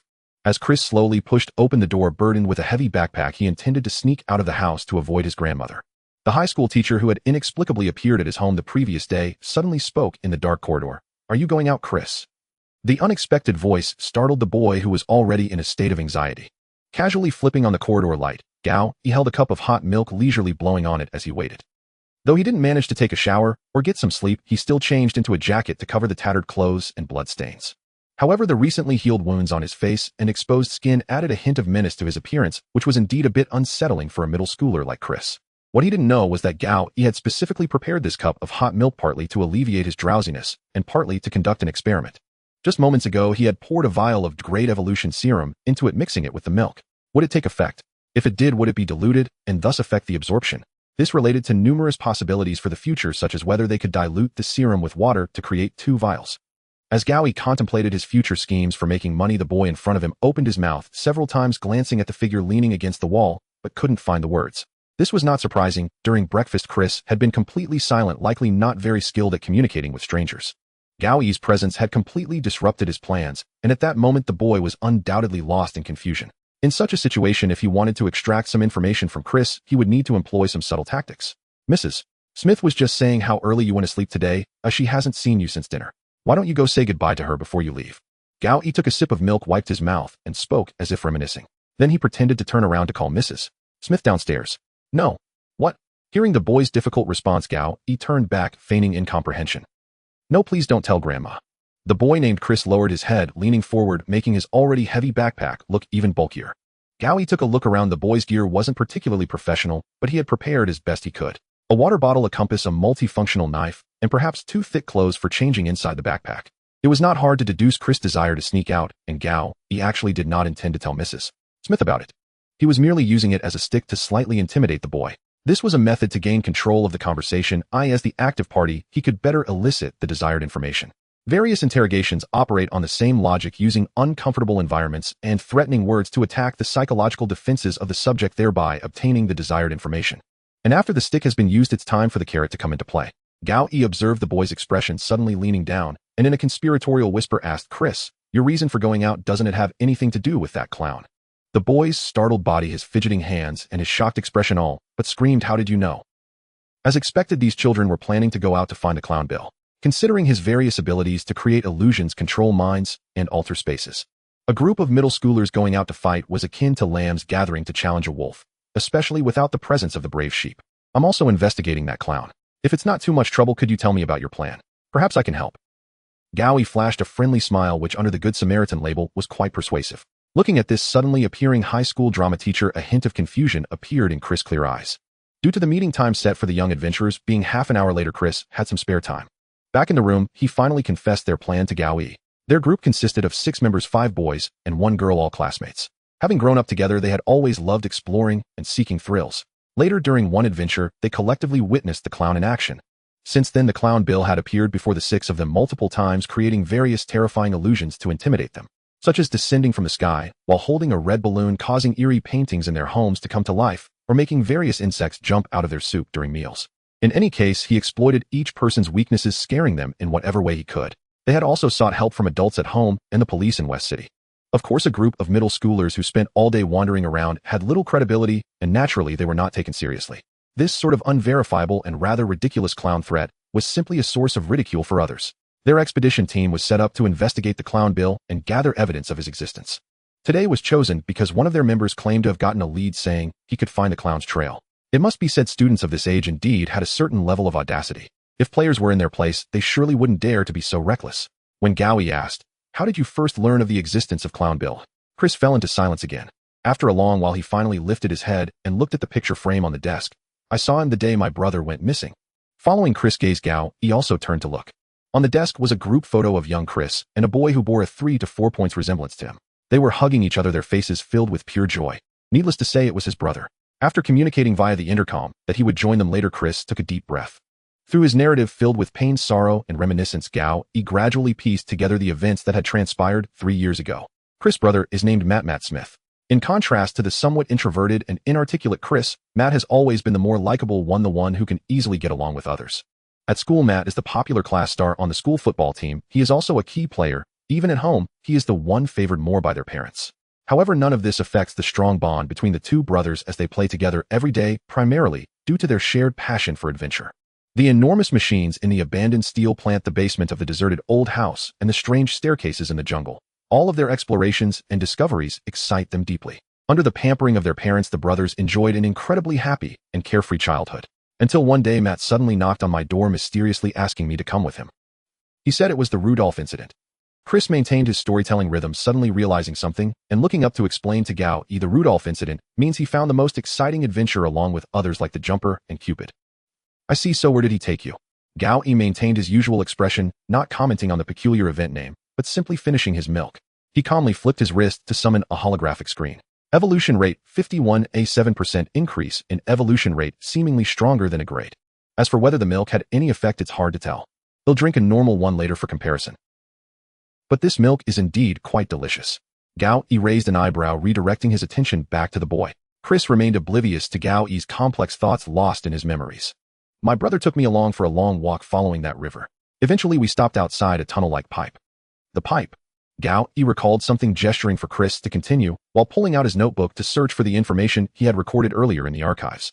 "The last eyewitness saw Matt leave along the river. The footsteps extended all the way to the sewage pipe 2 kilometers from the last sighting. Could it be this pipe?" Gowie didn't ask any further questions. Right now he needed Chris to recount the event in its entirety. As expected, the story began to take a bizarre turn. The pipe looked like an abandoned sewage pipeline. Peering inside revealed a dark void, barely allowing a person to pass through. Chris struggled to recall, as if facing some sort of nightmare, having to pause occasionally to catch his breath. Gowie slightly closed his eyes, combining the information he saw in the archives with the scene in his mind. At some point, the sound of flowing water and chirping insects suddenly filled the air. When he opened his eyes again, the room with the desk and bed had vanished. The map of the West City hanging on the wall slowly fell, covering the entire floor, while the surrounding walls collapsed with a bang, completely obliterating the original scene. In its place stood a long tunnel by the riverbank, rising beside the gravel shore, extending inward beneath a dirt mound. Gowie and Chris found themselves by the river, sitting atop 2 smooth boulders under the warm spring breeze and fresh green leaves. This sudden scene, like a VR device, merged what Gowie saw in the archival photos with the descriptions from Chris, all vividly appearing before them. After a few seconds, Gowie realized that this must be the effect of the armchair detective rather than the influence of Clown Bill. Did the ability actually improve? This was an effect that had never been exhibited before. The so-called armchair detective refers to those who can solve cases without visiting witnesses or being on site. They simply need to lie comfortably in their warm armchairs at home, listen to others present the case information, and they can successfully crack the case and identify the true culprit. So that's how it is. These traits do indeed evolve slowly, revealing more abilities and effects. This kind of scene reconstruction, akin to a detective movie, should also be one of the manifestations of the armchair detective ability. Gowie said little, simply continuing to listen to Chris' narration in this scene. "Matt told me this adventure was a test of courage to see who dares to walk further into that pipe." Looking down that pipe was indeed somewhat frightening. The light could not penetrate the steel and concrete, keeping the visible distance in the long tunnel to about a meter, revealing only the dark green sludge and filth. Further in lay a long and silent darkness. Gowie turned to see young Chris and his brother Matt walking across patches of pebbles, arriving at the mouth of the tunnel. The rules were to see who could walk further inside. "I'll go first." Matt smiled at Chris and slowly walked in, disappearing into the tunnel's darkness in no time. All that remained was the sound of sneakers on the dry pipe and Matt's rhythmic counting 1, 2, 3, 4, 5, 6. Upon reaching the 6th count, the footsteps suddenly turned and quickened, and soon Matt burst out laughing as he ran out. 6 seconds, a full 6 seconds. This is the mark of a brave person. As for you. Saying this, he turned to Chris, raising an eyebrow and displaying a challenging expression. What's so impressive about that? 2 can go further. Chris shouted loudly, trying to bolster his courage. In front of this older brother who was better than him and more popular, he always tried hard to show off. With that, Chris took a deep breath and amid Matt's laughter steeled himself to walk into the tunnel. The moment he stepped in, he regretted it. The rusted steel was permeated with an unbearable stench, and the surrounding indistinguishable twisted metal pipes forced Chris to walk in a straight line. This scene was enough to drive anyone with claustrophobia to despair. Narrow, dark, unknown. Chris gritted his teeth against the fear and loudly counted as he ventured inward. 1, 2, 3, 4, 5, 6, 7. 7 seconds. I won. Chris thought, speeding up to run out, looking at Matt's radiant smile. Not bad, my brother, indeed. Now it's my turn. Matt smiled, leaving his coat on the riverbank, and began counting as he walked into the pipe again. Thus the brothers Chris and Matt began a long walking competition. With each entry, Matt's shadow grew fainter, his voice more distant, and the echoes increasingly indistinguishable. The two had to communicate through walkie-talkies to count, allowing the competition to continue. Days passed, and whenever they had time, Chris and Matt would return here to start the competition again. What happened next? Seeing Chris' recollection gradually slow, he leaned forward to ask. Chris lowered his head again, biting his lip, struggling to clear his hoarse throat, as if his memories had finally reached the most terrifying part. That time I was determined to completely surpass Matt, to walk to the farthest point inside the pipe, winning this competition forever. By the riverbank, the green leaves gradually turned yellow and fell slowly. After a long period of barrenness, the trees began to sprout new buds once more. In the simulated space of the armchair detective, time had swiftly passed for over half a year. This long tunnel seemed to possess some kind of magic, captivating the curiosity and passion of the two brothers entirely. The distance and time of exploration grew longer, from mere seconds at first to dozens of seconds. The longest record now stood at 101 seconds, held by Matt. Of course, at this distance, it was no longer possible for the two to record their progress by shouting. The walkie-talkie became their only means of communication. Chris attempted several times to break this record, but met with no success. One day, he decided to conquer this game completely, freeing himself from the distress of the terrifying tunnel. It was evident that on his own he could not surpass this achievement. This was not only a matter of courage and determination, but also a limitation of physical strength and pace, especially as Chris was still an elementary school student at the time. Ultimately, he decided to employ a clever trick, simply put, to cheat a little. After walking a few meters into the tunnel, those outside could no longer see what was happening inside. This was why the two could only communicate through the walkie-talkie. It also meant that after entering the tunnel for a certain distance, Chris could use some tactics that were otherwise prohibited. The scene beside Gao changed once again, with the two brothers, who had visibly grown taller, reappearing by the riverbank. The newly thickened shrubs blocked their view, burying the tunnel beneath the ground. It was clear that time had passed alongside Chris' narration. This time I will definitely reach the very end. You must admit that I am the ultimate victor of this game. Chris wore a yellow windbreaker suitable for movement and rain boots, clearly well prepared. It was evident that he was determined to win this game. Just you. Matt wore a provocative smile, shaking his head playfully at Chris. This was the unique way the two brothers interacted, a teasing dialogue only shared between those truly close. Chris avoided his brother's teasing gaze, focusing all his attention on the tunnel. Taking a deep breath, he slowly entered once more. 1, 2, 3, 4, 5. The metal pipes on both sides remained as cramped and narrow, enveloping Chris' slender body in darkness. The icy chill of steel penetrated through all his clothing, wrapping around his slight frame. 21, 22, 23, 24, 25. As the light behind him completely vanished, Chris once again entered into utter darkness. Even after having been here dozens of times, that racing heartbeat sensation never faded. Fear seemed to materialize, pulsing between his throat and chest with every breath. Inhaling, he drew the unknown terror from the darkness. Exhaling, he expelled the remaining courage and desire to explore. 41, 42, 43, 44, 45. Almost there. This was close to the limit Chris had previously reached. Hearing Matt's laughter through the walkie-talkie, he decided to initiate his little trick. With his steps and counting ongoing, Chris pulled out a small flashlight he had stowed in his pocket, his secret weapon. Turning it on with one hand, the scene inside the tunnel instantly became clear. As the darkness receded, the terror that had been pounding in his heart with each breath diminished. Matt apparently had no idea what his brother was up to, merely asking, "Can you hold on? Losing to me isn't embarrassing." Of course, Chris paid no heed. His goal was crystal clear. 99. 100, 101, 102, 103. Great, he had surpassed Matt's previous record. Chris' heart soared, but he did not show it, illuminating the darkness with the flashlight while continuing his count. "All right, you win, Chris. Tonight I'll share my portion of fried meatballs with you." Matt sighed, his tone unexpectedly tinged with regret, clearly not anticipating his brother would surpass him. But Chris offered no response, as he had stated before. He aimed to reach the end of the tunnel and claim victory.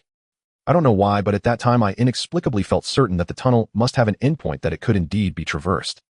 Opposite Gao, Chris had his head bowed, hands clasped together, his tone laced with a hint of confusion and pain.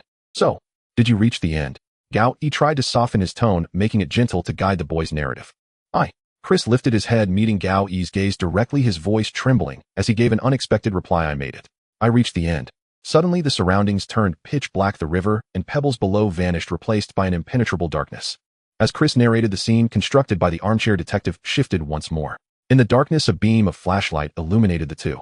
The past version of Chris, clad in a windbreaker and rain boots, nervously approached, slowly walking past the current version of Chris. As he walked, he continued counting in a youthful tone: 167, 168, 169, 170, 171. Suddenly the flashlight flickered several times and went out. Meanwhile, the voice on the walkie-talkie began to break up, making Matt's voice sound fragmented. Chris. How did you get a response? Strange. If it was just the walkie-talkie losing signal, that would be understandable. But what was wrong with the flashlight? Chris was well aware that its battery had just been replaced before he came.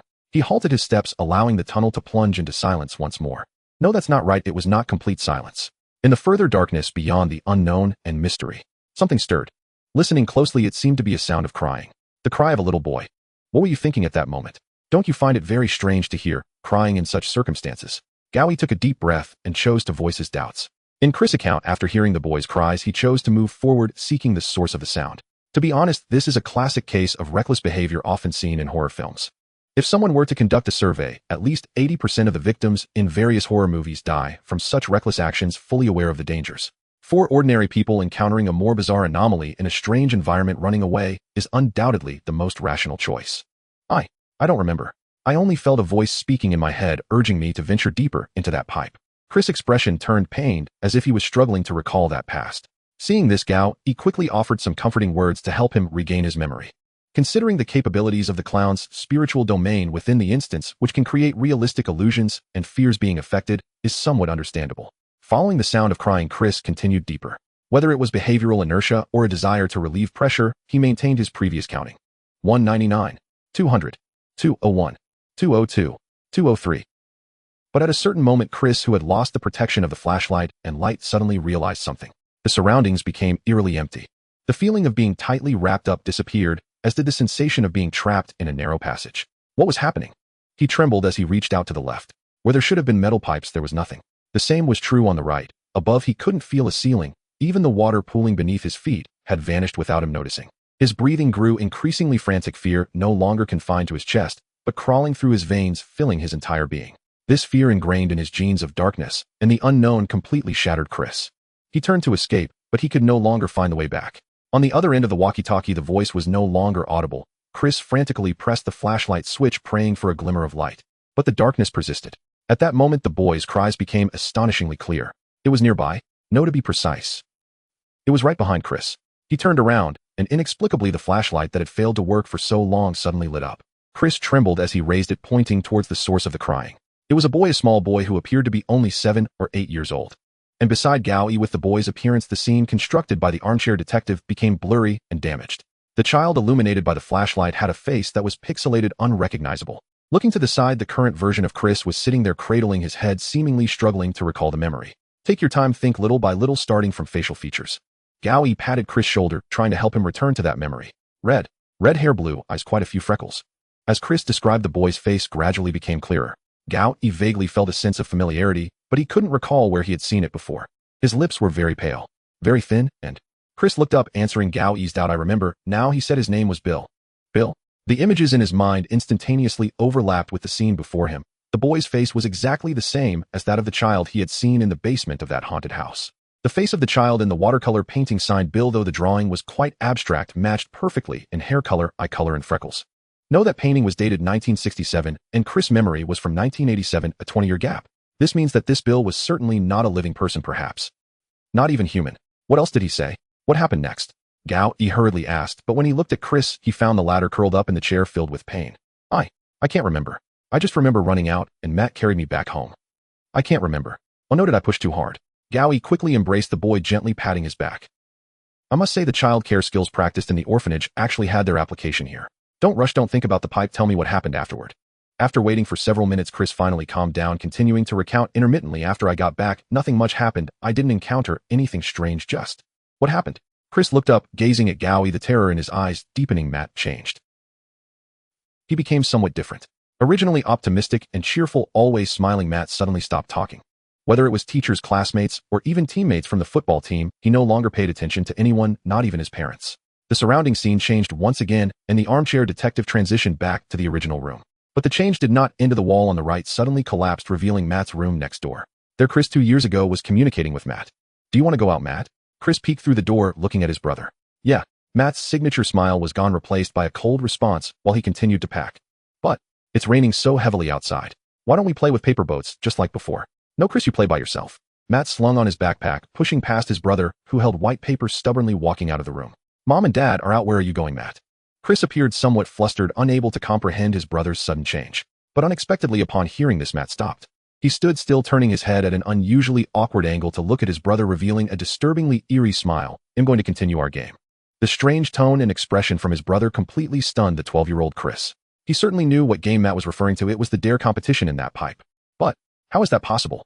With such heavy rain, that pipe would surely be flooded and completely impassable. Not to mention, why would he want to go? I was so scared at that time, I didn't dare to say anything more.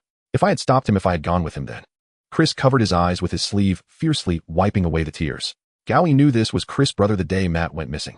I told the police, I told Mom and Dad that Matt went to the pipe, but they couldn't find him. Chris' voice was hoarse, filled with heartache. Clearly, he had buried all the guilt about his brother's disappearance deep within for the past 2 years. This pressure was far beyond what someone his age should bear, undoubtedly causing him unimaginable pain. The police did indeed search, as evidenced by the documents in the archive. Gowie flipped open the notebook, and more importantly, there was a line stating entered the pipe for search, sealed off by mesh reinforcement. At 200 meters, no corresponding traces found. A pipe naturally cannot lack an end, nor can it lack bends and turns, much less allow 2 children to wander freely. Where could these 2 brothers have gone? It's not your fault, Chris. I believe your brother. Wouldn't blame you either. Gowie sighed, slightly attempting to comfort him.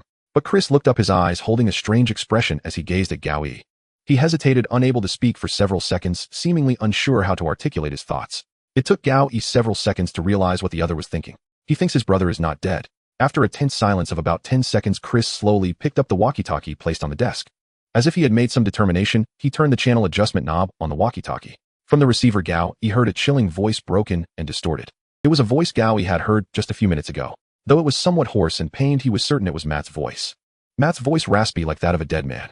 972-3231. 972-3232. 972-3233. Gowie made no further attempt to stop Chris, allowing him to climb out through the small bathroom window on the second floor, land atop the shed in the backyard, and finally vault over the fence beyond the lawn. On that drizzly night, the boy's slender figure receding into the mist radiated an unshakable resolve.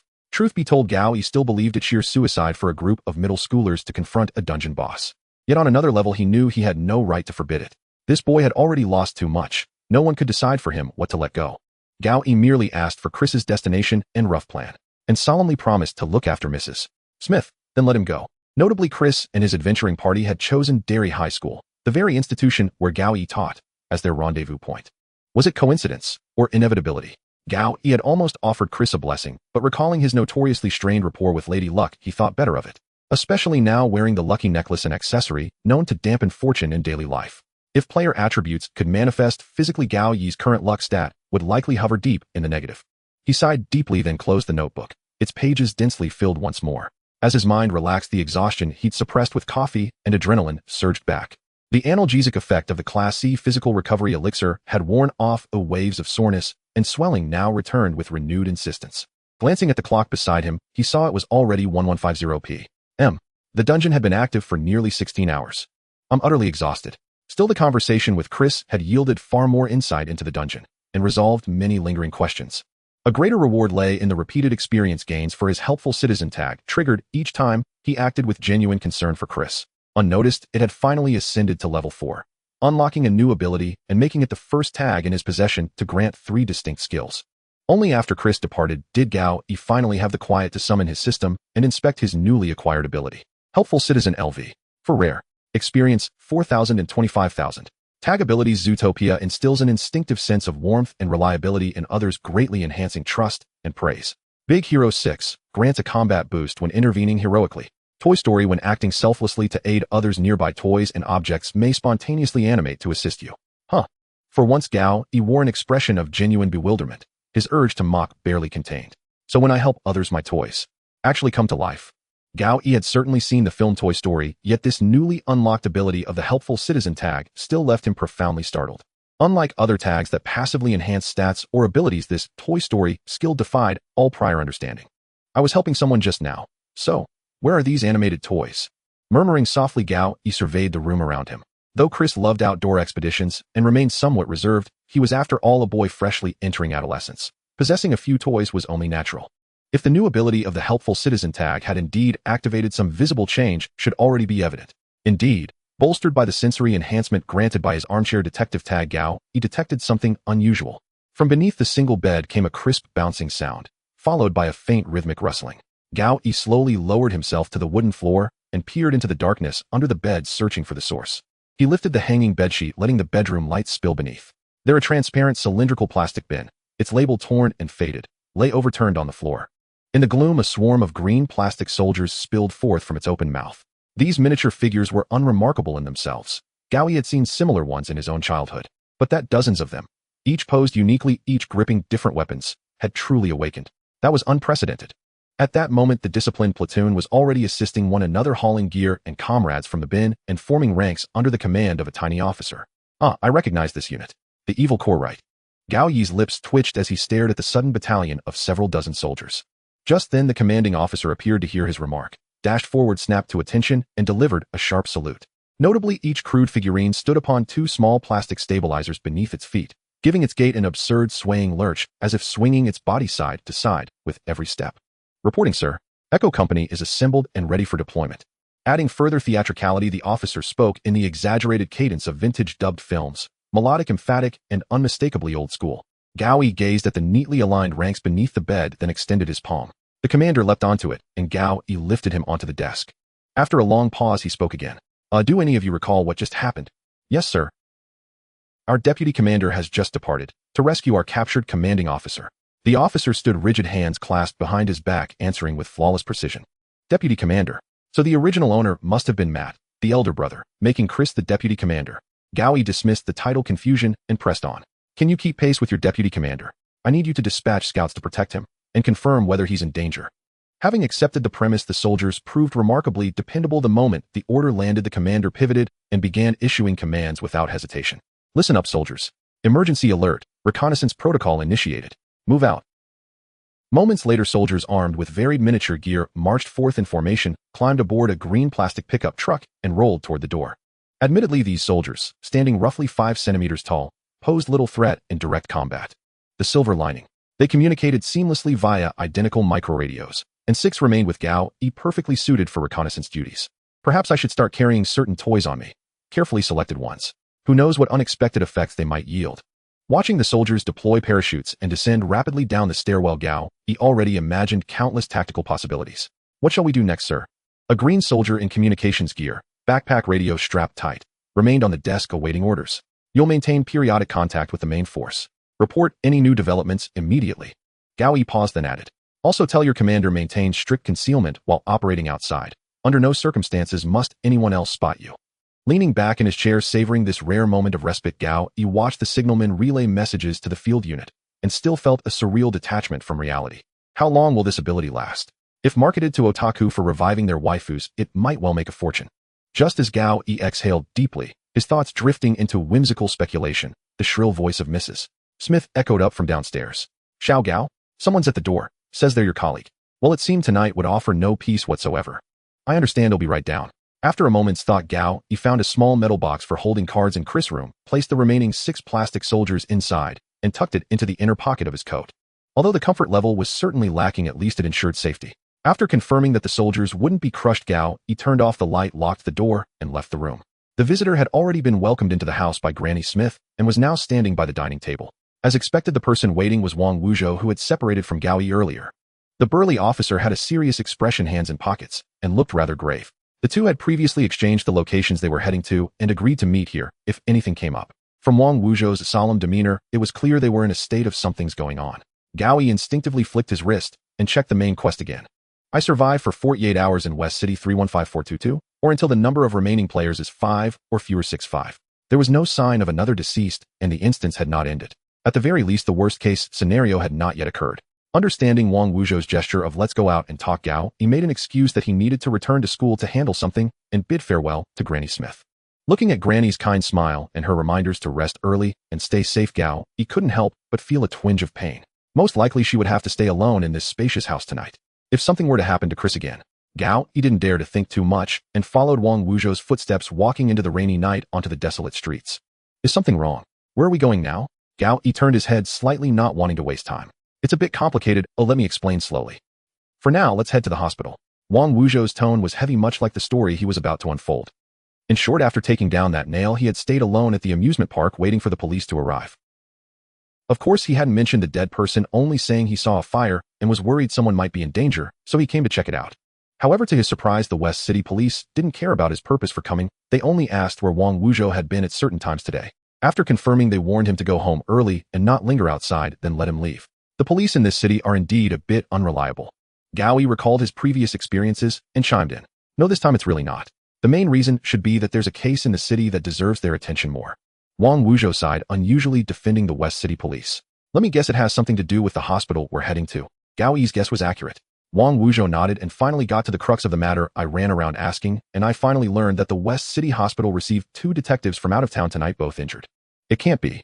Before Gao Yi could finish his question, Wang Wuzhou answered directly, that's right, it's those 2 players from the investigation bureau. West City Hospital outside the 3rd floor emergency room.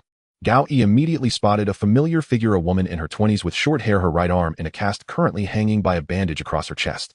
Needless to say, it was the young woman from the investigation bureau he had encountered before at Delhi High School, Tanji.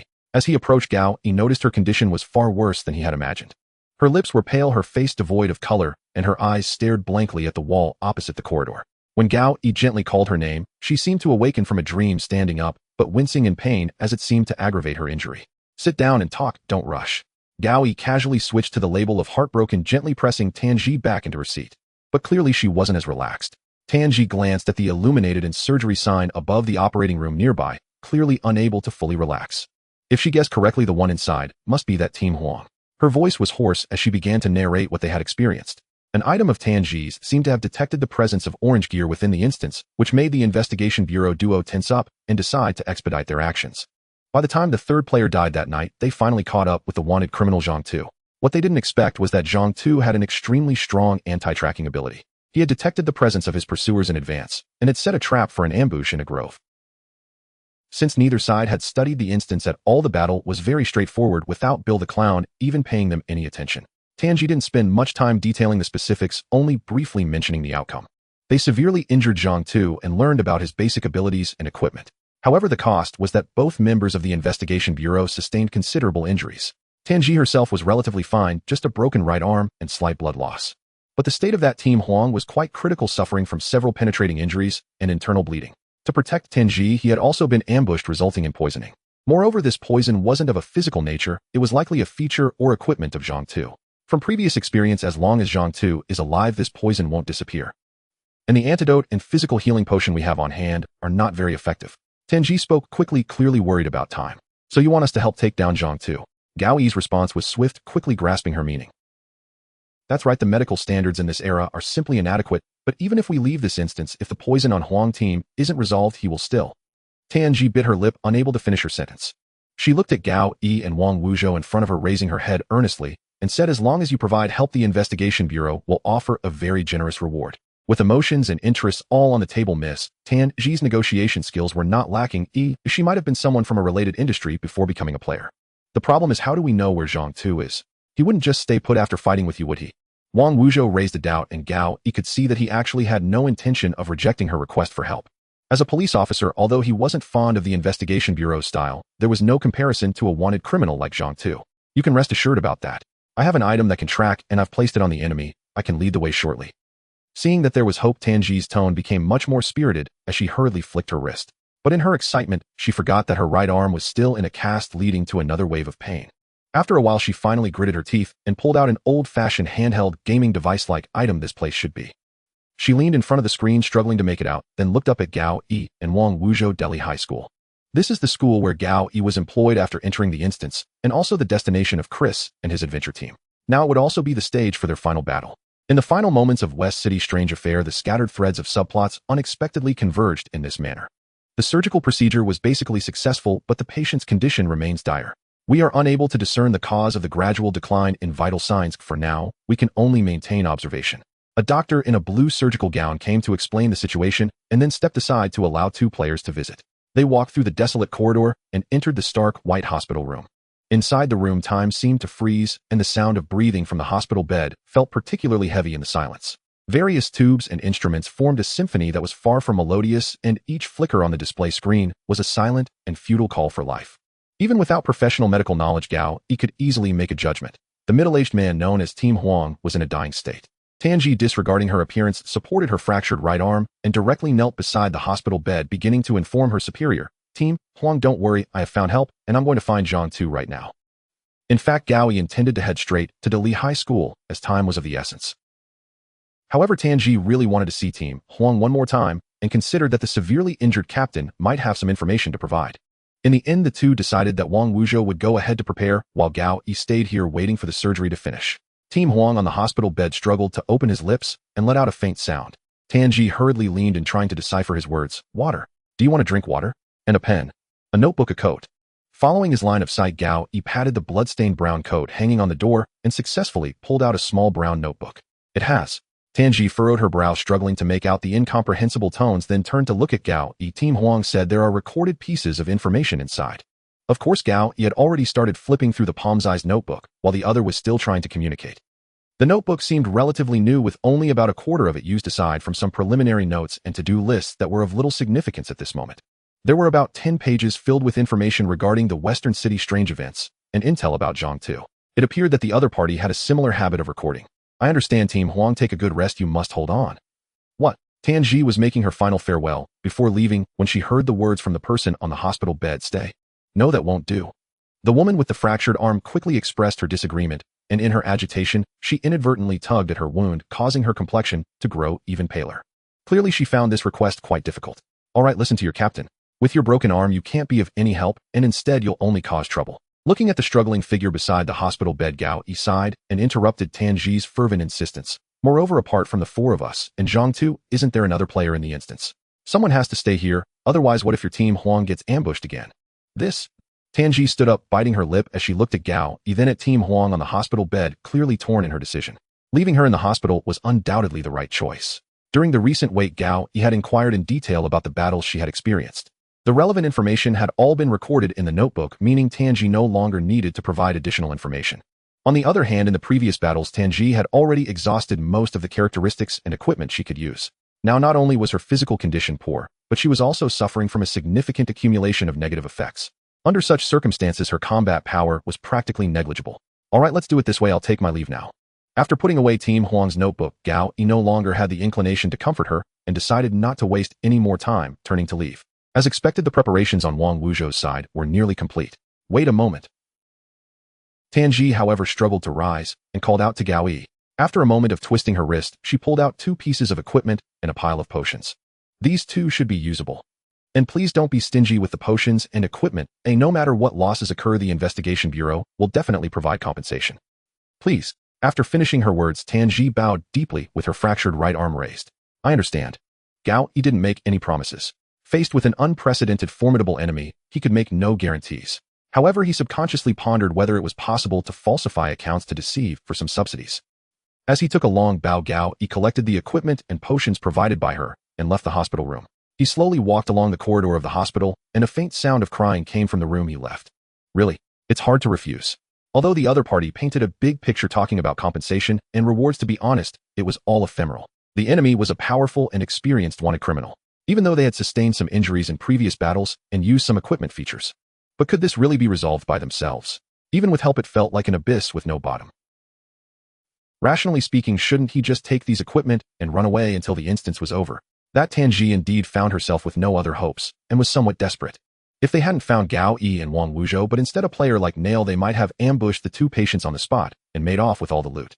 Passing by the operating room during the recent wake, Gao Yi slightly turned his head to look at the metallic seats provided for family members to wait. The white wall beside them was covered with various prayers and pleas. God save my husband. Bless my child and mom. Countless anxious family members carved their prayers on the wall above. Most likely this wall had heard more sincere prayers than the church. When faced with a dire situation beyond one's capabilities, waiting and hoping became a helpless choice. The hospital corridor was silent and long. Each step felt like moving along the river of fate. Gao Yi downed another bottle of the newly acquired E-Class Evolution Potion, checking the system notification that had just sounded. Special task triggered: defeat Zhang 2, reward rare trait 1, epic item lottery chance, one-time limit 6 hours. With a self-deprecating smile, Gao Yi quickened his pace and stepped into the night. The two pieces of equipment provided by Tanji are of one blue and one white quality. Frog Detection Mirror Blue has a passive effect that allows it to search for nearby spiritual entities and ghosts, issuing a warning. Although the negative effects are not significant considering the current dungeon's setting and content, it should not be very useful. Its active effect is quite interesting, capable of detecting the specific effect of an equipped item within a 15-meter range. Tanji used this to determine the specific capabilities of Zhang Tu's main weapon. It should not have much use, but Gao Yi happens to have this piece of equipment with an unclear specific effect. Director's Whistle Orange is a silver whistle obtained from the director at the end of Heart's Deceptive Mist, and its effects are still unknown. Based on the context at the time, one can only speculate that this is a life-saving piece of equipment.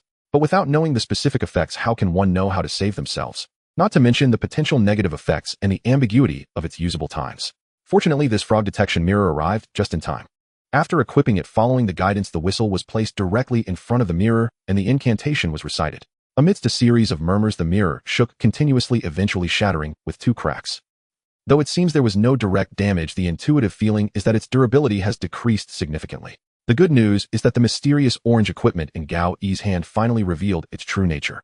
Director's Whistle Orange active effect: blowing the whistle once declares this filming invalid, reverting back to the previous scene 15 seconds prior.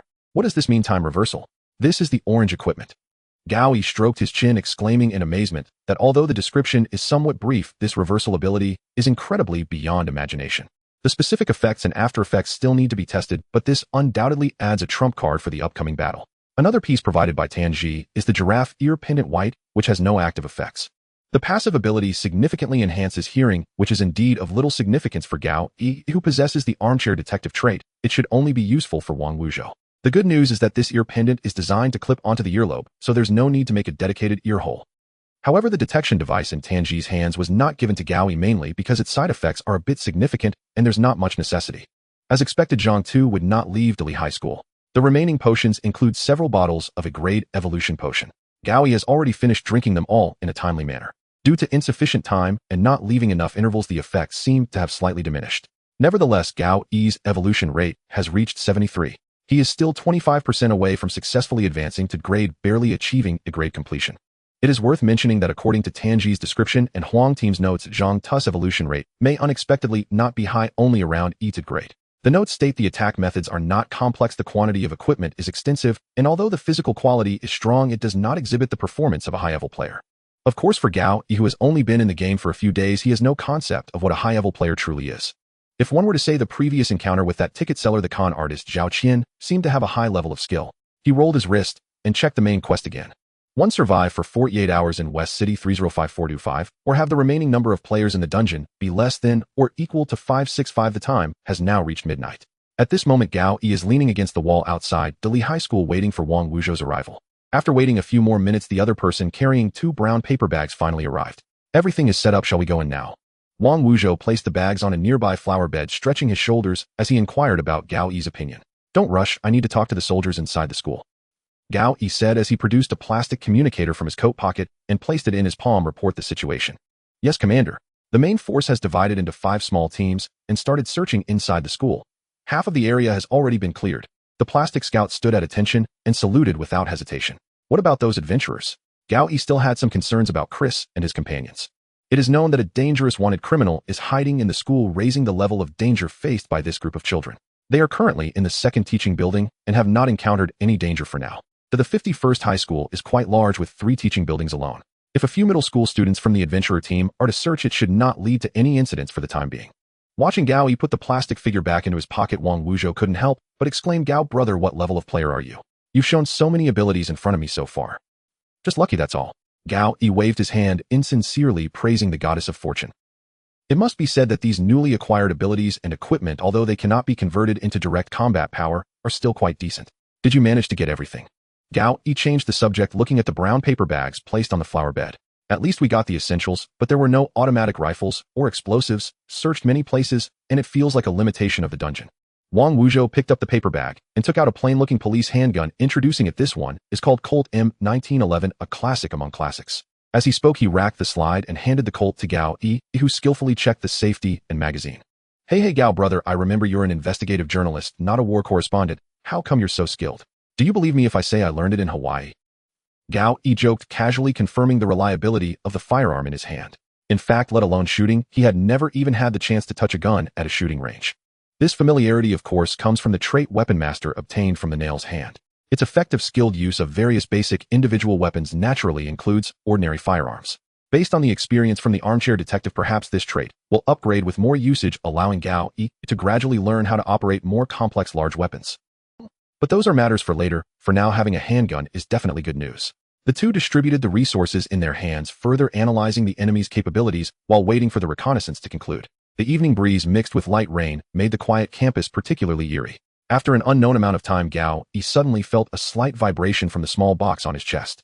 As expected, the communicator finally brought the intel on the enemy's location. The whereabouts of Zhang Tu have been found. Through Tanji's account and Detective Huang's notes, Gao Yi had formed a preliminary understanding of the powers possessed by Zhang Tu. The abilities and equipment he had demonstrated were roughly as follows. First, his weapon. Tanji, using her frog detection mirror, had obtained relatively precise information. Zhang Tu's primary combat weapon was a cleaver named Human Butcher. As a rare offensive artifact, it posed significant threat and served as the core source of his combat strength. The active effect of Human Butcher was deceptively simple. For a limited duration, it enhanced the cleaver's damage output and inflicted bleeding. According to Tanji, it had already been activated, so it no longer warranted immediate concern. That said, Zhang Tu's martial prowess was exceptionally refined, demanding utmost vigilance.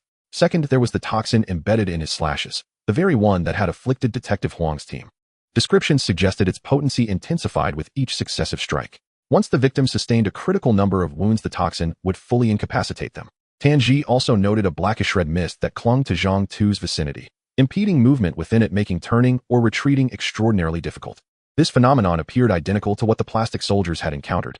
According to a radio report, a squad had entered dense fog near the school's athletic field and had since gone silent.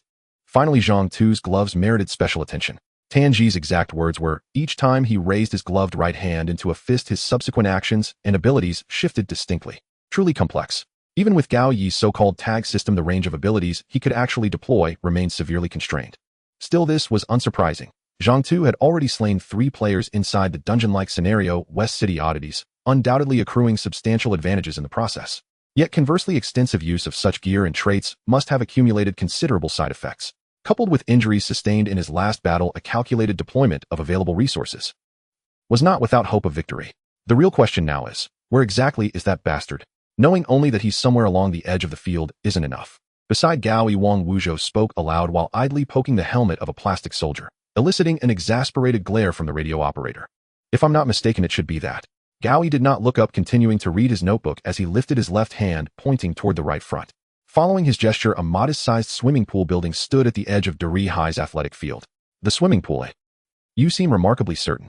Having spent this much time with Gao Yi, Wang Wuzhou had long grown accustomed to his leaps of logic. Yes, and at last I understand what Detective Huang meant by water. He withdrew the West City map from its brown paper envelope and spread it open, a task he'd entrusted to Wang Wuzhou. Tracing the inked path with his pen, Gao Yi began laying out his deduction. Within the scenario, Zhang Tu had killed 3 players. The 2 investigators had pursued him relentlessly. For each victim, Detective Huang's notes meticulously recorded both manner of death and location.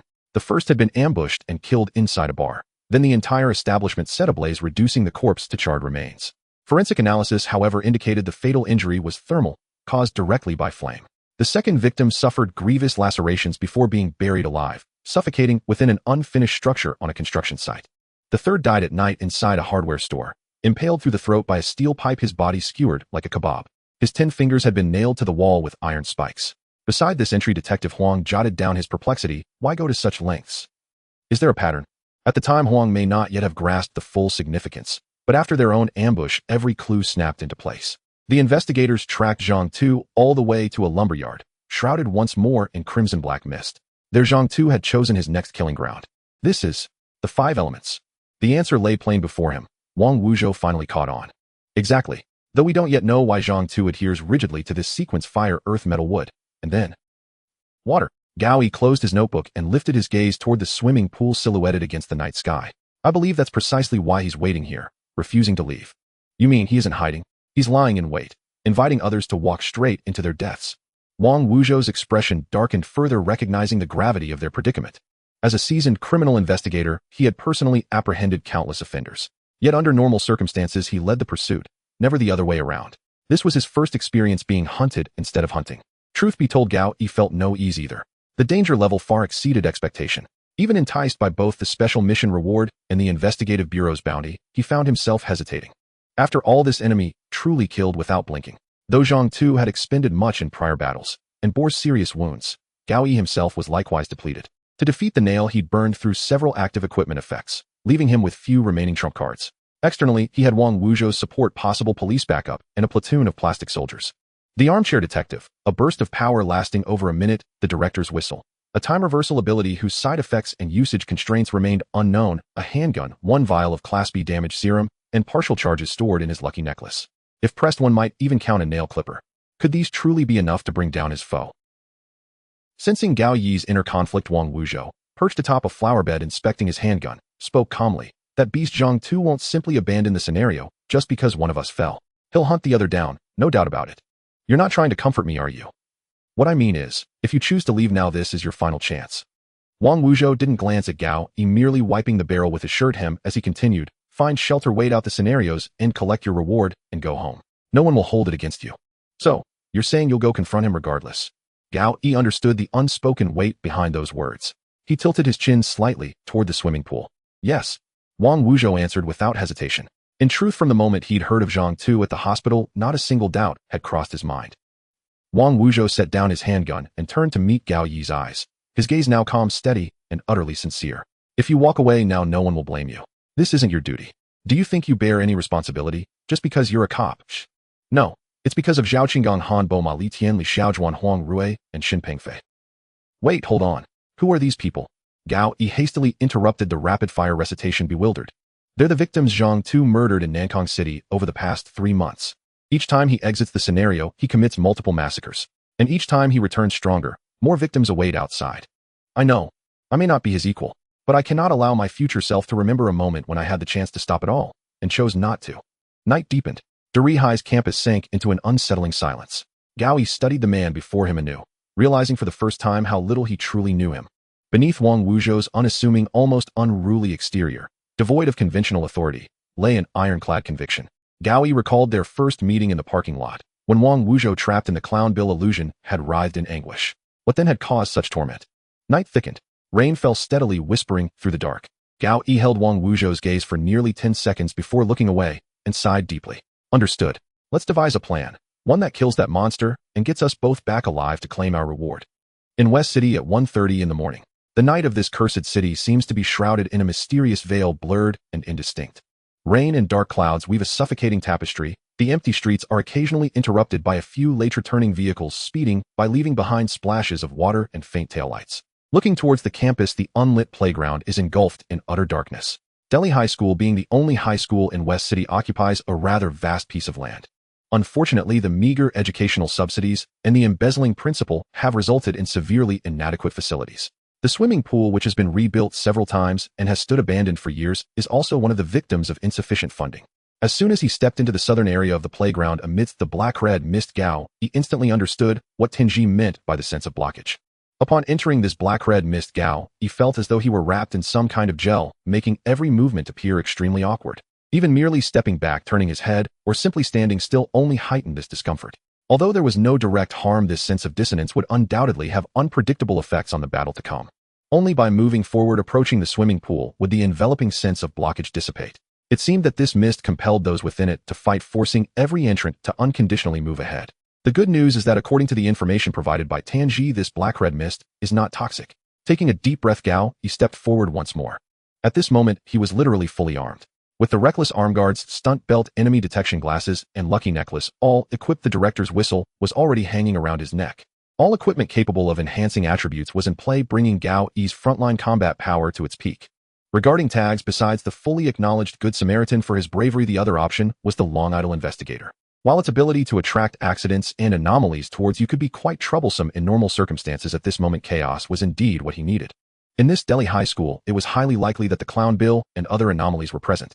For Gao Yi, these were all factors he could exploit. For him, now, every slight advantage had to be seized, and every seemingly trivial detail needed to be confirmed. The night grew ever thicker, and the swimming pool shrouded in black-red mist resembled a dead zone. Taking a deep breath, Gao Yi pushed open the door that had been smashed open by chains. A cold wind mixed with dampness rushed towards him. The air inside the swimming pool seemed to have thickened due to prolonged closure.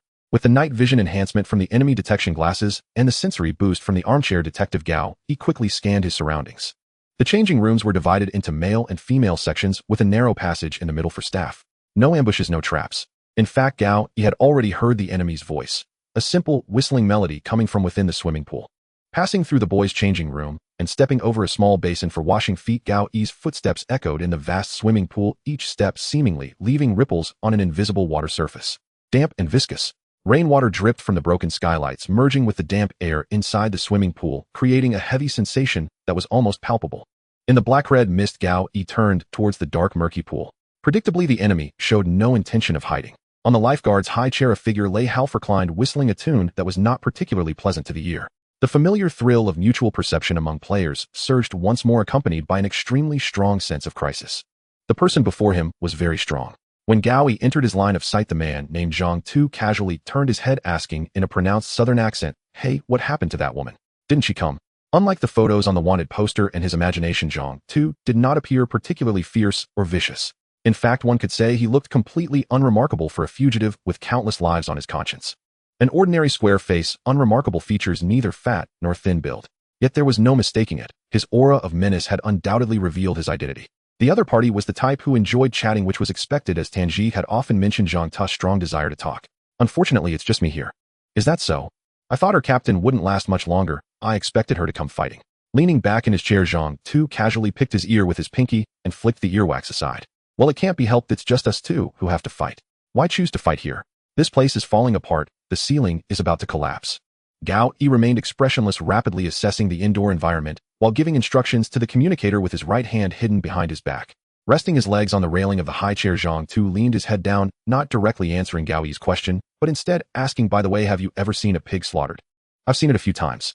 Although Gao Yi was unsure what the other party intended to express, having more time to observe the environment and wait for other setups was not a bad thing. "When I was a kid, I often wondered why humans could decide the lives and deaths of these pigs when I saw the villagers slaughtering them." Zhang Tu's voice carried a hint of nostalgia, as if recalling a beautiful time. "My mother said that because humans are stronger than pigs, pigs deserve to be slaughtered and eaten. Later, suddenly the land where my family lived became valuable. I forgot what the town was building. As a result, the village head and his group drove my mother and me out with knives, swallowing all the compensation." Zhang Tu's words flowed on without interruption, recounting the story leisurely, his gaze unfocused as it drifted towards the pool. Gao Yi hesitated several times about whether to shoot, but at this distance of several dozen meters, he had no assurance of hitting, and it would instead expose his trump card. With no other choice, he could only wait for other setups to fall into place, allowing the other party to continue his story. It happened to be New Year's, and the town came to repair the road and build buildings. The village head was particularly happy and held a big banquet ready to personally bleed the New Year pig. Looking back, that pig was really strong. Maybe it was because it ran around the mountain every day, growing strong muscles. Several men couldn't hold it down. The village head held the knife, gesturing, and when he stabbed it into the pig's neck, he didn't grip it properly, and that pig started bleeding while running back up the mountain. "Ha ha ha." Zhang Tu suddenly burst into loud laughter, unable to contain himself for quite some time, as if recalling something amusing. "That night, I took advantage of the darkness to run to the village head's pig farm and let all his pigs go. Ha ha, have you ever seen pigs running wild across the mountains? In the early hours while he was out trying to catch the pigs, I entered his house and found his precious son. I took that knife and cut his throat without hesitation, just like the village head slaughtering that pig. At that moment, I suddenly understood the issue was never about how strong the pigs were. No matter how powerful the pig, it was still just a pig. Only by holding the knife in hand could one truly be human." Zhang Tu finally sat upright, leaning towards Gao Yi at the other end of the pool. "In the darkness, some people wield knives as humans, others are slaughtered like pigs. That is the truth of the world, and I will always be the one holding the knife." A kitchen knife, gleaming with a metallic sheen, was slowly drawn from Zhang Tu's waist. In the rain, he rose from the back of the chair, standing upright on the ladder. In the next moment, he spread his arms wide and leaned forward, crashing heavily into the seemingly bottomless pool. Amidst the splashing water, his figure had already vanished. Gao Yi had no time to ponder the other party's bewildering worldview and swiftly prepared to respond. He understood that the casual chat was over and battle was inevitable. Upon entering, Gao Yi immediately noticed the most significant anomaly in the swimming pool. Looking into the square pool at the center of the venue, unlike the typical azure tiles and clear water, this pool was murky and dark.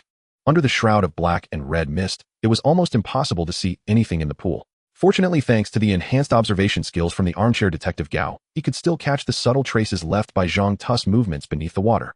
The undulations of green moss and the ripples of the water exposed the enemy's actions. But how fast? The 50-meter-long pool was no obstacle at all as the figure underwater approached with a speed that far exceeded that of an ordinary person.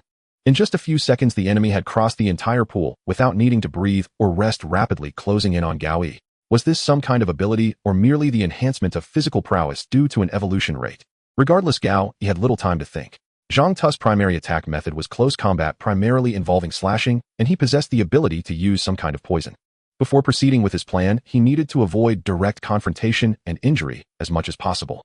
Gao Yi resolved to remain vigilant and quickly retreat. No matter how the opponent intended to attack, remaining by the water's edge was not a good idea. However, just as he took a half step back, a powerful resistance suddenly appeared, enveloping Gao Yi's entire back. It seemed that the previous guess was correct. This black and red mist would prevent anyone within it from retreating or escaping. It was akin to an invisible arena, forcing participants to continue fighting.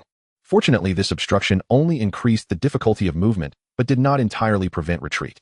Gao Yi raised his hand and pulled out two burning flares from his waist, tossing one into the water and gently throwing the other to the side.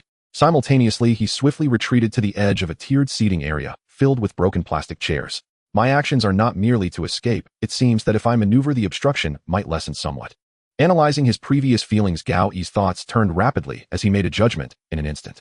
The burning flares were also equipment sourced by Wang Wuzhou, capable of providing illumination in dark environments with a simple pull of a fuse. Just as Gao Yi completed these actions, Zhang Tu's figure once again surfaced from the pool. He slightly poked his head out the filthy water, sticking his short hair to his forehead, his gaze alert, as if tracking a prey. But strangely, his gaze was not fixed on Gao Yi, but rather slowly moving along the edge of the pool. What was he doing? Gao Yi drew his gun, his expression grave. Rather than the swift attack, he was more concerned about the unknown abilities of the opponent. After a brief moment of waiting, Zhang Tu acted again. He leaped from the water, lunging towards the edge of the pool, where Gao Yi had just been standing. Why was he targeting that spot? There was nothing there. No, that's not right. There was indeed something there. At that moment, Gao Yi saw that the target was a translucent shadow, an apparition strikingly similar to himself. No, the resemblance was not just superficial, it was as if the shadow from just seconds ago had somehow been fixed in place. Zhang Tu, wielding a kitchen knife, plunged it into the neck of that shadow. The translucent Gao Yi struggled and fell, blood flowing from the covered wound, the same translucent hue, slowly seeping into the pool through the gaps in the tiles. One kill. Zhang Tu revealed a sinister smile, muttering something as he extended his tongue to lick around the blade, then turned to look at Gao Yi. The swimming pool, illuminated by the burning flares, appeared even more desolate at this moment. Rainwater trickled through the rusty roof and supporting iron frames, falling onto the moss-covered ground, amplifying the eerie atmosphere of the battle. Meanwhile, Gao Yi felt his body suddenly grow heavy, as if a sharp blade had pierced his heart, causing all the blood within him to struggle for help. Is this Zhang Tu's ability? To attack a shadow from some time ago, thereby inflicting damage on my real self. This is quite troublesome. Why is it one kill? Is there a second kill or a third kill? After a moment of thought, Gao Yi spoke again. With an enemy like Zhang Tu who craved attention, sometimes reasoning was less effective than direct questioning. Correct. As long as you attempt to escape, I will come and kill you once. I can kill you a total of 7 times. Though most people can't withstand the 4th or 5th. Zhang Tu smiled, showing no urgency to attack again. He seemed to relish the feeling of tormenting his prey, not in a hurry to end the fight. Let me guess that Huang team member who was poisoned and near death was also killed by you several times. Gao Yi still half raised his gun, tilting his head in speculation. The change in Zhang Tu's expression, the stiff smile at the corner of his mouth, and the confusion in his body language. He had guessed correctly. Gao Yi had many questions when he heard Tanji recount their battle. First and foremost, what exactly was the poison Huang's team suffered? It could only be implanted through a hit, gradually accumulating, yet doctors could not detect it. More importantly, the antidote could not cure it. Compared to Zhang Tu, a top-tiered level player, having a level antidote would not remedy the poison. The greater possibility is that is not a poison at all, but rather your method of killing shadows. As for why Tenji thought it was poison, you must have misled her with your words. You also told her that only if you died would the poison on Huang's team disappear. Your goal was likely to lure them out again. Gao Yi's speculation was evidently correct. In this mist that prevented others from escaping, it was indeed strange that Tenji could take away the heavily injured Huang. Now it seemed everything was a trap set by the opponent. However, Zhang Tu on the other side was not so calm. His expression darkened, the earlier smile completely vanished, and the kitchen knife, known as Human Butcher, was raised once more, its blade pointed at Gao Yi. Clearly for him, being seen through by his prey was a rather difficult pill to swallow. I seem to have yet to ask you what is your name. It was evident that at this moment Zhang Tu had regarded Gao Yi as a true opponent, at least a prey that needed to be taken seriously. But on the other side, Gao Yi tilted his head slightly, his well-honed talent for provocation kicking in once more. I don't know, in your childhood stories there was no mention of your father. It seems you lack paternal love. Why not call me Dad to make up for your regret? Maintaining a stable mindset and emotion is always the most crucial aspect of a battle. Once calmness is lost, actions become simplistic and predictable, and any potential advantage can be lost. Having long been immersed in various conflicts and chaos, Gao Yi was precisely the type of master who could make his enemies lose their composure. The so-called breaching defense is to seize the enemy's weaknesses and soft spots to launch an attack. In the earlier story told by Zhang Tu, he recounted how he and his mother were oppressed by the village chief as a child, having their compensation for housing demolition stolen. In a typical scenario, the father, who should have appeared in such circumstances, was completely absent from his story, not even mentioned. Under these circumstances, the absence of his father, regardless of the reason, became a topic Zhang Tu was unwilling to discuss. Gao Yi's point of entry naturally emerged. From the opponent's reaction, it was clear that this attack targeting his mentality and emotions had evidently worked. You son of a... Zhang Tu forced the words through gritted teeth, raising the kitchen knife high while his gloved left hand flipped. In that instant, his form suddenly accelerated and his speed noticeably increased. The already short distance was instantly closed and the attack was imminent. However, if Zhang Tu had used his brain a bit more, he would have realized something was amiss. Earlier, the swimming pool was pitch dark, yet Gao Yi could clearly move and discern his figure. This indicated that the incoming person had extraordinarily keen observation skills and likely possessed night vision. In such a situation, why would he need to use 2 burning flares for illumination while in a tense escape? Of course, Zhang Tu wouldn't need to ponder this question 2 seconds later. From the side, a giant axe, its handle shimmering with electricity, was already speeding toward him from the blind spot of his vision. Throwing a giant axe used for logging is no easy task. Indeed, there are so-called flying axes in this world, but they come with considerable limitations. Firstly, due to the need for throwing, flying axes usually have shorter handles and lighter weights, otherwise it is difficult to ensure both attack range and accuracy. Secondly, once a flying axe is thrown, it typically will not be retrieved during battle, effectively making it a disposable item. Using a massive logging axe for throwing exacerbates these issues. To throw it far enough and with sufficient weight requires immense strength. If one does not want the axe to be a one-time use item, a retrieval method must be devised. In an ordinary world, these would be nearly insurmountable challenges. However, as players who have touched the extraordinary, they can transform the mundane into the miraculous with proper equipment and traits. The ring of great strength that exploded from the nail provided an extra boost of power, while the giraffe earrings given by Tanji enhanced hearing, allowing for precise judgment of position and situation. Moreover, the magnetic wristband Wang Wuzhou obtained in a previous instance made the retrieval of the axe possible. With this combination of equipment, the approximately 120 centimeter long giant axe flew in a spinning motion toward the fleeing Zhang Tu. The sharp blade tore through the curtain of rain, tracing a graceful arc and forcefully cleaving a gap in the black-red mist. The tremendous sound it produced could hardly be described as mere wind breaking what felt more like an assault on the air itself. Of course, such a huge commotion, even if thrown from a blind spot, could hardly be considered a sneak attack.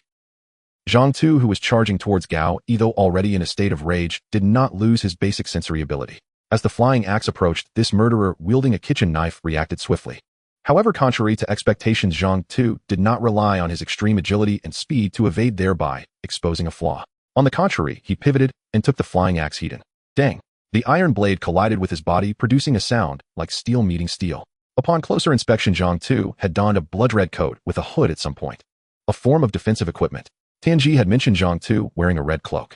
When Gao Yi noticed the change in attire, he initially thought Zhang Tu had merely changed clothes. Now it seemed that Zhang Tu had simply removed his equipment. Without hesitation, Gao Yi, who had already retreated 2 steps, raised his Colt M1911 and took aim to shoot in one fluid motion. In an instant, several bullets were unleashed, while Zhang Tu merely donned his hood and lowered his head to avoid being hit in the face. A series of crisp sounds followed. The bullets fired from less than 10 meters were entirely blocked by the red coat, inflicting not even a scratch on Zhang Tu. Whether it was that powerfully swung axe or the half magazine of bullets, if they had hit an ordinary person, they would have surely resulted in multiple fatalities. Zhang Tu's red coat could withstand such an extent of attacks, showcasing astonishing defensive power. That made one wonder why he didn't wear it all the time. Was he not afraid of being ambushed? The answer was becoming evident. Clearly, during previous battles, Zhang Tu had accumulated a number of side effects from the equipment and traits he wore. Wearing such a strongly defensive coat was evidently quite a burden. This also indicated that Zhang Tu's condition was not as good as it seemed. His body must have been weakened in some way. Gao Yi's thoughts raced quickly while his feet did not stop. Seizing the brief opening created by the flying axe and gunfire, he hurriedly ran towards the spectator area. The black red mist had not dissipated, but the hindrance to this action was surprisingly minimal. It seemed the mist understood that Gao Yi was not attempting to flee. The crimson coat did indeed help Zhang Tu withstand the imminent assault. While the giant axe and bullets did not harm his physical body, the impact still delayed his movements. The giant axe that had been knocked aside was already flying back toward the outside of the swimming pool controlled by the magnetic wristband. Wang Wuzhou did not approach the center of the swimming pool, but continued to pace beside the broken glass windows on the outside, ever ready for the next attack. Meanwhile, Gao Yi had already leaped up 4 or 5 levels along the tiered spectator seats, creating further distance. Zhang Tu may not be particularly intelligent, but the combat instincts accumulated from living on the edge of life and death were undeniably evident at this moment. He did not become enraged and hastily change targets just because he was attacked by the flying axe. On the contrary, Zhang Tu continued to fixate on the fleeing Gao Yi. With a flick of his right wrist, he thrust the kitchen knife in his hand forward, completing a second kill. No prizes for guessing that the target was once again the illusory figure left by Gao Yi. His heart felt as if it had been struck by a heavy hammer, and his insides momentarily misaligned, causing a mouthful of blood to surge up his throat. Gao Yi hurriedly leaned against a nearby plastic chair, barely managing to regain his composure. Cough, cough. Seeing Gao Yi's desperate escape, Zhang Tu seemed to have snapped back from his irrational rage, a smile of appreciation for his prey resurfacing on his face. I thought you had some guts, but it turns out you still want to fight with numbers. TSK. When you were doing your dark deeds, you should have expected others wouldn't adhere to the rules of the martial world. Gao Yi spat the blood he coughed up aside his mouth, not ceasing its words as he played along with old-fashioned martial arts banter. At this moment, he found himself within the spectator area. The surrounding faded plastic chairs were barely half, remaining precariously held in place by rusty screws. On the seats, the originally ergonomic depressions were now collecting murky water, causing the inferior plastic to wobble up and down. The rain had, unbeknownst to him, intensified once again. The already damaged ceiling strained to provide cover, but only managed to funnel more rainwater into a waterfall that poured down. The increasingly chaotic environment greatly affected the remote support that Wang Wuzhou could offer, whether through the giant axe or firearms. However, for Zhang Tu this was of no concern. His method of attack was inherently simple and straightforward. More rainwater driven by gravity flowed over the spectator steps, creating a rushing stream that swirled downward. Zhang Tu stepped onto this cascade, advancing step by step against the current. Opposite the black-red mist, Gao Yi, situated atop the steps, looked up at the night sky, seemingly unguarded. What was he looking at? A flicker of doubt crossed Zhang Tu's mind. This man who came to challenge him, though he had not displayed much strength, was evidently well prepared.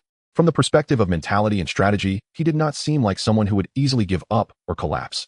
The mist created by the Colosseum totem could prevent those who entered from fleeing, so there was no worry about the opponent trying to escape.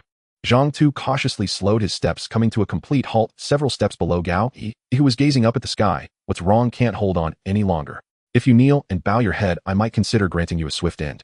Provocation during battle is not exclusive to Gao Yi. Naturally, Zhang Tu's tentative words received no response. The person on the steps continued to hold his head high, seemingly looking at something in the sky. What could be up there? Zhang Tu could not help but recall the nature of this instance. He had no interest in exploring the main storyline, but remembered the mention of calamity in the mission. Could it be? Something unexpected is happening again. A strong curiosity and sense of alertness surged within him, prompting Zhang Tu to also look up at the night sky. Beneath the cover of mist and dark clouds, there was not even a moon or a star in the night sky. But it seemed there was indeed something. In the iron framework supporting the swimming pool's roof amidst the rain curtain, Zhang Tu faintly saw subtle movements. It looked like a group of tiny figures, just a few centimeters tall, marching in formation above. What are those? Mice? Insects? Or perhaps some trait or equipment of the opponent? A momentary lapse in Zhang Tu's attention occurred, and while he maintained basic vigilance, his focus on Gao Yi faltered. This wasn't a big deal, as with the crimson coat of the carrion crow, even if he were ambushed up close, he could retaliate at any moment.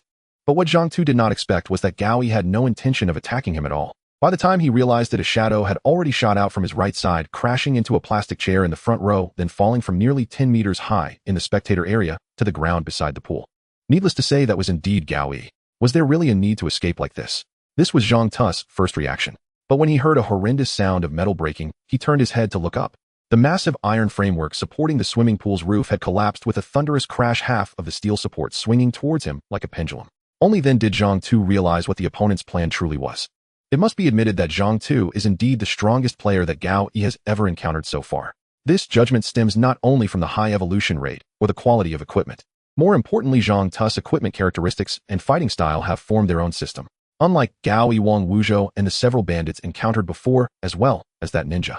They all possess basic combat capabilities, but are far from having their own combat system, still belonging to the stage of using whatever they have. What does a system mean? It is not surprising to know only a few moves while practicing martial arts at home, but if a person is to roam the martial world, they naturally cannot rely on just a basic punch. When fleeing, one must know lightness skill. When launching a long-range sneak attack, one must use hidden weapons, not to mention the basics of internal and external skills and mental techniques.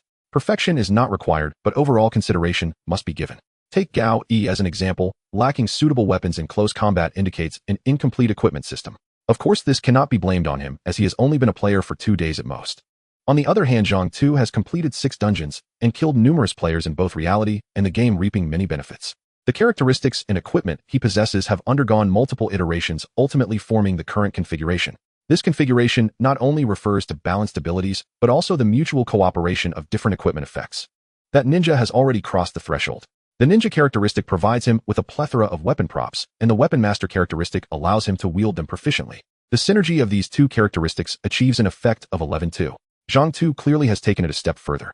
The black and red mist creates a scene demanding direct combat. The ability to kill phantoms prevents enemies from simply fleeing and allows no room for retreat. Once embroiled in close combat, Zhang Tu possesses extremely strong physical defense and close combat ability. The multifaceted cooperation makes it unsurprising that he can defeat so many players. However, Gao Yi had anticipated this. Even before the battle began, while planning with Wang Wuzhou, he was already aware of the huge power gap between himself and his opponent. If dragged into close quarters melee, Gao Yi would undoubtedly be defeated. But this does not mean he lacks his own advantages. To take down a formidable enemy, Gao Yi made extensive arrangements during the preparation phase. The previously upgraded enthusiastic citizen and the new abilities brought by the plastic soldier squad provided little to no assistance on the front lines. Gao Yi had them try shooting at themselves. However, those small firearms were hardly effective, and the 4 tank models with rocket launchers could only inflict extremely limited damage. Though he could feel a slight pain through his clothing, it would not leave wounds, only a slight reddening. In this situation, having this group of soldiers directly participate in the combat was not reasonable. In fact, in this heavy rain, 5 centimeter plastic soldiers might not even be able to stand on the ground. Thus, aside from 2 squads, others were still tracking Chris and his exploration team. The rest had been sent by Gao Yi to the technology building adjacent to the swimming pool. Although he didn't know how their parachutes operated, a large group of soldiers successfully landed on the rooftop under the cover of night.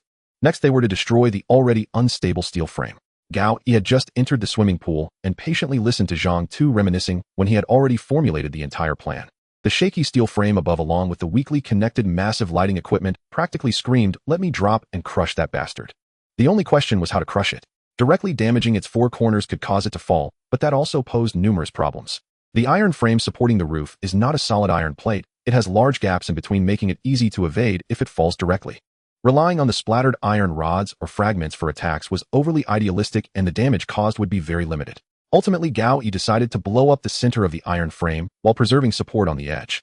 In this scenario, the entire iron frame would swing towards the wall like a pendulum under the influence of inertia. However, to prevent the iron frame from being too long and getting stuck on the ground, a certain space needed to be left at the bottom. However, in this case, the people on the ground could easily squat down to evade the attack, which wasn't difficult given Zhang Tu's exhibited speed. So how to ensure the attack hits? The answer is quite obvious: prevent the enemy from standing on the ground. And this is the reason why Gao Yi would rather be struck by Zhang Tu's phantom again than not lead the opponent to the audience seats. As Zhang Tu was distracted by the plastic soldiers who had set up the mini explosives on the ceiling and were retreating to safety, Gao Yi stepped on a plastic chair, leveraging the agility boost from the stunt belt and his enhanced physical prowess after the evolution, and dove towards the audience seats. This was an extremely dangerous distance and height. Not to mention the 10-meter drop, he had to leap over 7 or 8 rows of red chairs. Gao Yi had not systematically learned parkour, but understood that landing directly from such a height would be hard on the knees. In his plan, it should have been a graceful forward roll to disperse the impact, allowing the massive iron frame to sweep over his head and strike Zhang Tu, who was unavoidable in the audience seats. But even with the armchair detective conducting the initial planning, the reality was never as beautiful as imagined. To dodge Zhang Tu, Gao Yi chose to dive to the front side, but this increased the distance from the edge of the audience seats significantly. In midair, Gao Yi tightened his abdomen, but still could not avoid the front edge of a seat, which cut through the fabric of his waist with its sharp, damaged plastic. Though it did not cause direct harm, this unexpected slight resistance further affected his landing. Whether due to immature technique or sheer bad luck, Gao Yi's right foot landed on a patch of slippery moss. This sudden slip caused the subsequent movements to become chaotic, his ankle twisted upon landing, and the weight of his body pressed down, nearly twisting it to a 90-degree angle. The body that should have flipped over became stiff in midair, crashing sideways onto the ground. The entire body slid rapidly across the wet pooled ground, causing Gao Yi's back to slam hard against the raised steps beside the swimming pool, producing a sound that made one question if his spine was broken. Yet curled up on the ground, Gao Yi still completed his plan. Seeing his commander fly out, the commander on the iron frame decisively issued commands, activating the pre-arranged mini-explosives to destroy the already weak and rusty metal connections of the steel frame. The iron frame, along with the lighting equipment, thundered down from one side, resembling a grand steel tsunami, converting gravitational force into tremendous kinetic energy rushing towards the audience seats on the side of the swimming pool. The screws and brackets remaining on the wall let out a piercing scream, as if severed strings witnessing this inevitable fall. Lying on the ground, Gao Yi lowered his body and protected his head, evading a multitude of falling metal parts and the collapsing ceiling due to loss of support. Meanwhile, in the audience seats, Zhang Tu, who had just realized what was happening, found himself unable to evade. Bang! Gao Yi could hardly distinguish whether the loud noise was from the iron frame striking the audience seats or the uncontrollable beating of his own heart. His right ankle, back, spine, forehead, and arms were all in excruciating pain. Struggling to move his wrist, Gao Yi pulled out a bottle of degrade body healing potion and clumsily poured it into his mouth. The pain relief slowly took effect, but the physical pain seemed to have surpassed a certain threshold, still making it unbearable. Not to mention the paralysis in his lower limbs caused by spinal injuries and possible fractures in several joints.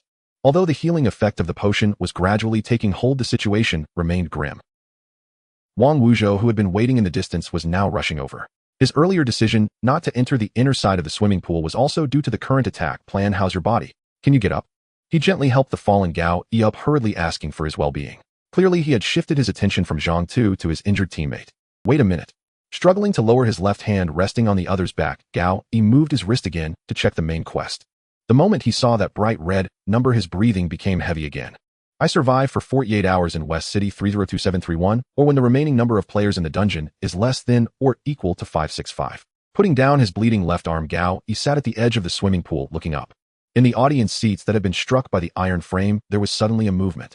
Under the iron frame and rubble, a blood-red figure lifted a large piece of iron sheet and slowly stood up. Zhang Tu, covered in blood, adjusted the glove on his left hand, while his other hand still tightly gripped the kitchen knife, named Human Butcher. He did not look at Gao Yi. He merely searched through the ruins for a moment, seized another phantom from behind, and plunged the blade fiercely into its chest. Transparent blood gushed forth once more, and another Gao Yi met a miserable end. Zhang Tu turned towards the two by the swimming pool, wiping the blood around his eyes with his sleeve, his tone stripped of all contempt and filled only with chilling, murderous intent. Triple kill. Don't stand here, go to the side. Be ready to help at any time. Another mouthful of fresh blood was spat out, as if an invisible hand was tightly gripping his heart. Gao Yi endured the intense pain and turned to Wang Wuzhou to make arrangements. Are you sure? Wang Wuzhou was aiming with his handgun. The distance of about 20 meters was well within his range. However, the torrential rain and the persistent crimson-black mist made aiming and shooting exceedingly difficult. Don't. Stop talking nonsense, hurry up. Gao Yi forced himself to down another bottle of D-class physical healing potion and struggled to get back on his feet, compelling himself to observe and think. Wang Wuzhou ran towards the axe placed to the side. The signalman had unknowingly followed closely at his feet, loudly reporting something. The tagging system seemed to be experiencing growth in its proficiency. But at this moment, Gao Yi's mind was in chaos, completely unable to process the complex and numerous pieces of information. It hurt so much. This pain was not only physical, but also mental. As Zhang Tu stabbed his kitchen knife into Gao Yi's phantom, once again completing the triple kill, the agonizing sensation of his internal organs being twisted returned. His already dire physical condition worsened again. The repeated use of the healing potion had clearly diminished in effect, and his whole body remained heavy and unsteady. Pain, fatigue, exhaustion, and mental deterioration all erupted, and the tearing pain in his brain was unbearable for Gao Yi. But he could not rest yet. The enemy had not fallen. Forcing himself to adapt to the discomfort in his body, Gao Yi slowly lifted his head. The enemy-seeking glasses had unknowingly disappeared, presumably falling off during the previous lunch, and he had no time to search for it now. The good news was that the loss of night vision was not too hard to accept. Wang Wuzhou had thrown out several brand new incendiary flares, ensuring basic visibility within the swimming pool. Suddenly tapping his forehead twice with his wrist, Gao Yi shook his head to regain some clarity. The situation remained grim. The plastic soldier units on the ceiling were still on standby, but were not providing any help for the time being.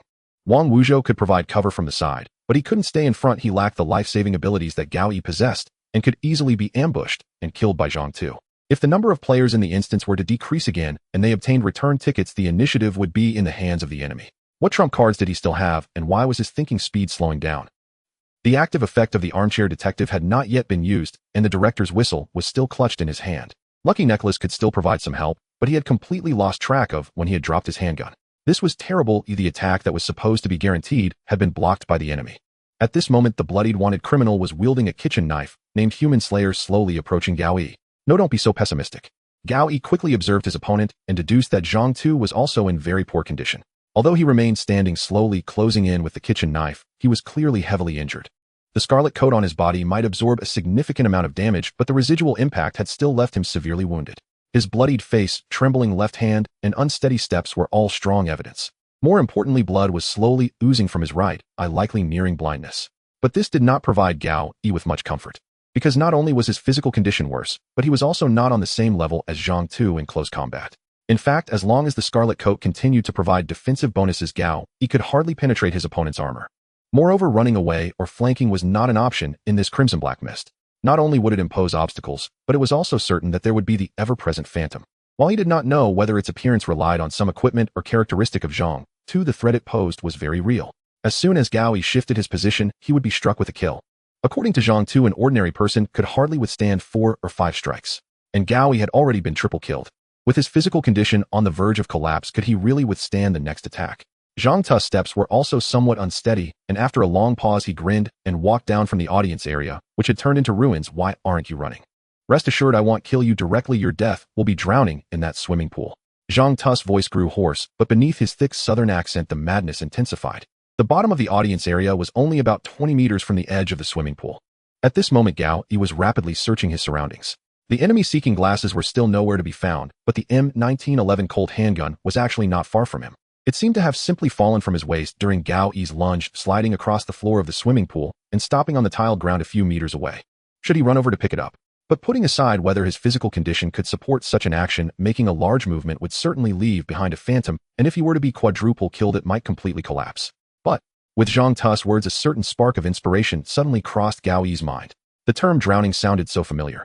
Earlier that morning, when he had just entered the West City Strange Affairs instance, Gao Yi had heard some bizarre phrases on the radio while having breakfast at Mrs. Smith's house. The fire at the bar. Exists again. Burned to death. Burned to death again. The campus at night. The statue. The swimming pool. Drowning the statue. So hungry. Invaders. Delicious. Disaster. Must happen. This strange broadcast was only heard by Gao Yi and Chris. It was the work of the Clown Bill. How could he have forgotten this? The place where Gao Yi currently stood was precisely the campus at night.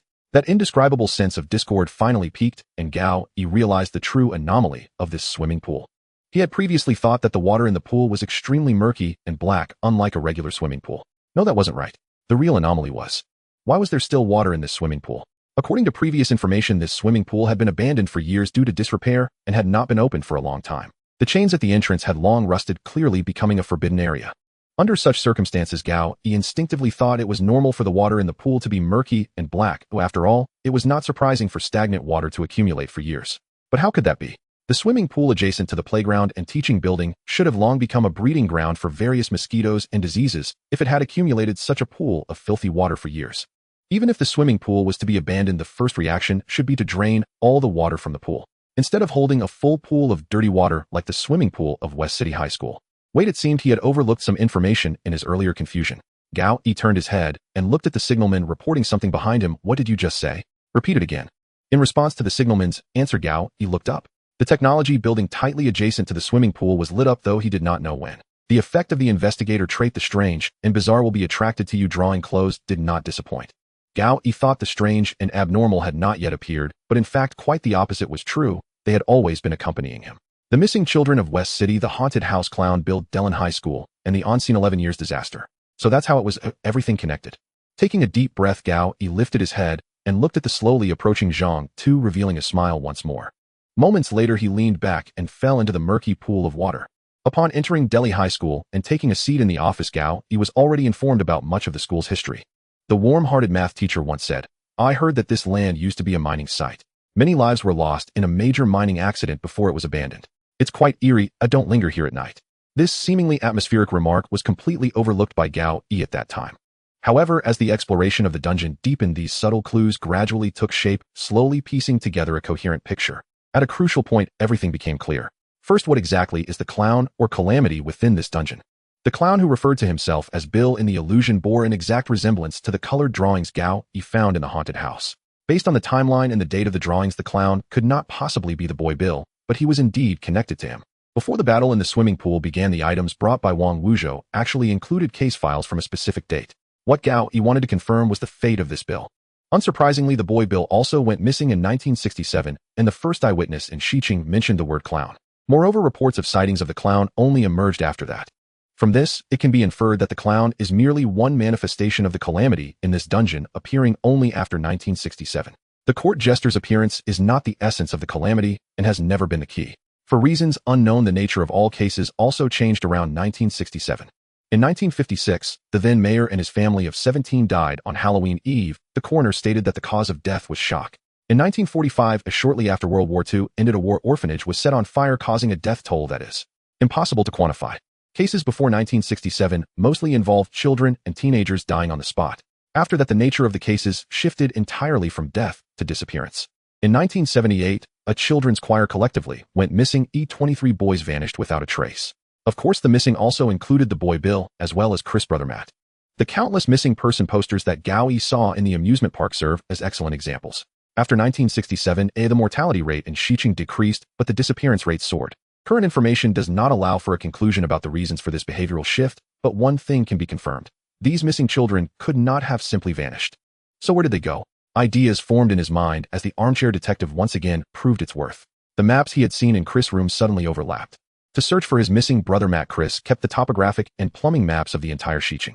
While resting in his bedroom, Gao Yi spent time reviewing them all, and now they were all put to use. What places were the missing persons last seen? The church, the park, the sewage outlet by the stream, the dilapidated old house in the city center. They all had one commonality, a very subtle one which the Xiqing police had failed to notice for decades. Each location where a child went missing was precisely above Xiqing's complex and winding plumbing system. So this is the truth. The clown, or rather the calamity, has been capturing prey through the underground plumbing system of the city, which explains Xiqing's extraordinarily high rate of youth disappearances. Hidden in the sewage below, he uses illusion and hypnosis to control targets, leading them into the pipes for transport.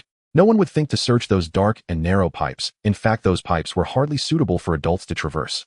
On this basis, the Xiqing police's lack of results over decades is hardly surprising. The final question is, where did those missing children go? In Gao Yi's previous encounters with the clown Bill, it was confirmed that he dragged prey into illusions to feed on fear. It is highly probable that the clown does not actually consume the physical bodies of the children. If the speculation is correct, such a large number of missing persons must have a place to be stored. Do you remember what was said by the Delhi high school teacher? I heard that this land used to be a mining site. Many lives were lost due to a major mining accident before it was abandoned. Don't linger here at night. Guess where the confluence of Xiqing's sewers might be. Where could there be a vast underground space capable of storing hundreds of missing youths without being discovered? Before entering that dark swimming pool, Gao Yi received final confirmation from the messenger. The latter conveyed critical news from a soldier who had returned from the black-red mist. Chris and his exploration team encountered the clown and found an entrance to the underground cave. Who would have thought that the exploration abilities of these middle school students actually exceeded his own? Regardless, the information and intelligence have all been summarized. The story is about to reach its conclusion. With his eyes slightly closed, the reasoning was completed in his mind within a few seconds. Gao Yi took a deep breath and fell backward into the black mirror-like stagnant water, avoiding the razor's edge of Zhang Tu's assault just inches away. The icy sewage instantly enveloped his entire body. The continuous pain and fatigue subsided, replaced by a strong sense of crisis. Gao Yi struggled with his limbs, which were becoming increasingly unresponsive, enduring the growing discomfort as he swam deeper, searching for the source of that sense of danger. The pain he had experienced 3 times before returned. If nothing unexpected occurred, the phantom outside the pool would appear once more, and Zhang Tu had already completed the 4th kill. This pain exceeded the sum of all previous ones, pushing his already burdened body to the brink of collapse. In this pool, Gao Yi naturally no longer had the chance to drink a healing potion. In fact, with the diminishing effects from continuous use, one must question how effective the potion could still be. Now he could only rely on his willpower. Gao Yi forced his eyes open underwater, exploring for an escape route, with all his strength under the sensory enhancement of the armchair detective. The dark brown filth nearly robbed the water of its natural transparency, leaving only an indescribable stench and grime. The sound of splashing water echoed behind him. If nothing unusual occurred, Zhang Tu, though slightly delayed, had already followed him in. The opponent was exceptionally agile in the water, moving almost undeterred, a fact Gao Yi had already recognized during their first encounter. Time was running out. Where? If his reasoning was correct, this swimming pool must connect to some entrance leading to that cave. His eyes were bloodshot and his stiff body trembled from the cold and fatigue, yet he dared not slacken the movements of his limbs. Faster, faster. The splashing sound behind him grew louder. Zhang Tu had already caught up, and Gao Yi could even feel the kitchen knife he wielded. If killing intent could solidify, there would surely be a pair of large hands in the water tightly gripping Gao Yi's ankle, dragging him into the abyss of demise. So tired, so painful, I can't breathe. If I die in this cold water, would I finally get to rest? An inexplicable thought arose in his mind. Gao Yi quickly bit his tongue until it bled, using the sharp pain to forcibly interrupt this strange daydream. There was no other choice. He forcibly focused his consciousness, activating the active effect of the armchair detective. These were his last cards, but he had no choice but to play them. The surroundings suddenly became clear. He slightly retracted his legs, avoiding another slash from Zhang Tu in the water. Enduring the discomfort in his eyes, Gao Yi pushed aside the filth in front of him and looked around once more. Found it. Finally, in the corner of the lower right side of the pool, he discovered the exit. A similarly dark hole was slowly bubbling with dense black-green bubbles. Holding his last breath, Gao Yi kicked his legs and charged toward that opening. He was rushing toward the story's end. Gao Yi dove into the bottom of the pool, into the gaping hole bubbling with black foam. The slippery, cold, enveloping sensation finally dissipated, replaced by a feeling of weightlessness. Although he was clearly swimming downstream, Gao Yi felt as if he were drilling out from the water's surface. Yet as he finally emerged from the hole, he was greeted by another space. His eyes, already soaked in dirty water, were suddenly liberated. Gao Yi shielded his head as he fell downwards, crashing heavily onto a rocky ground. The brash arm guard was of no assistance. Its hard metallic texture only intensified the pain in Gao Yi's arm. I can't take it anymore. How many times do I have to fall today? When will I learn the feather fall technique? Complaining silently, Gao Yi dared not rest and struggled to pull out a bottle of grade bodily healing potion to pour into his mouth. The effect of the third bottle of healing potion within a short time had significantly diminished. The familiar warmth had turned weak and feeble, with the pain-relieving effect nearly gone. Letting out a low grunt, Gao Yi slowly got back on his feet. At this moment, he had no time to care for his drenched and torn clothes. All he felt was every bone and muscle in his body crying out, pleading for rest. The active effect of the reclining chair detective continued, and only then did Gao Yi realize that the darkness had been dispelled. Following the light, he stiffly turned his head, and the scene before him made Gao Yi question whether he had fallen into some sort of illusion. Inside the vast cave, a giant conical tower hung upside down from the central ceiling, radiating a golden glow. Surrounding the tower floated hundreds of children of various races, genders, and appearances, gently rising and falling in midair. With the powerful observation and analysis capabilities provided by the reclining chair detective, Gao Yi quickly recognized several children he had seen in the missing persons notices. They were tied by long, slender ribbons, and their faces were all filled with horror. Looking towards the base of the tower, it was no surprise that a female player named Gan Yijia was among them. This was not a difficult deduction. In the entire West City Mysteries, there were 10 players with 6 remaining. Excluding Gao Yi and Wang Wuzhou, the 2 from the Investigation Bureau, and Zhang Tu, there was 1 survivor. According to Huang's team's records, Zhang Tu personally killed 3 players, and Gao Yi took out that nail. The remaining 1 through the process of elimination was undoubtedly Gan Yijia, who had been captured by the clown. She had been captured since morning and had remained alive for over 10 hours, confirming that the clown would not directly kill its prey. Consistent with previous deductions, this was the return path of those missing teenagers, and the upside-down golden tower was the clown's method of instilling fear. Gao Yi now found himself at about the waist of the cave on a protruding ledge above. Not far from him, a waterfall gushed forth, flowing with dark, murky water from a rusty metal pipe, rushing toward the cave's bottom. Gao Yi staggered toward the edge of the rock wall, considering that he had already swum in the sewage pool for half a day. At this point, he need not care about the splashes from the black waterfall. The black-red mist still lingered, appearing spherical in shape. This space was no exception, making Gao Yi's already difficult movements even more torturous.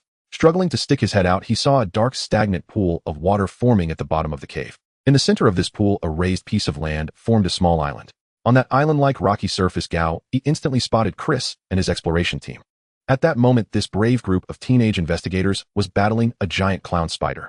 Yes, a clown spider, which was just a huge spider with the head of the clown bill. What the hell? Even horror movies should pursue some sense of aesthetics. The urge to complain rose again as the scene before him was undeniably absurd. But what truly deserved Gao Yi's attention was obviously not the boss fight at the bottom of the cave. The sound of rushing water exploded in his ears, followed by heavy thuds and gasping breaths. Turning his head as expected, Zhang Tu had already rushed out from the hole in the pool, following closely behind. Run. Keep running. Why the hell aren't you running? His blood-red coat was equally soaked heavy against his body, and the kitchen knife, named Human Butcher, trembled slightly, his movements also slow and labored. Zhang Tu clearly noticed the current environment. This protruding rock wall was several dozen square meters tall, and both of them had nowhere to retreat. On the other hand, Gao, it did not respond, still standing at the edge of the cliff, watching the bottom of the cave beside the waterfall. Without looking back, he asked, "How's your physics?" Huh. Zhang Tu clearly did not expect Gao Yi to react this way and was momentarily at a loss for words. I didn't do well either, mostly skipped classes, and I didn't really like the physics teacher. If I had known, I should have studied acceleration and gravity better back then. Zhang Tu's expression darkened. He was not interested in school topics, and more importantly, he had already sensed Gao Yi's intention to delay. The cumulative negative effects from all the features and equipment on him combined with the internal bleeding caused by the iron frame earlier had already exceeded his limits. If I don't hurry to solve this and leave the instance, the consequences will be unimaginable. With a flick of his left glove, Zhang Tu's speed surprisingly increased again. He turned the kitchen knife to a reverse grip and took a quick step forward, lunging at Gao Yi once more. On this narrow rock wall before him, there was no extra space to dodge. Gao Yi, having been killed multiple times, obviously no longer had the ability to resist. The black waterfall continued to flow, and the clown's roar from the bottom of the cave was heart-wrenching, with several boys and girls also shouting about something. Zhang Tu did not care about any of that. He had never been interested in the plot within the instance. Completing the main quest could never be as profitable as killing players. In the golden glow of the giant tower, a silver light flashed from the kitchen knife in his hand, aiming directly at Gao Yi's neck. As the distance closed in, Zhang Tu was completely confident if this knife struck, even the King of Heaven would have to lie on the ground. Standing at the edge of the cliff, Gao Yi, hearing the frenzied footsteps rapidly approaching from behind, remained unfazed. Just as the blade was about to pierce his skin, he surprisingly leaned forward and jumped directly off the cliff. With a gravitational acceleration of 982, a height of 107 meters, weight, wind resistance, air density. What the hell? The reclining chair detective provided detailed data, just as Gao Yi decided to jump off, but it did not give a result. If only Gao Yi had studied well during middle school, he should have been able to apply the knowledge learned in the classroom. Unfortunately, all he could do now was estimate the landing time and try his best to leave himself some room. 1, 2, 3. As he counted silently, Gao Yi blew into the silver whistle he held in his mouth. The sharp whistle sound interrupted all the noise in the cave, even suppressing the sound of the waterfall for a brief moment. Meanwhile, below in the cave, the young members of the investigation team cast their gazes upward. The spider-like clown Bill, or rather the embodiment of disaster, also raised its head to look at Gao Yi. The active effect of the director's whistle, this orange equipment, finally triggered for the first time. One blow of the whistle announces this scene's shooting invalid, reverting back to the previous scene 15 seconds ago. Cut. A deep male voice resounded throughout the cave, and as Gao Yi was rapidly falling, his vision suddenly went dark. The next second, he found himself back on the previous rock wall, watching the exploration team and the clown spider battle below. As expected, 15 seconds ago was when Zhang Tu had yet to charge in. What the hell? What did you just do? Zhang Tu looked at his hands in disbelief. The kitchen knife he held was glowing red. Meanwhile, Gao Yi quickly flicked his wrist, opened the light screen, and checked the time on his main quest. The countdown had not reverted. Oh, I see, it was merely a reversal of space, not a rewind of time, and memories would not be lost. Only then did Gao Yi realize that his left hand felt a bit out of place. Upon closer inspection, he found that his left pinky finger was grotesquely bent backward, as if the connection between the bones had been forcibly ripped apart, leaving it dangling on the back of his hand like a damaged plush toy. Even though he had become somewhat numb, the excruciating bone-deep pain still pursued him. But at this moment, Gao Yi dared not show any more flaws. He casually hid his left hand behind his back and smiled at the still shocked Zhang Tu, saying, "Your previous scene was too intense, but it affected the overall rhythm. Try to take it slow this time." The instant Gao Yi saw the expedition team fighting the clown, a judgment already formed in his mind. He did not know precisely how they were fighting, but those boys and girls clearly did not stand much chance. It was not a difficult inference, it rested on a simple reality. If the copy-roll characters could defeat the disaster, what meaning would remain to the player's main quest? Remember, the instance countdown had not even passed halfway. If the final boss were eliminated so easily, the condition to survive 48 hours would be rendered meaningless. But as Gao Yi stood on the cliff edge and studied the battle at the bottom of the cavern more closely, his view changed. The clown still relied on its favored phantasms, yet their effect was plainly weak. The young members of the expedition briefly had golden eyes before returning to normal with alarming speed. When uncontrolled, they would pick up stones and wooden clubs and hurl them at the giant spider clown. From every angle, those blows should have been inconsequential. Yet each time the clown was hit, it uttered a long, keening wail and shrank ever so slightly. Ultimately, this clown feeds on its prey's fear. When they cease to be afraid, they gain the ability to resist the disaster. Gao Yi stroked his chin and tried to summarize, of course using his right hand.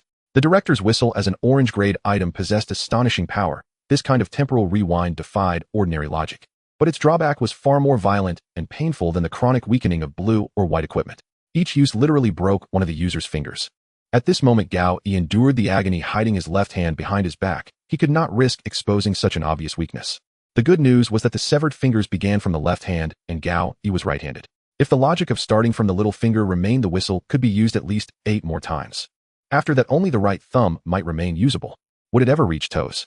His thoughts wandered, but such speculation was pointless. The pain of having a finger forcibly broken far exceeded ordinary tolerance. Remaining standing now depended on elevated evolution rate and the analgesic effect of a grade corporeal healing elixir.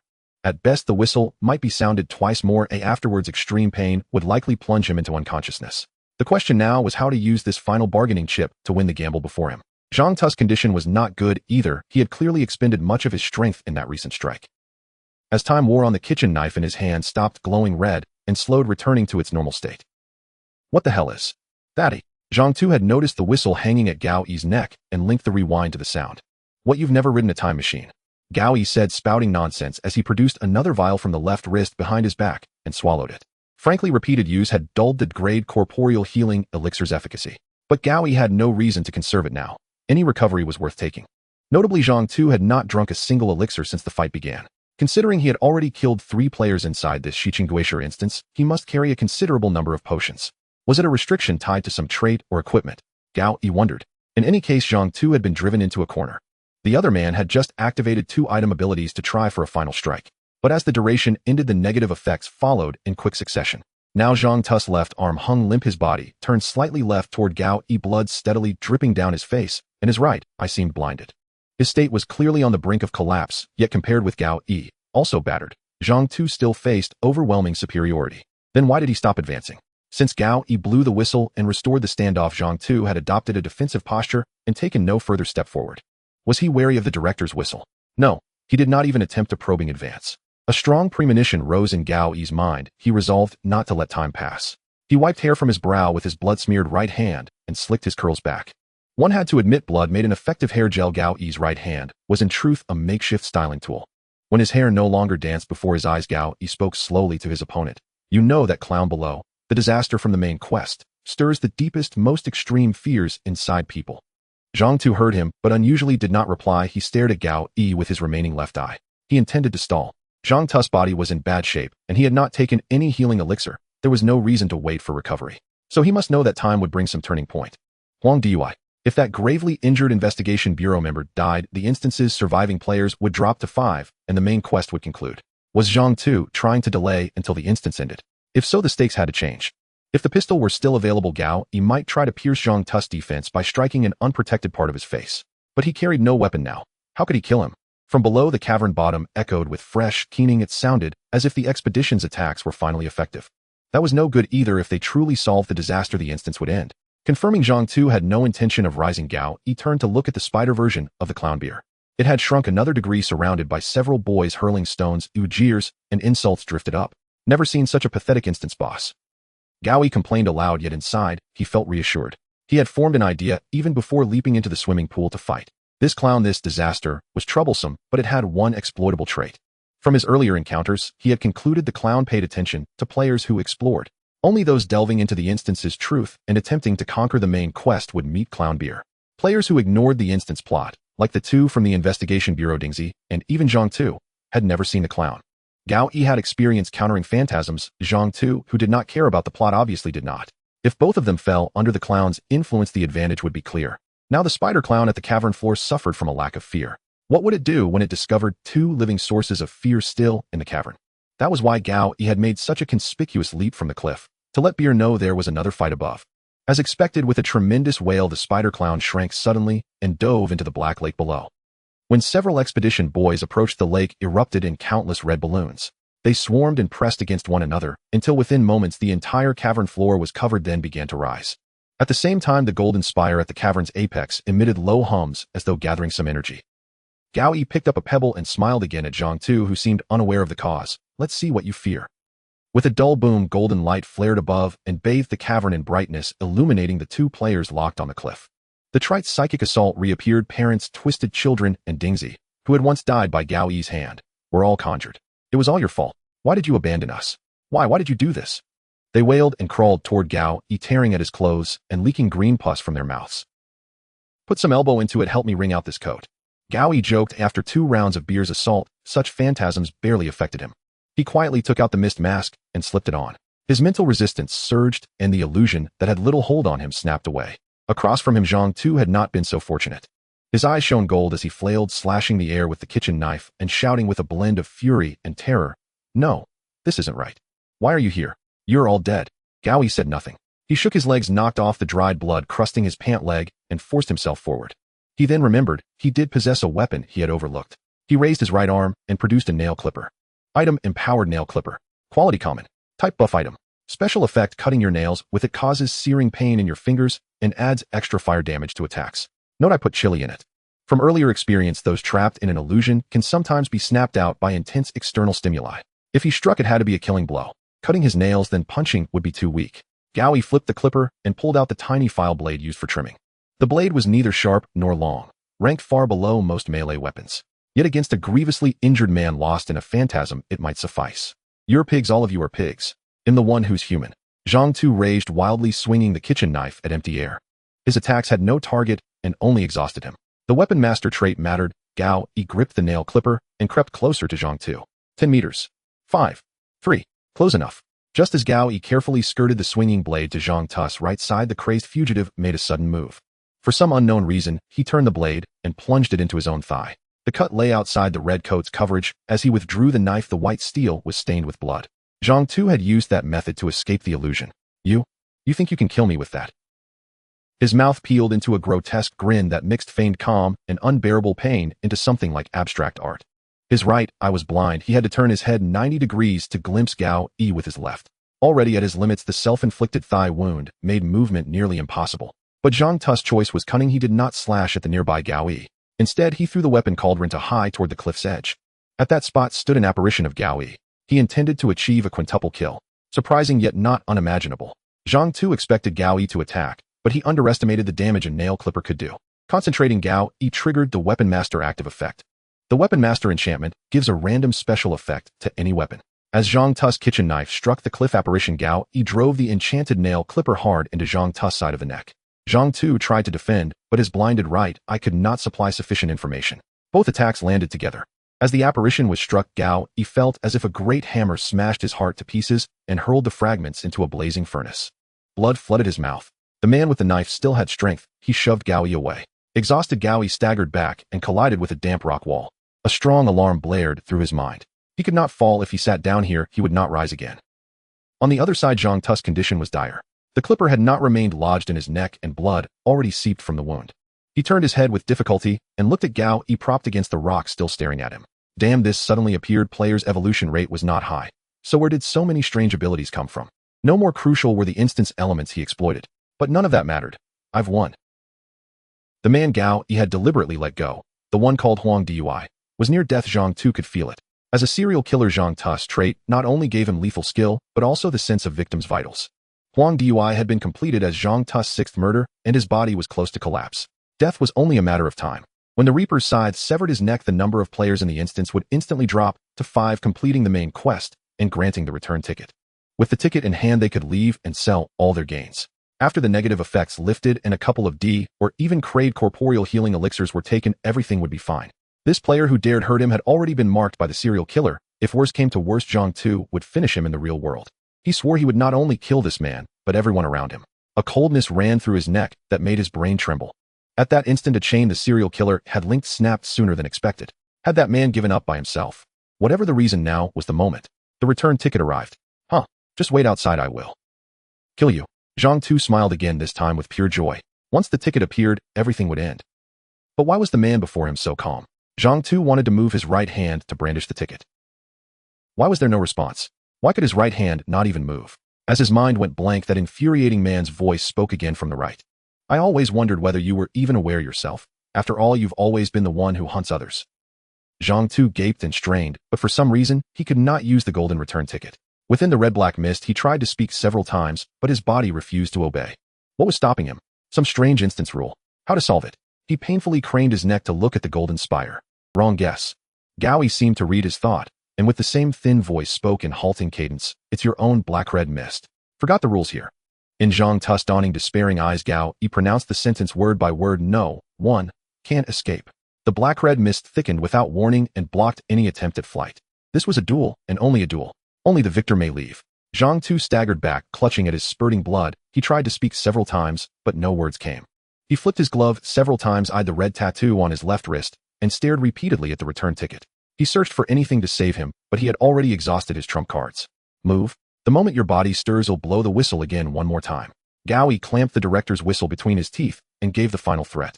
One had to admit Zhang Tu's will to live and physical resilience were extraordinary. With a knife in his throat, he still managed to stagger 10 meters along the rock before collapsing. Gao Yi did not step forward to finish him off, not for lack of will, but because his already overloaded body would not allow further attack. His final insistence was simple: to stand there with the whistle between his teeth and watch Zhang Tu's last struggles. Only when the man fell and the system's prompt chimed in his ear did Gao Yi release the inexplicable energy he had been holding. Devoid of support, his body collapsed. The jagged rock did not suit a supine posture, but Gao Yi had no choice. He lay like a scaled fish in a hot pan awaiting death. He fumbled another vial of an Agrade corporeal healing elixir from his wrist. It was not that he did not want Grade, he had no choice. In ancient times, some religions believed blood was the soul. They observed that a grievously wounded man who bled too much would soon die. If that were true, Gao Yi's soul was already drifting halfway out of his body. The damage from Zhang Tu's 5 kills did not vanish with the killer's fall, which clung to Gao Yi like a curse. A hallucination seemed to appear before his eyes, one half black and one half white. Can I go to heaven? Know who takes care of those who die inside this instance? Yama or Lucifer? Gao Yi's dark humor persisted. The good news was that today he likely need not answer that question. At some point, Wang Wuzhou had crawled through the hole at the pool bottom and entered the cavern. Below, the boyish expedition cheered. Thanks to the hearing boost from the armchair detective trait, Gao Yi could make out the approaching sirens of police cars and ambulances. It seemed he would not die today. I want to sleep. Gao Yi looked at the fading golden light on the rock and murmured weakly. The night in West City was still stifling. As Gao Yi was assisted out of the cave, De Lier High School had already been surrounded by countless police officers and medical personnel. This was also an arrangement Gao Yi had entrusted to Wang Wuzhou before the final battle. However, due to the complexity of the fight, Gao Yi did not let these bystanders take their positions early to prevent them from becoming targets of Clown Bill and Zhang Tu. Although it was slightly late now, it was still a good thing that they had arrived. By the ambulance, Gao Yi slightly regained some spirits and performed a bit of emergency treatment on his wounds. Turning around, he encountered Chris wrapped in a blanket. The boy noticed someone approaching and quickly raised his head. It was hard not to notice that Gao Yi, covered in blood and with numerous ghastly wounds, had clearly left a strong impact on him. Coming back to his senses, Chris hurriedly got up to show his concern. From his expression, which mixed relief with sorrow, it was clear that his brother Matt had ultimately left him. This was not unexpected. Those teenagers controlled by Clown Bill could never survive without food or water. They were merely maintained in some semblance of life by the bizarre powers of the clown, or rather by Calamity. Except for a few who had only been captured in the past 2 days, the rest evidently could not be considered alive, nor could it be said they were truly dead. Unbidden, a memory surged to the forefront of Gao Yi's mind. While dining at a Chinese restaurant with Wang Wuzhou, he had once found a note in a fortune cookie. Here, death does not mean truly dying. Was it really so? These boys indeed defeated Clown Bill, but had they truly overcome Calamity? Chris blankly stared at the moonless night sky of West City, opened his mouth several times, and after a long pause finally, said, "Just now I remembered what I heard in the pipeline before I went home." He looked at Gao Yi, his expression filled with confusion and guilt, and in a hoarse voice recounted the truth. "He told me, 'You're not tasty enough, bring your brother here.'" At last the story connected. Clown Bill had transferred that hypnotic ability to his brother through Chris, and ultimately lured Matt to the pipeline in the heavy rain alone, leading to his disappearance and becoming a victim of Calamity. With a slight sigh in his heart, Gao Yi switched back to the label of heartbroken and sat down beside Chris. "You did great, even defeating that clown. This is a magnificent adventure, and Matt would be proud of you." Chris lowered his head, not responding. The clown had given him false hope only to cruelly take it away today. Give him some time. Time can always dull and smooth everything. This was Gao Yi's profound experience. Watching the members of the exploration team rushing over, he kindly made way. This group of 13 and 14-year-olds had indeed defeated the clown that had stumped the players in this instance. Truly impressive. Looking at their jubilant faces, Gao Yi felt a deep admiration rise from the bottom of his heart. A group of plastic toy soldiers was also watching this scene from the shadows. During the final battle, after jumping into the pool, they bravely descended from the swimming hall's ceiling to attack Zhang Tu. Although casualties were severe, they managed to buy precious seconds, laying the groundwork for the subsequent victory. In the shadows, the plastic commander saluted Gao Yi, who slightly raised his hand in return. Watching this group of loyal soldiers regrouping and heading towards Chris' room, they aimed to return to the faded plastic bucket under the bed while they still could. On the playground, several teachers met earlier that morning, and students from the drama class also appeared on campus, and Gao Yi greeted them one by one. Unfortunately, tomorrow's drama class would not take place, but the students all expressed their understanding. Officer Monica also came over to chat for a bit. Although she was unaware of what had happened inside the swimming hall, the hundreds of missing children in the underground cave were still a concrete reality. "You were right, you did well," she said. Tonight would surely be a sleepless night for the West City Police. Under Wang Wuzhou's support, Gao Yi slowly walked out of the school gate. Countless parents were parking their speeding cars at the entrance, rushing into the school. They were the parents of the missing children, and it seemed that the discovery at Delir High had already spread. Regrettably, most of these parents who had been waiting for years or even decades would be unable to receive the good news they so deserved. But at the very least, they could end this long and torturous wait. Seeing this scene, something read in a certain book echoed in Gao Yi's mind. To understand a city, the easiest way is to explore how its residents work, love, and die. Perhaps the clown's red ball did not lie. West City is the best. Cough, cough. Suddenly spitting out blood, Zhang Tu's lethality was indeed astonishing. Even after Gao Yi drank a bottle of healing potion, he was still extremely weak. You should really hurry back to reality to see a doctor. Make sure to rest well for a few days. Wang Wuzhou assessed him a couple of times, and had to say Gao Yi's current condition was pitiful. Covered in wounds with tattered blood-stained clothing, his left pinky finger was temporarily fixed, but still appeared twisted, not to mention his extremely pale complexion. Lying down on the ground, pretending to be a victim who had been bombarded by mortar fire in the middle of the battlefield, should not feel out of place at all. I don't have the money.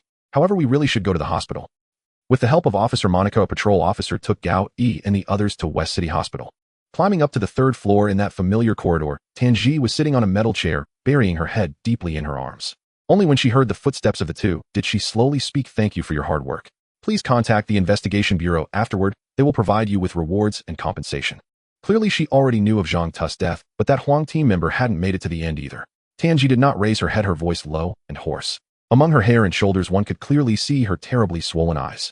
It was evident that she had gone through a rather difficult time while Gao Yi and the others were away. Gao Yi, whose body had somewhat recovered, walked to the chair beside Tanji and slowly sat down facing the wall on the other side of the corridor and began to speak. Zhang Tu only revealed his flaw at the end when he obtained the ticket to return. Even if Huang team member could hold on a bit longer, it wouldn't change the outcome, only prolong his suffering. Tanji did not respond, merely maintaining her dazed posture, allowing Gao Yi to speak. That injury on Huang team member is not poison. Even if Zhang Tu is dead, it will not disappear. Without the consumption of his abilities during the previous battle and the information we explored, we would not have been able to defeat him. You did well, and I think Huang team member would agree. Gao Yi said softly, not waiting for a reply, and slowly stood up, pushing against the metal chair back. Suddenly, from the corner of his eye, he noticed a newly added message on the corridor wall among the numerous prayers. It was a message carved with bleeding nails. "Don't leave me alone." With a long sigh in his heart, Gao Yi and Wang Wuzhou proceeded down the corridor towards the hospital's exit. That slender cry reappeared behind them.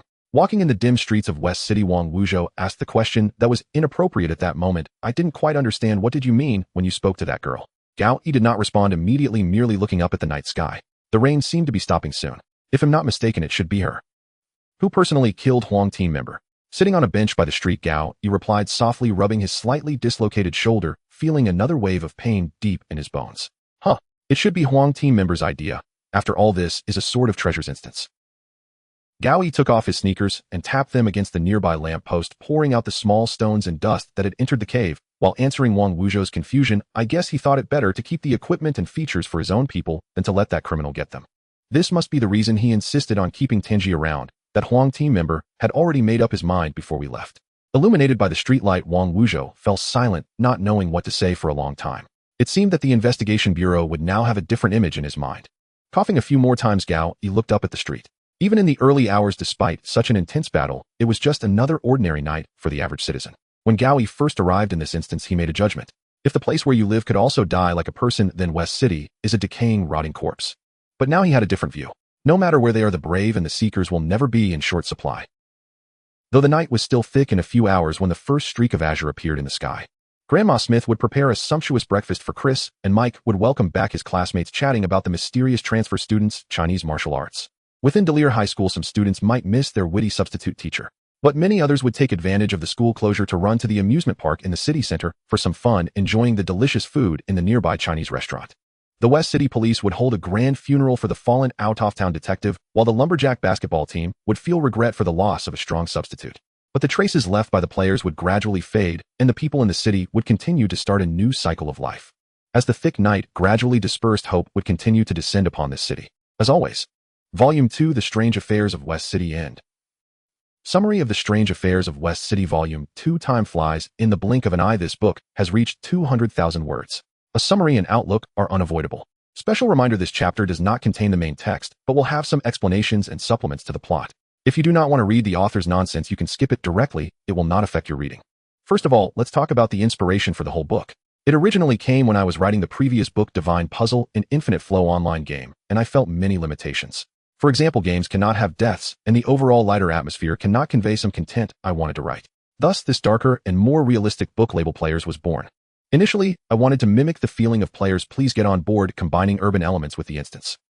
The change in theme is also reflected in the protagonist. Unlike the carefree and unrestricted character of Gu Mao in the previous book, Gao Yi is a somewhat tragic protagonist. I endowed him with a rather tragic background and the debuff of bad luck. The ultimate goal was to showcase the good part of his character. As a person with free will, the goodness that emerges from within the embrace of evil certainly provides more dramatic conflict than that which is nurtured in happiness and beauty. While contemplating the protagonist's character setup aside from his tendency to complain, I also gave him a rather peculiar sense of humor. This feeling of telling hellish jokes with a straight face was actually inspired by a beloved late YouTuber who continued to tell hellish jokes in his videos after being diagnosed with cancer, leaving a deep impression on me. Speaking of which, there was a planned plot point that I didn't use, which was after being hit by a nail, Gao Yi's left hand was broken, and he told Wang Wuzhou that he had thought of a joke. He could tell now, if you feel happy, just clap your hands.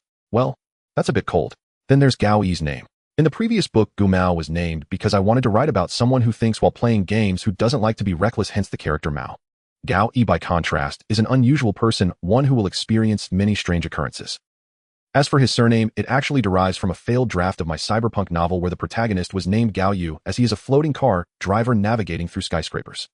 If someone mentions that it coincidentally matches another book's protagonist name, I can only say it's indeed a coincidence, otherwise I would have avoided it. The concept underwent substantial revision, ultimately giving rise to the current tag system.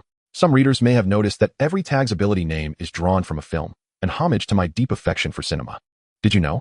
I've heard heaven takes the form of a cinema, where after death one may buy popcorn, present a ticket, and watch endless masterpieces. The first dungeon, Mist of Inner Deceit, draws its direct inspiration from the film The Mist, yet its conception also stems from a story in the game that must be broken.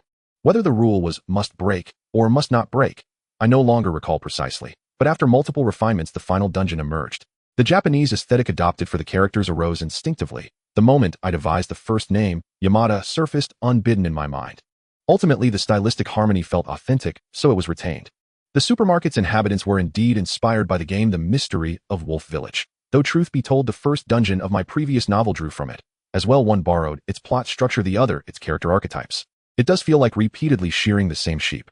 Since this was the opening dungeon, I paid particular attention to its length, keeping it to roughly several tens of thousands of words. A modest narrative sleight-of-hand was employed, embedding suspense and exploration within its framework. A double reversal was deliberately crafted, not only to heighten intrigue, but also to expand the world building. Overall, I remain largely satisfied with the storyline, discovery, contemplation, and eventual resolution, all unfolding at a steady, measured pace. Completion rates further confirm its resonance with readers. Yet some remark that the first dungeon lacked palpable tension, feeling insufficiently perilous. This, I admit, is my shortcoming. Descriptive passages underscoring danger were indeed sparse, warranting reflection. In hindsight, I ought to have granted the creatures beyond the supermarket an opportunity to strike, perhaps landing 2 devastating blows upon Gao Yi. As for the enigmatic director, he did not appear in my earliest outline, yet gradually manifested during the writing process. His genesis likely traces back to Tatsuki Fujimoto and his manga Fire Punch. Even the hulking figure's name Fujimoto pays quiet tribute. Further elaboration must wait. This serves as subtle groundwork for the broader cosmology. Likewise, Xiaohong subtly echoes Aki Hayakawa from Chainsaw Man. Such figures simply materialized, fully formed within my imagination. What else remains worth mentioning? Nothing springs to mind, for such concluding reflections are inherently spontaneous, to be supplemented as memory permits. Next, our young Gao Yi returns to reality and confronts a series of events, transactions, skirmishes, nothing particularly extraordinary. In my prior novel, the protagonist rarely engaged in direct combat. Battle scenes were deliberately abbreviated. Here, however, I consciously amplified their frequency and weight, partly to explore new creative terrain, and partly to hone my own craft. I envision battles in the spirit of JoJo's Bizarre Adventure, cerebral contests rooted in intelligence and information, not ornate prose or cosmic obliteration. Owing to the dungeon's inherent constraints, overall combat potency remains anchored at a mid-tier martial level. No flesh and blood transcendence shall occur. Otherwise, entering a Juon dungeon would yield absurdity if Sadako merely peered from her well and one delivered a single palm strike, shattering the entire house. Terror would vanish entirely. Incidentally, this novel was initially categorized under Urban Brainstorm, only later inexplicably reclassified by Chiesi as Suspense Brainstorm.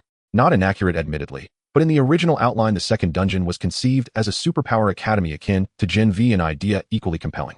That vision was ultimately discarded, replaced by the present West City occult affairs. Its title derives from the superb series Mayor of Easttown, whose detective protagonist Officer Monica directly inspired the character's design. Monica's name itself originates from Friends, a subtle nod Gao Yi once internally mocked, though few readers seem to have caught the reference.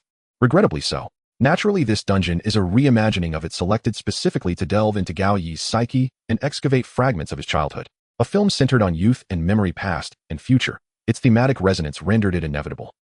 Gratitude to Stephen King. His novel, it is masterfully wrought. Though undeniably provocative, its liberated sexual ethos feels startlingly ahead of its time, even within 21st century web fiction. Derry High School's Derry, if observed, mirrors precisely the town from it.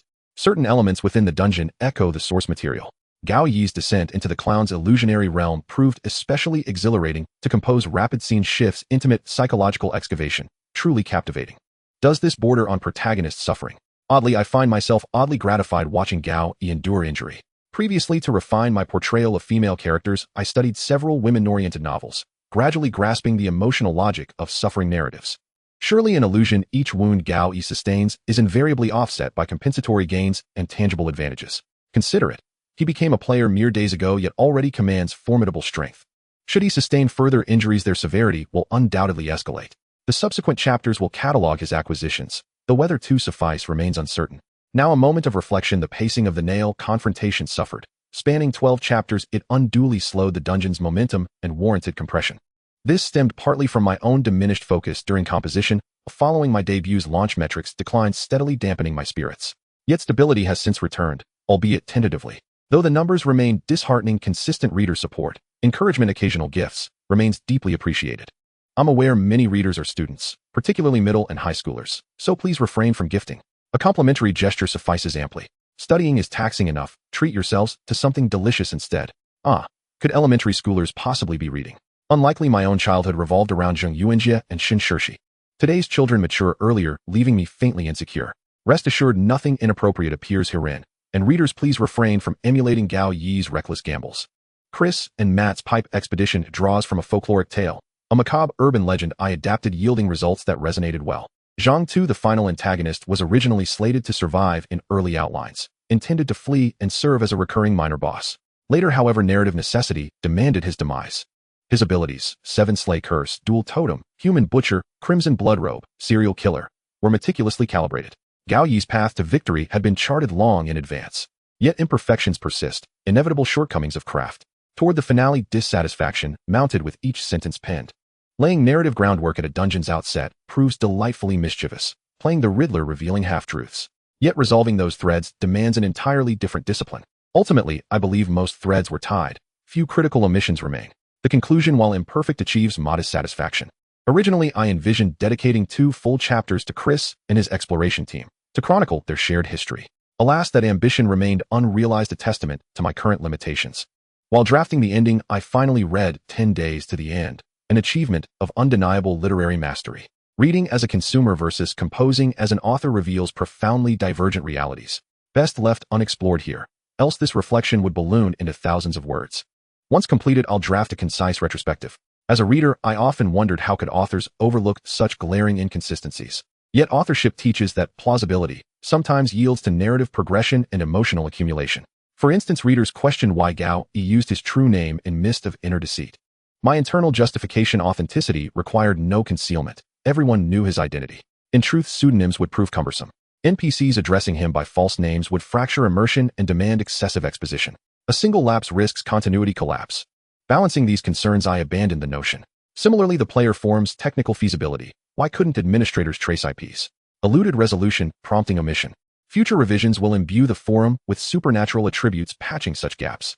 Minor flaws may resist remedy, but constructive feedback from readers will always inform corrections. The West City Occult Affairs dungeon grew unexpectedly lengthy, approximately 110 characters, indicating poor structural control. Conversely, Mist of Inner Deceit ran overly brief at 4,050 characters. Per my structural blueprint, each arc alternates between real-world interludes and dungeon excursions, 7 cycles total. Thus, the novel will likely conclude near the 100,000-word mark, neither excessively sprawling nor prematurely truncated. Should metrics surge dramatically, all assumptions may shift, but let us not dwell on distant contingencies. Let us turn instead to the next dungeon. The forthcoming dungeon departs from cinematic sources, adapting a recent television series I hold in high esteem. Combat sequences will diminish, supplanted by elements of rule-based horror tales, promising fresh intrigue. I'll also seize an opportunity to complete the current dungeon from my prior novel. Allow me to recommend Divine Puzzle, my preceding work, now 6 dungeons deep. Though commercially underperforming, it contains passages I cherish deeply. Its shortcomings stem partly from nascent skill and uneven execution, especially a weak opening, a regrettable flaw. An intriguing footnote: during composition, I experimented with AI assistance, specifically Microsoft's new Bing. Contrary to expectation, its output proved unusable, verbatim, grammatically sound, yet confined strictly to functional coherence. I'd submit passages for brainstorming, plot suggestions for instance. Once I tasked the AI with embodying Zhang Tu, querying what actions he might take. Results were promising. Even atmospheric descriptions with minor edits became serviceable. The next dungeon will incorporate AI more substantively, though translating mental conceptions onto the page remains its own distinct challenge. Ultimately, this novel reflects accumulated technique and hard-won methodology, yet retains stubborn idiosyncrasies, preserving core artistic convictions. Many know the convention: prefixing a novel's opening line with mind storage zone reliably garners commentary. I chose otherwise. Not because it's flawed, but because I resist rupturing the seamless transition from synopsis to story. Likewise, Gao Yi's characterization defies formulaic expectations. He is intended as layered, visceral human, not a hollow vessel for arrogant triumphs. Frankly, thrill mechanics elude my strengths. Yet for me, the profoundest thrill lies in traversing disparate worlds, immersed in singular adventures. I trust readers who reach this point seek substance beyond shallow tropes. Conventional power fantasies hold merit when executed masterfully. I simply lack that facility. Still, I remain committed to my voice, striving relentlessly to craft richer, more resonant narratives. And just like that, over 4,000 words composed. Enough for now. Should any questions arise, do not hesitate to ask. Thank you, and together let us witness Gao Yi's journey unfold. One oversight regarding updates: I aim to deliver double chapters monthly to secure full attendance rewards. Remarkably, I've never claimed this reward despite daily updates. Gratitude abounds, and in closing, 5-star reviews follows and complimentary gifts are warmly welcomed. What else remains to request? Enough for today. March 25, 2024. Gratitude to Furnace Knight. Woke up at 10 June. Jinyan Liao, E Jinjiao, Mo Zhou, E Jigong, who loves Zhangguazi, 201107. Atomic Terminal. Thomas Boxing Gyms, uncomprehending, one name already taken.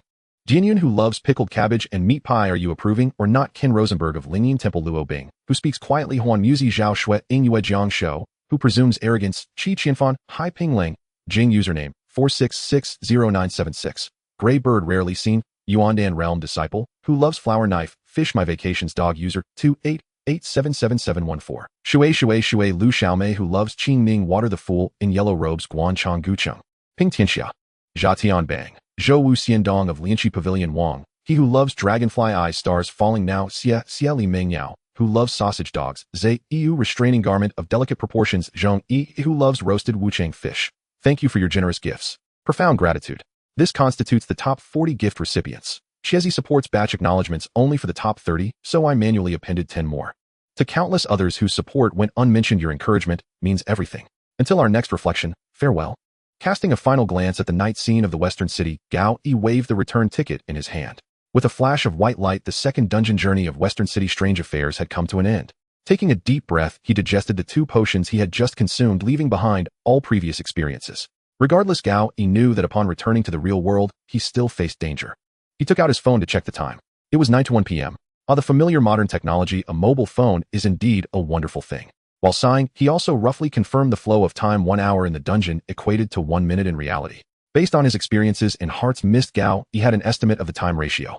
In other words, 20 minutes had already passed since the battle in the Hulong Mall. The key point now was to return home safely without exposing his player identity. He had not forgotten that he entered this Western City Strange Affairs to evade pursuit, although he had cooperated with 2 members from the Investigation Bureau in the dungeon. Well, now there was a member of the Investigation Bureau collaborating with him, but that did not mean that his previous actions in the mall, where he had fought with players, wouldn't be scrutinized. Gao Yi might not be the most cautious person, but he still aimed to avoid any risks he could. If he were truly caught and taken for dissection, there would be no place to argue. As for escaping from an appearance standpoint, it wasn't a major issue. The mist mask ensured that the face revealed in the mall belonged to a young woman, and he had deliberately chosen a restroom without surveillance for his transformation. However, with someone suddenly appearing, causing a ruckus, and mysteriously disappearing under siege, it would undoubtedly draw investigation. At that time, suspicious individuals around the mall would be in danger. Currently, Gao Yi was undoubtedly a suspicious individual in the literal sense. Even though he had consumed a recovery potion and donned a completely new outfit, he still appeared to be in a not quite right state. His face was pale, his body weak, and his steps unsteady. Various ghastly wounds, though healed, were still visible. Not to mention he had swum through sewage and rolled around on the foul-smelling rocky ground. The odor emanating from him was equally unpleasant. I should swim back through the sewer and see if I can contact those 4 turtles. Gao Yi muttered a nonsensical joke while looking around. The return ticket had indeed placed him in a safe location far from the previous turmoil. At this moment, Gao Yi was standing on the west side of Hulong Mall in the middle of 2 large commercial buildings. The narrow dark passage was lined with large trash bins, and there were passages for transporting goods and waste alongside the building. The ground was coated with a thick layer of black grease, and the air was filled with a strange mixture of disinfectant and the stench of rotting food. The bad news was that the place was indeed quite disgusting, but the good news was that it was one of the few deserted areas in the entire commercial zone. It wasn't that he couldn't use the active effect of the mist mask again. Through his exploration, Gao Yi discovered that these pieces of equipment didn't actually have a clear cooldown time. Theoretically, continuous use was not impossible. The issue was that he had to bear the increasingly severe negative effects.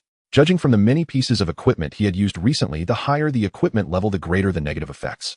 The mist mask, being a purple-grade piece of equipment, while not causing direct harm to the user like the director's whistle, did have the effect of personality confusion that could accumulate, potentially leading to unforeseen circumstances. However, if I only use it for a short time, turning it off once I leave the danger zone, there shouldn't be too much negative effect, right? Gao Yi rubbed his shoulder again, engaged in a mental struggle. He indeed had several plans in mind, such as buying a bottle of liquor to pour on himself to disguise as a drunkard, stealing a trash bin to push out and disguise as a cleaner, or simply sleeping here for a night and becoming a homeless person. Forget it, considering his current physical condition, being conservative was the better choice. More importantly, Gao Yi was both hungry and tired, and he was really struggling to hold on. In the past 72 hours, he had only taken a short nap, not to mention having a proper meal. It had been a long time since he had eaten dinner. There should still be eggs I brought back from that scam company in the fridge, and there's still some water, soy sauce, and sesame oil. I'll eat 2. No 3 fried eggs. Gao Yi fantasized about a sumptuous dinner as he took out the mist mask. But when he saw the mask that had been used several times, he froze. Its appearance had actually changed. The previous mist mask had a blurred gray pattern on the top, but now it had transformed into a white mist. Thin wisps of mist continuously swirled around, enveloping the surface of the entire mask, and faint glimmers could be seen deep within. Has the equipment itself evolved, or is it because? Gao Yi turned his left wrist, checking the latest changes. Player nickname Gao Yi, player level D, evolution rate 1, yes. After battling Zhang 2, Gao Yi had consumed 2 evolution potions. Now he was indeed a genuine level player. His physical attributes should have improved significantly, but considering Gao Yi's current physical state, it was indeed not a good time to experiment. As for the changes in various functions and panels, he could only test them after returning home. After a slight hesitation, Gao Yi put on the mist mask. As usual, he slightly closed his eyes and gently rubbed his thumb against his temple. But the change occurred at that moment. Unlike before, there was no immediate change in his appearance. Instead, a face made of chaotic mist appeared in his mind, altering as he imagined. If this continues, I might really be able to transform into a specific person in the future, or even into non-human entities. Gao Yi fantasized about the future, focusing his spirit, confirming his gender as male with an average build and around 30 years of age. It was the most ordinary image, one that wouldn't attract attention. When he opened his eyes again, he looked down at himself, and his clothing was not far from what he had imagined. He touched his chin, his stubble was still there, and while he couldn't touch the wounds on his face, they still hurt when he did. Similarly, the fatigue of his body and the pain throughout his frame couldn't be dispelled. But the good news was that he could finally go home. With a long sigh, he left the alley filled with trash bins and headed towards the bustling crowds of the mall at night. Taking advantage of the subway still running, Gao Yi set off on his way home. Near the youth apartment building, at a corner devoid of foot traffic and surveillance, he deactivated the effect of the mist mask. After all, there were a few acquaintances in the apartment building. Being seen with a stranger entering, especially into his own room, could lead to unnecessary misunderstandings. Dragging his weary and hungry body, Gao Yi slowly stepped into the apartment building. On the first floor, there was a counter-like window connecting to the landlady's room. During her free time, the landlady would sit there watching dramas or reading books, greeting the residents coming and going. If there were any repairs, deliveries, or rent issues, one would also need to register here. However, after the landlady fractured her rib, her granddaughter seemed to have taken over this job. It was now almost 11 o'clock, and Li Zhaozhao, wearing a school uniform, was doing homework at the counter. Hearing a noise at the entrance, she instinctively looked up. It was a good thing she looked up. Gao Yi's tragically poor physical state and the visible wounds not adequately covered by his clothing made it obvious that he had a story. "What happened to you? Do you need me to call the police?" Li Zhaozhao asked in a low voice, her tone reflecting concern. No, I'm fine." Gao Yi forced himself to appear spirited. He couldn't let her call the police at this moment. "It's a work injury. Oh, just a little accident." "Work injury? Do you need any medicine? It seems we have a first aid kit at home." She still sounded doubtful, frowning as she seemed to recall where the medicine was. Don't trouble yourself. Remember that medicine I gave to Grandma? I still have some. I'll be fine." "Say hi to Granny Chin for me," Gao Yi said as he already dragged his heavy shadow into the stairwell. After thinking for a moment, he turned back looking at the diligent student who was still doing homework at this late hour. Study well, otherwise you'll end up like me when you start working. Saying words that could be considered encouragement, Gao, he climbed the stairs with difficulty, moving toward the corridor as the motion-activated light turned on. Stopping at the door of room 307, he took out his keys. He almost forgot and checked the arrangement under the doormat and on the doorknob. Confirming that no one had infiltrated, Gao, he finally relaxed fully and entered the room. Exhausted, too exhausted. His legs could barely move, relying on his final willpower. Gao, he stumbled into the bedroom. He was too lazy to even change his clothes and lay down directly on the bed. Lying like this would mean the sheets needed to be washed again and the floor would need mopping. So hungry, forget it, I'll deal with it after I wake up. He crawled towards the head of the bed and finally found his pillow. So comfortable, so warm. After such a long dungeon and battle, Gao, who had been under immense mental strain, finally managed to relax and obtain a period of undisturbed sleep. But just then a loud noise suddenly jolted Gao, who had been wrapped in sheep and white clouds, awake. The doorbell. Damn it, who could possibly be ringing the doorbell at this hour? In the unlit room, Gao gritted his teeth, scraping the last remnants of moist soil from the already exhausted sea of consciousness to serve as motivation to get out of bed. If I really couldn't hold back and killed someone, could Officer Wong still fish me out? Lowly venting his subtle anger, Gao walked into the kitchen, drew a kitchen knife, and gripped it in his hand. Unfortunately, the killing reward in Xiqing Strange Affairs did not allow him to obtain Zhang Tu's human butcher. Otherwise, he would have had a main weapon. On the other hand, fighting with a knife was not Gao Yi's style, so it wasn't much of a regret. In any case, he had to deal with the visitor first. Normally, the sensory enhancement provided by the armchair detective would undoubtedly offer enough information. However, a little over an hour ago, Gao had just activated its active effect and engaged in a fierce battle.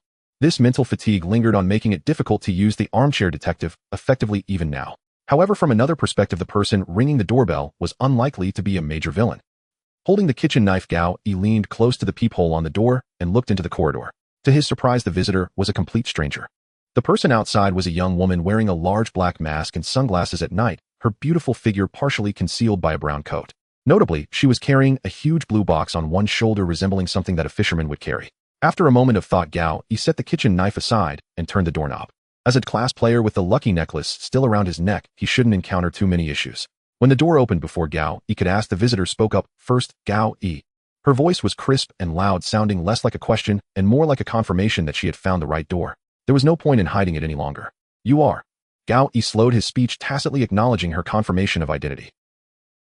Seeing that Gao did not object, the woman slowly took off her sunglasses, placed a hand on her chest, and introduced herself.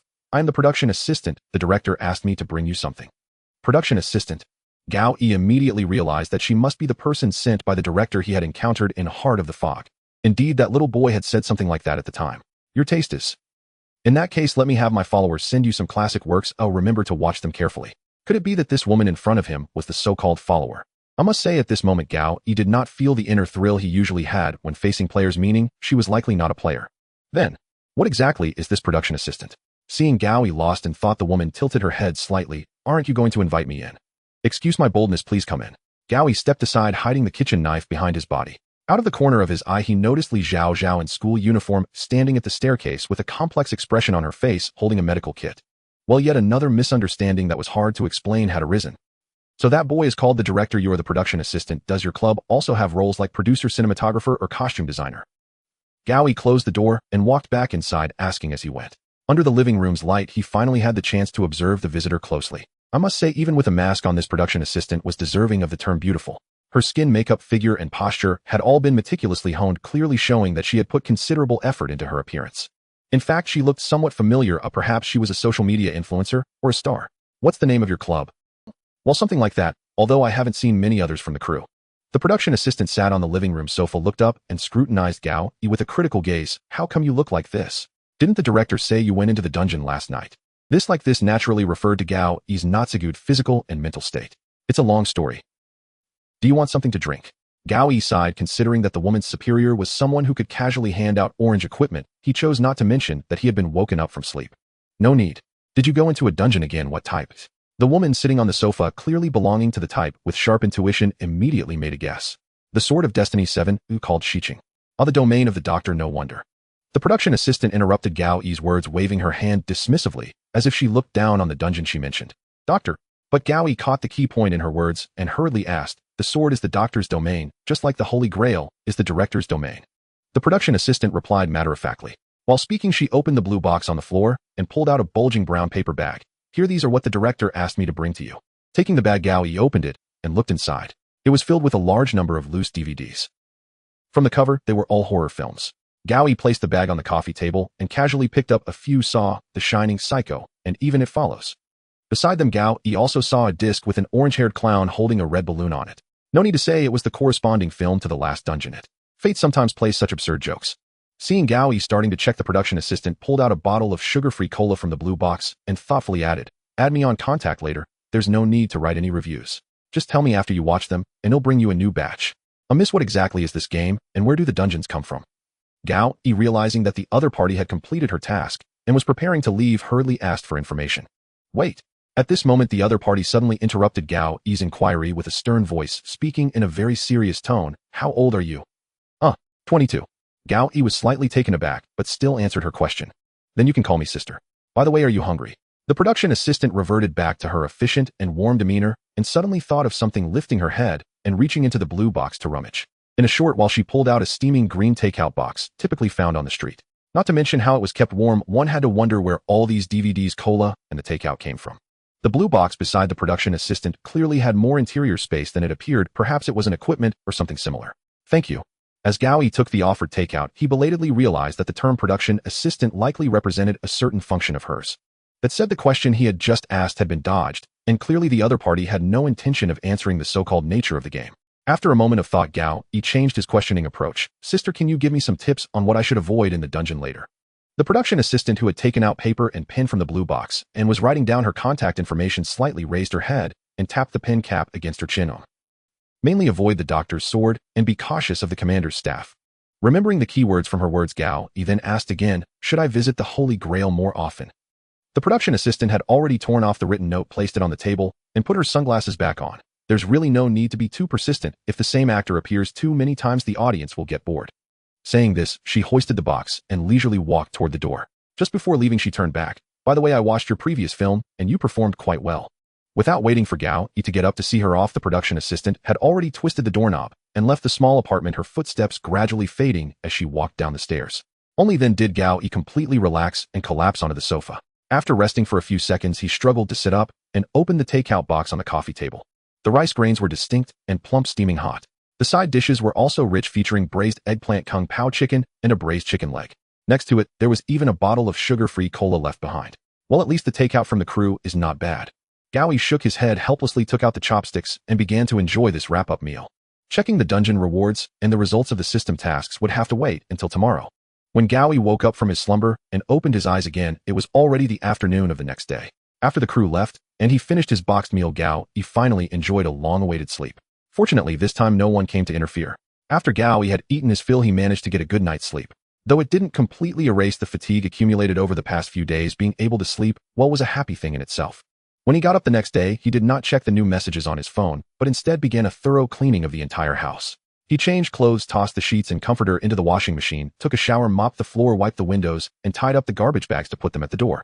After more than an hour, Gao Yi finally let out a long sigh, wiped his forehead, and laid back down on the sofa. It must be said that after becoming a player, his physical fitness had indeed improved significantly. Now, after so much labor, he wasn't even too tired. There wasn't anything particularly noteworthy on his phone. Wang Wuzhou, with whom he exchanged contact information, sent a friend request, and the editor-in-chief Pantheon sent over several documents and content for investigation. Although he was quite displeased with his work, the other party had conveniently sent the previously promised bonus, which silenced Gao Yi. After tidying up a bit, Gao Yi still sat up straight on the sofa to check more important matters. Because he had been too tired last night, he had not examined the rewards from the dungeon system tasks or kill rewards in detail. Today, with his spirit restored, he naturally needed to check them one by one. First, the kill rewards. Kill rewards. Received enhancement from the sword dungeon. Gain traits: serial killer purple, seeker blue. Acquired equipment: crimson raven, cloak purple, dual totem blue. Received potions: grade body healing potion 1, a grade body healing potion 5, id grade antidote 2, grade evolution potion 1. Received game currency 598. It is worth mentioning that this time the kill rewards were significantly richer than when he eliminated the nail. In a normal sword dungeon, the kill rewards should consist of 3 traits or pieces of equipment along with a certain percentage of game currency and items from the opponent. The extra rewards this time should be attributed to the effect of the investigator tag. Missed, unexpected, and bizarre occurrences will draw near to you, but at the same time you will gain additional rewards and compensations for each exploration completed. Within the dungeon, Gao Yi and Wang Wuzhou distributed the spoils. Although Officer Wang kept saying he didn't do anything, Gao Yi still insisted on giving him half of the game currency and potions. There was really nothing to distribute in terms of traits, and for equipment Wang Wuzhou only took the lower tier dual totem. As for the white equipment Mighty Ring, Gao Yi also left it for him. Although the officer did not cause much damage to Zhang Tu in the final battle, without his assistance Gao Yi would undoubtedly have been unable to secure victory. Though he was short on money, he couldn't be greedy in such matters. For Gao, it was a matter of principle. The next was the script rewards. Script summary: West City Strange Affairs. Dungeon cleared. West City Strange Affairs, Sword 7. Main task 2 completed. Resolve this disaster. Script rewards: dispersed 1 return ticket, slightly increases player's evolution rate. Random potions 3, a small amount of game currency. Dungeon West City Strange Affairs cleared. Received equipment, disaster gloves blue. It must be said that the dungeon rewards were indeed average and seemingly unimproved by the investigator tag. It seems that the effect of the investigator tag requires long-term wearing during an adventure to truly increase the rewards. Otherwise, just wearing it briefly at the time of claiming rewards to earn more would be too ridiculous. However, even without mentioning these enhancements, the rewards from this West City Strange Affairs dungeon were pitifully few. It's important to note that the rewards from the Heart's Mist could contain a purple trait. Although thinking about it, it isn't too surprising. After all, one is Holy Grail 5 and the other is Sword 7, there is a difference in level. Not to mention the different levels of completion for the main tasks. It's no wonder so many people rely on murder and robbery to obtain equipment. The vast majority of players actually cannot obtain too much equipment and traits. Gao Yi was just spoiled by his tastes. However, these rewards were indeed quite interesting. Let's first talk about the traits. Serial Killer enables the user to master various murder techniques and gain stronger anti-tracking abilities. By committing a series of murders with similar elements, one can gain more evolution points and gradually enhance combat power. As expected, the 5-element killings that Zhang Tu adhered to in the dungeon was also thanks to this trait. However, killing despicable villains is one thing, while actively creating murder cases is another. It can't be that I would really become a serial killer just for this trait, right? Regardless, its passive effect is still useful. I can only say I will research it in detail later. That aside, now that I am both a detective and a killer, is it possible for me to produce and sell my own? The next trait resolves many of Gao Yi's confusions. Seeker trait reduces the holder's evolution rate acquisition speed by 90%, but greatly enhances the attributes and abilities gained. In other words, with the same bottle of evolution potion, an ordinary player's evolution rate increases by 10, while a player with the Seeker tag only sees a 1 increase. However, that 1% increase in evolution rate brings about a boost to various attributes equivalent to 10 times that of an ordinary player. With this tag, I can collect a large number of low-level evolution potions to enhance my evolution rate, thereby obtaining a physical fitness that can rival high-level players. Gao Yi stroked the newly acquired gloves, softly analyzing. This clarified some of the confusions he had about Huang's notes. Why Zhang Tu had exceptionally strong physical fitness, yet his combat style was unlike that of high-tier players. It seems this is all thanks to the Seeker tag. Zhang Tu had a substantial accumulation of evolution rate, but under the suppression of the Seeker, he failed to become a clever player. However, his physical fitness had actually reached the level of a clever player. This thing might not necessarily be a good thing, although it allows for the accumulation of more evolution rate, and thus an increase in physical fitness. It also means losing the advantages of being a high-level player. Gao Yi instinctively wanted to pull out his notebook to analyze, but then remembered it had been soaked for quite a long time and was currently drying. It seems that traits are not irreplaceable, so I'll wear it for now and see if there are better options later. In terms of equipment, the Crimson Raven Cloak is very simple, yet possesses a strong defensive enhancement. When actively used, it can summon a raven that shares vision and hearing for a limited time to serve its master. The duration is just under 10 minutes, but Gao Yi felt that once he got used to this equipment, he might gradually extend the control time. As for the negative effects, it would require further testing. However, considering that the Crimson Raven Cloak is a purple tier equipment, the negative effects are unlikely to be weak. As for the final dungeon reward, the Disaster Gloves as a blue tier equipment was not too surprising. They simply enhance grip strength and hand dexterity. Perhaps they can be used for some magic tricks. When actively used, they can retrieve an item within range. For instance, on a bus, one just needs to wear these gloves and approach someone's pocket without reaching in to grasp their wallet. Why do I feel like I'm straying further down the path of crime? Gao Yi muttered to himself, checking his attributes list again. Player nickname Gao Yi. Player level D. Evolution rate 1. Game currency 923. Traits 4-4 Armchair Detective Purple significantly increases perception and observation. When actively used, greatly enhances information gathering and processing abilities for a short time. Weapon Master Blue Proficient in using various simple infantry weapons. When actively used, enchants any weapon in hand, giving it a random effect. Seeker greatly reduces the holder's evolution rate acquisition speed, while significantly enhancing the attributes and abilities granted by the evolution rate. Serial Killer Proficient in various murder techniques, gaining stronger anti-tracking abilities. Creating a series of murder cases with similar elements provides higher evolution rate bonuses and ability acquisition. Item 77 Director's Whistle Orange. A single blow of the whistle declares the filming invalid, rewinding back to the previous scene 15 seconds ago. Mist Mask Purple temporarily alters the user's appearance, physique, and voice. Crimson Raven. Cloak Purple temporarily summons a raven that shares vision and hearing for its master. Stunt Belt Blue unleashes physical potential for a short time, greatly enhancing the wearer's agility. Disaster Gloves Blue retrieving. Item within range. A Lucky Necklace Blue accumulates misfortune and bursts out with luck. When taking damage, Reckless Armguards Blue can perform powerful impacts within 15 seconds. It is evident that this dungeon run was still quite rewarding. Gao Yi not only became a level player, but also saw a leap in his equipment and traits.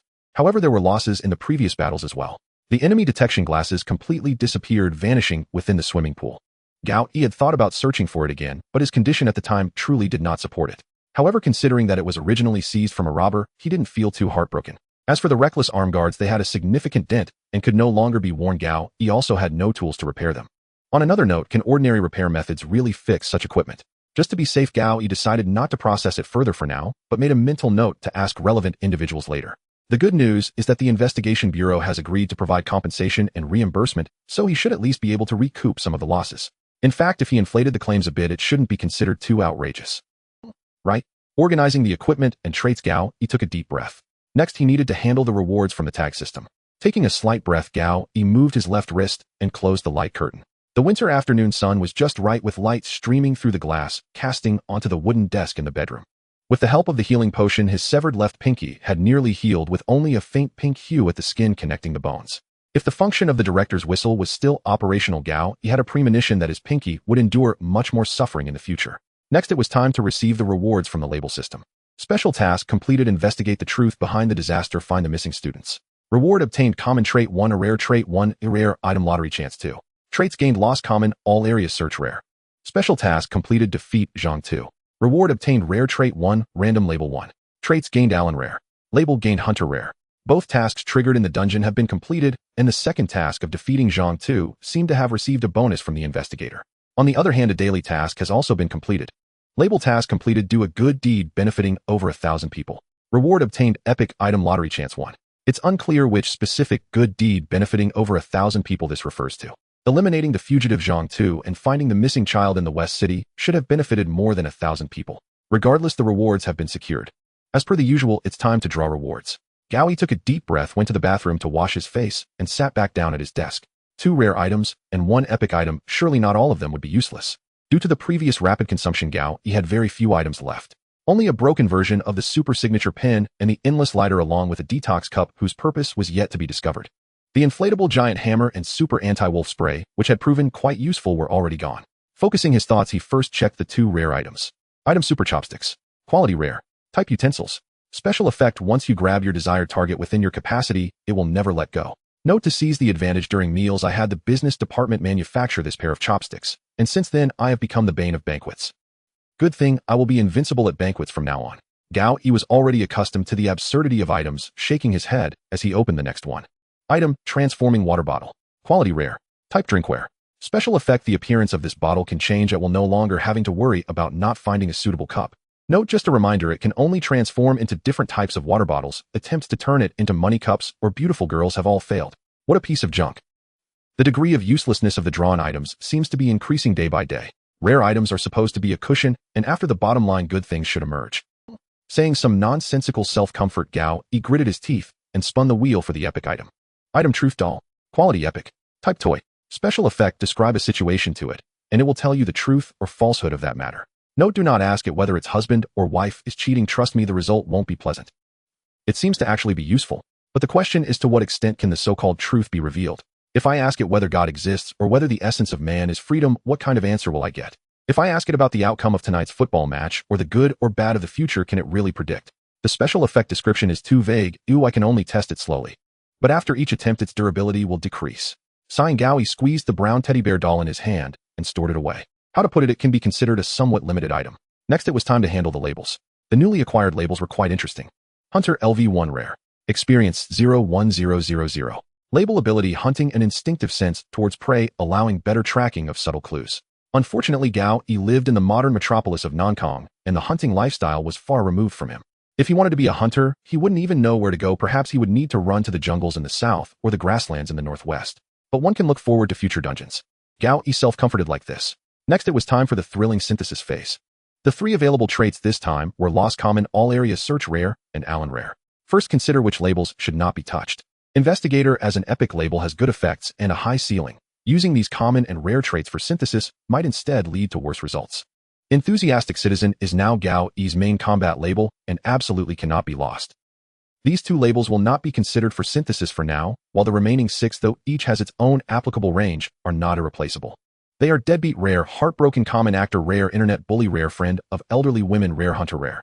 Based on past experience, the compatibility of labels and traits must roughly align to yield better results. The first combination that Gao Yi decided on was two that seemed very compatible at first glance. Deadbeat Rare, Allen Rare. When debts reach a dead end, you can only go Allen. The final result indeed matched expectations. Gambler Rare. Experience 3201000. Label ability Gambling Manifesto. When you go Allen, you will have a stronger deterrent effect and your lies and disguises will be more deceptive. Although this time, he didn't synthesize an epic label, the effect transformed was still quite good. On the other hand, making others think of him as a gambler is much easier than making them think of him as a deadbeat. Next up is the somewhat puzzling trait of All Area Search Rare. But in any case, the options were limited and Gao Yi quickly made his choice. Hunter Rare, All Area Search Rare, Bounty Hunter Epic. Bounty Hunter Epic. Experience 010000. Label ability Wild West Gunslinger, an instinctive sense towards prey, allowing better tracking of valuable enemies, possessing stronger pressure against villains and thugs. It's quite reasonable. After losing the enemy tracking glasses, Gao Yi indeed lacked some tracking ability. Though his abilities have certainly increased, the difficulties of playing the role have also grown larger. In today's society, hunters are already very few and bounty hunters are almost extinct. However, considering this is an epic label, this might be a challenge that needs to be overcome. The last one loss has such a vague meaning that it troubled Gao Yi for quite some time. He even seriously considered not using this trait for synthesis. In the end, he chose one that seemed somewhat relevant: Heartbroken Common, Lost Common, Heartless Rare. After completely severing ties, has one become heartless? Heartless LV1 Rare. Experience 1851000. Label ability Swiss Army Knife Man, better control of one's emotions and the ability to calm others' emotions. From heartbroken to heartless. The label ability has indeed been enhanced. Becoming heartless doesn't sound too difficult, does it? Isn't everyone in modern society? Overall, it was still quite acceptable. In the end, Gao Yi's labels changed once again. Name Gao Yi. Equipped labels 22 Investigator, LV1 Epic, Enthusiastic Citizen, LV4 Rare. Label abilities missed, unexpected and strange matters will be attracted to you and draw closer, but at the same time, every time you complete an exploration you will receive additional rewards and compensation. A Zootopia makes others unconsciously feel close and reliable, easier to gain trust and praise. Big Hero 6. In moments of valor, your combat power will increase. Toy Story. When you are enthusiastic about helping others, the toys and items around you have a chance to come to life to assist you. Unequipped labels Gambler, LV1 Rare, Heartless, LV1 Rare, Actor, LV1 Rare, Internet Bully, LV1 Rare, Friend of Elderly Women, LV3 Rare, Bounty Hunter, LV1 Epic. I have to say the lineup of labels has become not so pathetic. Gao Yi recalled the earliest lineup of labels and had to say the change was indeed significant. At the very least, all the common level labels have disappeared, or what he has now are all at least rare level. The generous rewards have finally been collected to a considerable extent. I must say, although the West City mysteries were perilous and painful, they indeed yielded returns in the end. In fact, Gao Yi still had an important reward yet to be claimed. That Zhang 2 had a clear price of 1,000 game coins on the Nankong City Player Forum, equivalent to 1 million in cash. It must be said that although he has been exhausted over the past couple of days and suffered several serious injuries, Gao Yi has indeed gained significant improvements. Now as a player, he has acquired many abilities that exceed the ordinary. Within the entire player community of Nankong City, he is likely to be among the top tier. It's worth noting that he has only been involved in this so-called game for 3 days, completing 2 dungeons. I just hope to sleep well in the future, suffer fewer injuries, and not encounter strange incidents for no reason. Gao Yi set one flag after another as he walked into the kitchen to boil water, taking out noodles and eggs. His physical and mental state is slowly recovering, but he is still some distance from complete rehabilitation. In such circumstances, a strong sense of hunger began to arise. During the previous investigation of that scam company, Gao Yi participated in many of their activities, including various lectures, day trips to the suburbs, and outdoor hot springs. Of course, the fact that participants let their guard down during the activities, leading to them being swindled out of their possessions, is another matter. Gao Yi also managed to take away a lot of diesel rice and flour used to entice the elderly, and the noodles he is currently cooking are one of those gains. Having started living independently at an early age, Gao Yi has developed decent culinary skills. Unfortunately, a skillful woman cannot cook without rice. Since the previous break in his financial chain, Gao Yi simply cannot afford expensive ingredients, and his dietary standards have dropped significantly. He can no longer add any meat to his noodles. He enjoyed the noodles topped with 3 fried eggs along with the broth licking the corner of his mouth before returning to his desk. The gains from defeating Zhang Tu extend beyond the equipment and traits he dropped. Moreover, as a well-known fugitive, Zhang Tu's bounty was also quite valuable. On the player forum, there was a bounty of 1,000 game coins, and the investigation bureau had also promised rewards and compensation. Although that Captain Huang ultimately sacrificed himself, Tanji had stated that rewards would still be paid. Upon leaving the dungeon, Gao Yi handed over the 2 pieces of equipment provided by the other party to Wang Wuzhou.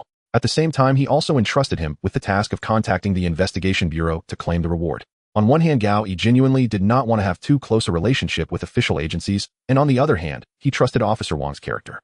Of course, after exchanging contact information with Wang Wuzhou, Gao Yi elaborated on the damage to his equipment and injuries he sustained, embellishing the tale to ask for help with reimbursements. In any case, this process should take several working days. As for the evidence of killing Zhang Tu, it should not require any additional provision. After all, Tanji could help confirm it. I wonder how that female investigator is doing now. Although the physical injuries were not severe, the psychological and spiritual trauma must far exceed expectations.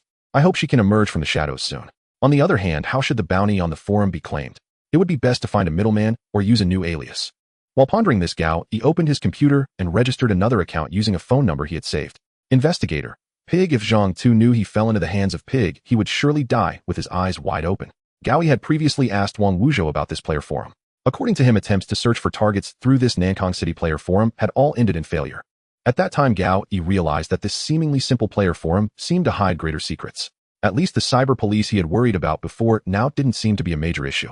Upon confirming his entry, the first thing that caught his eye was the discussion area. The atmosphere was not much different from when he browsed yesterday, filled with advertisements and scam information. The player community in Nankong City is not particularly large, and not everyone has joined this forum. Given this premise, there hadn't been many new posts throughout the day. There are 2 major points worth noting. First, last night, Gao Yi's battle at the Hulong Mall, although it did not cause a stir in mainstream media and social platforms, had already become a hot topic on this player forum. Hot Players Battle at Hulong Mall. Investigation Bureau intervenes to arrest several, includes video. Clicking in to check, there were 3 videos from different perspectives. In the videos, a young woman dressed stylishly struck down a man charging at high speed with a steel bar in a baseball swing. With a loud bang, the crowd of onlookers around the cameraman gasped in surprise. Undoubtedly, the content in the footage was the battle Gao Yi fought after changing his identity using the mist mask. The number of comments below the post had already exceeded 3 digits, making it one of the few popular posts in the forum. I know the guy who got beaten. They are a gang that robs equipment on the road. Yes, they must be associated with Worm. Good job. A heroine. What equipment is that iron rod? Are you blind? It looks like something picked up casually. It seems all of them were caught by the investigation bureau. I hope the heroine is fine. It's hard to say. A brother of mine said that the robbed female player ran away and wasn't caught. Is that true? Who can escape from the investigation bureau? Many players replying below recognized the robbers Gao Yi had taken down, suggesting those few were habitual offenders. There were also many comments guessing the identity of the female player, but of course there could be no conclusion. In fact, if Gao Yi were to change again, he wouldn't be able to recreate the face he had back then. However, the name Investigator Snake has been established, and in the future Gao Yi can present the evidence from the transaction at Hulong Mall to claim this incident under his alias. For now, let other players guess. Another post that caught Gao Yi's attention was one with almost no replies. A cold topic. Looking for someone. The poster's ID is Red Clerk.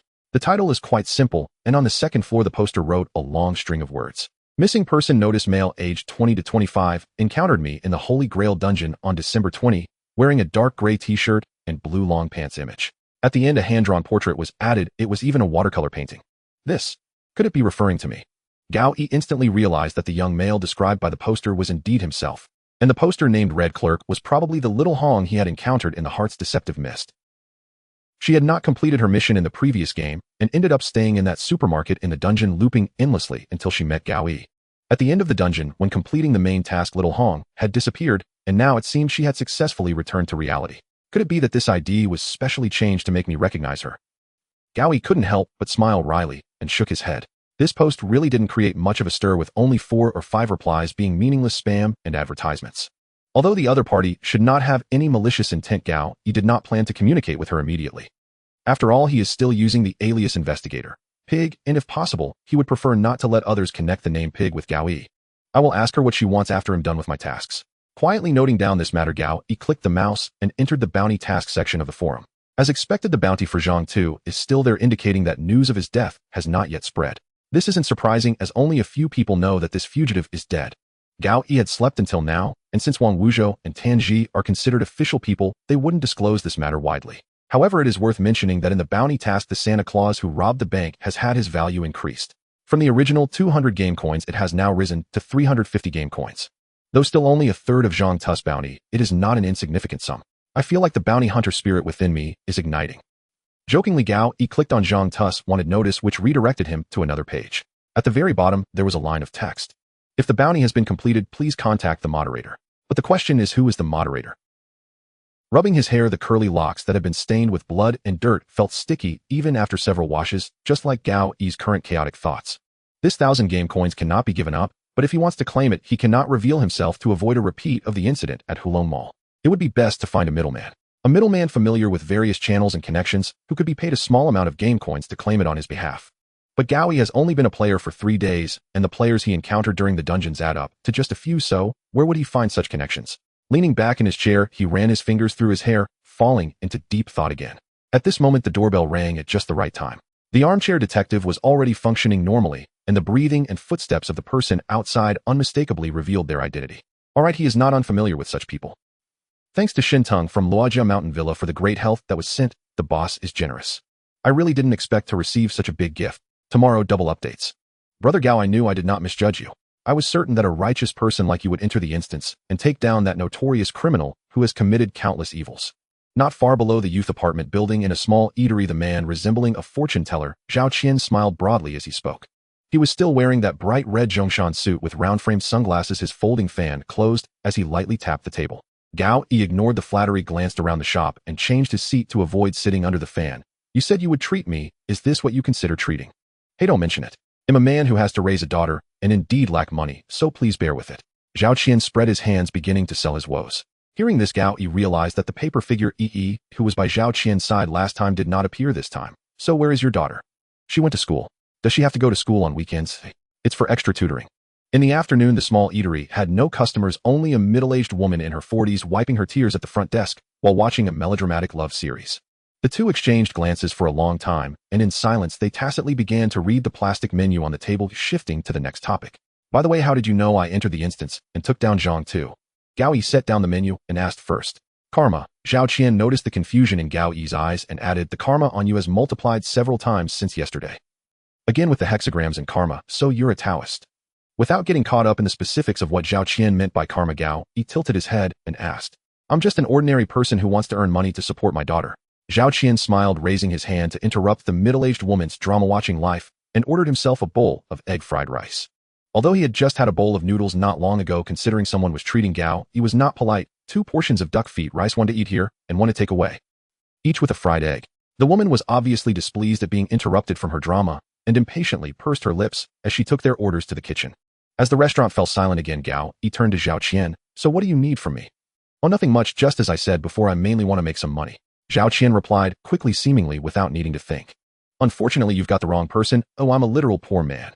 Gao Yi, having already realized Zhao Qian's intentions, spoke slowly, circling around the subject. Hey brother Gao, don't underestimate yourself.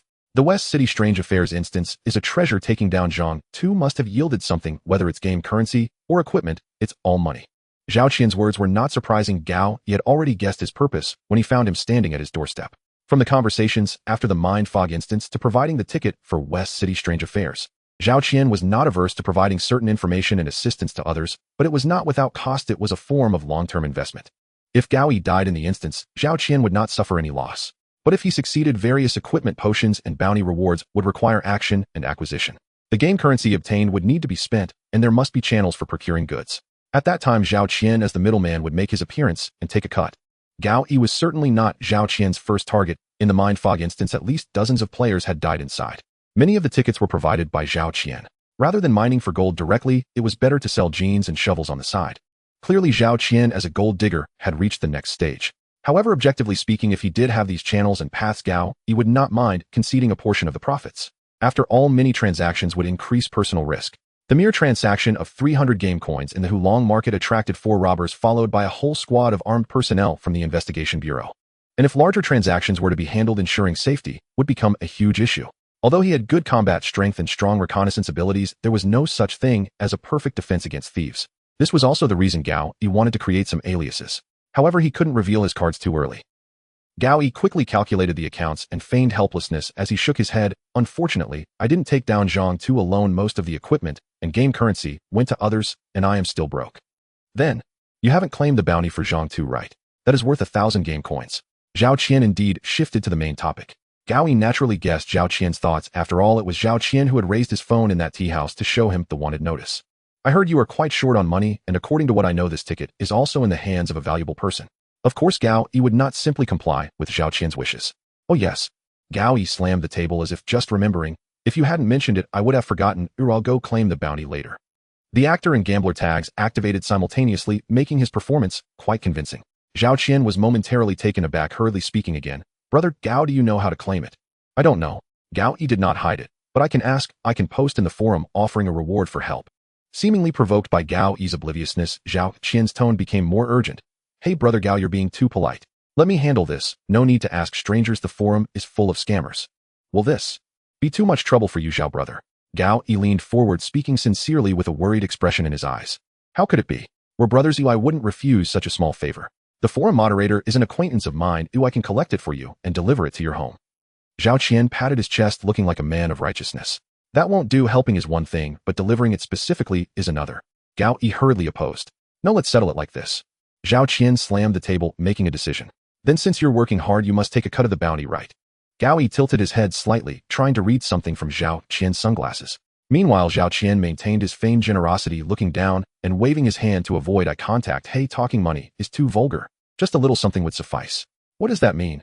Gao Yi grasped Zhao Qian's intention. 20%. Understanding the hint, Zhao Qian raised 2 fingers, calm and composed. Hearing this amount, Gao Yi lost composure and couldn't help but laugh. Are you joking? There's only this much money, and you want 2% right off the bat. Hey brother Gao, I need to discuss this with you properly. This ticket was given to you by me, and I pointed out Zhang Tu to you. Claiming the bounty is not only troublesome, but also dangerous. Zhao Qian clapped his hands, looking extremely aggrieved. Shaking his head, Gao Yi returned a helpless expression, pretending to get up to leave. Forget it, I'll find a way myself. Hey, wait. Seeing Gao Yi was really about to leave, Zhao Qian hurriedly got up to stop him. There are other ways after all. Seeing this, Gao Yi, who had no intention of leaving in the first place, took the opportunity to return to his seat. Regardless, he had to wait until he finished his duck feet rice before leaving.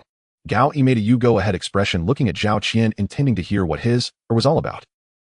Zhao Qian's or led to a rather interesting story. As the fried rice and duck feet rice were served at the table, Gao Yi picked up the wooden chopsticks and listened as Zhao Qian began his narration. As expected, Nankong City was not the first city to experience dungeons and players. This so-called game had appeared as early as the beginning of this year and gradually expanded. Now, a year later, most cities around the world have already witnessed related events, with Nankong being among the later ones. In the early stages, players in one region would not encounter players from other regions, but as time passed, this mechanism, akin to a newbie protection barrier, would gradually disappear. Such distinctions and barriers exist within the dungeons, but in reality, no one stops players from going abroad or crossing provinces. The strength of a player naturally increases with time and experience in the dungeons. The time difference in the emergence of the game also leads to equipment and characteristics having different values in different regions. In present-day Nankong City, blue equipment is still considered quite valuable, but in other places prices have already plummeted. Right now, there is a group of veteran players from Jiujiang City bringing a large batch of low-level items and potions from their area to Nankong, planning to hold an auction. So you're planning to rob the auction and act for justice. Zhao Qian took another bite of fried rice, summarizing somewhat ambiguously. Hey brother Gao, we are business people. There's no need to offend others. Besides, the items they have aren't worth spending lavishly on. Zhao Qian hurriedly waved his hand, steering the conversation back on track. If they wanted to hold an auction, the higher the bids, the better naturally. However, in a time when dungeons and players cannot be publicly acknowledged, organizing a grand auction is naturally no easy task. The group from Jiujiang came up with an idea. Since illegal activities couldn't be organized, why not hold a legitimate event as a cover? Under this premise, a super treasure appraisal conference was born. Simply put, the event invites a group of experts in jade treasures and antiques to come and preside over the event. Participants can pay a small fee to have their antiques appraised on site. If deemed genuine, they can immediately register, receive a certificate, and later proceed with auctioning. In such an event, there will be many who want to get their items appraised, participate in the bidding, or simply watch the excitement. And under the cover of a large crowd and a spacious venue, holding a highly profitable player auction is naturally not a difficult task. I've seen this plot before. Are you going to disguise yourself as a beggar, mix in, and then shock everyone with your lavish spending when everyone looks down on you? After the evolution rate increased, not only did his physical fitness enhance, but his appetite also improved considerably. Having eaten a bowl of noodles earlier, he felt only moderately full after finishing another bowl of duck feet rice, still having the leisure to joke around. Hey, we are all business people, no need to slap others in the face. Besides, the items they have aren't worth spending lavishly on. Zhao Qian took 2 more bites of fried rice, shook his head, and continued, I just need you to help investigate their background and details, then enter the auction to help me confirm something. Is that so? Then why don't you go yourself? Saying it seems simple, but thinking about it one can tell that the task he mentioned is not easy, so Gao Yi naturally wouldn't agree casually. Let me put it this way. Though Zhao Qian's eyes were hidden behind his sunglasses, the difficulty in his expression was evident. I have some issues with certain people from Zhejiang, and I don't know which faction this group belongs to, so it's inconvenient for me to appear.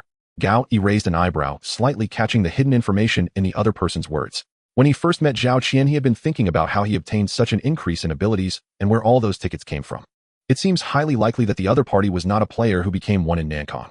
Seeing Gao Yi's expression soften, Zhao Qian hurriedly pushed his plate aside.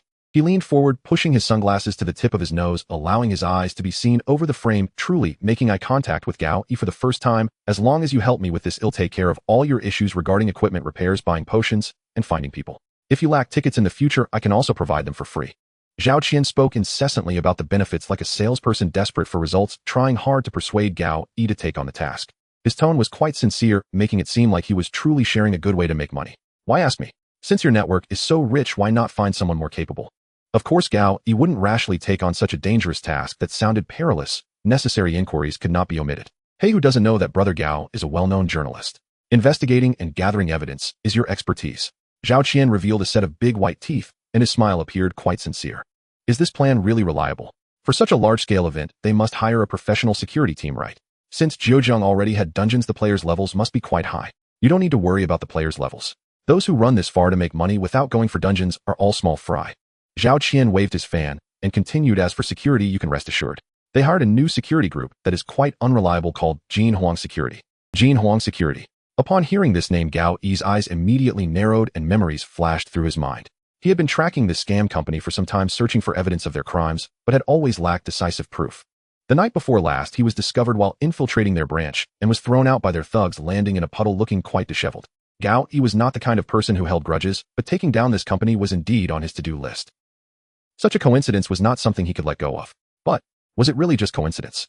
Since the person across from him already knew he was a journalist, it was very likely he was also aware of the previous investigations by Nankai magazine into Jin Huang Security. This guy, could he be trying to fish for himself?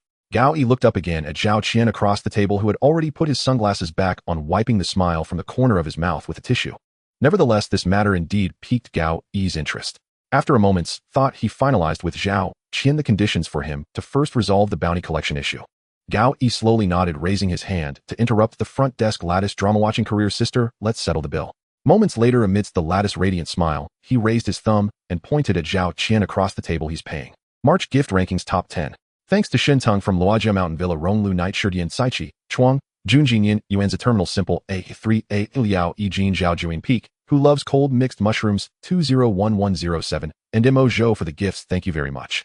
Hai Yi paused slightly after writing down his notes, spinning the pen in his hand for a moment before continuing to write on the paper in front of him. Next comes the practical phase. In the recent Sandy County meeting, Hai Yi had reached an agreement with Zhao Qian to infiltrate the auction and conduct an investigation. As a condition, Zhao Qian would help Hai Yi resolve a series of trivial matters, including, but not limited to, claiming bounty rewards, finding ways to repair equipment, purchasing specific potions and gear, as well as gathering certain intelligence. If Hai Yi were to complete these tasks on his own, it would likely take him several days, and he could not ensure safety or success. Having someone to help indeed saved a lot of trouble. However, it is worth noting that Hai Yi had not paid much attention before, but his attributes list as a player had undergone some changes. Countdown to the next game, 29 days. After becoming a level player, the countdown for each game has doubled. Now he can enter a dungeon once a month. This is a good thing, as entering a dungeon, while potentially yielding great benefits, also carries significant risks. The extended time limit allows Hai Yi more preparation and time to handle real-world events. On the other hand, the ticket pouch has also changed. Ticket pouch: Hearts, Enigmatic Mist, completed West City, Ghostly Affairs, completed Toy War Sword, 8 Black Island Prison Staff, 7 Death, God Summoning, Holy Grail, 7. Hai Yi had only obtained 1 ticket from the last dungeon and began to contemplate.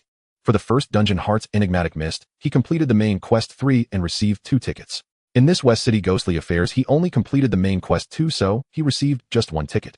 So if I only complete the main quest, I won't receive any tickets. Hai Yi murmured to himself, finding answers to some of his previous doubts. This is why many players, despite clearing dungeons, still lack tickets and have to purchase them from others.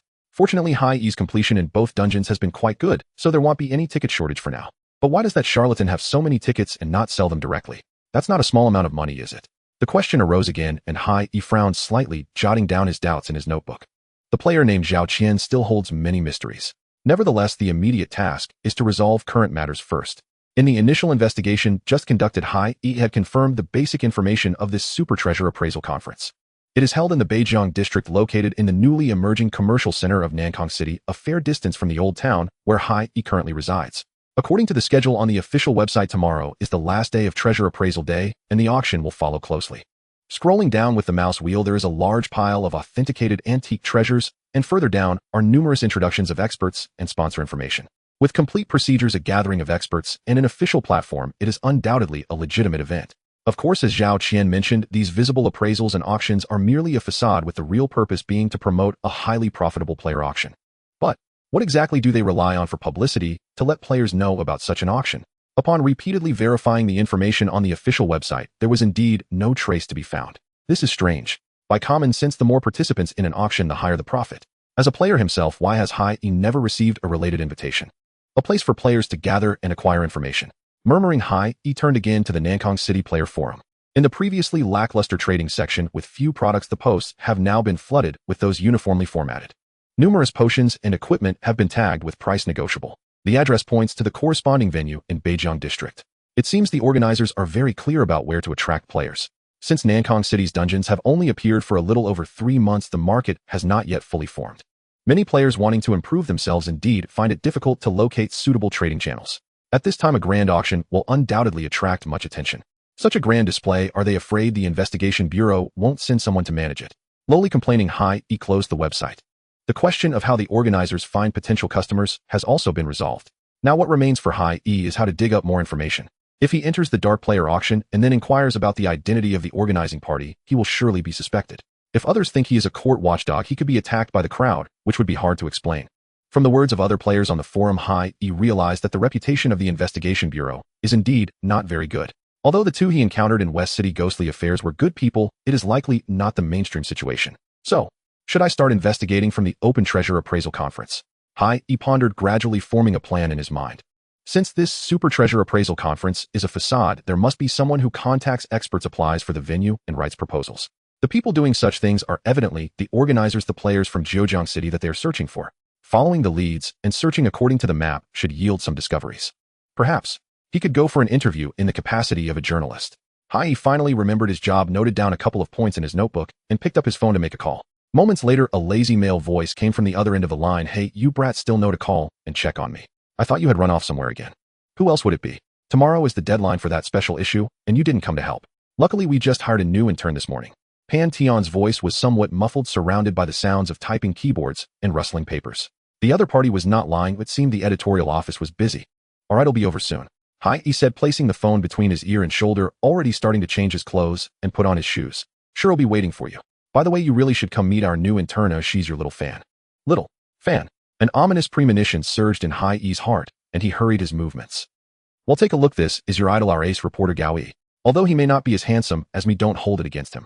As Gao Yi arrived at the editorial office, Pan Tian, dressed warmly, pulled him into the office and began an unreasonable introduction to the new intern. Of course, such an introduction was unnecessary. Gao Yi immediately recognized the young woman with her head down. She was the gas station attendant he had encountered in the Enigma of Hearts, Xiao Hong. At that moment, Xiao Hong was no longer dressed as an attendant. Instead, she wore a rather formal white shirt and a cheap black suit with a somewhat long red tie around her neck. She looked like someone just entering the workforce, feeling lost, but hoping to appear professional. Naturally, she still exhibited her signature nervousness and silence. You? Hello. With great difficulty, Xiao Hong lifted her head and managed to greet him. Gao Yi tilted his head slightly and found the information he needed from the employment documents on Pantheon's desk. Wen Xiao Hong. Is that so? Yes. The intern named Wen Xiao Hong seemed to have gathered a bit of courage and forced herself to answer loudly, but soon she realized her voice was too loud, attracting several glances from outside the office, causing her to lower her head in embarrassment. Seeing this, Editor Pan quickly stepped in to continue the conversation. Hey, our Xiao Hong has done quite a bit of work since she started this morning. If it weren't for her, we would probably have to work overtime until 10 tonight. Got it. Could you step outside for a moment? I have something to discuss with her. Gao Yi interrupted Pantheon's words, gesturing with his chin towards the side, where the new intern blushed slightly from the compliment. This is my office. Pantheon grinned, and then suddenly seemed to realize something, letting out an "oh." Then he shot Gao Yi a knowing look, smirking as he exited the office and casually closed the door. It seemed that in his eyes this ace reporter wanted to communicate with the suddenly appearing little fan, while he had created some unnecessary misunderstandings. After Pantheon walked away to check on the progress of work on the other side of the editorial office, Gao Yi turned to Xiao Hong and asked, "How did you end up here?" I didn't get a chance to thank you in the game, and suddenly I was transported back to reality. I've been looking for you since then." Xiao Hong kept her head down, intertwining her fingers, still appearing awkward in communication. This was indeed true. Gao Yi remembered seeing a missing person notice on the player forum. Originally, he intended to finish his tasks before seeking recognition, but he didn't expect to encounter her here. After some thought, Gao Yi asked again, "So how did you find your way here?" "I found a player who had helped me before, showed him a drawing, and he told me your name. After that, I found this editorial office online." Xiao Hong maintained her downward gaze, her eyes trembling as she cautiously observed Gao Yi's expression, seemingly very worried that her words might upset him. "I saw that this editorial office was looking for interns. Coincidentally, after spending too long in that previous game, I was marked as absent without leave and dismissed by the store." "The player who helped you, was he wearing a red outfit with round-frame sunglasses, looking like a fortune teller?" A spark of inspiration flashed in Gao Yi's mind as he interrupted Xiao Hong's increasingly quiet narration to ask, Yes. Xiao Hong nodded vigorously, like a bobblehead doll being shaken. As expected, the one who provided Xiao Hong with the ticket and sold Gao Yi information was Zhao Qian. It seemed his guess about the information selling was spot on. He was really nice, said he would help me find out some information and only charged me 50 game coins. "How much?" Gao Yi's voice suddenly rose. Goodness, Zhao Qian really dared to ask. He clearly knew Gao Yi's information, but turned around and demanded 50 game coins. Gao Yi's question startled Xiao Hong, making her already hunched shoulders draw even tighter together, her voice trembling again. "Actually, it's not a lot. He gave me tickets before too. I earned quite a few game coins in the Enigma of Hearts. And it seems like he has to support a daughter." Saying this, Xiao Hong seemed to remember something, rolling her wrist to pull out a pile of game coins and potions along with 2 pieces of equipment and piled them on Pantheon's desk. "Thank you. If it weren't for you, I might have been trapped in that game for the rest of my life. These are all I have left." Looking at the shy and candid Xiao Hong, Gao Yi couldn't help but shake his head. "Now that you've given me everything, what are you going to do in the next game?" Well, with a deep sigh, Xiao Hong, who appeared to be about the same age as him, clearly lacked social experience. She had been sold out by someone like Zhao Qian and was still helping to count money. However, to be fair, people like Gao Yi, who had been battered by society from a young age, were indeed a minority. On the other hand, being a guarantor for someone and inexplicably ending up in debt didn't seem any better than her situation. All right, if you want to repay me, just work hard and don't get trapped in a game again." Waving his hand to signal Xiao Hong to tidy up the pile of items, Gao Yi suddenly thought of something. He had been considering how to attend the upcoming Super Treasure Appraisal Conference tomorrow. If he were the only reporter present, it might lack credibility. However, Xiao Hong's appearance had just solved the problem. He initially thought that as a player, bringing along an ordinary person might hinder his mobility. But now a ready assistant stood right there. Although she didn't seem very strong, she was obedient and sensible, and her psychological resilience seemed decent.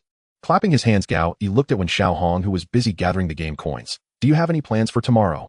Tomorrow is Monday. Uncle Pan said I should come to work directly." Xiao Hong's face revealed a hint of confusion as she tilted her head in recollection. Upon hearing this, Gao Yi took out his notebook and began writing quickly. "All right, tomorrow you can accompany me on an assignment, filling in as a photographer for your first day at work." This sudden arrangement startled Xiao Hong, leaving her unsure where to put her hands. "But what should I prepare?" "No, you just focus on your tasks. Get some rest early tonight, and we'll meet in the Beijiang district tomorrow morning. He'll send you the address later."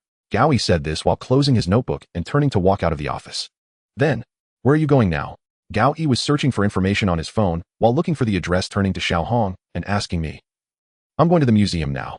December 23, 2024 morning. In a steam bun shop on Huarong Street, Beijiang district." Well, perhaps only Gao Yi was truly eating. Xiao Hong, seated across the table, moved with delicate caution. Gao Yi had already finished an entire basket of buns, while she had barely taken half a bite. "Eat more? We'll likely be busy all day. Lunch may not happen." Gao Yi swallowed another large beef-filled bun and couldn't help but marvel this shop had been an excellent choice. The buns were thin-skinned and generously filled, their savory aroma rich and intoxicating. Each bite a surge of pure, unadulterated joy. But Xiao Hong hesitated, her expression caught between speech and silence as she pointed toward the massive camera resting at the far end of the bench. "I still can't operate this thing properly." At Gao Yi's insistence, Xiao Hong had set aside her ill-fitting, inexpensive suit today, donning instead a comfortable, sporty outfit. She looked refreshingly crisp, and even her red hairpin had made a comeback. "Didn't Brother Zhang from the editorial department teach you the basics, eh? Besides, as I told you before, filming itself isn't the point. What matters is making them aware that this camera is here." Having devoured the last basket of buns, Gao Yi stretched lazily and handed Xiao Hong a freshly issued press credential. "Wear it around your neck. If anything happens, find me. With that, Gao Yi hoisted a large rectangular box swathed in yellow cloth, paid the bill, and stepped out into the chill air. In Nongkong, December weather was mild, not quite cold. A subtropical monsoon city, it rarely dipped below freezing, even in winter. Gao Yi's dark down jacket was among the last of his heavier garments. He hadn't lacked clothing before, until his favorite down jacket had been utterly destroyed during the West City occult incident. Perhaps this could be reimbursed by the investigation bureau. I'll mention it to Wang Wuzhou later. Lost in thought, Gao Yi led Xiao Hong across the street and into the venue of the Grand Antique Appraisal Competition. It was just past 10 o'clock, the venue already teemed with people, many clutching jars, vases, and other curios lining up patiently. The event appeared to have rented a large sports arena. White lines marking basketball and badminton courts were still faintly visible on the floor. Though the organizers had attempted some decoration, the cavernous interior remained stark and sparsely furnished. Yet most attendees seemed indifferent. After all, in their minds, they were here to negotiate deals worth hundreds of millions. Mine is fake. You're the fake one. As Gao Yi and Xiao Hong approached the registration desk, a gaunt, bald elder erupted in furious protest near the appraisal zone. Before him sat a gleaming yellow vase, its surface adorned with floral motifs. Behind the table, the appraiser sat calmly, explaining with quiet patience. Yours is new, undoubtedly, unequivocally new. The word new struck like a hammer against the elder's psyche. His shouting swelled in volume and fury. Realizing he could not sway the expert, he seized the vase and turned toward the queue behind him, brandishing it high. Fake. Look, this is a genuine Qianlongera vase, wide open and unmistakable. And he calls it fake. Spotting the camera in the crowd, the old man strode forward in 2 quick steps. Remarkably spry for his age, he held the vase aloft with one hand while jabbing fiercely toward the appraiser with the other. Film this. Come closer. Let the world see how these so-called experts deceive people. Xiao Hong, shouldering the heavy camera, froze, then instinctively followed the elder to the appraisal table. Say it to the lens. Dare you declare mine fake? Look closely. Examine the patina. With a thunderous slam, the elder brought his fist down on the table, jolting the vase violently. Fine. I'll say it straight to the lens. This. New. And not just new. It's a shoddy replica forged within the past few years. Indeed, the appraiser possessed remarkable composure. Even under direct, heated accusation, he remained unruffled, reiterating his assessment with unwavering calm. Of course, those 2 words, new, carried devastating weight. Did you hear that? Did you hear it? And this is supposed to be an expert. Film his face. Let the whole nation see. Several security personnel had already gathered nearby, their chest badges reading Jinhuan Security, standing watch several meters away. Unsurprisingly, this security team lacked professionalism. Most hovered around 50 years of age, their physiques clearly unaccustomed to regular exercise. They were almost certainly hired on short notice, mere placeholders incapable of safeguarding anything substantial. The elder grew increasingly unhinged, screaming at Xiao Hong and lunging to seize the camera. That demanded immediate intervention. From the periphery, Gao Yi surged forward, his hand snapping out to clamp firmly onto the elder's wrist. A subtle twist immobilized the man completely. Didn't you hear what the expert said? Yours is fake, and undoubtedly less valuable than my camera. Break it, and you won't afford the replacement. Gao Yi had long maintained rigorous physical training. Since becoming a player, his body had grown markedly stronger. Judging by the recent gain in experience points under his helpful citizen tag, his actions were now officially recognized as righteous intervention, further amplifying his combat prowess. Under the combined effects of multiple enhancements, his strength had surged well beyond human norms. The elder winced in sharp pain, but rage still burned in his eyes. With his free hand, he swung wildly at Gao Yi's arm, only to recoil with a dull throb in his little finger. Trembling, he lifted his gaze to the young man before him, and realized with dawning disbelief that his blow hadn't struck flesh, but iron. The onlookers gasped in unison, clamoring loudly for the police. Having achieved his objective, to deter and not escalate, Gao Yi gently released the elder's wrist and gave his back a light, reassuring pat. If you doubt it, seek a second opinion. No need to rage. It shortens your lifespan, you know.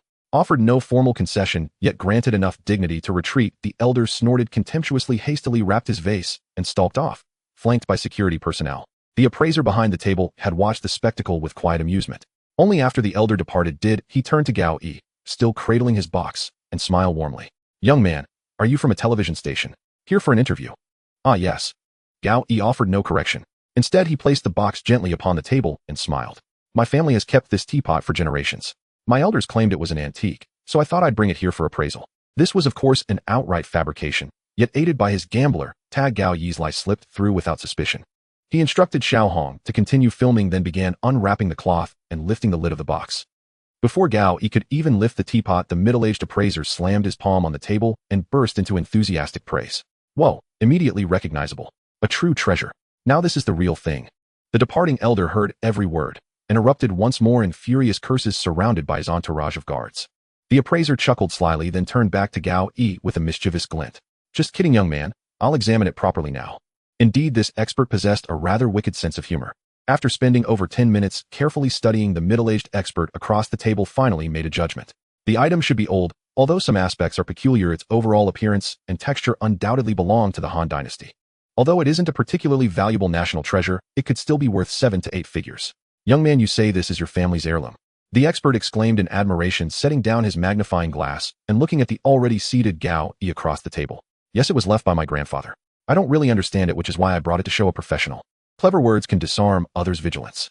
As an investigative journalist, Gao Yi had long been accustomed to this level of deceit. In fact, let alone items left by his grandfather, he had never even met any relatives other than his parents, so otherwise he wouldn't have been sent to the orphanage directly. In such circumstances, where did the pot from the Western Han Dynasty in Gao Yi's hand come from? The answer is actually quite simple. Item: transforming water pot. Quality rare. Type: drinking vessel. Effect: the appearance of this pot can change. It will no longer will you worry about not finding a suitable cup. Note: just a reminder, it can only transform into different water pots. Attempts to turn it into cash banknotes or beautiful girls have all failed. After saying goodbye to Xiaohong yesterday afternoon, Gao Yi had gone to the Nankang Museum and an auction house in his capacity as a journalist conducting investigations and research. Ultimately, he scraped together a price that was on the higher side, but not high enough to attract too much attention, landing on the antique water pot. Of course, this pot doesn't truly transform into an antique. Its durability is slowly decreasing at a rate of 3% per hour. In another day, it will completely break down. However, Gao Yi wasn't too concerned about this. He hadn't come to sell antiques for profit, but rather to probe the organizer behind this super treasure appraisal conference. The individuals across the table were no longer just the first expert. Several others from nearby tables had also gathered around, seemingly intrigued by such a family heirloom. After a moment of consideration, the middle-aged expert raised his head again to look at Gao Yi. No problem, we can issue a certificate here. If you want to auction it, you'll have to wait for the next auction at the headquarters, which should be in Jinghai City. Well, Gao Yi turned to the camera lens, pretending to converse with Xiaohong, then hesitated before turning back. Actually, we are from a television station, mainly wanting to film the scenes of our appraisal conference and learn about the various processes. Could you please introduce them to us? No problem, no problem. Gao Yi's request wasn't unreasonable. Being on television was a good promotional opportunity. The middle-aged expert quickly agreed, waving for an assistant nearby. Please take this gentleman to get a certificate and introduce him to our process. After securing the antique-like, transforming water pot, Gao Yi turned to follow the assistant. But just then a thin man in a suit wearing an in-ear headset approached with a professional smile. Sir, let me show you around. Gao Yi raised an eyebrow slightly and looked down at the name tag on the man's suit. Manager Wei Wright. Yes, it's an honor to serve you. The smile on the man's face was meticulously crafted, honed from experience. Clearly the high-priced antique in Gao Yi's hand and the conspicuous camera behind him had caught the attention of the management.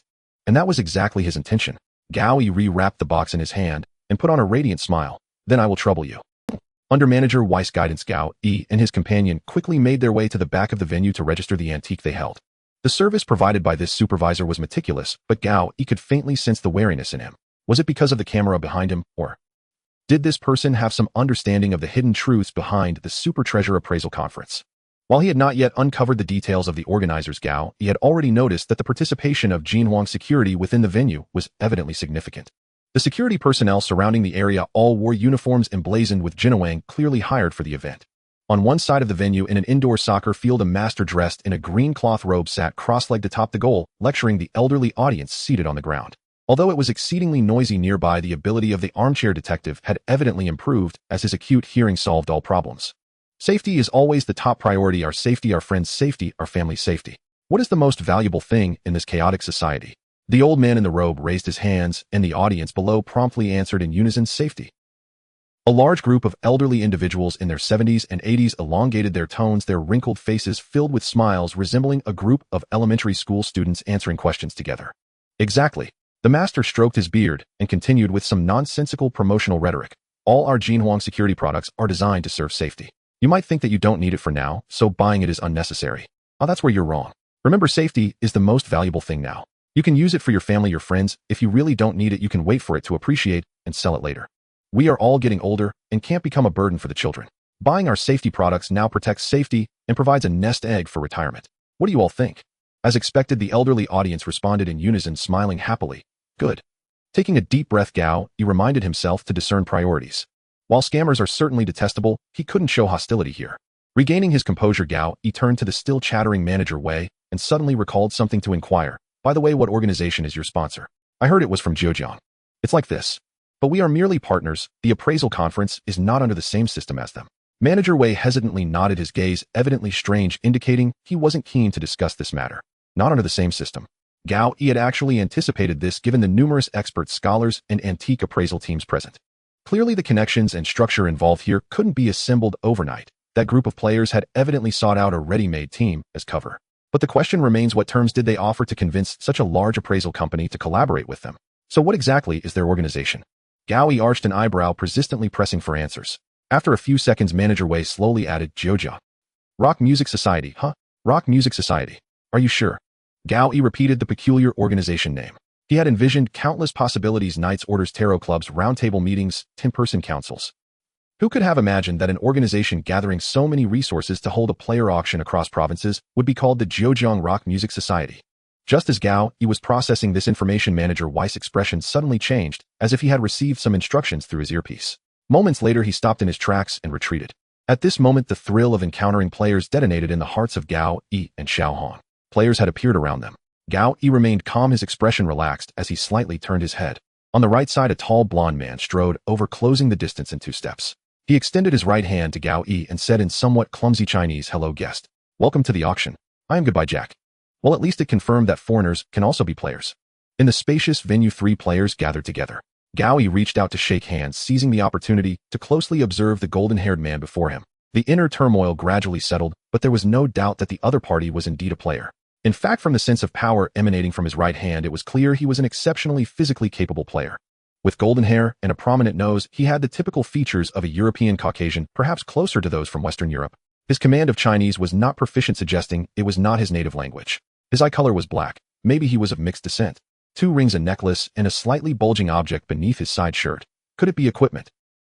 The observational ability provided by the armchair detective seemed to slowly improve with each use. Gao Yi was now capable of examining various external information about others in an extremely brief moment. You said your name is Goodbye Jack. Is that the Goodbye Jack from that song? Gao Yi withdrew his right hand, slightly raised his chin, and posed a question following the man's self-introduction.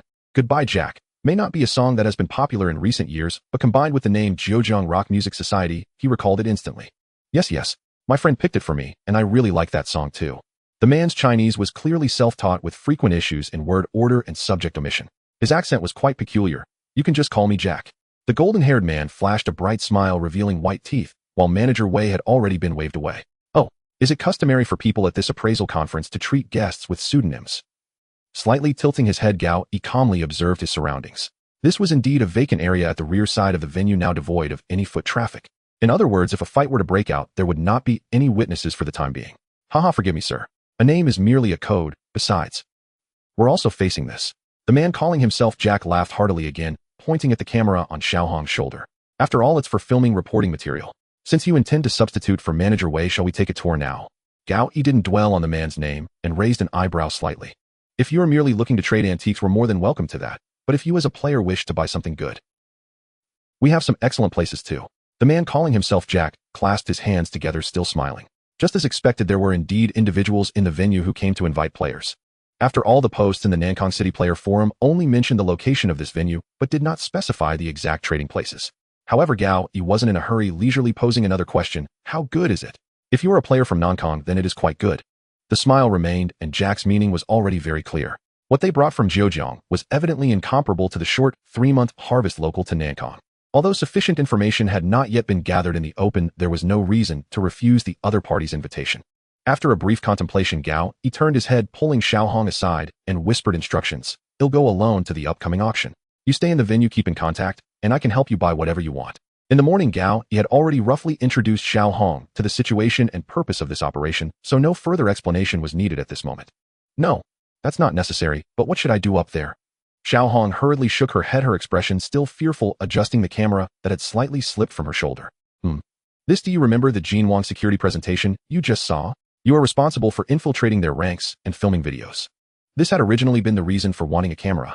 Although it wasn't quite aligned with the initial plan, Gao Yi still entrusted the task to Xiaohong. Before this newly minted intern journalist could express her inadequacy, Gao Yi had already turned around, following Jack toward the other side of the venue. By the way, he left the $10 million antique vase behind for Xiaohong to handle. Although Xiaohong's personality was somewhat soft, she was not foolish and was quite likable. She should be able to mingle among those elderly individuals. Regardless, at this point there was no choice but to trust her. Following the golden-haired man's pace, they wound around several times. Passing through the indoor plastic corridor, the two entered a side door of the venue which connected to a luxuriously decorated bungalow. Judging by the facilities, it was a resting area of an indoor sports arena, specifically for VIPs. The walls, predominantly white, were adorned with intricate golden patterns. Although due to the average workmanship and materials, it appeared somewhat tacky.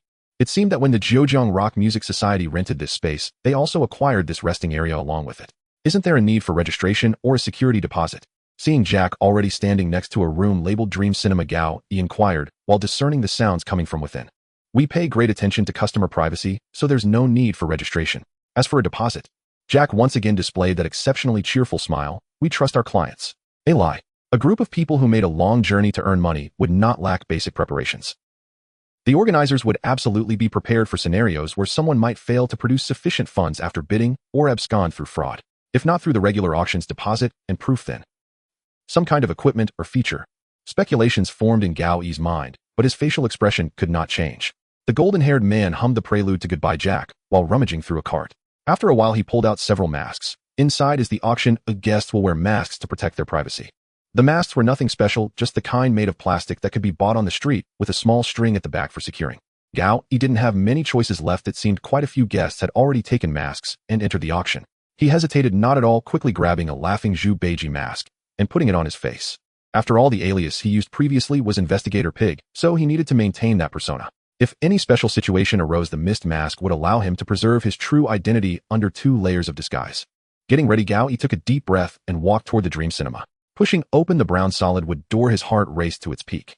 As Gao Yi entered, the auction was momentarily interrupted, and everyone in the room turned to glance at the unexpected newcomer. In the dimly lit room, at least 30 players were seated on sofas holding number plates. This was the largest number of players Gao Yi had seen since participating in the game. What a memorable day. The attention drawn by Gao Yi's entrance did not last long. The auction in the dim room resumed after a brief pause. This room, as stated on the sign at the entrance, is a small cinema. Of course, the guests were not seated on the typical folding chairs of a public cinema, but rather on individual sofas provided for VIPs. At this moment, in front of the room before the large screen, a brown-haired woman was waving a gavel. 500,000 for the first time, 500,000 for the second time. Is there a higher bid? Congratulations to the lady at the back, 1177. The host's articulation was clear, and his voice resonated, rising and falling in rhythm as he announced the bid. In the blink of an eye, a bracelet glowing with blue light was auctioned off. A staff member in a cheapao placed it on a tray and presented it to the lady referred to as 1177. Gao Yi, seated further back, slightly tilted his head, his gaze following the bracelet in the staff member's hand to the guest wearing a black butterfly mask. The woman who received the auction item turned her wrist, tucking the item into the tattoo on her left hand, clearly placing it directly into her backpack. This action also extinguished the remaining guests' interest in observing. A-level players can store 5 pieces of equipment in their tattoos, while D-level players can store 7. Only the equipment stored in the backpack can be brought into the dungeon, while in reality, as long as one has the financial means, carrying dozens of pieces of equipment is also possible. However, the issue lies in the fact that the equipment carried will accumulate various negative effects over time. Gao Yi initially thought that as long as a ring was not worn on his finger it would not affect him, but that was not the case.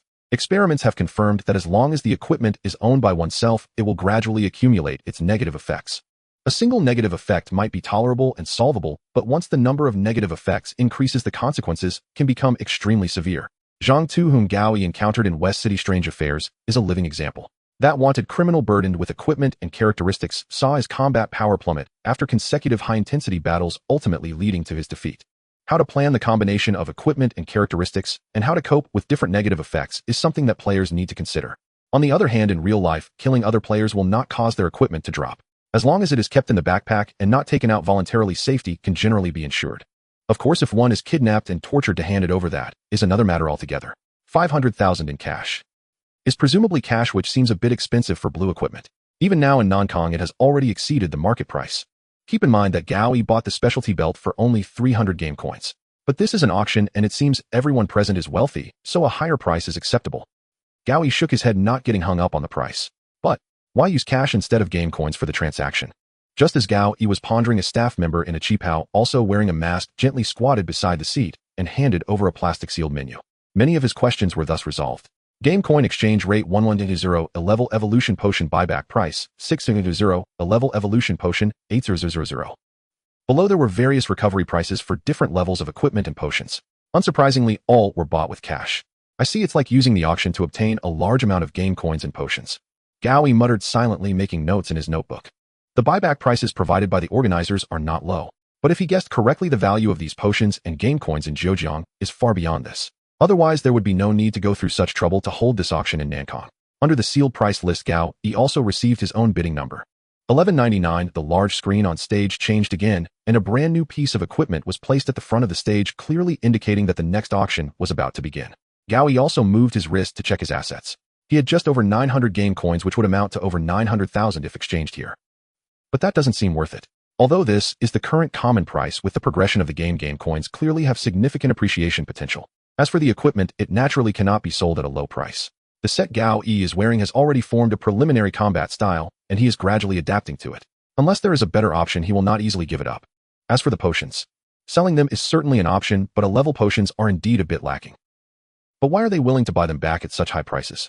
It seems to exceed the prices Gao Yi saw yesterday on the forum. Does this mean that evolution potions and healing potions are very valuable? The answer is gradually forming. Clearly, these two types of potions usable by ordinary people have a larger market.